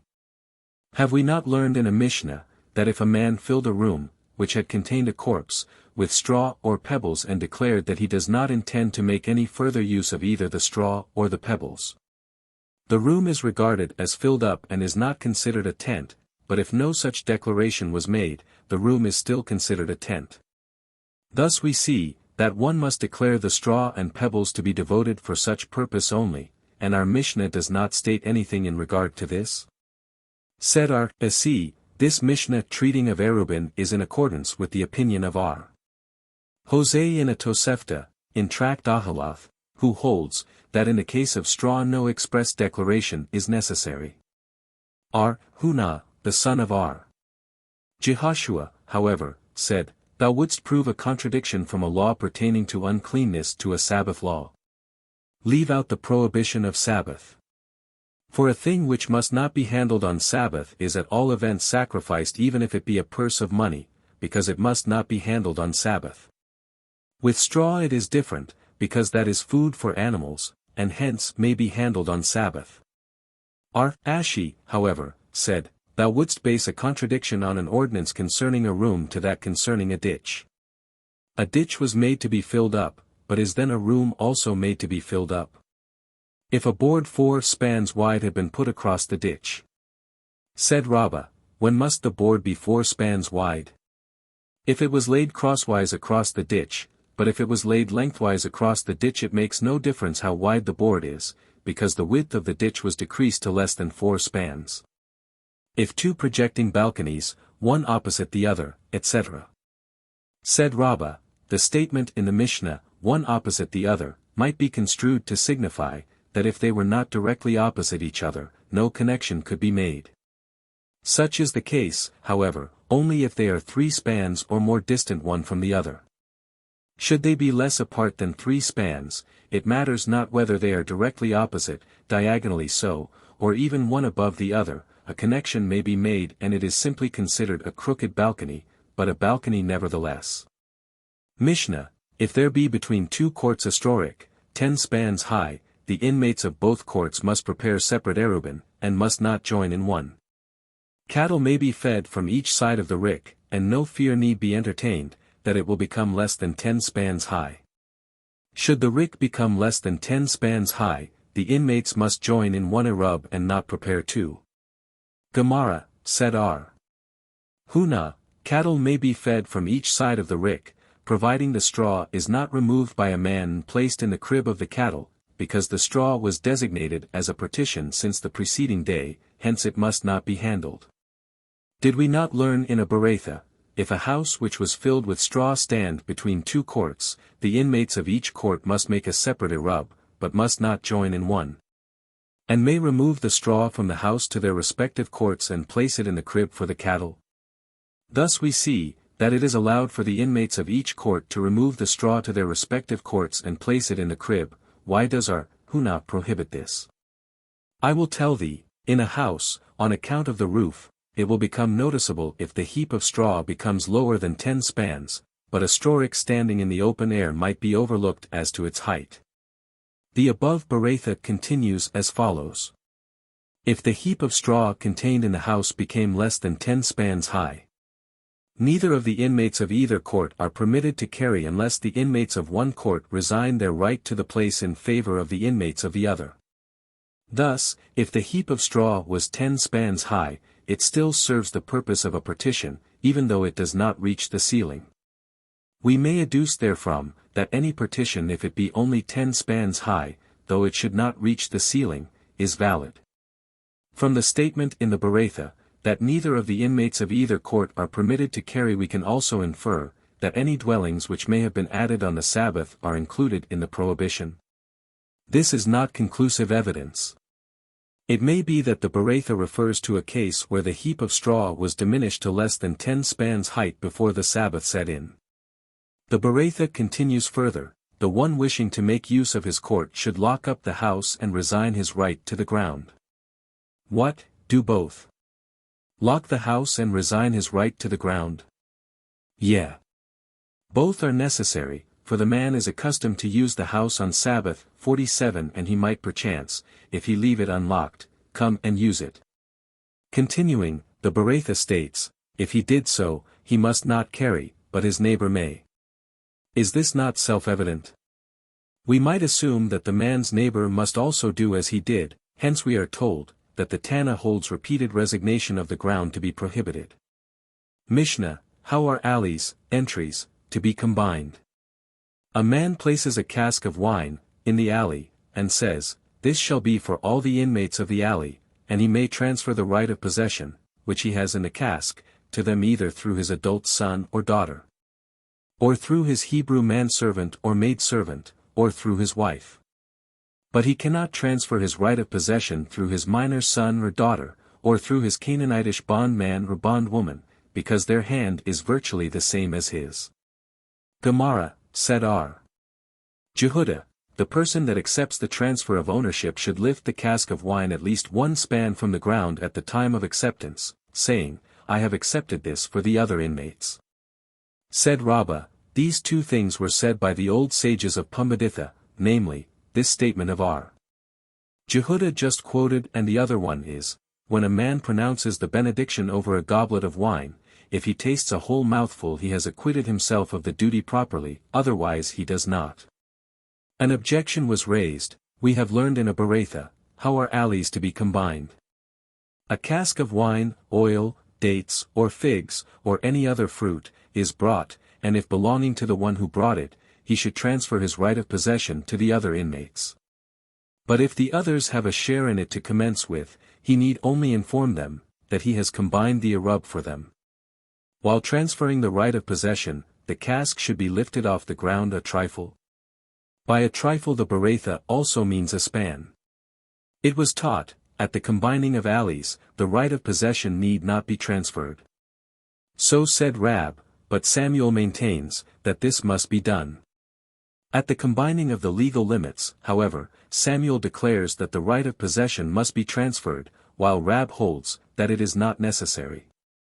Samuel may be right in his opinion, because he holds in accordance with our Mishnah, which teaches, that at the combining of alleys, the right of ownership must be transferred, and at the combining of legal limits nothing is said about transfer.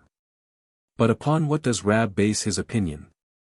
There is a difference of opinion among Tanaim concerning this ordinance as R. Jehuda said in the name of Rab, it happened that the daughter-in-law of R. Oshia went to the bathhouse, and not returning before dusk, her mother-in-law made an Erub for her. When this was told to R. Haya, he declared it unlawful. Said R. Ishmael bar R. Hosea to him, thou Babylonian. So strict art thou with Erubin. Then said my father, whatever can be made more lenient with regard to Erubin, should so be made. Said R. Zerah to R. Jacob, the son of the daughter of Jacob, when thou goest to Palestine, go out of thy way and pass through Tyre and ask of R. Jacob bar Edi how the case was, did the mother-in-law make an Erub with her own material, and on account of not transferring her ownership to her daughter-in-law, R. Haya held it to be unlawful, or did she make it with material belonging to her daughter-in-law and R. Haya held it to be unlawful because the daughter-in-law was not informed? R. Jacob bar Edi answered, that it was on account of the ownership not having been transferred. R. Naaman said, we are in possession of a tradition which teaches us, that whether Erubin of legal limits or Erubin of courts or combinations of entries are concerned, a transfer of ownership must be effected. Now the question arises as to Erubin of cooked articles 48 whether a transfer of ownership is necessary or not. Said R. Hosea, what question is this? Did R. Naaman not hear the dictum of R. Naaman bar R. Ada in the name of Samuel, that in the case of Erubin of cooked articles a transfer of ownership must also be effected? Replied Abai, assuredly he did not hear this dictum or he would not have asked. Rejoined R. Hosea, did not Samuel say that in the case of Erubin of courts a transfer of ownership is not necessary and still R. Naaman maintains that it is? Abai then said, how can this be compared? In the case of Erubin of courts and legal limits there is a difference of opinion between Rab and Samuel, while R. Naaman accepts the more rigorous decrees of each, but in this instance how could Naaman override the absolute decree of Samuel alone? There was a guard of the arsenal living in the neighborhood of Zerah. His neighbors asked him to rent them his place for the Sabbath, but he refused. So Zerah was asked whether the place may be rented from the man's wife, who was willing to do so. He answered them, "Thus said Resh Lakish in the name of a great man, i.e., Hanina, a man's wife may effect an Erub without the man's knowledge or against his will." The same case occurred in the neighborhood of Jehudah bar Oshia, and when asked concerning the law in the matter, he did not know. Mathna could not solve the problem either. When Jehudah, however, asked, he answered in the name of Samuel the dictum attributed above to Hanina. An objection was raised. We have learned in a Beretha, if women made an Erub or combined in an alley without the knowledge of their husbands, the Erub and the combination are both unlawful. This presents no difficulty. The Beretha refers to a case where the husbands distinctly forbid their wives to do so, whereas Samuel refers to a case where the husbands did not forbid them. Such seems to be the case, for were it not so Samuel would contradict himself as he said elsewhere, if one of the inmates of the alley who, as a rule, combined with the others, refused to do so at one time. The other inmates may enter his house and take his share against his will. Thus we see, that only if the man, as a rule, combined but, out of spite, refused in one instance, then and then only the other inmates may take his share by force, but if he was not in the habit of combining, this would not be allowed. Hence this bears it out. Can we assume that the following Beretha is in support of the decree of Samuel? It teaches. It is permitted to compel a man to take a share in the erection of a side and cross beam to an entry, if he refuses to do so voluntarily. In the case of an entry it is different, because there were no partitions, hence it was difficult to watch the entry. According to another interpretation, where an act is committed out of spite, with the intention to injure another, it is different, i.e., a man may be compelled to desist as explained in chapter 4, page 109.49. It was taught, Haya bar Ashi said, a side beam may be made of a grove. Simeon ben Lakish said, a crossbeam may be made of a grove. One who says, that a crossbeam may be made of a grove certainly permits a side beam also to be made of a grove. But he who says, that a side beam may be made thus, does not permit a crossbeam. Why so? Because a crossbeam must be sound enough to hold a brick one span thick, and as a grove, being used for idolatry, must be burned, it is considered as if it were already burned, hence not sound enough to hold a brick of the prescribed thickness. Mishnah, if the quantity of food, required for the combination, become diminished, one may, himself, add thereto and transfer his right of possession without notifying the other inmates, to that effect. If, however, new inhabitants have, since, arrived in the alley, he adds sufficient to make up the required legal quantity, transfers his right of possession to them and notifies them to that effect. How much is this legal quantity, of food required for the combination of alleys? If those who join therein are numerous, it must be sufficient for 2 meals for all of them, but if they be few, the size of a dried fig for each is sufficient. Jose said, to what does this regulation apply? To the original, first, preparation of the Erub, but to extend the Erub, for later use, any quantity, however small, is sufficient. Nor did the sages direct that, where the combinations of an alley had been effected, an Erub should be prepared for the several courts, contained in the alley, except that the children might not forget about the law of Erub. Gemara, what food does the Mishnah refer to as having become diminished? Shall we assume, that it was but one kind of food, then even had it been totally destroyed, it was not necessary to notify the other inmates? If on the other hand there were 2 kinds of food, then, even, if it became diminished, the man was in duty bound to notify the other inmates, as we have learned in a Beretha, if the food was all of one kind and was totally destroyed. One need not notify the other inmates. But if the food was of 2 different kinds, one must notify the other inmates. It was assumed that the same law applied to food that had merely become diminished, but the Gemara answered. The Bereitha refers to food that had been totally destroyed, but with food that had become diminished, it is different. How much is this legal quantity, etc.? What does the Mishnah mean to say by numerous? Said Jehudah in the name of Samuel, 18 persons. 18 and not more.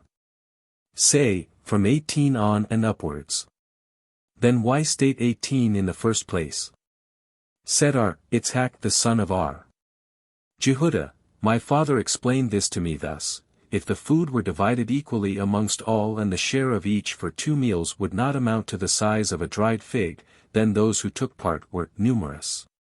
And it is sufficient if the share of each did not amount to the size of a dried fig. But if the share of each amounted to more than the size of a dried fig, those who took part are considered few, and even if each received but the size of 1 dried fig, it is sufficient. Thus both are the more lenient constructions of the law. Incidentally, we are told by Jehudah that 18 dried figs are sufficient for 2 meals. Mishnah, the Erub, of courts, or combination, of alleys, may be affected with all kinds of nutriment except water and salt.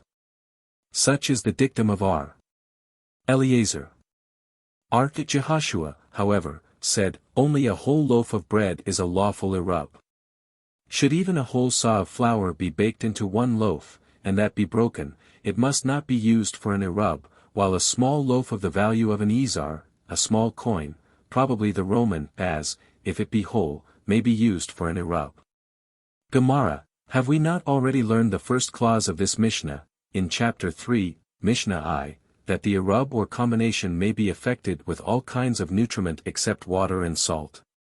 Said Rabba Bar Hannah, this Mishnah repeats the ordinance solely on account of Jehoshua, who maintains, that only a whole loaf is a lawful Erub, but not a broken loaf. Hence we are taught that with all kinds of nutriment it may be affected, including a broken loaf. What reason has Jehoshua for his assertion? Said Jose ben Saul in the name of Rabbi, in order to prevent enmity, lest one say he deposited a whole loaf and another a broken loaf, etc.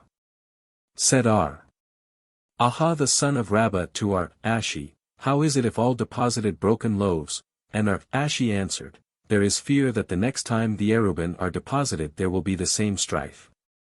One will deposit a whole loaf and another a broken one, etc. Johanan ben Saul said, if from a whole loaf of bread the legal first dough, offering, has been removed, or from a whole loaf of bread made of theruma and ordinary flour the legal 100th part had been removed, the loaf is still considered whole, and an Erub may be affected therewith. Did we not learn in a Bereitha, that the loaf remains whole, and may be used for an Erub if the legal 100th part had been removed? But if the quantity of the legal first dough had been removed it does not remain whole and must not be used for an Erub. This presents no difficulty. Johanan refers to the loaf of a baker who must remove only a small piece for the first dough, while the Bereitha refers to a loaf of a householder, as we have learned in a Mishnah, Tract Hala, the prescribed quantity for the first dough is 1/24. One who prepares the dough for his own use or for the wedding, feast, of his son must also give 1/24, but a baker, or even a woman who prepares the dough for sale in the market, need only give 1/48 as the legal first dough.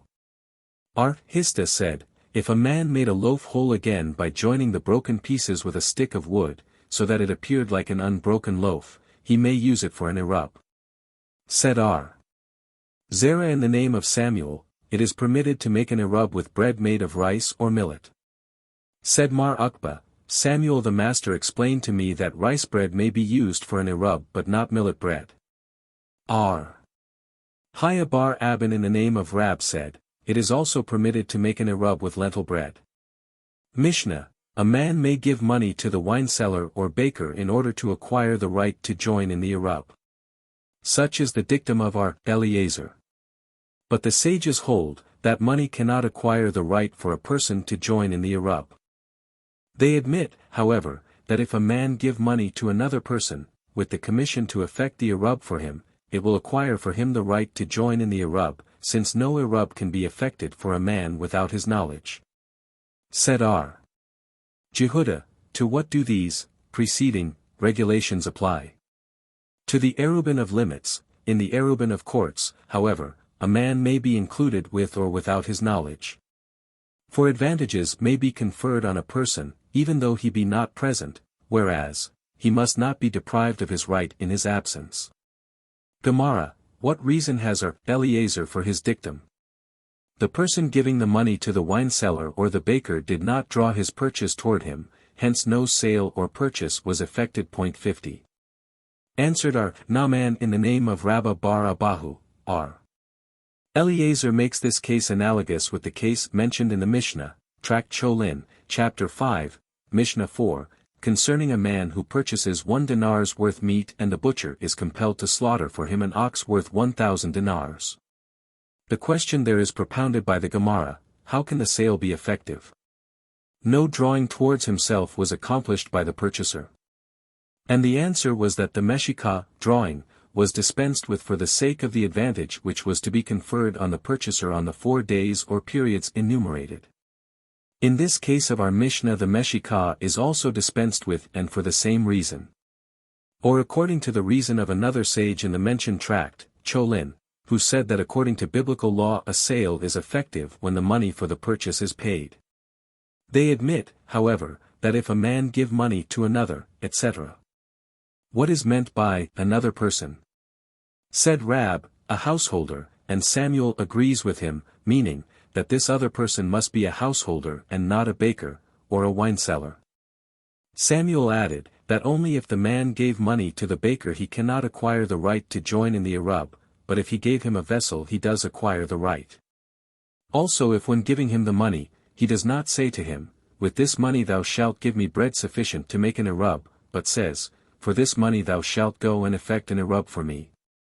Then it is as if he merely commissioned him to effect his Erub and he acquires the right to join in the Erub. Said R. Jehuda, to what do these ordinances apply, etc. R. Jehuda in the name of Samuel said, the halakha prevails according to R. Jehuda, not only in this case, but in all instances where R. Jehuda decrees concerning Erubin, the halakha prevails in accordance with his dictum. Said R. Hannah of Baghdad to him, does Samuel hold, that even in the case where R. Jehuda declares an entry, from which the side and cross beams had been removed, valid, the halakha prevails accordingly? Answered R. Jehuda, did I not state particularly concerning Erubin, but not concerning partitions? Said R. Aha the son of Rabba to R. Ashi, if it is said, that the halakha prevails according to R. Jehuda, then there must be some who disagree with him. Did not R. Jehoshua ben Levi say, that whenever we find in a Mishnah the statement, said R. Jehuda. When is this the case, or, when do these regulations apply, it is not to be accepted as a refutation of previous decrees, but merely as a further explanation of the decree of the sages. How can it be said, that it is not to be accepted as a refutation? Did we not learn in a previous Mishnah, that if additional inhabitants came into the alley, the right of possession must be transferred to them and they must be notified, whereas R. Jehuda states, that no notification is necessary. The previous Mishnah refers to a court between 2 alleys when the inhabitants newly arrived must be notified that the Erub was effected in one of the alleys, and R. Jehuda would agree to this also. Did not R. Shesbi say in the name of R. Hista, that the previous Mishnah distinctly states, that the colleagues of R. Jehuda differ with his dictum in this last Mishnah? Answered R. Ashi, the previous question of R. Aha wouldst thou make a contradiction from one man to another? Samuel may hold one thing and R. Jehoshua ben Levi another. Referring again to the statement of R. Jehoshua ben Levi, R. Johanan said, that whenever R. Jehuda says, when is this the case, he means to explain the previous teachings, but whenever he says, when do these regulations apply, he means to differ from the foregoing opinions. 8. Erubin of limits, food required for Erubin, Erubin of courts. Regulations concerning the Erubin of limits. The quantity of food required for such Erubin, and further regulations concerning Erubin of courts.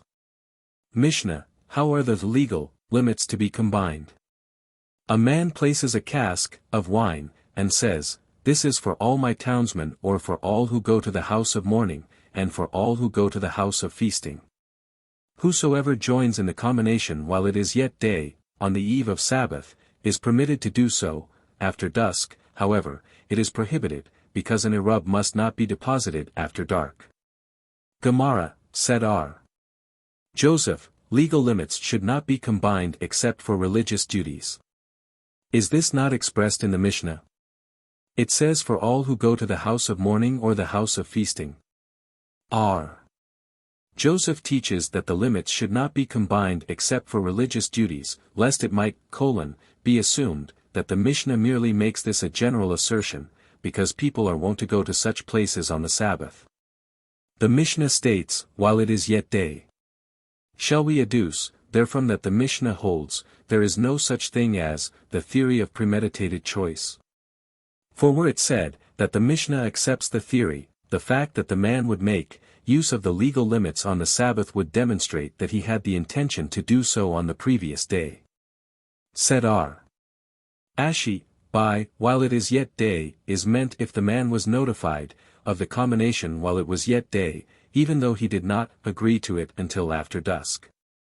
But if he was not notified while it was yet day, he could have no intention to do so previously, and hence he cannot join in the combination. R. Asi said, a child that is only 6 years old may go out in the legal limits which have been combined by its mother. An objection was made based upon a Beretha stating, a child still dependent upon its mother may go out in the limits combined by its mother, but if it is no longer dependent upon its mother it must not. Said Jehoshua the son of Gedi, R. Asi means to say still more, that even if the father had combined him in his Erub towards the north and his mother combined an Erub for herself towards the south, a child even 6 years old prefers to go with its mother. Another objection was made, we have learned in another Beretha, a child which is dependent upon its mother may go out with her in the limits which she has combined until it reaches the age of 6 years. Hence when it is 6 years old it must not. Asi might say that until 6 years includes 6 years. We have learned in a Beretha, a man should not combine an Erub for his adult son or daughter or for his Hebrew man or maid servant, or for his wife, unless he notifies them to that effect. He may however combine an Erub for his Canaanitish bondman or bondwoman or for his minor son or daughter even without their consent because their hand is virtually the same as his. If, however, all those mentioned in the Beretha have combined an Erub for themselves in one direction, and the master combined an Erub for them in another, they must all make use of the one which the master combined, excepting only his wife. Because she can object. Why should the wife only be accepted? Cannot the other persons mentioned in the first clause of the Mishnah also object? Said Rabbah, the wife and those equal to her, mentioned with her, are meant to be accepted, and by all those mentioned in the Beretha, is meant the persons enumerated in the latter clause of the Beretha. The master said, excepting only his wife, because she can object. Shall we say, that only if she objects she may use her own limits, but if she does not, she may go out in the limits combined by her husband? Does not the Beretha mean to state that he must notify them and obtain their consent? Then why must she object if she previously did not give her consent? Nay. The Beretha means to state that he must merely notify them, and if they make no answer it is the same as if they agreed to it. The Beretha states again, however, that if they made an Erub for themselves and the master made another one for them they must utilize that of the master. This must have been the case where they did not object when notified that the master would combine the Erub for them. Excepting only the wife who can object. How is this consistent? Said Rabbah, is the fact of their making a separate Erub not sufficient objection? Mishnah, how much is the legal quantity of food required to effect the combination of limits? Sufficient food for 2 meals for everyone who joins therein. For workday meals but not for Sabbath meals. Such is the dictum of our Mayor, but our Jehuda said, for Sabbath meals, but not for workday meals. Both sages, however, intend to render the observance of this regulation more lenient. R. Johanan ben Baroka said, "It is sufficient to effect the combination if the loaf used therefore be worth a pundian, when the price of flour is 1 selah for 4 sah." R. Simeon said, 2/3 of a loaf is sufficient, such as go 3 to 1 cab of flour. The time it takes to eat half of such a loaf is the prescribed time for remaining in the house of a leper. 51 and the half of such a loaf, which were it unclean, would make the body unclean. 52. Gemara, how much food constitutes food for 2 meals? Said our Jehuda in the name of Rab, 2 loaves as used by the peasants in the field. Our Ada Bara Haba said, 2 loaves as baked by the inhabitants of Nhar Pepatha, Papa. R. Joseph said to our Joseph the son of Rabbah, in accordance with whose opinion does thy father hold concerning the 2 meals? Doubtless with that of our Meir. I also hold with our Meir, for if the opinion of our Jehuda were accepted, why do people say, that the stomach always has room for sweet things? Our Johanan ben Baroka said, etc. We have learned in a Beretha, that there is not much difference between the quantity prescribed by our Johanan and that prescribed by our Simeon. How can this be said? According to our Johanan 1 cab will provide 4 meals, and according to our Simeon 1 cab will produce 9 meals. Said our Hista, deduct 1/3 as the profit of the dealer. Then according to our Johanan 1 cab will provide 6 meals and according to our Simeon 9. Say in accordance with the dictum of our Hista at another time, that 1/2 should be deducted as the profit of the dealer. Then according to one a cab contains sufficient for 8 meals and according to the other, 9.53. Hence we have already heard that there was not much difference between our Simeon and our Johanan. Now there is a contradiction in 2 of our Hista's statements. This presents no difficulty. One of his statements referred to a case where the wood for the baking was furnished while the other refers to a case where the purchaser had to furnish it himself. The rabbis taught, it is written, Numbers 15:20, as the fruit of your doughs shall ye set aside a cake for a heave offering, which signifies, that the first of the doughs that were prepared at that time should be set aside. How much was the dough prepared in the desert? It is written, Exodus 16:36, but the omer is 1/10 of an ephah. They usually prepared an omer for each person, and an ephah is 3 sahs, whence they adduced that 3 sahs being equal to 72 lugs, an omer is equal to 7 1/5 lugs. And when dough measures that quantity it is subject to the first dough offering. These 7 1/5 lugs, according to Babylonian measure, are only 6 lugs in Jerusalem, and 5 in Sepphoris. From this it was also adduced that one who eats that much in a day is healthy and blessed. One who eats more than this is a glutton and one who eats less than that has a weak stomach. Mishnah, if the inhabitants of a court and the inhabitants of a balcony should have forgotten to combine an Erub, whatever is above 10 spans from the ground is considered as belonging to the balcony. And whatever is less than 10 spans high from the ground is considered as belonging to the court. If the earth dug out of a ditch, or a stone, be 10 spans high, they belong to the balcony, but if less than 10 spans high they belong to the court. When is this the case? If the earth, heap, or the stone be close to the balcony, but if some distance away from the balcony, even though they be 10 spans high, they belong to the court. What is considered close? Whatever is less than 4 spans distance. Gemara, if the object standing between the court and the balcony is easily accessible to both the same as a door, it is considered as if it were an aperture between 2 courts. If it is not easily accessible but both the inmates of the courts and of the balcony can throw things on it with equal facility, it is equal to a wall between 2 courts. If both the inmates of the court and the balcony can with equal ease deposit things upon that object, it is considered as a ditch between 2 courts. But if the object be easily accessible to one but was not as easily reached by the other, it is the same as the ditch mentioned by our Shesbi in the name of our Naaman, which was level with the ground of 1 court. If the object was easily accessible to one but could only be reached by throwing by the other, it is the same as the wall mentioned by Rabba Bar Huna in the name of Naaman, which was level with the ground of one court.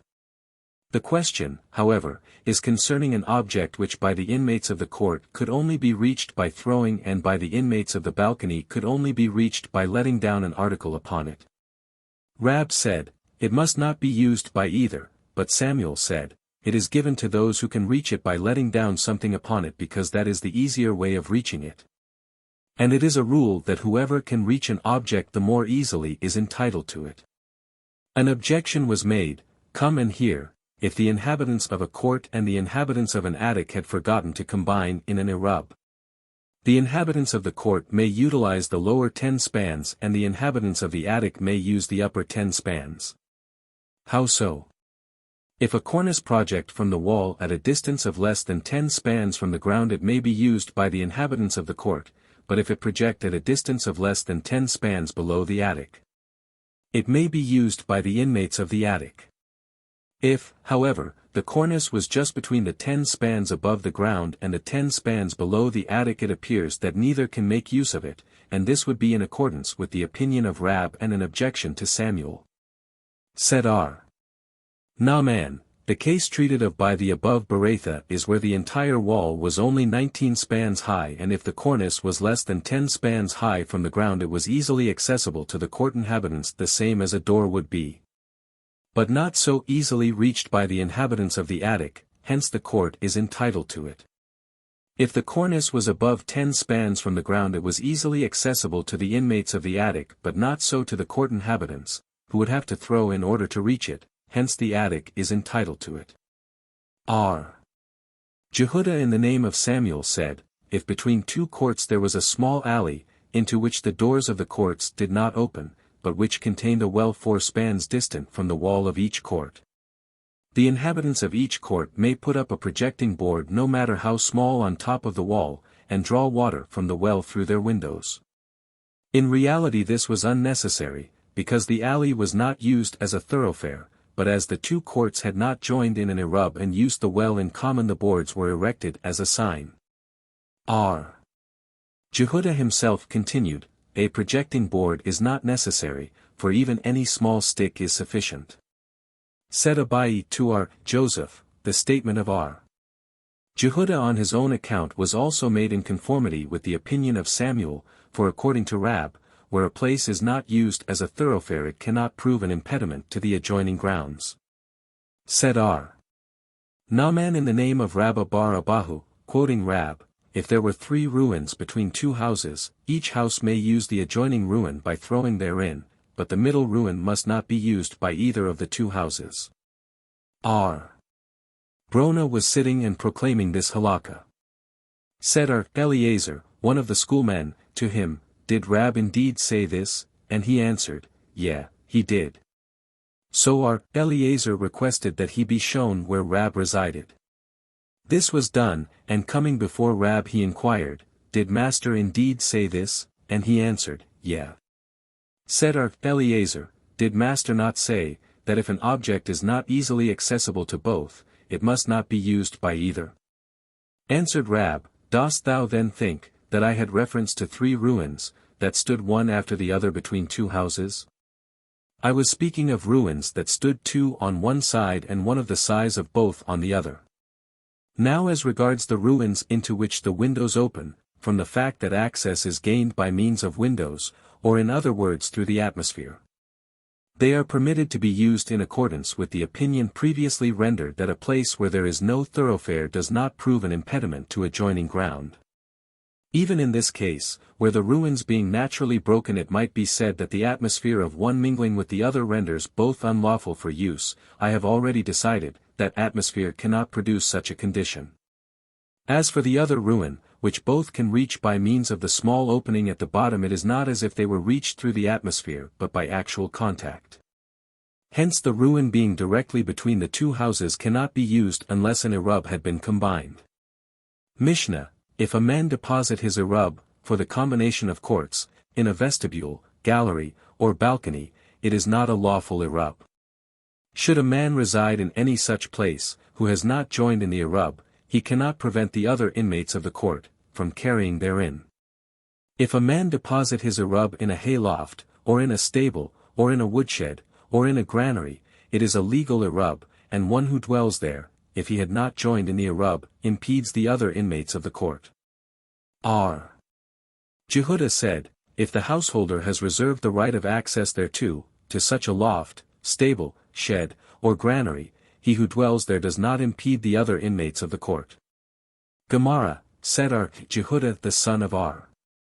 Samuel bar Silas 54, in all cases where the sages decree that if a man reside in a certain place, and had forgotten to join in the Erub, he does not impede the others, an Erub which he might deposit in such a place is not legal.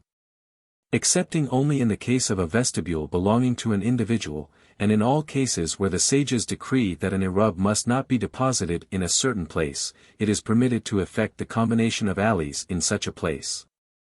Excepting only the atmosphere of an entry, that is, in the air above the ground of the entry. R. Jehudah again said in the name of Samuel, if a company was seated at table on the eve of Sabbath and the Sabbath set in, the bread lying on the table may be depended upon to serve as an Erub, and according to another version it may serve as the combination of the alley. Said Rabbah, they do not differ. Those who say that the bread serves for an Erub of the court, refer to a case where the table was situated in the house, and those who say that it may serve as a combination of alleys refer to a case where the table was in the court. Said Abai to him, I know of a Beretha, which will bear out thy opinion, viz. Erubin of courts must be made in the courts, combinations of alleys must be effected in the alleys.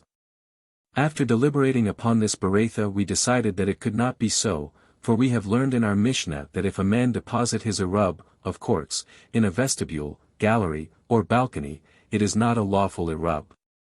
And the conclusion was that the statement of the Beretha to the effect that the Erubin must be made in the courts in reality means, that they should be made in the houses contained in the courts. And the combination of alley should be made not in the alleys proper but in the courts opening into the alleys. Ark Jehudah said, if the householder has reserved the right of access, etc. What is meant by the right of access? The privilege as held by Bunaias ben Bunaias, according to the Aruch ben Nanas, who was a very wealthy man and would loan his houses for the use of the other inhabitants, but would reserve the right to store his utensils in such houses. At one time he came before Rabbi, said Rabbi, make room for a man who has 100 golden minas. 55 later another man came along and, thinking that he was the wealthier, Rabbi said, make room for a man who has 200 golden minas. Said R. Ishmael the son of R. Hosea to Rabbi, Rabbi, the father of this, first, man, Bunaias, hath 1,000 ships in the sea and 1,000 cities on land. Said Rabbi to him, when thou shouldst see his father, tell him, not to send his son to Rabbi dressed so poorly, because it is Rabbi's wont to honor rich men. R. Akiba would also honor rich men, as Rabbah bar Mari preached, it is written, Psalms LXI. 8. May he abide forever before God, ordain that kindness and truth may guard him, which signifies, when can he abide forever before God?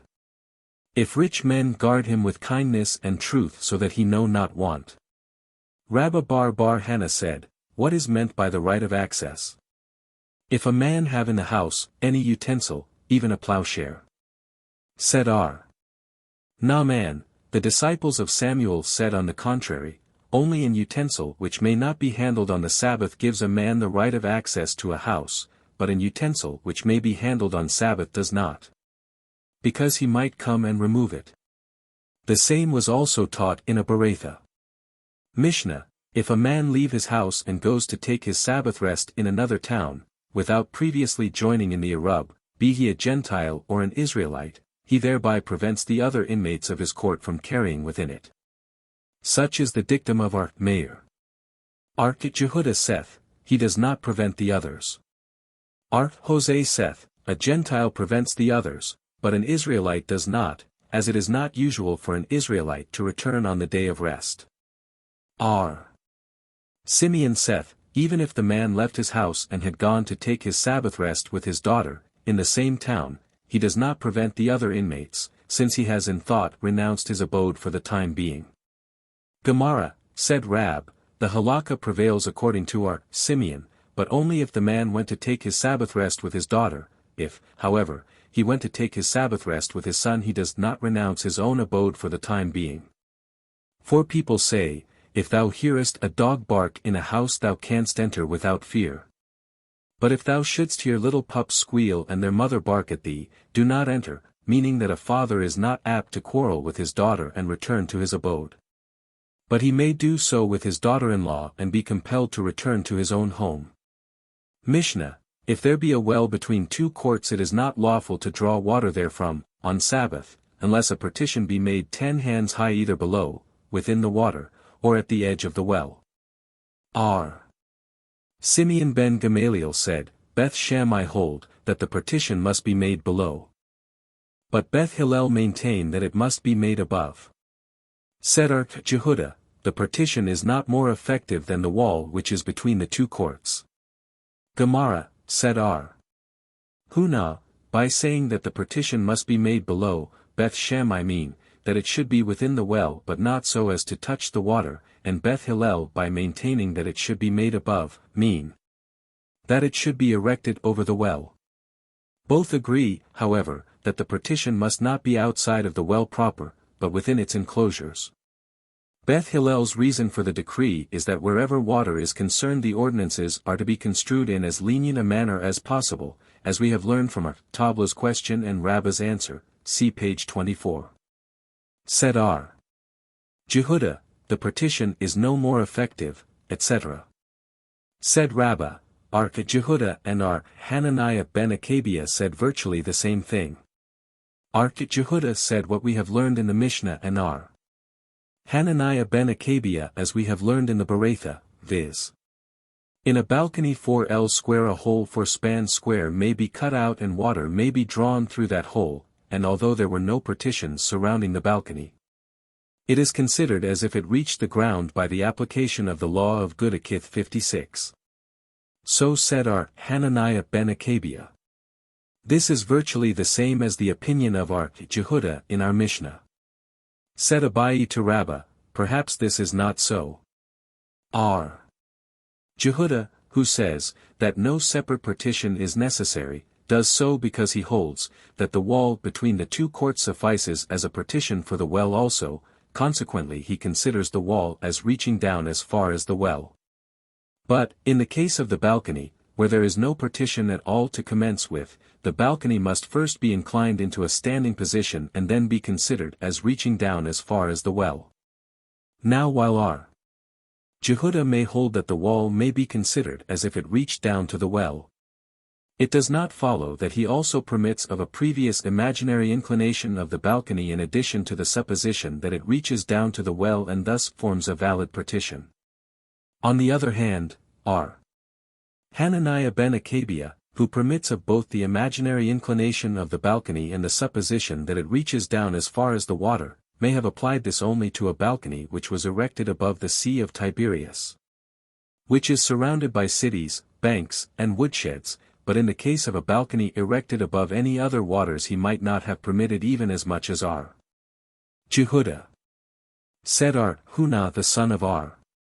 Jehoshua, if the well stood in a corner between two courts, the partition to be erected on the other side of the well, which is not between the two walls, should be 10 spans high and a span and a trifle wide on each side, and when applying the law of Lavid to the partition on both sides a partition will be effected on every side of the well, providing the well was only 4 spans square. Mishnah, if a canal runs through a court, it is not lawful to draw water therefrom, on Sabbath, unless there be a partition 10 spans high where the canal flows into the court and another where it flows out again. R. Jehuda said, the wall above is to be considered a partition. R. Jehuda further, said, it happened, that water was drawn from the canal around, the walls of a town, the moat, on the Sabbath with the sanction of the elders, but the sages replied, that was done, because the canal was not of the legal size, of 4 spans width. Gemara, the rabbis taught, if a partition was made where the canal flowed into the court but not where it flowed out of the court, or if it was made where the canal flowed out, but not where it flowed in, It is not lawful to draw water therefrom on the Sabbath unless there was a partition both where the canal flowed into and out of the court. Jehuda, however, said, the wall above the canal may serve as the partition.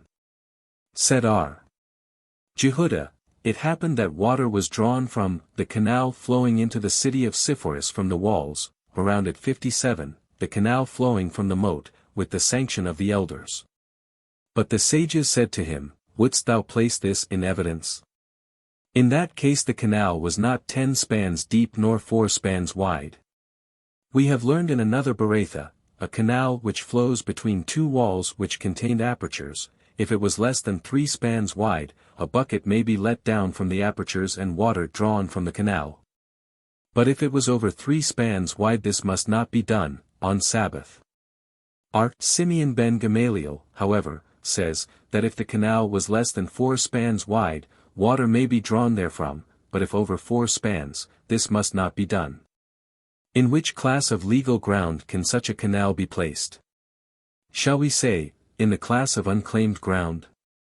Then the statement of Dimi in the name of Johanan to the effect that there is no unclaimed ground less than 4 spans will not be in accordance with the opinion of all the sages but merely with that of part of them. For according to the sages of the above Beretha, even 3 spans may constitute unclaimed ground. Zerah said, the sages of the Beretha do differ with Simeon ben Gamaliel concerning this point whether unclaimed ground may be 3 spans or 4, and the statement of Dimi is merely in accordance with the opinion of part of the Tanaim. Why should a canal between 2 walls containing apertures not be considered as the holes in unclaimed ground? For prior to its entering the space between the 2 walls it was undoubtedly over 4 spans wide, and hence unclaimed ground, as holes in public or private ground are considered as part of public or private ground respectively, see Tract Sabbath. p. 11. Abayi bar Abhin and Hanina bar Abhin both declare, that this theory, of holes being equal to the ground, does not exist where unclaimed ground is concerned. Ashi, however, said, even if the theory does apply to unclaimed ground it applies only then, if the ground is near to the hole, in a wall of the ground, but if it is a distance off as it must be in the case of this canal, the theory can under no circumstances be applied. Rabina, however, said, the 3, respectively 4 spans discussed in the Beretha do not apply to the canal, but to partitions which were erected at the entrance and outlet of the canal at each end of the alley. And both parties to the dispute merely adhere to their respective theories concerning lavid, one side maintaining that 3 spans constitute lavid, and the other that even 4 spans accomplish this object. Mishnah, if there be a balcony above the water, it is not lawful to draw water therein on the Sabbath, unless a partition be made 10 hands high, either above or below the balcony. Thus, also, if there be 2 balconies, one above the other, should a partition have been made for the upper and not for the lower, it is unlawful to draw water through either, unless they have been combined by an Erub. Gemara, our Mishnah is not in accordance with the opinion of Hananiah ben Akabia, who holds, that in a balcony 4L square, a hole may be cut out 4 spans square, etc., as, related previously, page 207, but Johanan in the name of Jose ben Zimra said, Hananiah ben Akabia permitted this to be done only in the case of a balcony erected above the waters of the Sea of Tiberias for the reason as stated previously, but not above other waters. The rabbis taught, 3 things were allowed by Hananiah ben Akabia to the inhabitants of Tiberias, viz., to draw water through a balcony on Sabbath. To deposit fruit in pea stalks, although, while in the field, dew had settled on the fruit it is not considered as being wet, and hence not subject to defilement. And to wipe themselves with a towel when emerging from the bath, as there is no fear of their wringing the towel. Rabba bar Huna said, do not say, that the imaginary hanging partition of the balcony makes it lawful, only to draw water through the balcony but not to pour out water through it, for it is also permitted to pour out superfluous water through that balcony. Said Shesby, is this not self-evident? For is this not identical with a sewer mentioned in the next Mishnah? From the succeeding Mishnah, where the sewer is supposed to absorb the water, it is allowed to pour water into it even if it be full and run over into the street because the intention was to have the sewer absorb the water, but in this case, where the waters are not stationary, we might assume that it is not allowed to pour out more water to commence with. Hence we are told by Rabba bar Huna that this may be done. Thus, also, if there be two balconies, one above the other, etc. Said R. Huna in the name of Rab, the Mishnah states, that if a partition had been made for the upper and not for the lower, it is unlawful to draw water through either. When is this the case? If the balconies were not quite 4 spans apart, but if they were 4 spans apart it is allowed to draw water through the upper. This is merely in accordance with the mentioned theory of Rab, that one man cannot impede the actions of another through atmosphere.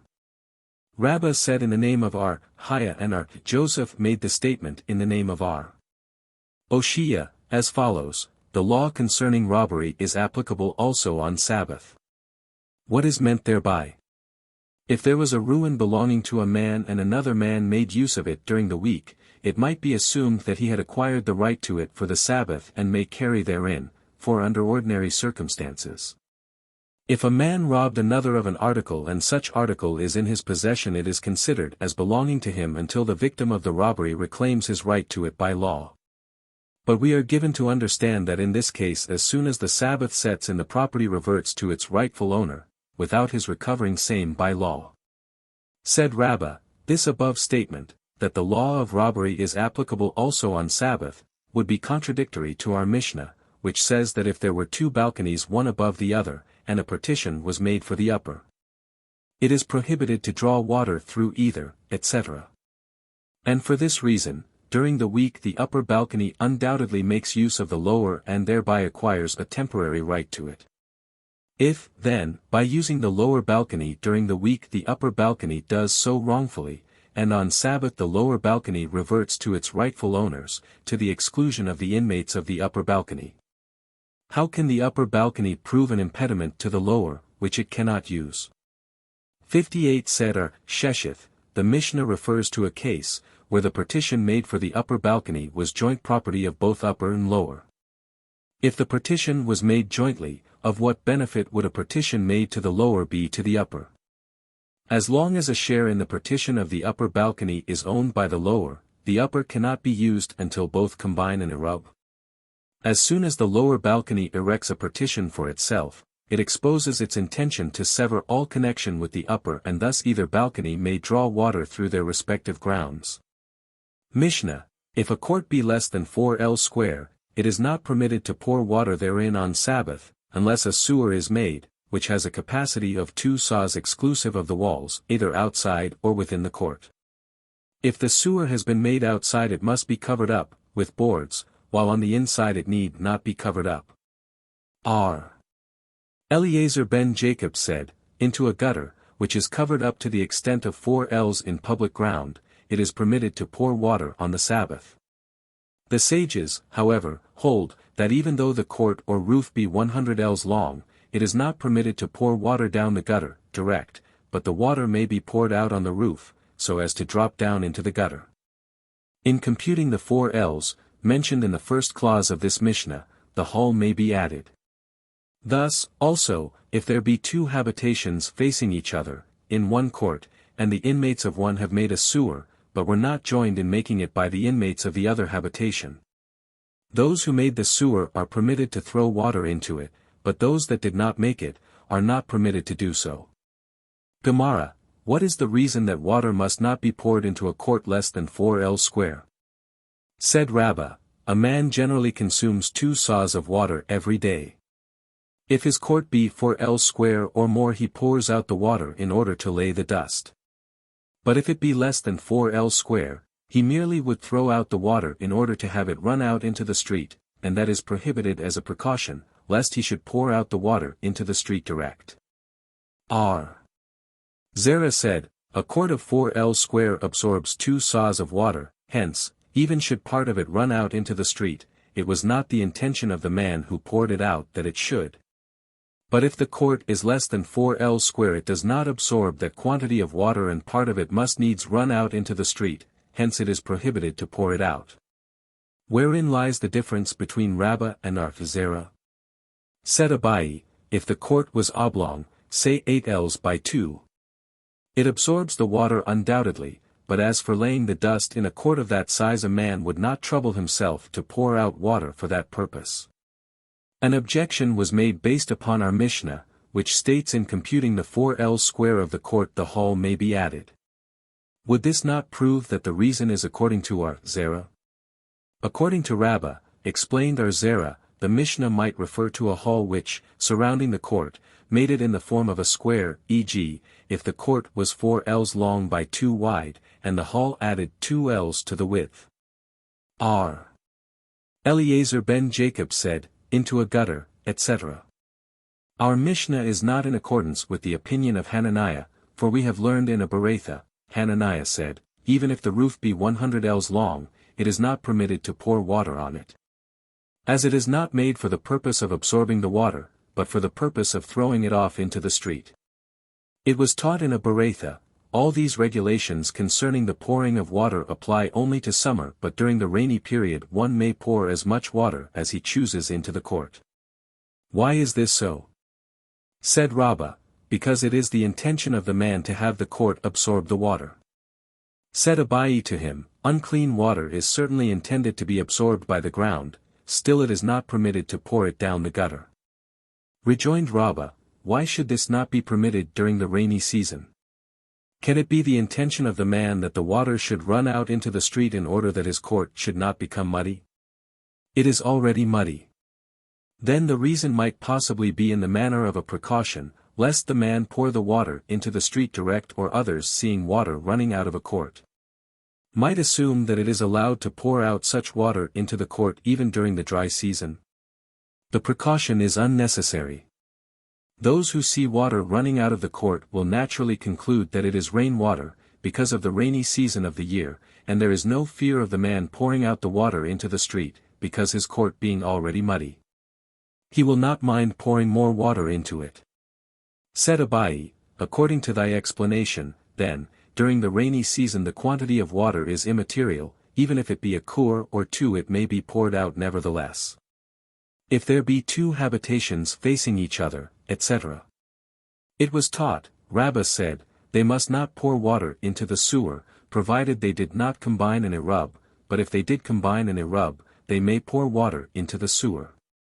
And if they did not combine an Erub, why should it not be allowed? They merely throw the water down the sewer. Said Ashi, this is merely a precautionary measure, lest they fill some vessels with water and then carry them to the sewer. 9. Combining of roofs on Sabbath. Regulations concerning the combining of roofs on Sabbath. Mishnah, all the roofs of a town are considered one private ground, although the houses underneath are occupied by several, provided there be not one roof 10 hands higher or 10 hands lower than the rest. Such is the dictum of our mayor. The sages, however, hold that each roof constitutes a separate private ground. R. Simeon said, roofs, as well as courts and wood stores, constitute one private ground, for the carrying of all such utensils as were actually situated there when the Sabbath set in. But not for the carrying of such utensils as were still in the house, when the Sabbath set in. Gemara, Abai bar Abhin and R. Hanina bar Abhin were sitting alongside of Abai, and were conversing between themselves. It is right according to the sages, who hold, that, in the same manner as the houses are separated below, so are also the roofs above.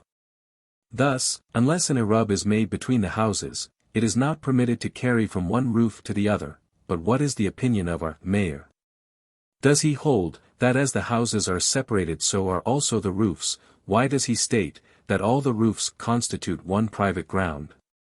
Or if he holds that above 10 spans there is nothing but private ground, what difference does it make to him, whether a roof be 10 spans higher or lower than the rest?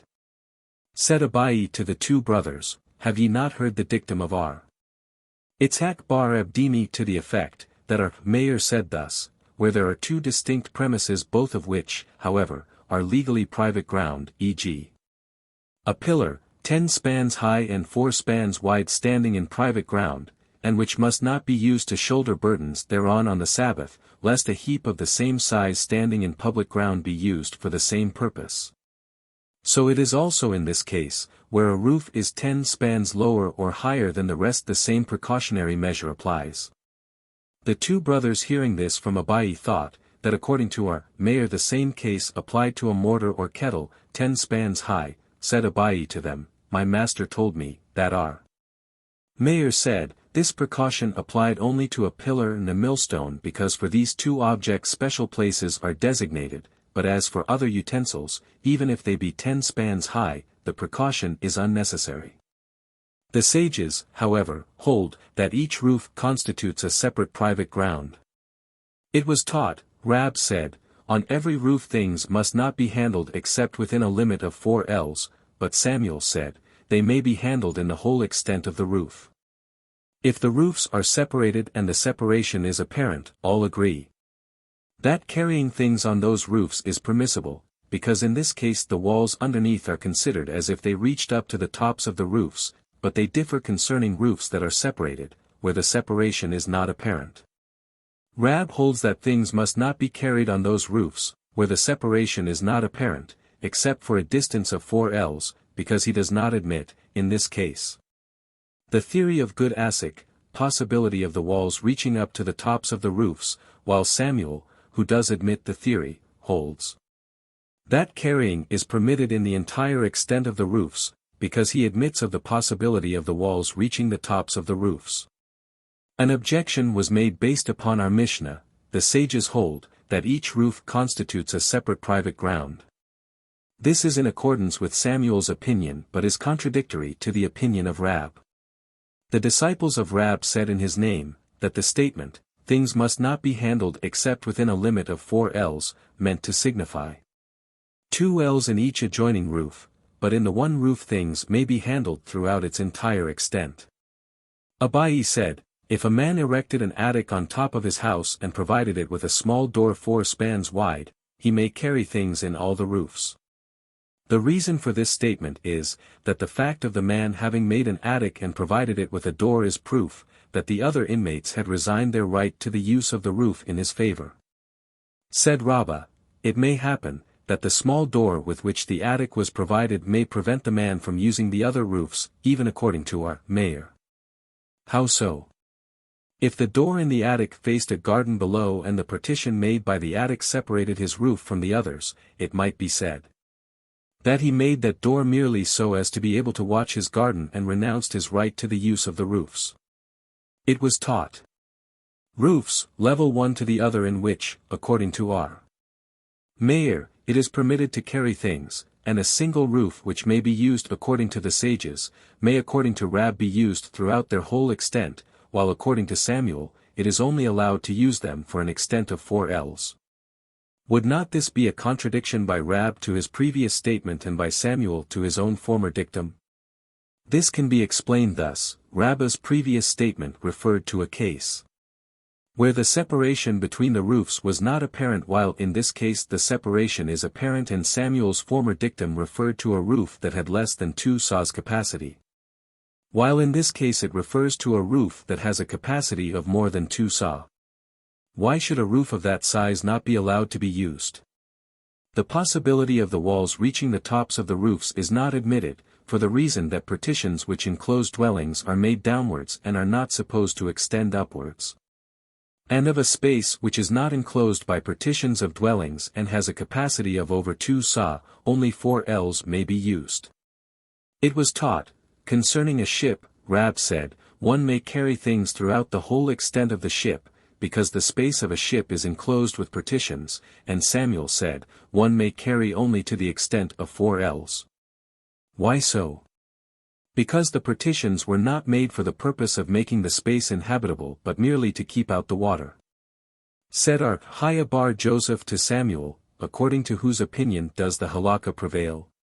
According to thy opinion or according to Rabbah's? And Samuel answered, the halakha prevails according to Rab. Our Gittel in the name of our Chaya bar Joseph said, Rab agrees with Samuel's opinion, concerning a ship that was in dry dock and turned over, that it was only permitted to carry things for a distance of 4 ells. For what purpose was the ship turned over? If people lived within it, why should it not be allowed to carry things throughout its whole extent? Is the bottom of the ship not equal to a roof, when the ship was turned over? Nay, the ship was turned over for a coating of tar. R. Jehudah said, when we shall arrive at the final conclusions of our Mayor, we shall find that all roofs are considered as one private ground in their own right, i.e., that carrying from one roof to the other is permissible. Also that all courts are considered as one private ground, and likewise all woodsheds, but from the final conclusions of the sages we shall learn, that roofs and courts constitute one private ground, i.e., that it is permitted to carry things from the roof to the court and vice versa, which, according to our Mayor, is not allowed. The woodsheds, however, are considered according to the sages a separate private ground, i.e., things may be carried from one woodshed to another but not from a woodshed into a court. The final conclusions of our Simeon denote, that all roofs, courts, and woodsheds are considered as one private ground. We have learned one Beratha in support of Rab and another in support of our Jehudah. The one supporting Rab reads as follows: all roofs of the town are considered as one private ground. But it is prohibited to carry things from the roofs to the courts, and vice versa. Vessels which were situated in the court before the Sabbath set in, may be carried in all the courts, and those situated in the roofs before the Sabbath set in may be handled in all the roofs. Provided there is not a roof 10 spans higher or lower than the rest. Such is the dictum of our Mayor, but the sages said, every roof constitutes a separate ground and things must not be carried in it for a distance of over 4 ells. This bears out the statement of Rab in which he says that when the separation between the roofs is not apparent one must not carry except in a limit of 4 ells. In support of R. Jehudah we have learned the following Beratha. Rabbi said, when we learned the law at R. Simeon's in the city of the Qua, we would carry towels and oil from one roof to another, from that to the court, and from that to another, and from the other court to a woodshed, and from that to another, until we would come to the springs where we would bathe. Said our Jehudah, it happened in a time of danger, that we brought up the sacred scrolls from a court to a roof, from the roof to another court, and from that to a woodshed in order to read therein. The sages answered, acts committed during a time of danger do not serve as evidence. Our Simeon said, roofs as well as courts and woodsheds, etc. Said Rab, the halakha prevails according to R. Simeon, providing no Erub was made, but if an Erub was effected, it is not so, because there is fear, lest the utensils from the houses be carried out on the Sabbath and are then carried about in all the courts. R. Simeon himself admits, that they form one private ground for the carrying of such utensils as were actually within the courts or roofs when the Sabbath set in, but nor for such utensils as were within the house. Samuel, however, as well as R. Johanan, said, there is no difference whether an Erub was made or not. R. Hista opposed this, according to Samuel and R. Johanan there will be 2 kinds of vessels in the court, one kind, which had already been situated in the court when the Sabbath set in, and the other, which was brought out from the house during Sabbath. Is then not the precautionary measure decreed by Rab really necessary? Simeon holds to his theory that precautionary measures are not necessary. Come and hear, 5 courts which opened into each other, and also opened into one alley, the inmates of which had all forgotten and not combined in Erub, the inmates, are prohibited to carry in or carry out from the court into the alley, or from the alley into the court. The utensils which were situated in the courts when the Sabbath set in may be carried in the courts, but the utensils which were situated in the alley must not be carried even in the alley. R. Simeon, however, permits this to be done, even to carry the utensils of the court into the alley, because he used to say, as long as many people lived there and had forgotten to combine an Erub, the roof, the court, the balcony, the gallery, the woodshed, and the alley are all considered the same legal premises. Thus we see that our Simeon makes this decree only if no Erub was made, but if an Erub was made he would not do so, hence he contradicts Samuel and Johanan. Nay, R. Simeon states this merely to supplement the statement of the sages and says to them, as far as I am concerned it makes no difference whether an Erub was made or not, but according to your opinion, grant me, that when no Erub was made the courts, the roofs, etc., all constitute the same legal premises. The sages, however, answered, nay, according to our opinion, each constitutes separate premises.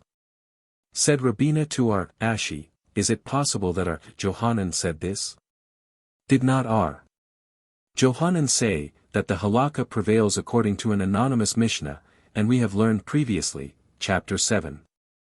Mishnah 2, concerning a wall between two courts, if there was fruit on the wall, the inmates of both courts may partake of the fruit providing they do not carry any of it down with them. Hence we see that it is not permitted, according to that Mishnah, to carry things from one court into another even if an Erub was made by each court. Ashi answered. By carrying it down is meant carrying it down into the houses, but carrying it down into the courts is permitted. Asked Rabina again, did not Haya teach, in addition to the quoted Mishnah, providing the inmates of each court do riot take it down into their respective courts and eat it? Said Ashi, if Rabbi did not teach this in the Mishnah, whence does Haya adduce that explanation? I think that my interpretation of the Mishnah is correct. It was taught, if there were two courts, which had a ruin between them and the inmates of one court combined an Erub, while the inmates of the other did not, Huna said that the court that had not the Erub is entitled to the ruin, i.e. the vessels situated in their court may be transferred to the ruin, but the court that had combined the Erub is not entitled to the ruin for fear that they might carry out vessels, which were situated in their houses on the Sabbath, into the court, and thence into the ruin. Haya, the son of Rab, however, said, I heard from my father, that even the court that had an Erub combined may be entitled to the ruin, and I explain my father's dictum to signify that the utensils contained in either court may be transferred to the ruin. If thou shouldst explain my father's dictum to signify that neither of the courts may make use of the ruin, because he understood Simeon's decree to mean, if they had made an Erub they became separate premises, hence, in this case, one of the courts having combined an Erub interferes with others also, I will answer it by saying that such would be the case if there were an occupied court between them, in which event there might be vessels which were situated in the court when the Sabbath set in and also vessels which had been carried out of the houses, so that it would be impossible to distinguish which could and which could not be carried throughout all the courts. When, however, as is the case here, a ruin is between the two courts where there are no vessels which are actually situated there, the danger of confusion is removed, and hence my explanation is that it is permitted for both courts to transfer their vessels to the ruin. Mishnah, if a large roof adjoin a small one, the owners of the large roof are permitted to carry things thither from the house, but the owners of the small roof are prohibited to do this. If a large court opens into a small one, through a breach in the wall, the inmates of the large court are permitted to carry things through the breach, but the inmates of the small court are prohibited to do so, because the smaller court is considered as an entry to the larger. Gemara, why does the Mishnah teach both cases, concerning a roof and a court? According to Rab, the object is to demonstrate that in the same manner as courts are divided by partitions, so should the partitions between roofs be apparent. According to Samuel, the object is to show that a roof is on a par with a court, i.e., as the latter is used by many, so also is the former. Rabbah, Fizera, and Rabbah bar Hanan were sitting together. Nabai sate close by. They said, from this Mishnah we may adduce, that the inmates of the larger court control the actions of the smaller, whereas the inmates of the smaller court exert no influence over those of the larger. How so? For instance, if vines were planted in the larger, other seed must not be planted in the smaller, but if the vines were planted in the smaller, any other seed may be planted in the larger. If a woman who was to be divorced stood in the smaller court and the bill of divorce was thrown to her from the larger court, she is thereby legally divorced, but if she stood in the larger and the bill was thrown to her from the smaller court, She is not legally divorced. If the congregation assembled for prayer stood in the larger and the reader who was to recite the prayer for them was in the smaller, they have acquitted themselves of their duty. If they were in the smaller court, however, and the reader was in the larger, they have not. If there were 9 men in the larger court and 1 man in the smaller, that 1 man is counted in with the 9 and it constitutes a legal assembly for prayer or for the commission of religious acts. But if there were 9 men in the smaller and 1 in the larger, that 1 man cannot be counted in. If there was a filthy thing in the smaller court, on account of which the Shema prayer could not be recited, the larger court may nevertheless recite the prayer. But if the filthy thing was in the larger court, the inmates of the smaller are not allowed to do so.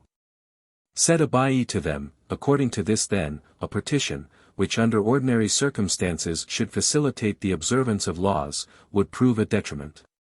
For were there no partition between the larger and smaller court and vines were planted anywhere within the 2 courts, a man would simply be obliged to measure off 4 ells whence the vines grew and could then plant whatever he chose.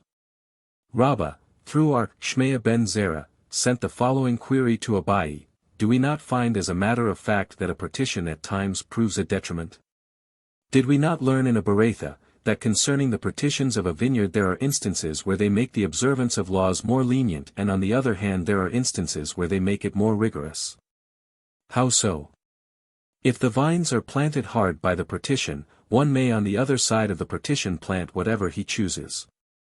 If there were no partition, however, he would have to measure off 4 ells whence the vines grew and then plant whatever he chose. This is an instance of leniency caused by the partition. When does it make the law more rigorous? If the vines were planted to within 11 ells of the partition, it is not allowed to plant other seed anywhere within those 11 ells.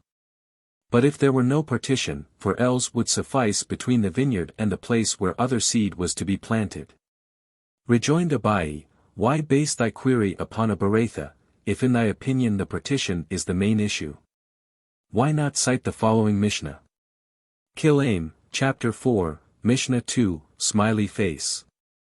If the space between the vineyard and the fence which surrounds it be less than 12 square ells, no other seed may be sown therein.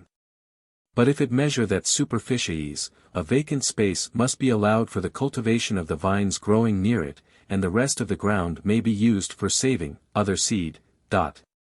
We must say, that because in the Mishnah the partition is not the issue, but it is a question of the space between the 4 ells allowed for the cultivation of the vineyard and the 4 ells allowed to the hedge or fence. And if such space is 4 ells wide, i.e., if the whole is 12, other seed may be sown therein, but if less than 4, it is abandoned. Hence we might say, that the same issue is treated of in the Beretha. R. Jehudah said, if there are 3 woodsheds opening into each other, of which the 2 outer are enclosed while the middle one is not, and there is a man in each of the woodsheds, the men are considered as a caravan and are entitled to as much room as they desire. If the middle one, however, was enclosed, but the 2 outer ones were not, and there was a man in each of the 3 woodsheds, they are entitled to a space of 6 saws capacity, i.e., 2 saws to each man. For the reason, that in the first instance the middle woodshed is smaller than either of the 2 outer ones and is virtually absorbed by them, while in the latter case, the middle woodshed is the larger, but cannot absorb the 2 outer ones. Hence the men cannot be considered as a caravan. The schoolmen propounded a question: how is it if there were 2 men in the middle woodshed and 1 each in the outer sheds? Shall we assume that the 2 men of the middle shed, having a right to either shed, are considered as being in either one of the 2 outer sheds, and 3 persons being in one place, thereby form a caravan, or shall we say that as there are 2 men in the middle woodshed, each one of them can occupy either court? In which event there would be 2 people each in the outer courts and no caravan is formed, consequently they are entitled only to a space of 2 saws capacity for each man. If the latter instance should apply, how would it be if there were 2 men in each of the outer sheds and 1 man in the middle shed? Whichever court he might occupy, there would be 3 men, and thus a caravan would be formed, or, because there is doubt which he would occupy, having a right to either, it would not be considered as a caravan. The answer was, All ordinances pertaining to Erubin should be construed in their most lenient form. Said R. Hista, if a court was 5 spans higher at the edges than in the center and a partition of 5 spans height was added to the edges, it does not constitute a valid partition. For either the edges must be 10 spans high to commence with or the partition must be made 10 spans high. Marimer, however, maintained that the two may be counted together and constitute a legal partition. Rabina met R. Aha the son of Rabbah and asked him, Does the master teach anything pertaining to partitions? And he answered, Nay. The halakha prevails, that the edges of the court and the partitions are counted together and constitute a legal partition. R. Oshia propounded a question, how is it if new habitations are added to a court on the Sabbath, i.e., if a wall between 2 courts had become broken and thus new dwellings were added, do they impede the inmates of that court or not? Said R. Hista, come and hear, we have learned this in our Mishnah. If a large court opens into a small one, through a breach in the wall, the inmates of the large court are permitted to carry things through the breach. But the inmates of the small court are prohibited to do so. Rejoined Rabbah, perhaps the Mishnah refers to a breach that was made before the Sabbath set in. Said Abai, the master should not say, perhaps, it is certain, that the breach was caused on the eve of Sabbath. Because didst not thou, master, say thyself at one time, that thou didst ask of R, Huna and of R. Jehuda concerning an Erub which was made through an aperture or a door which had accidentally become closed up on the Sabbath, and they told thee, that if that happened after the Sabbath set in, the Erub is valid for the whole Sabbath. Having been valid at the beginning, and they certainly would not contradict a Mishnah. It was taught, if a wall between 2 courts was destroyed on the Sabbath, Rab said, that it is not permitted to carry things in either of the courts for a distance of over 4 ells, but Samuel maintains that the inmates of each court may carry as far as the ruins of the wall. The statement herein attributed to Rab was not made by him outright, but was inferred from the occurrence as follows.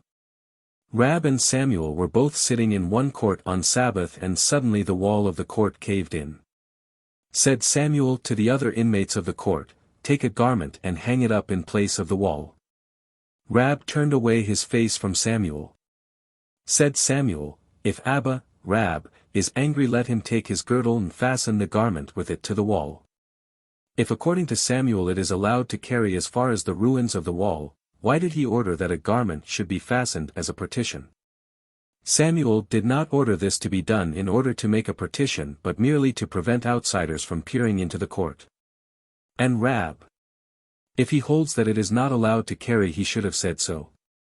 It was Samuel's domain, and he could not contradict him at that time. Why then did he turn away his face? Surely he is not responsible for Samuel's actions. In order to show that he did not agree with Samuel's opinion but still adhered to his own. Mishnah, if a court, through an incavation of its walls, is laid open to public ground, whosoever brings anything from private ground into such a court, or from the court into private ground, is culpable. Such is the dictum of R. Eliezer. The sages hold, however, whoever brings anything from the court into public ground, or from public ground into the court, is absolved. Since the court, through the incavation of its walls and consequent opening, has become like unclaimed ground. Gemara, does R. Eliezer hold, that if a court by reason of the incavation of its walls is laid open to public ground, it becomes public ground? Yeah. He holds to his theory as expressed elsewhere, Baba Bathra, that if the public had taken a certain path through a meadow, although there was no path, and used it constantly, it remains a path, and the same is the case with this court.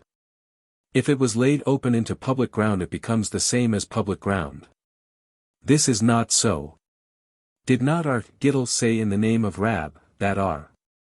Eliezer, in the passage quoted, referred to a case where the original path had been lost and could not be found, and if we would assume that in the case of the court he holds, that only the space which had been lost to the public, i.e., where it is not apparent that the wall had been standing, becomes as public ground, but the whole court is certainly not to be considered such, did not R. Hanina say, that the sages and R. Eliezer differ as to the entire space up to where the wall was standing. Hence we must say, that R. Eliezer holds the entire court to have become as public ground. The statement of R. Hanina should be modified to the effect, that they differ only as to the space that had been occupied by the wall and not up to the wall, thus R. Eliezer does not consider the entire court as public ground. If you wish, I may say, that, the place where the wall stood is still apparent, and, the sages differ with R. Eliezer merely as to the adjoining places to public ground. R. Eliezer holds them to be the same as public ground, while the sages say that, as there had at one time been a court there, it is now not public ground. Mishnah, in a court, the corner walls of which had fallen in on Sabbath so, that, it, has been laid open to public ground on two sides, also in a house, which by a similar accident, was laid open on two sides. Or in an entry the cross and side beam of which had been removed, it is permitted to carry things on that same Sabbath, but it is not permitted to do so on the succeeding Sabbaths. Such is the dictum of R. Jehuda, but R. Jose said, if it were permitted for that particular Sabbath, it would also be permitted for the future, but since it is prohibited for the future, it is also prohibited on that same Sabbath. Gemara, how is the case with the walls treated of in the Mishnah? If the breach caused by the incavation does not exceed 10 ells, it is regarded as a door, so what difference does it make upon how many sides the court has been laid open? If the breach, however, exceeded 10 ells, then it would be the same even if one side only were laid open. Said Rab, the breach does not exceed 10 ells but in a corner it is not customary to make a door. A house which was laid open on both sides, etc. How would it be if the house were laid open only on one side? We would say, that the edge of the roof is supposed to reach down to the bottom and thus serve as a substitute for the wall by application of the law of good akith. Cannot the same rule apply to two sides of a house? Let the edge of the roof on both sides be supposed to reach down to the bottom. Said the disciples of Rab in the name of their master, the Mishnah refers to a house where the corner walls had fallen in and where the roof was not flat but slanting, so that with the walls it also fell. Samuel said, in the case of a court the Mishnah does refer to an instance where the breach exceeded 10 ells, but it also states that the walls had caved in on both sides because further, when treating of a house, it must specify two sides. Hence it does so also when courts are in question. Why must two sides be mentioned in the instance of a house? Cannot the edge of the roof be supposed to reach down to the bottom of both walls? Then again does Samuel hold to the supposition, that the edge of the roof reaches to the bottom of the wall? Was it not taught that concerning a gallery in a valley, Rab said, it is permitted to carry throughout the whole extent of the valley? Because the edges of the gallery are supposed to reach down to the ground and thus form a partition for the entire valley. Whereas Samuel maintained that this supposition cannot be considered and hence it is only permitted to carry for a distance of 4 ells. This would not present a difficulty, for in that case Samuel maintains, that the edges of the gallery must not be supposed to reach down to the ground because there must be 4 distinct partitions. But where only 3 are necessary he would admit the feasibility of such a supposition. The difficulty concerning the 2 sides of the house where the breach measured over 10 ells still remains. In the same manner as the disciples of Rab referred to a house where the corner walls had fallen in together with their slanting roof, Samuel may refer to a house, the corner walls of which had sustained a breach 4 ells in width on each corner.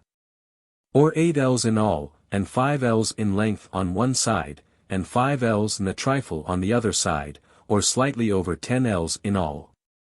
Hence it would be necessary to suppose that the edges of the roof reach down on 4 sides of the breach 2 in width and 2 in length and that would be contrary to the theory of Samuel. Why does Samuel not hold with Rab? Because the Mishnah does not mention a slanting roof and Rab does not hold with Samuel because he, Rab, as we have seen in the instance of the gallery in the valley, permits of the supposition that the edges of a gallery or a roof can reach down on 4 sides. R. Jose said, if it were permitted for that particular Sabbath, etc. The schoolmen propounded a question, how is R. Jose's dictum to be construed? Does he mean to permit it entirely or to prohibit it entirely? R. Shesheth as well as R. Johanan said, he means to prohibit it entirely. We also learned to this effect in a Beretha, viz., R. Jose said, as they are not permitted to carry on subsequent Sabbaths, so are they also prohibited to do so on that particular Sabbath. It was taught, R. Haya bar Joseph said, the halakha prevails according to R. Jose, and Samuel said, the halakha prevails according to R. Jehudah. Did Samuel indeed say so? Did not R. Jehudah reply to R. Hannah of Baghdad that Samuel decreed, the halakha prevails according to R. Jehudah in all cases pertaining to Erubin, but not where partitions are concerned? Said R. Anan, Samuel himself explained to me that if the courts were laid open towards unclaimed ground the halakha prevails according to R. Jehudah, but if they were laid open towards public ground the halakha prevails according to R. Jose. Mishnah, if an attic be built over two houses, also if bridges are open at both ends, it is lawful to carry things underneath on the Sabbath. Such is the dictum of R. Jehudah, but the sages prohibit it. Moreover, R. Jehudah further said, it is lawful to combine, by means of an Erub, an alley that is open at both ends, but the sages prohibit it. Gemara, said Rabbah, do not say that the reason of R. Jehudah is because a private ground requires according to biblical law only two partitions, but because he holds, good akith, that the ends of the roofs, in this case of the attic or the bridge, are supposed to reach down to the bottom. X. Sundry Sabbath Regulations. Sundry regulations concerning the Sabbath. Mishnah, if a man, on Sabbath, find tefillin, on the road, he should match them and bring them, into the nearest town or village, in single pairs, i.e. one for the head and one for the arm. Rabban Gamaliel said, he may bring in 2 pair at a time. To what does this rule apply? To old tefillin, phylacteries, but if they be new, he need not bring them in, at all. If he find them tied up in pairs, or all tied together, he should remain with them till dark and then bring them in. In times of danger, religious persecutions, however, he covers them up and passes on. R.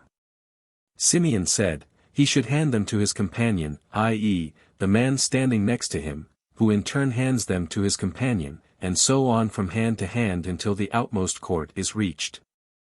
So, likewise, his child, he should hand it to his companion, who in turn hands it to his companion and so on from hand to hand, even, if it have passed through the hands of 100 men. R. Jehudah said, in like manner, a man may pass a cask of wine, which he has found on the road on the Sabbath, to his companion, and he in turn to his companion, and so on from hand to hand, even beyond the legal limits. The sages, however, objected, the cask cannot be conveyed further than its owners have the right to walk. Gemara, he may only carry them in single pairs. Shall we assume that this anonymous Mishnah is not in accordance with R. Meir, who decrees, Tract Sabbath, page 257, that a man may clothe himself in as many garments as he chooses? Said Rabbah, in both instances the decree of R.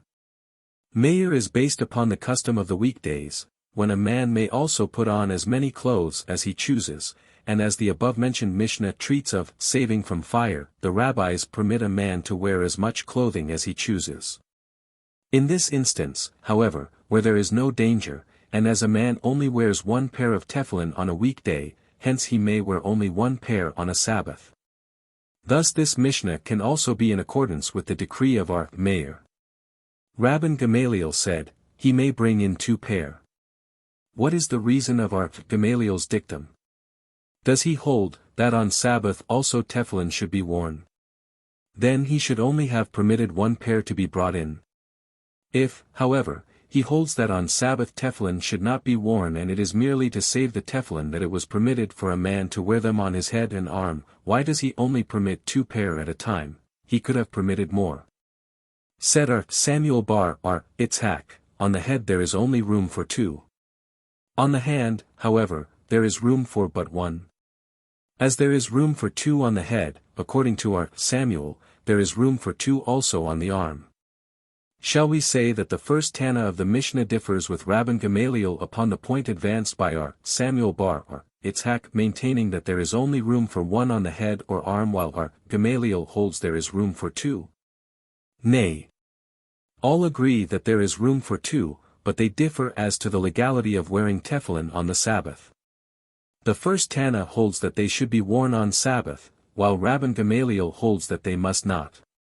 Who of the Tanaim ever held that on Sabbath tefillin must be worn, in order that it might be said the first Tana of the Mishnah is in accordance with his opinion? That was our Akiba, as we have learned. It is written, Exodus 13:10, and thou shalt keep this ordinance in its season from year to year. And elsewhere, Tract Menikoth, where there is a dispute between our Hosea the Galilean and our Akiba, it concludes with the statement that our Akiba holds the wearing of tefillin on Sabbath to be legal. Does our Akiba indeed hold that Sabbath is, also, a proper time for the wearing of tefillin? Have we not learned in another Bereitha as follows? Our Akiba said, lest we should assume that it is required to wear tefillin on Sabbath or on festivals, it is written, Ibid 9, and it shall be unto thee for a sign upon thy hand, which means, that tefillin should be worn, when a sign is required, but Sabbath and festivals being signs in themselves, it is not necessary to have another. Therefore we must say, that the first Tana of our Mishnah does not hold according to our Akiba but in accordance with the Tana of the following Bereitha, he who stays awake at night may either wear tefillin or not, so said our Nathan. Jonathan Ketoni, however, said, it is not allowed to wear tefillin at night. If our Nathan, then, holds that tefillin may be worn at night, he also holds, that they may be worn on Sabbath. This is no evidence. It may be that he holds that they may be worn at night, but not on Sabbath, for have we not learned that our Akiba held the night to be a proper time for wearing tefillin, but not so the Sabbath? We must say, therefore, that the first Tana of our Mishnah is in accord with the opinion of the Tana of the following Bereitha. Michael the daughter of Tzushai used to wear tefillin, and the sages did not object to it. The wife of Jonah would go to Jerusalem for the festivals, and the sages did not object to that, whence we see that the duty of wearing tefillin is a positive commandment which is not dependent upon the time, i.e. if it said that they must not be worn at night or on Sabbath, the law would be dependent upon the time, and that duty which is dependent upon time need not be performed by women. If such were the case, then the sages would have prevented Michael from wearing tefillin because of the commandment, thou shalt not add to the law. Hence we see that tefillin may be worn on Sabbath, according to the sages. It may be, however, that the sages hold to the opinion of our Hosea, who said, that while the laying of hands upon sacrificial offerings is only obligatory for men, still, women, when bringing their offerings, may, if they choose, perform that duty. And the proof that the sages hold thus is that when the wife of Jonah would go to Jerusalem for the festivals, a duty which no one disputes is entirely dependent upon the time, the sages had no objection. Therefore we must say that the first Tana of our Mishnah is in accord with the opinion of another Tana, viz. The Tana of the following Tosefta, one who finds tefillin on the Sabbath should bring them in single pairs, whether the finder be a man or a woman, whether the tefillin be old or new. Such is the dictum of our Meir. Our Jehuda, however, prohibits new tefillin to be brought in but permits old. Now we see that they differ only as regards new and old tefillin, but not as to whether a man or woman may bring them in, whence we see that the duty of tefillin is not dependent upon the time. Then the question again arises, does not this Tana hold in accordance with the opinion of our Hosea? This would not be consistent, for neither our Meir nor our Jehuda are in accord with our Hosea. Our Meir is not in accordance with our Hosea, as we have learned in a Mishnah, Tract Rosh Hashana, one must not prevent children from blowing the cornet. From this we see that only children are not to be prevented, but women are, and as the above Mishnah is anonymous and it is traditional that all anonymous Mishnah are in accordance with our Meir, we see that he, our Meir, is not in accordance with our Hosea, and that our Jehuda is not in accordance with our Hosea is to be seen in the following Bereitha in Sifra, it is written, Levit, I. 4, and he shall lay his hand upon the head of the burnt offering. This is a law which applies to a man but not to a woman. For the reason that this dictum is by anonymous teachers we, in accordance with what we have learned elsewhere, ascribe it to our Jehudah. R. Eleazar said, if a man found whole strands of wool dyed purple-blue, the same as is used for show threads, VIII Numbers 15:38, in the market and it is not known whether they were intended for the preparation of show threads, they are not suitable for such purpose, but if he found threads of that kind of wool they are suitable for that purpose. Why should the strands not be suitable? Because it is possible that they were intended for other purposes, e.g., for garments. Why not assume the same to be the case with threads? The threads are referred to as being already twisted into the form required for show threads. Even so, it might be that they were intended for fringes on a garment. Nay. The threads mentioned were already cut to a size suitable for show threads and a man would not go to the trouble of preparing them so carefully if they were to be used for any other purpose. Said Rabbah, and what about tefillin? The Mishnah distinctly states, that only old tefillin may be brought in, because of the certainty that they are actually tefillin, but as for new ones, even though they be made exactly like tefillin, they must not be brought in for fear that they be only ordinary amulets. Hence we see that they apprehended lest a man take the trouble to prepare amulets exactly like tefillin. Why should he not do so with the blue thread for show threads? Said R. Zerah to his son Ahaba, go and tell them, that I have found another Beretha which explicitly teaches that if the threads were found cut off to the required size of the show threads, they are suitable for that purpose. For a man will not go to the trouble of cutting off the threads for any other purpose. Rejoined Rabbah, and if Ahaba taught that Beretha, did he then encircle it with jewels? Our Mishnah states explicitly, that only old tefillin, but not new, may be brought, which is proof that there is fear, lest a man go to the trouble of making amulets exactly like tefillin. Therefore, he continued, whether a man would take the trouble, to cut off the threads, or not is merely a difference of opinion between Tanaim as we have already learned in the Beretha above. R. Meir permitted the bringing in of both new and old tefillin, while R. Jehudah permitted only old tefillin to be brought, for the latter held that a man would take the trouble to make amulets exactly like tefillin while the former held that he would not. Now, if the father of Samuel and the son of R. Itzhak explained the terms in the Mishnah, old tefillin, to signify that the straps of the tefillin had already been attached and the legal knot made therein. And new tefillin, to signify that the straps had already been attached but the legal knot had not yet been made, the question whether a man would take the trouble to imitate the genuine tefillin falls to the ground. And the issue is merely, one holds, that if the tefillin were already fit to be worn they may be brought in, while the other holds, that even if they were not quite prepared they may also be brought in. R. Hista said in the name of Rab, if one buys tefillin of a man who is not an expert, he must examine 2 tefillin used for the arm and 1 used for the head or 2 of the head and 1 of the arm, and if he finds them suitable, he may purchase more. Now, then, let us see. If he purchases the tefillin of one man, what reason is there in examining 2 used for the arm and 1 used for the head? Why not examine 3 for the arm or 3 for the head? And if he purchases the tefillin of several men, he should examine 3 of each man. R. Hista refers to a man who buys tefillin from one expert. But he must examine the tefillin for both head and arm in order to see that both kinds are properly inscribed, and it matters not whether he examine 2 for the head and 1 for the arm or 1 for the head and 2 for the arm. Did our Kahana, however, not teach, that he should examine only 1 each for the head and arm? This is in accordance with the opinion of Rabbi, who holds, that in order to firmly establish, the fact, that the man is an expert or where any other proof must be brought, 2 only are necessary. If this is according to Rabbi, how shall we explain the final clause of the Beretha stating, that so shall the second bunch of tefillin be examined and likewise the third? According to Rabbi, why is a third required? When bunches of tefillin are concerned, Rabbi also admits that they should all be examined, because the expert probably receives the bunches from different makers and for that reason 2 of each bunch, 1 for the head and 1 for the arm, should be examined. Then why only 3? 4 or 5 should be examined.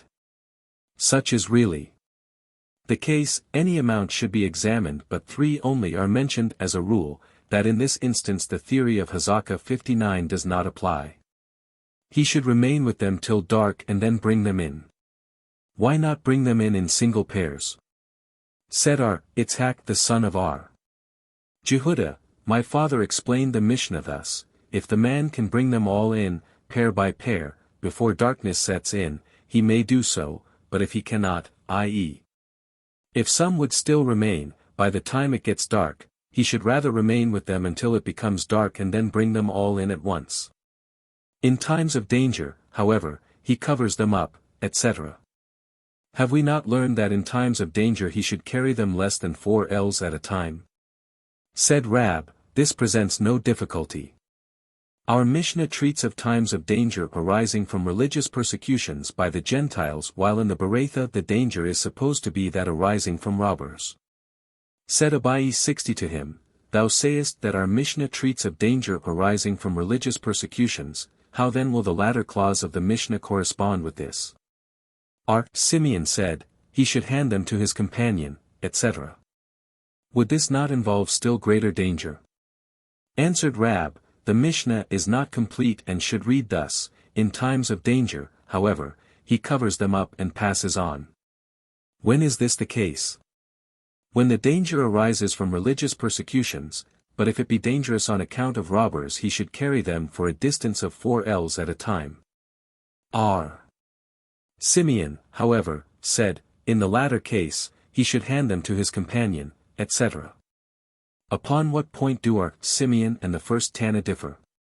The first Tana holds that the method adopted by Simeon would be too ostentatious and would seem like a violation of the Sabbath, whereas carrying for a distance of less than 4 ells is by no means objectionable. Simeon, however, holds that when a man is obliged to carry things for a distance of less than 4 ells at a time, he might forget and carry for a distance of 4 ells or more, whereas handing the things from one man to another is perfectly safe. So, likewise, his child, etc. How came his child on the field or on the road? The disciples of Manasseh taught, this refers to a child that was born on the road, or in the field. What does Simeon mean to say by, even if it passed through, the hand of, 100? He means to tell us, that although passing it through many hands is not good for the child, still it is preferable to carrying it for less than 4 ells at a time. Jehudah said, in like manner a man may pass a cask, etc. Does not Jehudah hold in accordance with the Mishnah elsewhere, Tract Beitza, that an animal may be led or vessels may be carried only as far as the owner thereof is entitled to walk? Said Rabbah, Jehudah in the Mishnah refers to a cask which had acquired the right to its Sabbath rest at the place where it was situated, but the contents of which had not acquired such right, and the cask becomes of no consequence to the contents.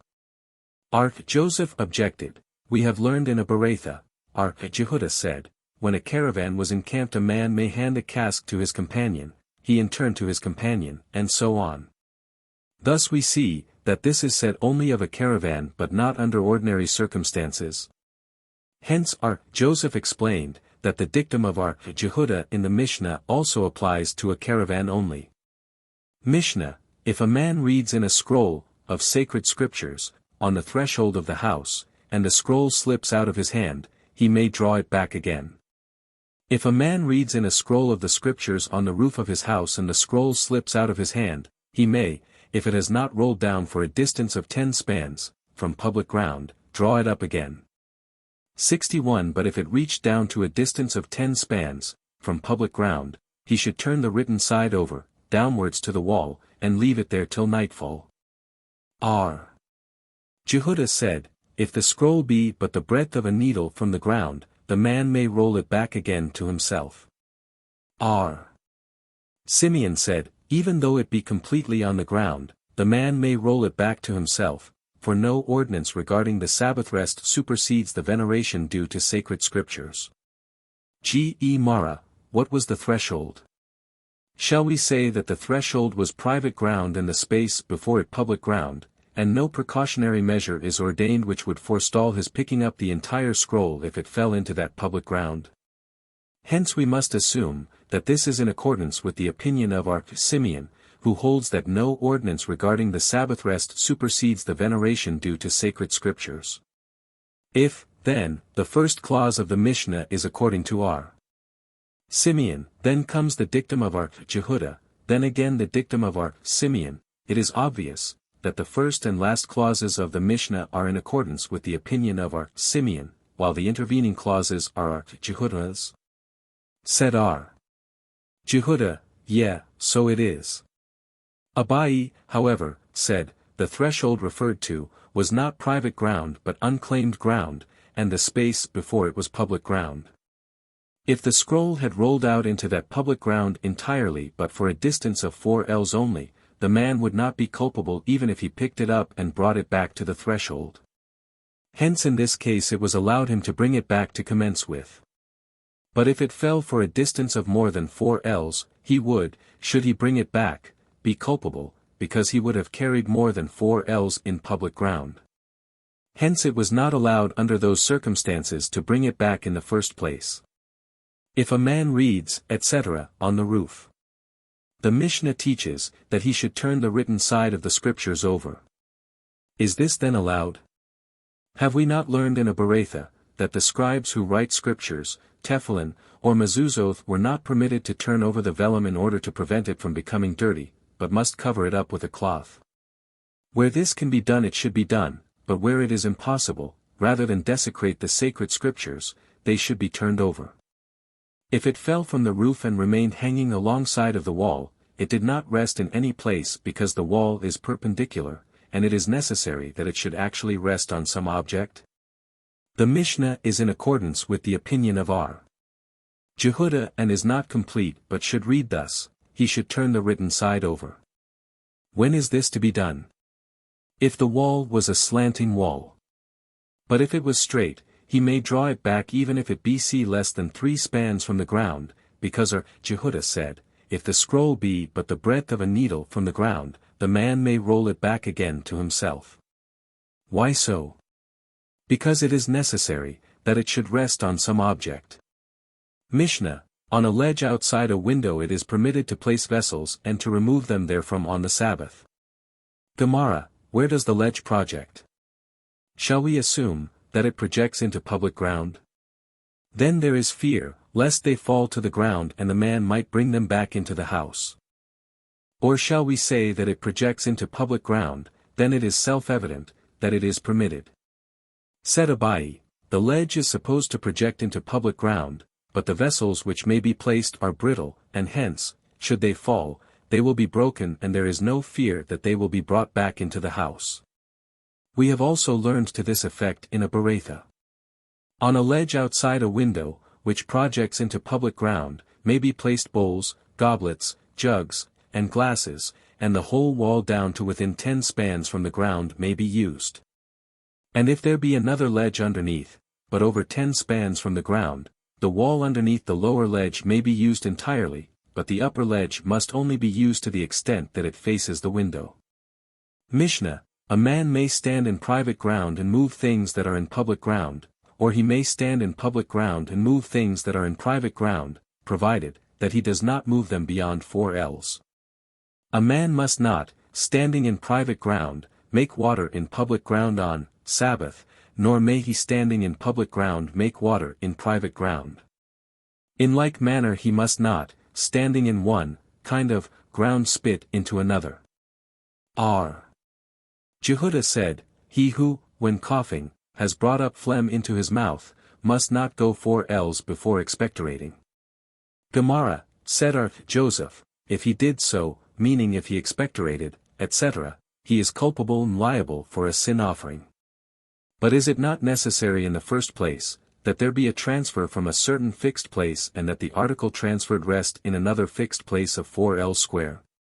Yeah, the intention of the man, however, brings about that condition. For if this were not so, how could Rabbah have said elsewhere, that if a man threw a thing and it fell into the mouth of a dog or into a furnace, he is culpable? Is it not necessary that it rest in a space of 4 ells? Therefore we must say, that the intention of the man is equal to the deed, and such is also the case in this instance.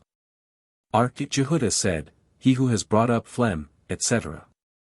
Said Resh Lakish, if a man expectorated in the presence of his master, he deserves to be killed, for it is written, Proverbs 8:36, all those that hate me, love death. Do not read, all those that hate me, but all those who make me hateful, see Sabbath, page 236. Mishnah, a man must not, standing in private ground drink in public ground, nor may he, standing in public ground, drink in private ground, unless he places his head and the greater part of his body, within the place in which he drinks. Such is also the law regarding a winepress. Gemara, is the first part of the Mishnah preceding our Mishnah in accordance with the opinion of the sages, and our Mishnah in accordance with our Meir? Said R.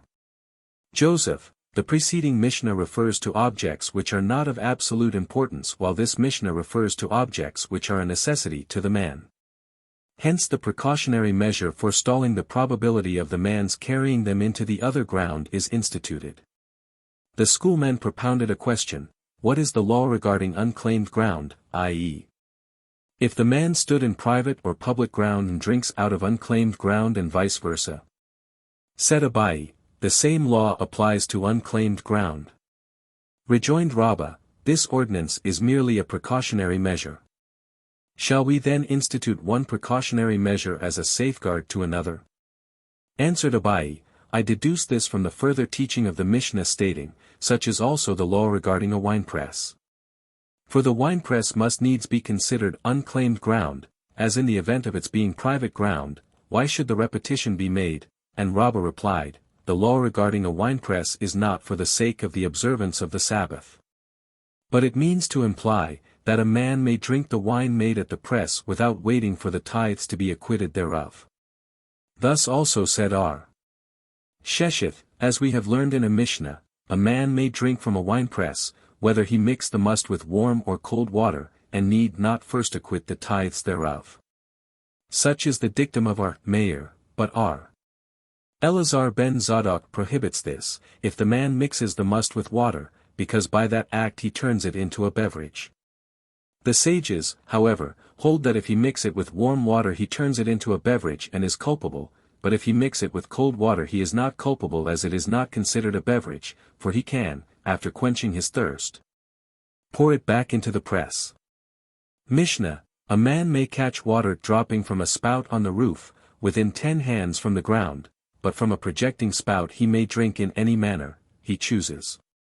Gemara, he may catch it with his hands, but with the mouth it is not allowed. Why so? Said Naaman, this is the case if the spout was less than 3 spans from the roof, in which it is considered as the roof itself, and consequently it is private ground. If he should catch the water with his mouth it is like carrying things from private into public ground. We have also learned to this effect in a Beretha, a man may stand in private ground, raise his hand upwards of 10 spans to the spout which is less than 3 spans from the roof and drink the water out of his hand. But he must not place a cask or his mouth underneath the spout. But from a projecting spout, he may drink in any manner. We have learned in a Beretha, that if such spout was 4 spans square he must not do this. For it is regarded as carrying from one kind of ground into another. Mishnah, should a well standing in public ground have an enclosure 10 spans high, it is lawful to draw water therefrom, on the Sabbath, through an aperture, window, that is above it. On a dunghill, 10 spans high, standing in public ground, it is lawful to pour water through any aperture above it. Gemara, where is the well supposed to be situated? Is it near the wall? Why are 10 span high enclosures necessary? Said R. Huna, a well is referred to that is more than 4 spans distant from the wall, in which case a 10 span high enclosure is necessary, otherwise the water would be carried from private into private ground by way of public ground. R. Johanan, however, said, the well might have been even near the wall, but the Mishnah intends to teach us, that the well with its enclosures together are accounted to be 10 spans, and hence a partition which legalizes the private ground. On a dunghill, 10 spans high, etc. Is there no apprehension that the dunghill will be decreased, by removing part of it, in which case it will be less than 10 spans and still they will continue to pour water on it? Did not Rabban Bar R. Ada say in the name of our Itzhak, it happened that concerning an entry which opened into the sea and into a dunghill, Rabbi would neither declare the entry lawful nor unlawful. He would not declare it lawful, because it might occur, that the sea should recede and leave the land dry, and also that the dunghill might be removed. Yet he would not declare it unlawful because the sea and the dunghill were still partitions for the time being. This presents no difficulty. In the case quoted by Rabban, the dunghill was the property of an individual and he could have removed it, but in the case treated of in the Mishnah, the dunghill is public property and there is no fear of its being removed. Marimer erected partitions for all the entries in Surah facing the sea out of fish nets, saying, there is danger lest the sea recede and leave the land in front of the entries dry. 62. Mishnah, beneath a tree, the branches of which droop and cover the ground so that the tips of its twigs be within 3 spans from the ground, it is lawful to carry things, on the Sabbath. Should the roots of the tree project 3 spans high out of the ground, it is not permitted to sit upon them. Gemara, R. Huna the son of R. Jehoshua said, if the space occupied by the tree is of more than 2 saws capacity, it is not permitted to carry things therein. Why so? Because an abode beneath a tree is not considered an actual abode but is merely used by such as wish to avail themselves of the fresh air, and wherever such is the case it is not permitted to carry within a space of more than 2 saws capacity. Should its roots project 3 spans, etc. It was taught, if the roots of a tree projected more than 3 spans and sloped to a lesser height, Rabbah permits their being used because the ends of the roots are less than 3 spans from the ground and hence equal to the ground itself. Whereas R. Shesheth prohibits their use because he claims, that the beginning of the roots being over 3 spans from the ground cannot be used and the ends being part and parcel of the beginning are still subject to the same prohibition. If the roots, however, grew in the shape of a rolling sea, those protruding highest are according to the opinion of all prohibited to be used. Those growing lowest are in everybody's opinion allowed to be used. But concerning the roots that grew between the two there is a difference of opinion between Rabbah and our Shesheth. The same note applies to a tree growing out of a water ditch and to a tree growing in a corner between the 2 walls of a court. The rabbis taught, roots of a tree projecting out of the ground 3 spans or between which there was a space of 3 spans must not be used, though one side of them be level with the ground, because it is not allowed to climb, hang on to, or lean upon a tree, on Sabbath. One must not climb a tree on the eve of Sabbath and remain there during the entire Sabbath. The same rule applies to animals, i.e., one must not climb upon the back of an animal on the eve of Sabbath and remain there the following day. One may, however, ascend to, respectively, descend into a pit, well, cavern, or fence by scaling or holding to the walls thereof even though they be 100 ells long. The reason for the prohibition regarding a tree is because there is fear, lest a man might tear off a twig on Sabbath, while in the case of a pit, well, etc., there is no possibility of such a thing. We have learned in one Beretha, that if a man climbed up a tree, inadvertently, on Sabbath he must not descend, while in another, we have learned, that he may. This presents no difficulty. One Beretha holds, that it should not be allowed to descend for the sake of a precaution, lest the climbing had been done with intention, while the other Beretha maintains that as long as it had been done unintentionally the man is permitted to descend. In one Beretha we were taught, that be the tree green or dried, it is not permitted to be used, while in another it is said, that only if it is green it is prohibited, if it be dry, however, it may be used. This presents no difficulty. The Beretha that permits the tree to be used refers to one which during the summer had lost all its fruit and leaves, while it prohibits a tree to be used in the rainy season when it is full of fruit and leaves. Rami bar Abba said in the name of our Asi, a man must not walk on the grass on the Sabbath, for it is written, Proverbs 19. 2. He that hasteneth with his feet is a sinner. 1 Baratha teaches, that a man is not allowed to walk on grass on the Sabbath, and another teaches that he may. This presents no difficulty. 1 Baratha refers to wet grass which is easily torn, while the other refers to dry grass. At this time, however, when we hold in accordance with the opinion of Simeon, that an act one has no intention of performing does not make one culpable, it is permitted to walk on any kind of grass. Mishnah. The shutters of a bleaching ground or thorn bushes, as are used, to fill up breaches in a wall or reed mats must not be used to close up avenues unless they be placed a trifle above the ground. Gemara. The following presents a contradiction to the Mishnah. We have learned, portable shutters, reed mats, and plow handles, if already hanging in their places, may be used to close up avenues on Sabbath and so much more on festivals. Said Abaye, providing they have hinges, and Rabbah said, even if they have no hinges at the time but at one time did have, they may be used. An objection was made. We have learned, portable shutters, reed mats, and plow handles if already banging in their places and but 1 hair's breadth removed from the ground, may be used to close up avenues. Abaye explains this, in accordance with his former dictum, as follows, providing they either have hinges or are removed from the ground even 1 hair's breadth, while Rabbah explains this, according to his former statement. Namely, providing they at one time had hinges or were 1 hair's breadth distant from the ground.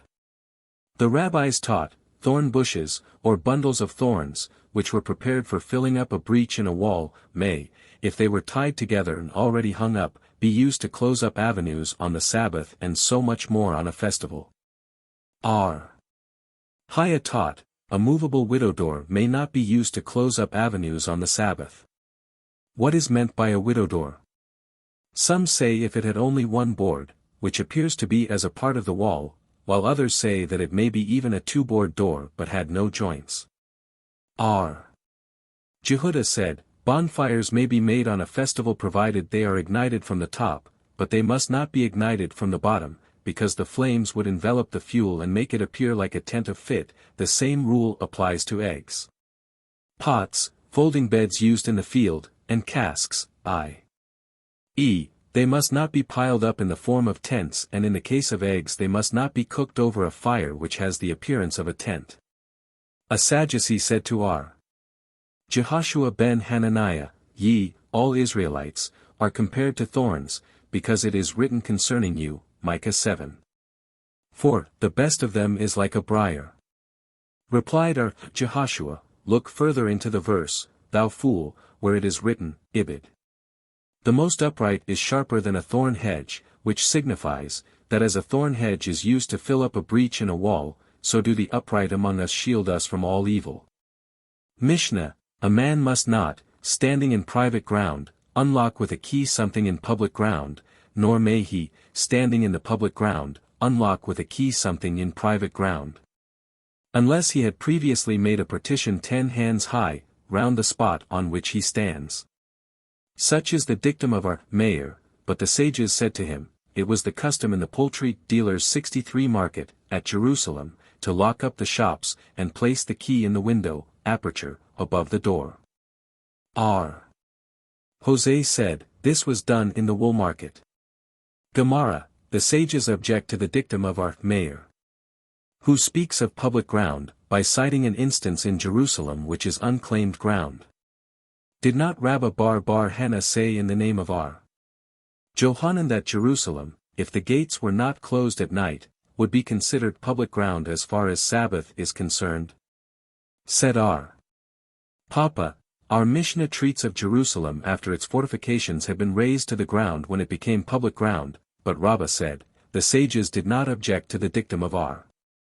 Meir as quoted in the Mishnah, but to another statement of his referring to gates of gardens, and the Mishnah should read thus, nor may he, standing in private ground, open with a key something in unclaimed ground, or vice versa.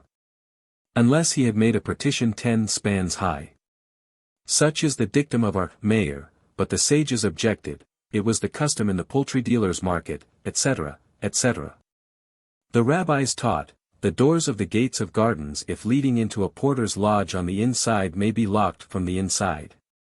If the porter's lodge was outside of the doors may be locked on the outside, and if there were lodges on both sides of the doors they may be locked on either side, but if there were no lodges at all, the doors must not be locked at all. Because they are situated in private ground and the key must necessarily be brought from public ground.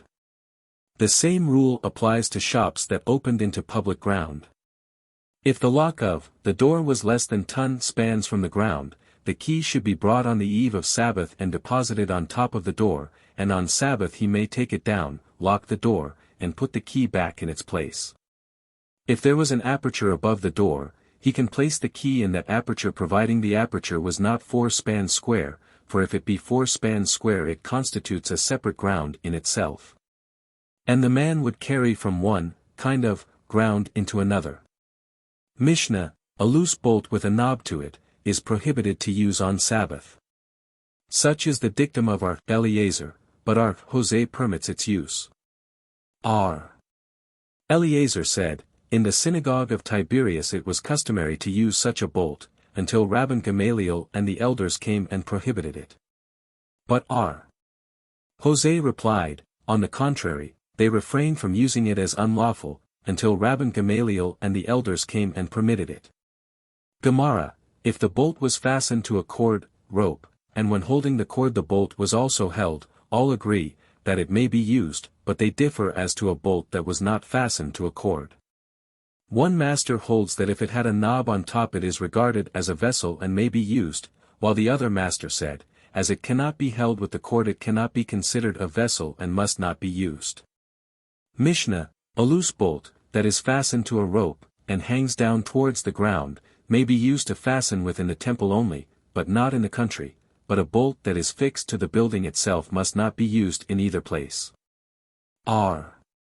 Jehudah said, a fixed bolt may be used in the temple and a loose bolt in the country. Gemara, the rabbis taught, what is called a loose bolt, which may be used to fasten within the temple and not in the country. If it be fastened to a rope, hangs down, and one end reaches the ground. R.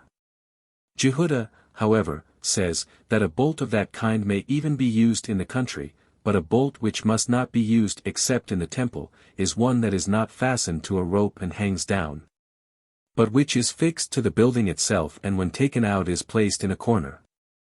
Jehudah in the name of Samuel said, the halakha prevails according to R. Jehudah concerning a loose bolt in the country but as for a fixed bolt which is not the outcome of a rabbinical law but against an actual biblical law, namely, that prohibiting building, it is not allowed to be used even in the temple. Said Rabbah, a loose bolt is prohibited even in the country unless it be fastened by a rope to the door. This is not so. Do we not know, that it happened when R. Tabla came to Mahutza and saw a bolt fastened by a rope but not attached to the door, he did not object to its use. In that case it was a rope that was amply firm to hold the bolt without being attached to the door. R. Ivia came to Neherdai and saw a man fastening a bolt with papyrus, whereupon he said, that a bolt fastened in that manner must not be used. R. Nahumi bar Zechariah asked Abai, how is it if a man made a handle to the bolt? And he answered, thou askest then concerning a pestle and it was taught in the name of R. Nahumi bar Ada that if he made a handle to a bolt and it looked like a pestle, it may be used. Rami bar Ezekiel sent a request to R. Amram, let Master tell us some of the good sayings, which he at one time related in the name of R. Asi concerning the canopies of boats. And R. Amram replied, R. Asi said thus, if the poles upon which the canopies were put up be 1 span thick, or if they be less than 1 span thick, but are less than 3 spans apart, one may, on the Sabbath, bring a mat and form a tent out of such poles. Because they were already at one time tents, and for the time being were also temporary tents, and it is permitted to add to a temporary tent in order to make it useful. Huna had some rams which at night required fresh air and in daytime required a shady place, so he came to Rab and asked him what to do on the Sabbath. Rab answered, on the eve of Sabbath, when thou removest the covering of the stalls which the rams occupied during the day, do not quite remove all the covering, but leave about a span closed. Thus on Sabbath thou wilt have a temporary tent, and thou mayest then cover up the stalls entirely, for it is permitted to add to a temporary tent on the Sabbath. Rab in the name of R. Haya said, one may unfold and fold up a curtain on the Sabbath. R. Shisha the son of Arkidi said, it is permitted to wear a black, broad-brimmed hat on Sabbath. Did we not learn in a Beretha that it is not permitted to wear such a hat on Sabbath? This presents no difficulty. The Beretha refers to a hat, the brim of which was 1 span in width.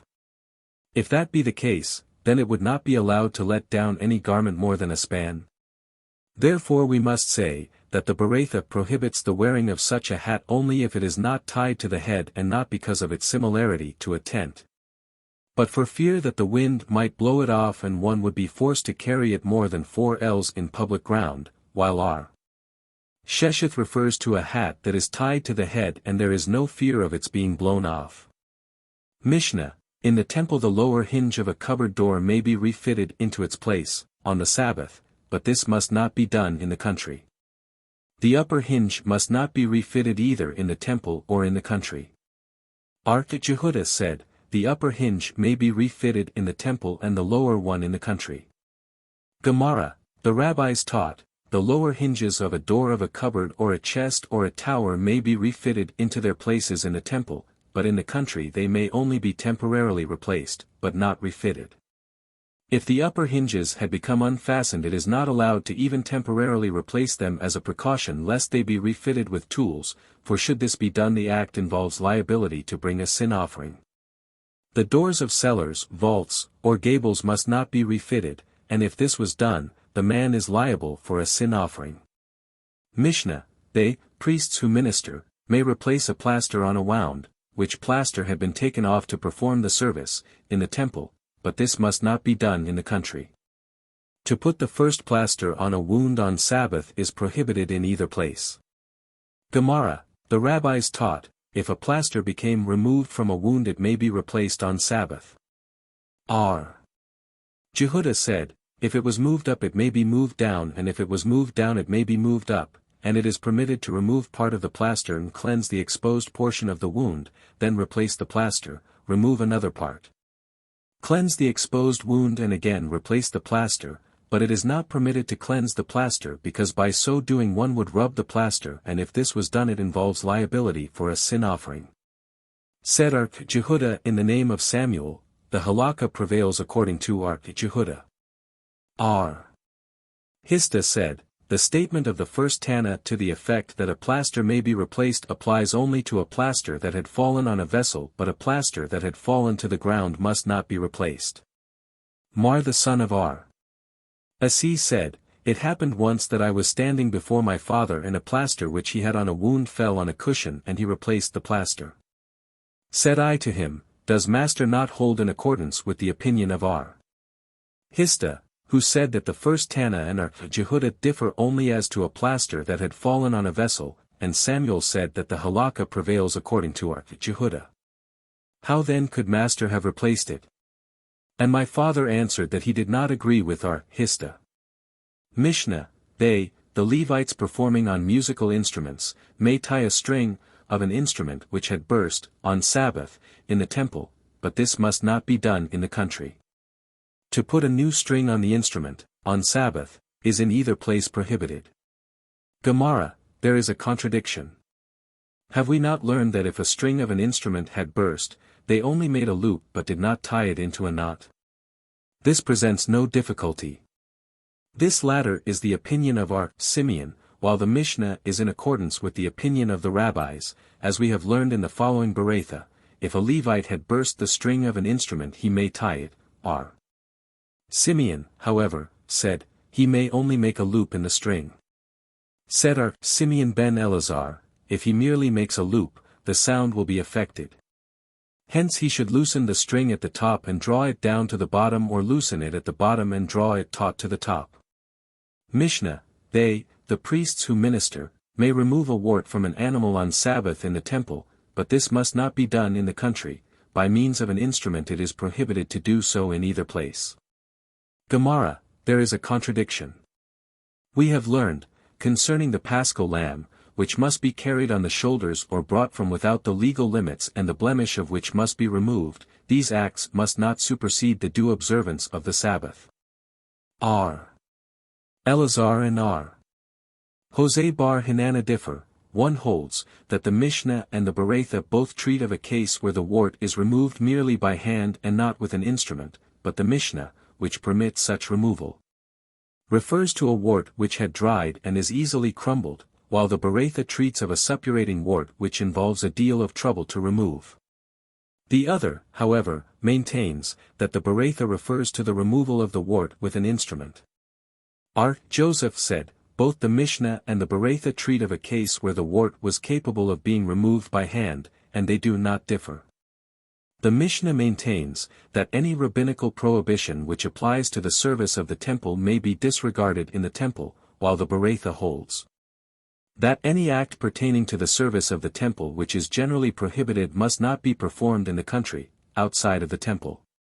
Abayi was sitting and repeating the halakha decreed by his master R. Joseph, and R. Safra objected, saying, have we not learned in a Mishnah, Tract Sabbath, p. 30, that the Passover sacrifice may be turned around in the oven, on Friday, when it is getting dark, and the Passover sacrifice was not roasted in the temple itself. Hence we see, that the rabbinical prohibition was disregarded even outside of the temple. Abayi was silent. Subsequently he came to R. Joseph and told him R. Safra's objection. Said R. Joseph to him, why didst thou not answer, that in that case the Passover sacrifice was prepared by an aggregation of men and an aggregation of men is generally very cautious? Why did Abayi not answer R. Safra to that effect? Because he heard only, that the priests were very cautious, but never heard anything about an aggregation of men. Rabbah, however, said, our Mishnah is in accordance with the opinion of R. Eliezer, who holds, that any preparation for the fulfillment of a commandment supersedes the observance of the Sabbath, but the reason that the Mishnah prohibits the use of an instrument for removing the wart, is because even R. Eliezer admits, that whatever it is possible to do on Sabbath in a manner different from a weekday, should so be done. Whence do we adduce that R. Eliezer admits this? From the following Bereitha, if a priest should suddenly discover a wart on his person on the Sabbath, his companion should remove it by means of his teeth. Hence we see that the wart must be removed by means of the teeth and not by instruments, and again that the priest himself must not do it but it must be done by his companion. According to whose opinion is this? Shall we say, that it is according to the opinion of the sages and it occurred in the temple, why should his companion be obliged to do it? He could, according to the opinion of the sages, do it himself, because a rabbinical prohibition may be disregarded in the temple, therefore we must say, that it is in accordance with the opinion of R. Eliezer, who holds, that if an ordinary Israelite did this, he would be liable for a sin offering, but because this is an act pertaining to the fulfillment of a commandment it may be done. But if it is possible to accomplish it in a manner different from that on a weekday it should so be done. Mishnah, a priest, ministering, who hurts his finger, may bind it up with reeds in the temple, on the Sabbath, but this must not be done in the country. Squeezing out the blood is, in either place, prohibited. It is permitted to strew salt on the stairs of the altar, on Sabbath, in order to prevent the ministering priests from slipping. It is also permitted to draw water from the well Gola and from the large well by means of the rolling wheel on the Sabbath and from the cold well, on festivals.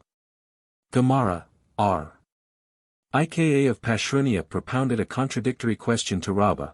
In our Mishnah it is stated, that it is allowed to strew salt on the stairs, whence we see, that this may be done in the temple only but not in the country. But have we not learned that if a court had become deluged by rain it is permitted to strew straw on the ground, so as to make it passable?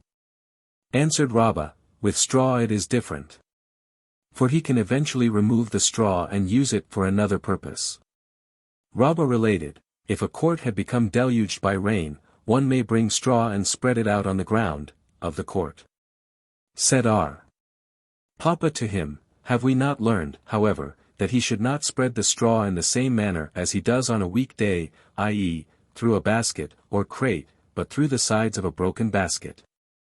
Whereupon Rabbah procured an interpreter, crier, and proclaimed, "What I told you previously was a mistake." Thus was it taught in the name of our Eleazar, when he comes to spread out the straw on the ground he should not do it by means of a basket or a crate but through the sides of a broken basket. It is also permitted to draw water from the well Gola, etc. Ulla was a guest in the home of our Manasseh. A man happened to come along and knocked at the door. So Ulla asked, "Who is it that is violating the Sabbath?" Said Rabbah to him, "It was prohibited only to produce a sound by means of an instrument, but not to knock on the door." Abaye objected, "We have learned that it is permitted to draw wine by means of a siphon or drip it through a colander for a sick person on the Sabbath, and it is known that both produce a sound. So we see, that this is only permitted for a sick person but not for a healthy person. What purpose would it serve in the case of a sick person?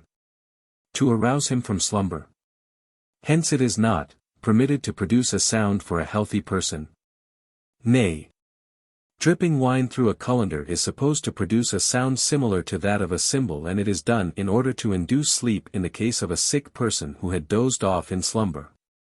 Is not, however, the prohibition to draw water from the well Gola or from the large well instituted on account of the sound produced by the rolling wheel? Nay. It is prohibited as a precaution, lest a man take water from such a well and sprinkle his garden or his ruins, to lay the dust. A Mimar permitted water to be drawn from the wells in Mahutza by means of a rolling wheel, saying, "The sages prohibited it as a precaution, lest a man sprinkle his garden or his ruin with that water." But here in this city there are no gardens and no ruins. Afterwards he observed that the people used that water for the purpose of soaking flax during the week, so he prohibited the drawing of that water on Sabbath. And from the cold well, on festivals. What is meant by the cold well? Said R. Naaman bar Itzhak, that well was filled with spring water. Whence does our Naaman adduce this? From the passage, Jeremiah 6:7, as a well sendeth forth its waters. 64. We have learned in a Beratha, it was not permitted to draw water from all cold wells but only from the one mentioned. Because when the Israelites returned from exile they together with their prophets who lived in that day drank therefrom and made it lawful to draw water from that well on Sabbath forever. The prophets would not have done this either, if it for the fact that they knew it to be an ancient custom of their ancestors. Mishnah, should the carcass of a dead reptile be found in the temple on the Sabbath, the priest shall move it out with his belt, as an unclean thing must not remain within the temple.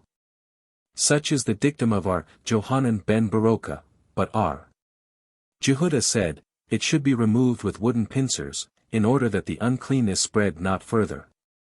From which parts of the temple should it be removed?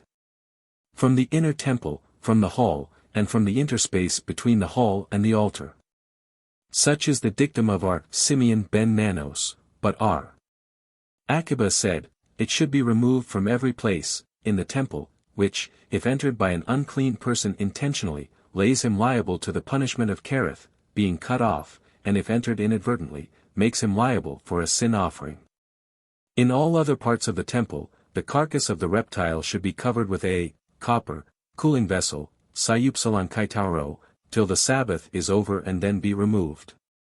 R. Simeon said, whatsoever the sages permit thee to do is, not an infraction of biblical law, but a right which is thine own. Inasmuch as whatever they permit could at all events become unlawful only on account of their own enactments for the sake of the Sabbath rest. Gemara, R. Tabhai bar Kisna said in the name of Samuel, one who brings a thing, which had become unclean through a reptile into the temple, if he does it intentionally, he becomes amenable to the punishment of Kereth, being cut off, 65 and, if he does it inadvertently, is liable for a sin offering. But one who brings in the carcass of a reptile itself, is not culpable. Why so? Because it is written, Numbers v.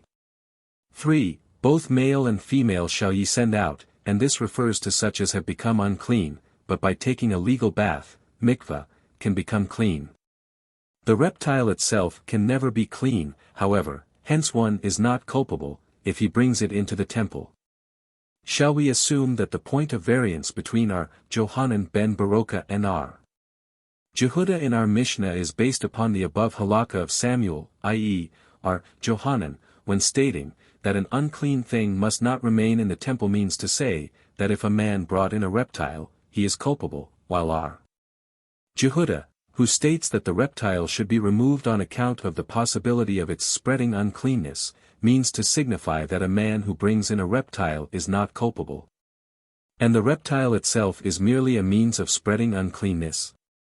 Nay, both agree that a man is culpable, but our Johanan means to assert that the remaining of an unclean thing in the temple is a far more grievous condition than the possibility of its spreading uncleanness, while our Jehuda claims that the spreading is of more consequence, hence he advises that wooden pincers be used but not the belt of the priest.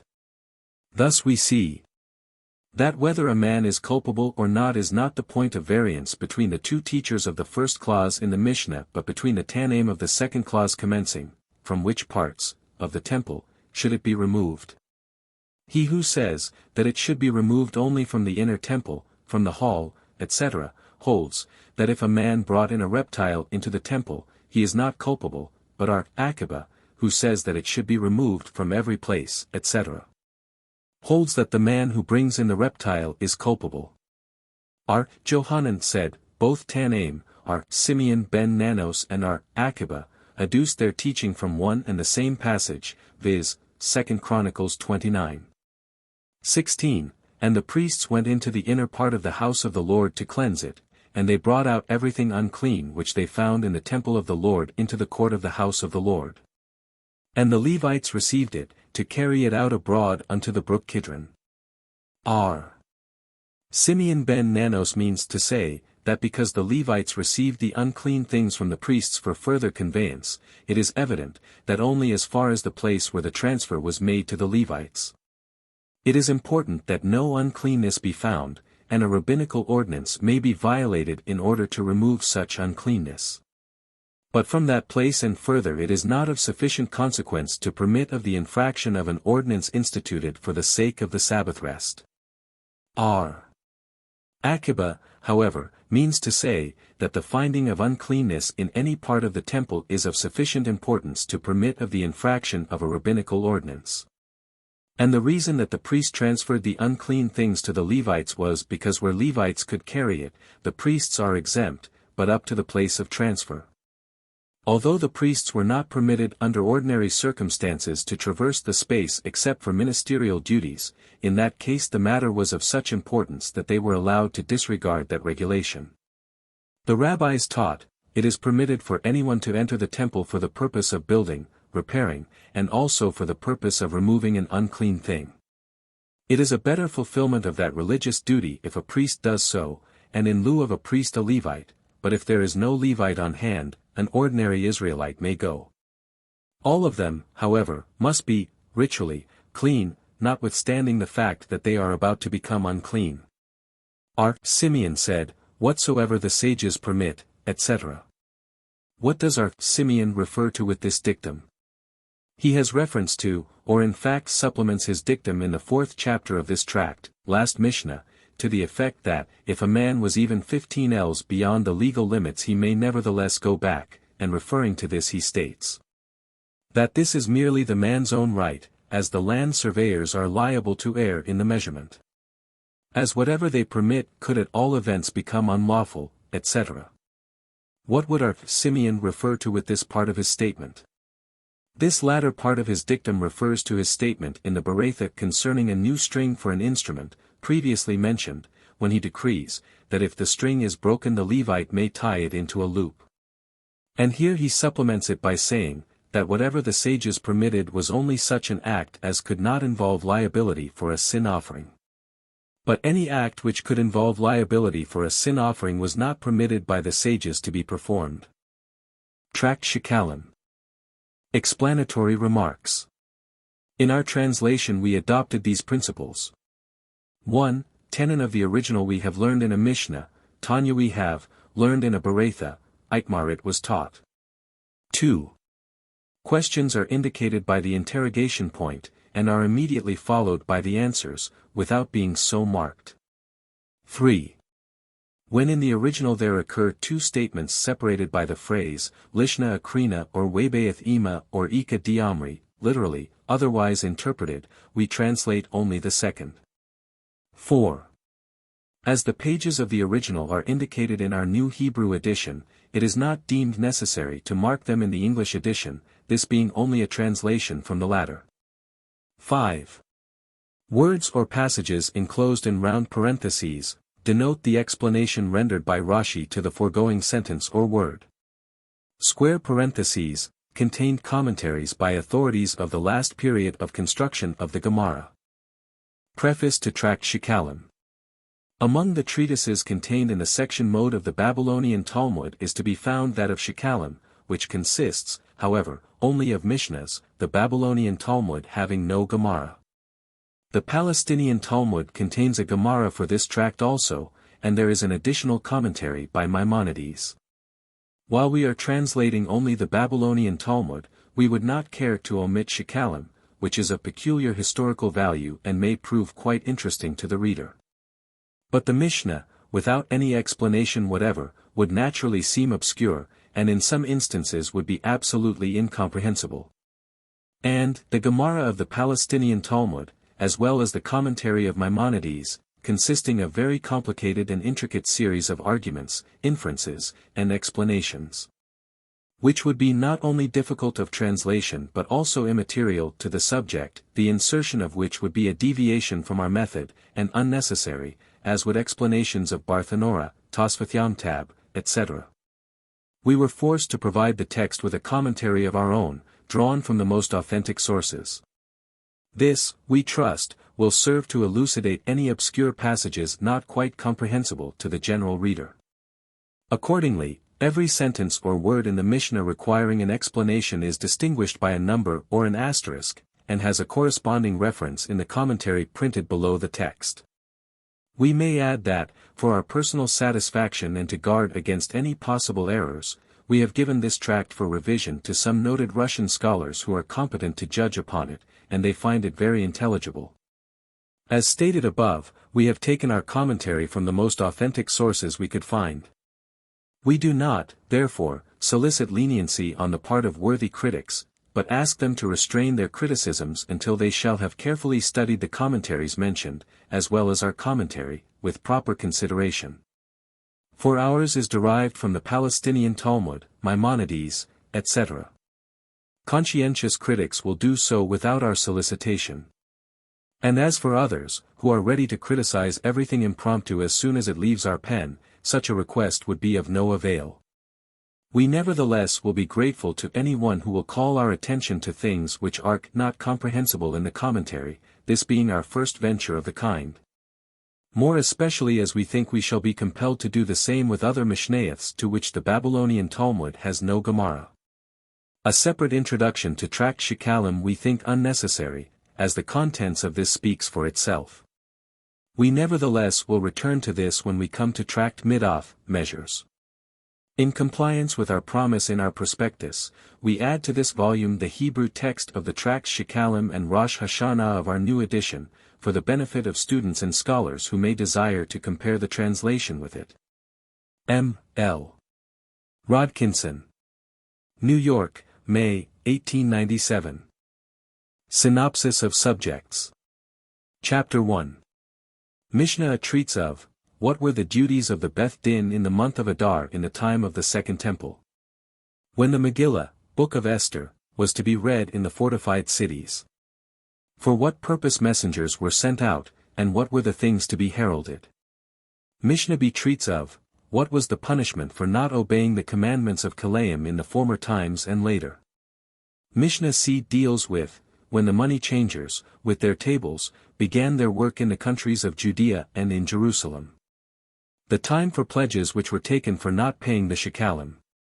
From what persons the pledges were to be taken.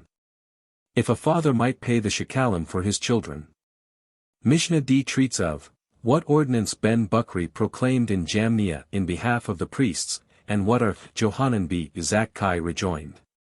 The defense of the priests, with their interpretation of biblical passages, which was accepted only for the sake of peace. Mishnah E treats of the voluntary payment of Shekalim from women, slaves, and minors being accepted, but not from the heathens or Samaritans. Burnt offerings not accepted from persons affected with venereal diseases or from women after confinement. Sin and vow offerings, however, were accepted from the Samaritans. The vow offerings were also accepted from heathens. The general rule concerning this. Mishnah F deals with the premium one had to pay in addition to the half shekel. Who was obliged to do so? The different opinions of the sages and mayor. How much one had to pay if given one selah and taking a shekel in exchange. Mishnah G treats of the law concerning one who pays for a poor man, for a neighbor, and for a countryman. Law concerning brothers and partners paying together. Also, law regarding cattle tithe. How much was the premium? Chapter 2. Mishnah A. One may put together the Shekalim and exchange them for a gold coin called darkon. Concerning the chests which were given to the collectors in the country and at Jerusalem. What is the law if money were stolen or lost by the messengers of a city, when a portion of the Shekalim was already expended? What is the law if not expended? Mishnah B, concerning the law when one gives his shekels to another to pay his head taxes for him, if he pays his shekels from the money of the second tithes or from the money of the fruit of the sabbatical year. Concerning how he shall replace it and use it for the same purpose. Mishnah C. The law concerning one who gathered single coins little by little and said, with this money I shall pay my shekels. The different opinions of the schools of Hillel and Shammai in this matter. Concerning the same case when one gathers money for sin offerings. What shall be done with the eventual remains of such money? Mishnah D concerning the explanation of Simeon of the teachings of the school of Hillel. The discussion of the former with Jehuda. The claims of the latter that the coins of the Shekalim were also changed in times and places. The rejoinder of Simeon to this. Mishnah E. The law concerning the remainder of money intended for Shekalim when considered to be ordinary. Regarding the remainder of the 10th part of an ephah, burnt offerings, and guilt offerings, what shall be done with it? A rule concerning this matter. Also, regulations concerning the remainder of Passover sacrifices, Nazirite offerings, the remainder of monies for the poor in general and individuals, of money for prisoners, for burial of the dead, and Mayor and Nathan's opinions regarding this matter. Chapter 3. Mishnah A, regarding the appointed periods of the year when the money was drawn from the treasury. The different opinions, concerning this matter, of Akiba b. Ase, Eleazar, and Simeon. The same time appointed for cattle tithes. Mishnah B, concerning the ceremony of drawing the money at all periods of the year. The law regarding measures of the boxes in which the coins of the Shekalim were filled, and the numbers of the chests in which the money was drawn from the boxes for the expenses of the temple. Which box must be opened first, and which last? What garments the person drawing the money must wear? How a man must stand unblemished before his fellowman and before his God. Mishnah C, concerning the custom of the house of Rabban Gamaliel, when the members of the house had paid their Shekalim. The law regarding one who drew money did not commence until he had said to the bystanders, I will now draw, and they answered, Draw, draw, draw, 3 times. Mishnah D, concerning the covering of the boxes after drawing the money. For which countries the drawings were performed in the first period, the second, and the third. Chapter 4. Mishnah A. What was done with the money drawn? Concerning the watchmen that were sent out to guard the aftergrowth of the sabbatical year, of which the omer and 2 loaves were taken for sacrifice. The opinion of Hosea in this matter, and what the rabbis answered. Mishnah B. Concerning the red heifer, the goat that was to be sent away, the strip of scarlet, the bridge for the cow, the bridge for the goat, the canal, the city wall, the towers. and other necessities of the city, all were paid for out of the Shekalim money. What Abba Saul said. Mishnah C. What was done with the balance of the money left over in the treasury? The discussion of our Ishmael and our Akiba in this matter. Some of the many things which are enumerated in the Palestinian Talmud and which were done with this money. Among them was the hiring of teachers for priests to teach them the laws of the sacrifices. Mishnah D. What was done with the remainder of the monies of the chest? The different opinions of our Ishmael, our Akiba, and our Hanina, the assistant chief of the priests, concerning profit, if it might be raised from the remaining money or not, and of what money the gold plates for the decorations of the Holy of Holies were made. Also, concerning the benefit of the altar. Mishnah E. What was done with the remainder of the incense, as the incense of the new year must be bought with the new Shekalim money. The sanctification of the incense on hand then transferred to that money, and then redeemed with the money of the new revenue. Mishnah F. Concerning the law when one devoted his entire possessions in honor of the Lord, what should be done with them? The discussions of our Akiba and Ben Asay regarding this matter. Mishnah G. Concerning the law when one devoted his possessions, and among them were cattle, male and female, fit for the altar. The discussions of this matter between our Eliezer and our Jehoshua. Our Akiba is inclined to the opinion of our Eliezer, which seems to him to be more proper, but adds that he had heard that both opinions were right according to circumstances. Mishnah H. If one devote his possessions, and among them are things fit for the altar, such as wines, oils, and birds, what should be done with them? Our Eliezer decreed it, and no one opposed him. Mishnah I. Contractors, for the delivery of all things for the altar and the improvements of the temple, were appointed every month, but if the prices changed during the 30 days, the sanctuary must not suffer any injury.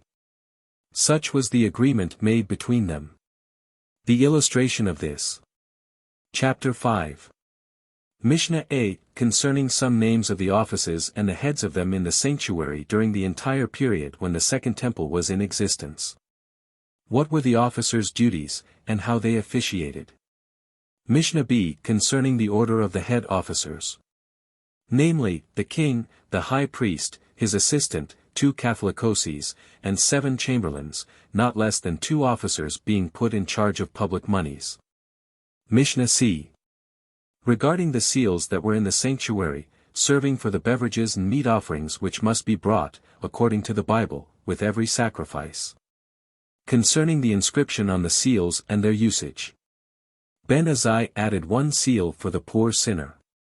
The names of the officers, of the seal keeper and the officer who sells the above offerings. Mishnah D.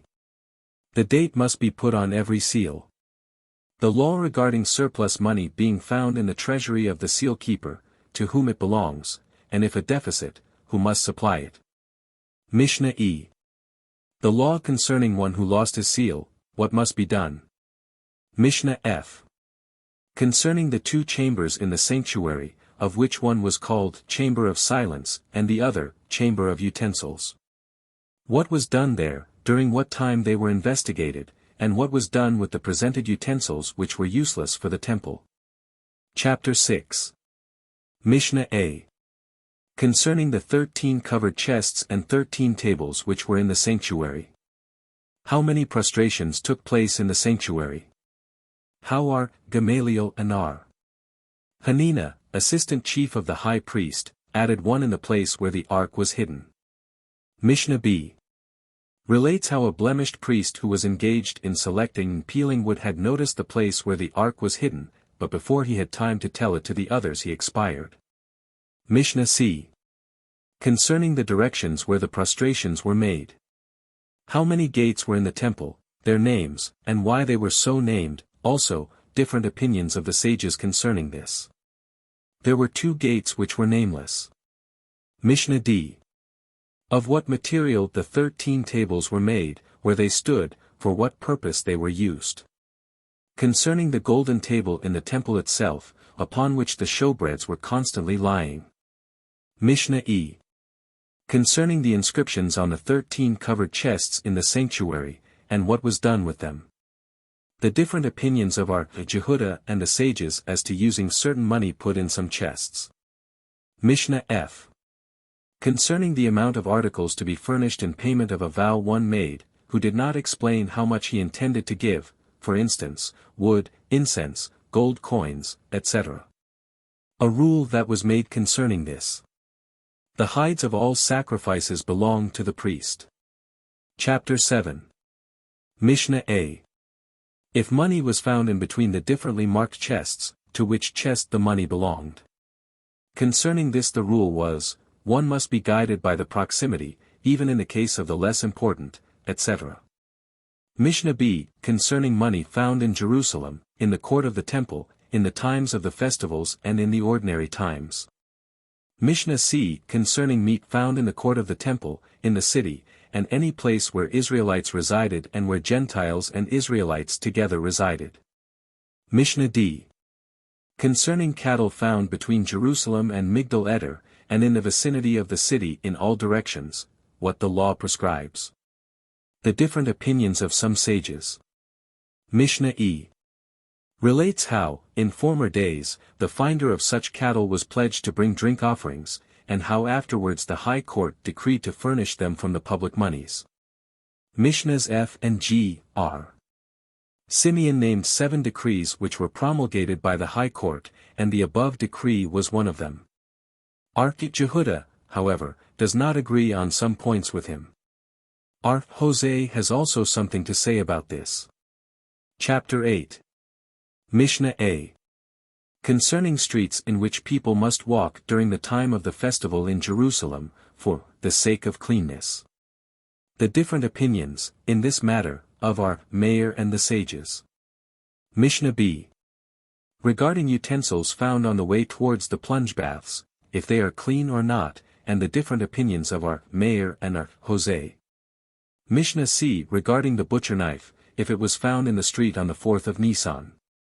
And what is the case if the 14th falls on a Sabbath? Mishnah D. Concerning where the curtain of the sanctuary must be submerged if it become defiled. The first time it was submerged it was spread out for the people to admire the beauty of the work. Mishnah E. What Rabban Simeon b. Gamaliel had to tell in the name of Simeon, the son of the assistant high priest. How the curtain was made, the great amount of the cost and how many hundred priests were required to submerge it. Mishnah F. If meat of the Holy of Holies became defiled, where it must be burned. The different opinions of the schools of Shammai and Hillel on this point. Mishnah G. The different opinions of our Eliezer and our Akiba concerning anything that had become defiled through a principal uncleanness. Mishnah H. The joints of the daily sacrifices, where they were laid down. The sacrifices of the new moon, where they were placed, the payment of Shekalim, if it was obligatory after the destruction of the temple. The same law regarding cattle tithes of grain, and deliverance of the firstlings. The law if one sanctified Shekalim or firstlings after the destruction of the temple. Chapter 1. Under this heading the payment of a head tax is treated of, which amounted to 1/2 of a shekel, in the Mishnah always referred to as a shekel, and which had to be paid by every Israelite, see Exodus XXX. 12, upon the completion of his 20th year. In the times of the existence of the temple, the proceeds of this tax were applied for communal sacrifices and for the needs of the capital. The manner of collection, investment, and application of this money forms the subject of this treatise. It contains, in addition, many other historical regulations, most of which, however, only held good during the existence of the Second Temple.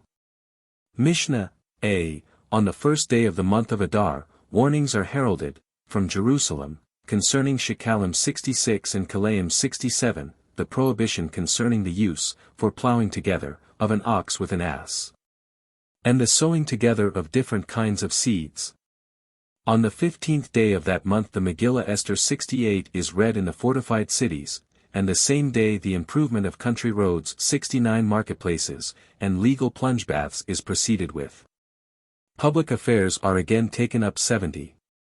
At the same time, Graves are marked with lime, 71, and messengers are sent out on account of possible Kalaim. 72. B. R. Jehuda says, at one time the messengers used to pull out the Kalaim, illegally mixed seeds, and throw them at the feet of the owners. The number of the transgressors, however, being constantly on the increase, the Kalaim were pulled out and thrown into the roads. Finally, it was determined that the entire fields of such lawbreakers were to be confiscated. 73. C. On the 15th of this month, Adar, the money changers outside of Jerusalem seated themselves at their tables. 74 In the city of Jerusalem, however, they did not do this until the 25th of the month. 75 As soon as the money changers seated themselves also in the city, the taking of pledges from the tardy ones commenced. 76 But from whom were pledges taken? From Levites, Israelites, proselytes, and freedmen, but not from women, slaves, and minors. If a father, however, commenced to give a pledge for a minor, he was not allowed to stop. From priests no pledges were taken, for the sake of peace, and the dignity of the priests themselves. 77. D. Said R. Jehuda, Ben Bukri proclaimed the following ordinance in Jabna, Jamnia: any priest paying his shekel commits no wrong. R. Johanan ben Zakkai, however, rejoined, not so. The ordinance should read: any priest not paying his shekel, commits a sin. 78 But the priests used to interpret the following passage to their advantage. It is written, Leviticus 6. 16, and every meat offering of a priest shall be wholly burnt, it shall not be eaten. They said therefore, were we obliged to contribute our shekels, how could we eat our 79 omer, first sheaves harvested, and the 2 loaves and the showbread, which were procured with the shekels of the head tax?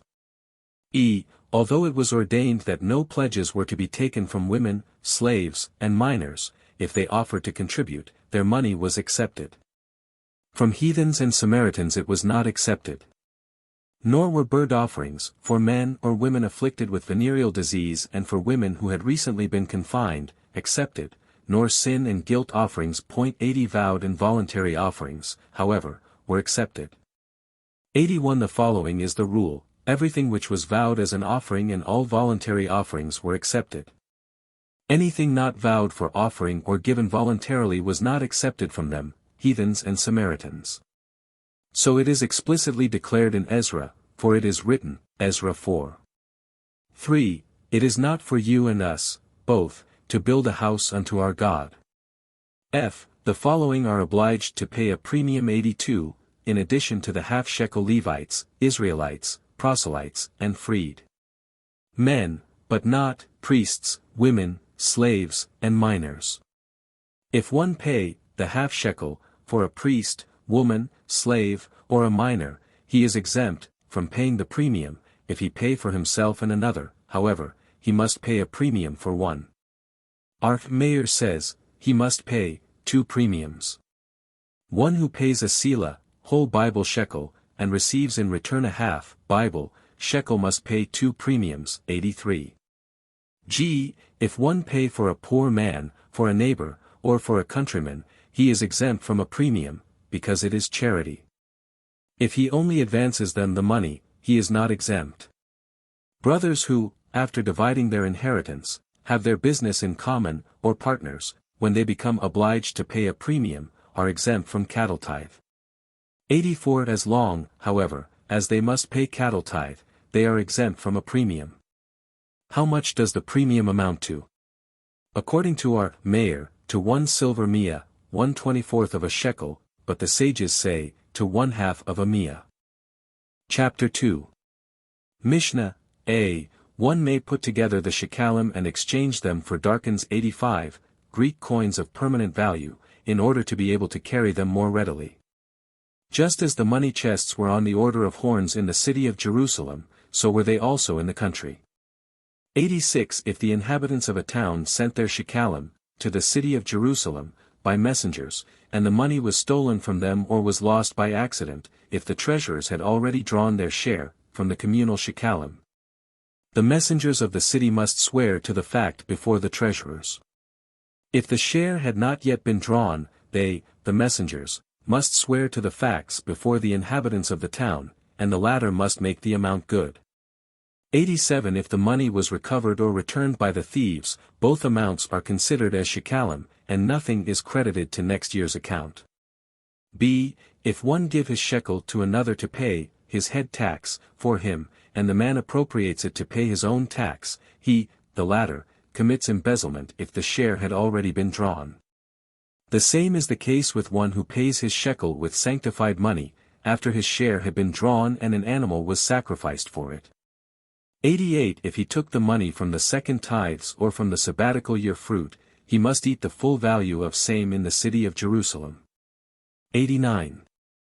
c. If one gather together single coins and say, "These shall serve for my shekalim," the eventual remainder is, according to the school of Shammai, a voluntary gift, according to the school of Hillel, it is not sanctified. If the man say, however, "Out of these I shall pay my shekalim," the eventual remainder is, according to both schools, not sanctified. If he say, "These shall serve me for a sin offering," the eventual remainder is, according to both schools, a voluntary offering.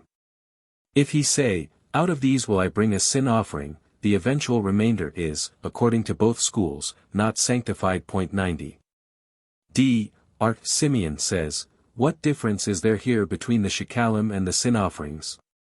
Shekalim have their fixed value, but sin offerings have not." 91 Art Jehuda says, "Even shekalim have no fixed value, for when Israel returned from captivity, half darkens were paid, later, half selahs were paid. Again, tabas, half shekels, were current, but not accepted, and finally people would only pay with dinars." 92 Rejoined R. Simeon, "Nevertheless, the shekalim were all of like value at one and the same time, while as for sin offerings, one brings 1 selah's worth, another 2, and a third 3 selahs worth." 93. e. The remainder of monies intended for shekalim is not sanctified. 94 The remainder of monies intended for the offering of the 10th part of an ephah, Leviticus v. 11. Sin offering of the poor, for burnt offerings of men or women afflicted with venereal disease and of women that had been recently confined, and for sin and guilt offerings, are considered voluntary offerings. Following is the rule: the remainder of everything designated for sin and guilt offerings is considered as a voluntary offering. 95 The remainder of whole offerings is applied to whole offerings. 96 Of food offerings to food offerings, of peace offerings to peace offerings, that of the Passover offerings to peace offerings, and that of Nazirite offerings to Nazirite offerings. The remainder of such offering, as is designated for a certain Nazirite, is a voluntary offering. The remainder of monies for the poor in general, belongs to the poor, of money collected for a certain poor man belongs to that same poor man. The remainder of ransom monies for prisoners is applied to the ransom of other prisoners, of monies collected for a certain prisoner belongs to that prisoner. The remainder of burial monies is applied to the burial of other dead. Of money collected for a particular dead man, belongs to tile legal heirs. Art Mayer says, the remainder remains intact until Elijah comes again, as the herald of the resurrection. 97 R. Nathan says, it should be applied to the building of a gravestone for the departed. Chapter 3. Mishnah, A. At 3 periods of the year money is drawn from the treasury, of the Shekalim, viz., half a month before Passover, half a month before Pentecost, and half a month before the Feast of Booths. The same dates are also the terms for the obligation of cattle tithing, so says R. Akiba. Ben Azai says, the dates for the latter terms are the 29th of Adar, the 1st of Sivan, and the 29th of Abh. R. Eliezer and R. Simeon both say, the 1st of Nisan, the 1st of Sivan, and the 29th of Elul. But why do they say the 29th of Elul? Why not the 1st of Tishri? Because that is a feast day, and it is not allowed to tithe on a feast day. Therefore they ordained it for the preceding day, the 29th of Elul. 98. B. The money drawn from the treasury was brought in 3 chests, each of 3 sahs capacity. On these chests was written, Aleph, Beth, Gimel. R. Ishmael says, they were marked in Greek, alpha, beta, gamma. The one that drew the money was not allowed to enter the treasury with a turned-up garment, nor with shoes nor sandals, nor with tefillin, nor with an amulet, in order that, in the event of his becoming impoverished, it should not be said that he was thus punished on account of transgression against the treasury. Or if he became rich, that he enriched himself by means of money drawn from the treasury. For a man must stand as unblemished before his fellow man as before his God, as it is written, Numbers 32:22, and ye be thus guiltless before the Lord and before Israel, and, Proverbs 3:4, so shalt thou find grace and good favor in the eyes of God and man. 99. C. The members of the family of R. Gamaliel used to enter, each one with his shekel between his fingers, and throw it before the one who drew the money from the treasury, and the latter immediately placed it into the chest, which he took out. The one who came in to draw the money did not proceed before he had said to the bystanders, I will now proceed to draw, and they had answered, Draw, draw, draw, 3 times. 100. D. After the man had completed the first drawing, he covered the balance with a cover of fur. The same was done after the second drawing. After the third drawing the balance remained uncovered. 4. The covering in the first 2 instances was done only in order not to draw by mistake again what had already been drawn from. The first drawing was performed in the name of the whole land of Israel, the second in the name of the cities near the boundaries, and the third in the name of the inhabitants of Babylon, Media, and all distant lands in general. Chapter 4. Mishnah. A. What was done with this money drawn? The daily sacrifices, the additional sacrifices, and the drink offerings belonging to them were bought therewith. Also the omers 101, sheaves, the 2 loaves, the showbreads, and communal sacrifices in general. The watchmen who had to guard the aftergrowth on the sabbatical year were paid out of this money. R. Jose says, one who so desired could undertake the guarding of the aftergrowth on sabbatical years, without pay. 102 The sages answered him, Thou wilt admit thyself, that the sacrifices, from the aftergrowth on sabbatical years, must be brought only from communal property. 103. B. The red heifer, the goat that was to be sent away, on the Day of Atonement, the strip of scarlet, were paid for out of this money. The bridge for the cow, the bridge for the goat that was to be sent away, and the scarlet strip tied between the latter's horns, the canal, at the temple, the city wall, the towers and other necessities of the city, are paid for out of the remainder of the treasury money. 104 Abba Saul says, the costs of the building of the bridge for the red heifer were defrayed by the high priests themselves. C. What was done with the balance left over in the treasury, after all the things in the preceding Mishnah had been procured? Wines, oils, and fine meal were bought with it to the profit of the sanctuary, for the purpose of selling it again to those who brought sacrifices. 105 So said R. Ishmael. R. Akiba, however, says, sanctified monies or contributions for the poor are not dealt with for profit. D. What was done with the remainder of the money, taken from the chests? It is used for gold plate for the decoration of the Holy of Holies. R. Ishmael says, the mentioned fruit, profit of the wines, oils, and fine meal sold in the temple, was for the benefit of the altar, and the remainder of the money drawn was for service utensils. R. Akiba says, the remainder of the money drawn was for the benefit of the altar and that of the drink offerings was for service utensils. R. Hanina, the assistant chief of priests, says, the remainder of the drink offerings was for the benefit of the altar and that of the money drawn was for service utensils. The 2 latter would not admit of the alleged gain from fruit. 106, profit. E. What was done with the remainder of the incense? 107 At first the remuneration of the preparers of the incense was set aside from the treasury. The sanctification of the incense on hand was then transferred to that money, and the former was then given to the preparers in lieu of compensation. 108. It is then bought back from them with the money of the new revenue, providing the new revenue was on hand in time, it was bought back with such money. otherwise, the old revenue was used for that purpose.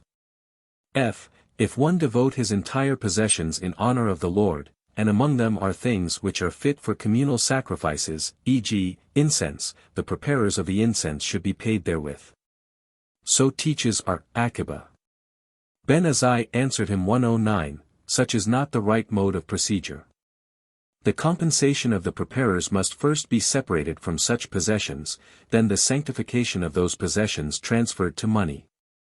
Then give the separated things to the preparers for compensation, and, finally, buy them back from them with money of the new revenue. G. If one devote his possessions, and there are among them cattle fit for the altar, male or female, the male, according to our Eliezer, shall be sold for whole offerings and the female for peace offerings to such as are in need of them. And the proceeds of such sale, together with the other possessions, shall be devoted to the treasury for the maintenance of the temple. R. Jehoshua says, the male are sacrificed as whole offerings, the female are sold to such as are in need of peace offerings, and the proceeds used for the sacrifice of whole offerings. The balance of the possessions is devoted to the maintenance of the temple. 110 said our Akiba, the opinion of our Eliezer seems to me to be more proper than that of our Jehoshua, for our Eliezer has an even procedure, whereas our Jehoshua divides it. 111 our Papios says, I have heard that it is done according to both teachers, viz., according to our Eliezer if the owner who devotes his possessions explicitly mentions his cattle, and according to our Jehoshua if he silently includes his cattle in his possessions. 112. H. If one devote his possessions, and there are among them things fit for the altar, such as wines, oils, and birds, says R.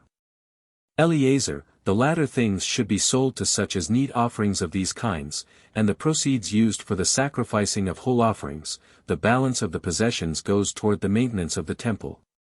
113. I. Every 30 days the prices paid by the treasury are determined.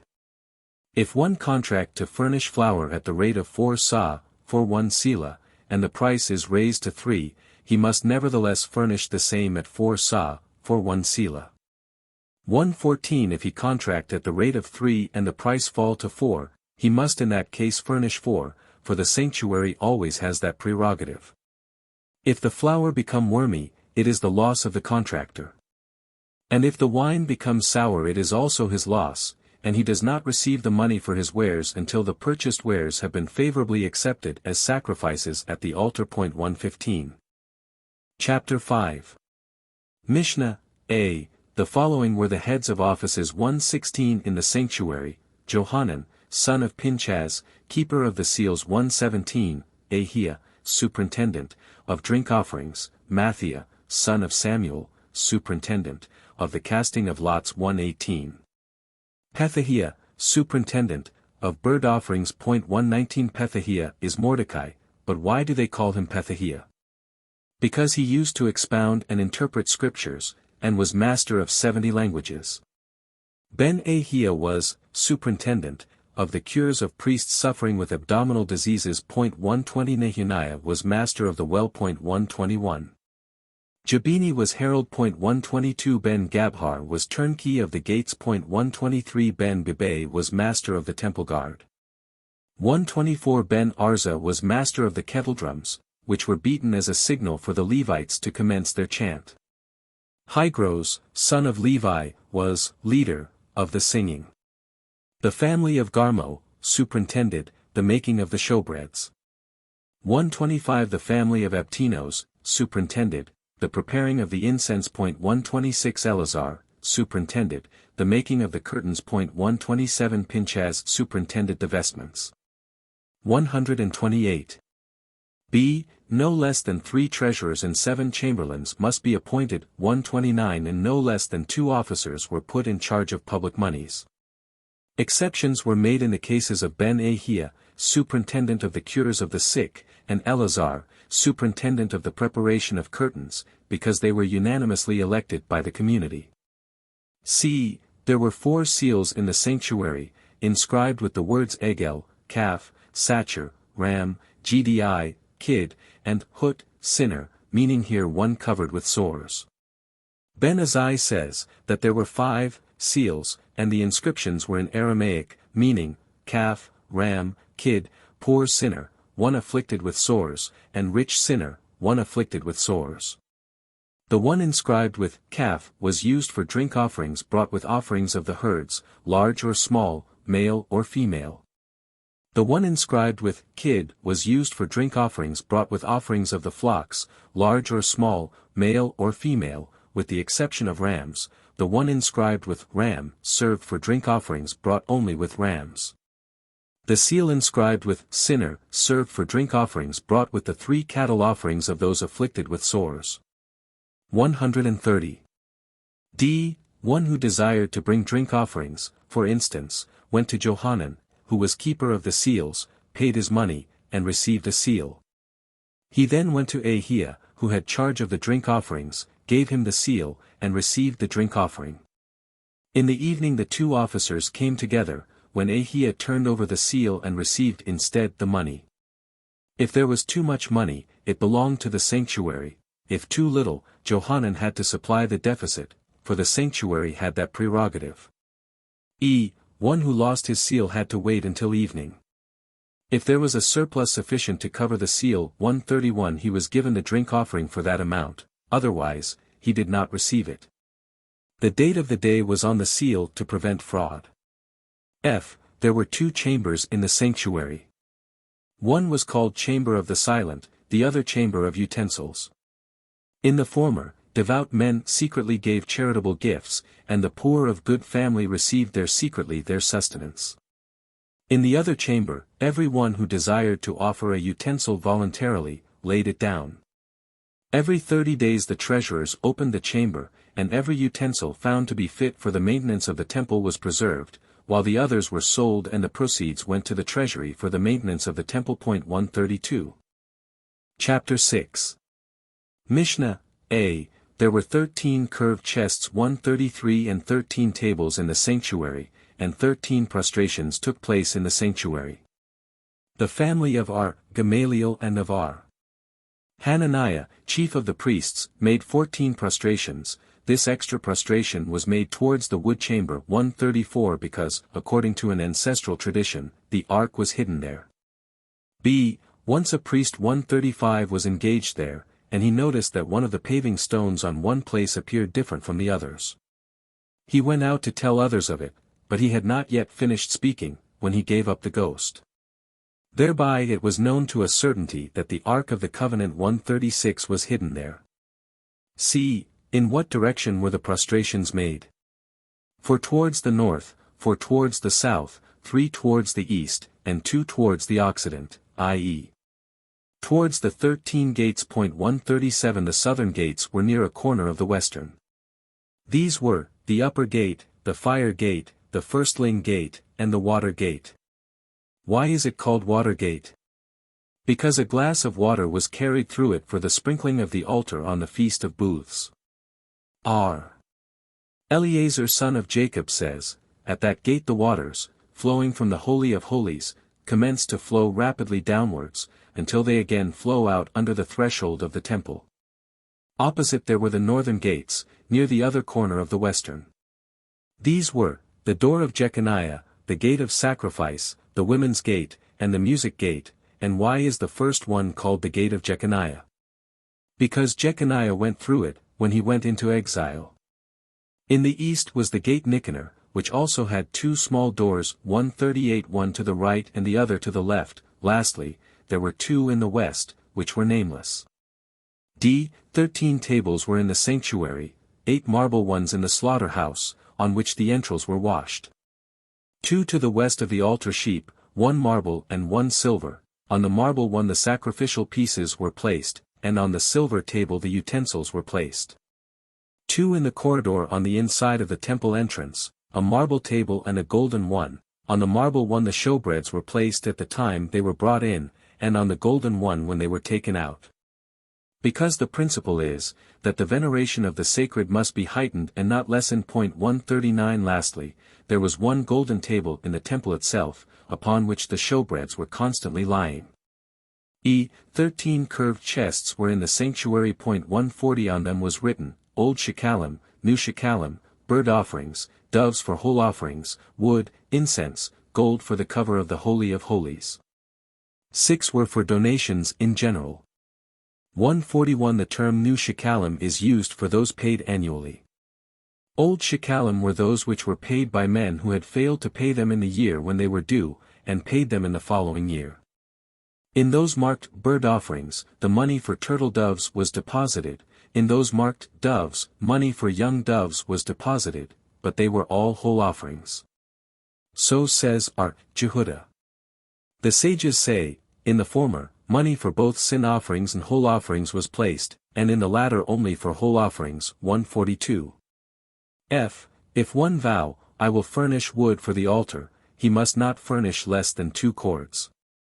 If one vow, to furnish, incense, he must not furnish less than a handful.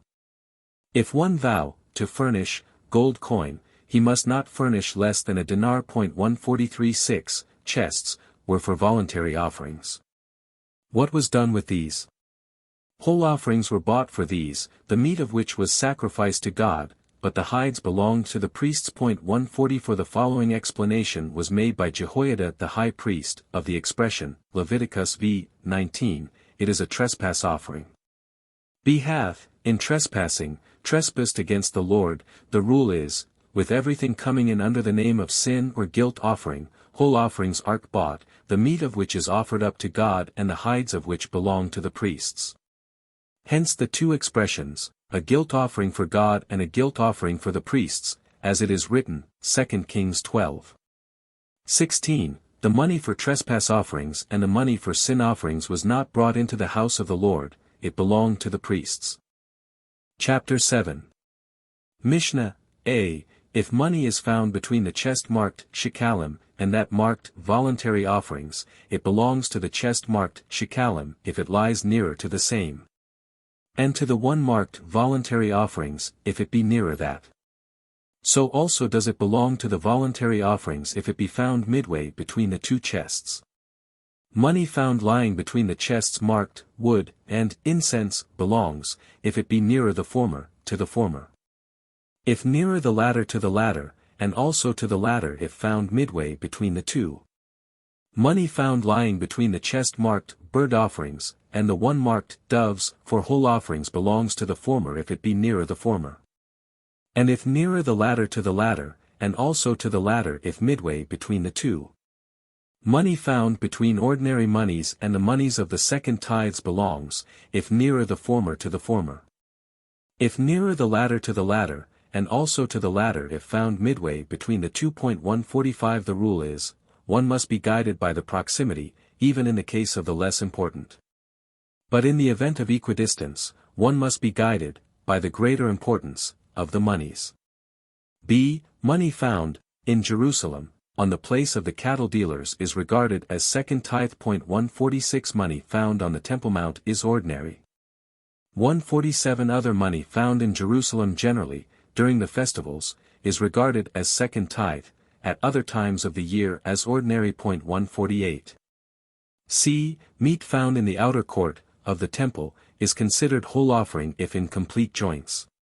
If cut in pieces it is sin offering. 149 Meat found in the city is considered peace offering. 150 All such meat must be laid aside for putrefaction, and then be burned in the crematory.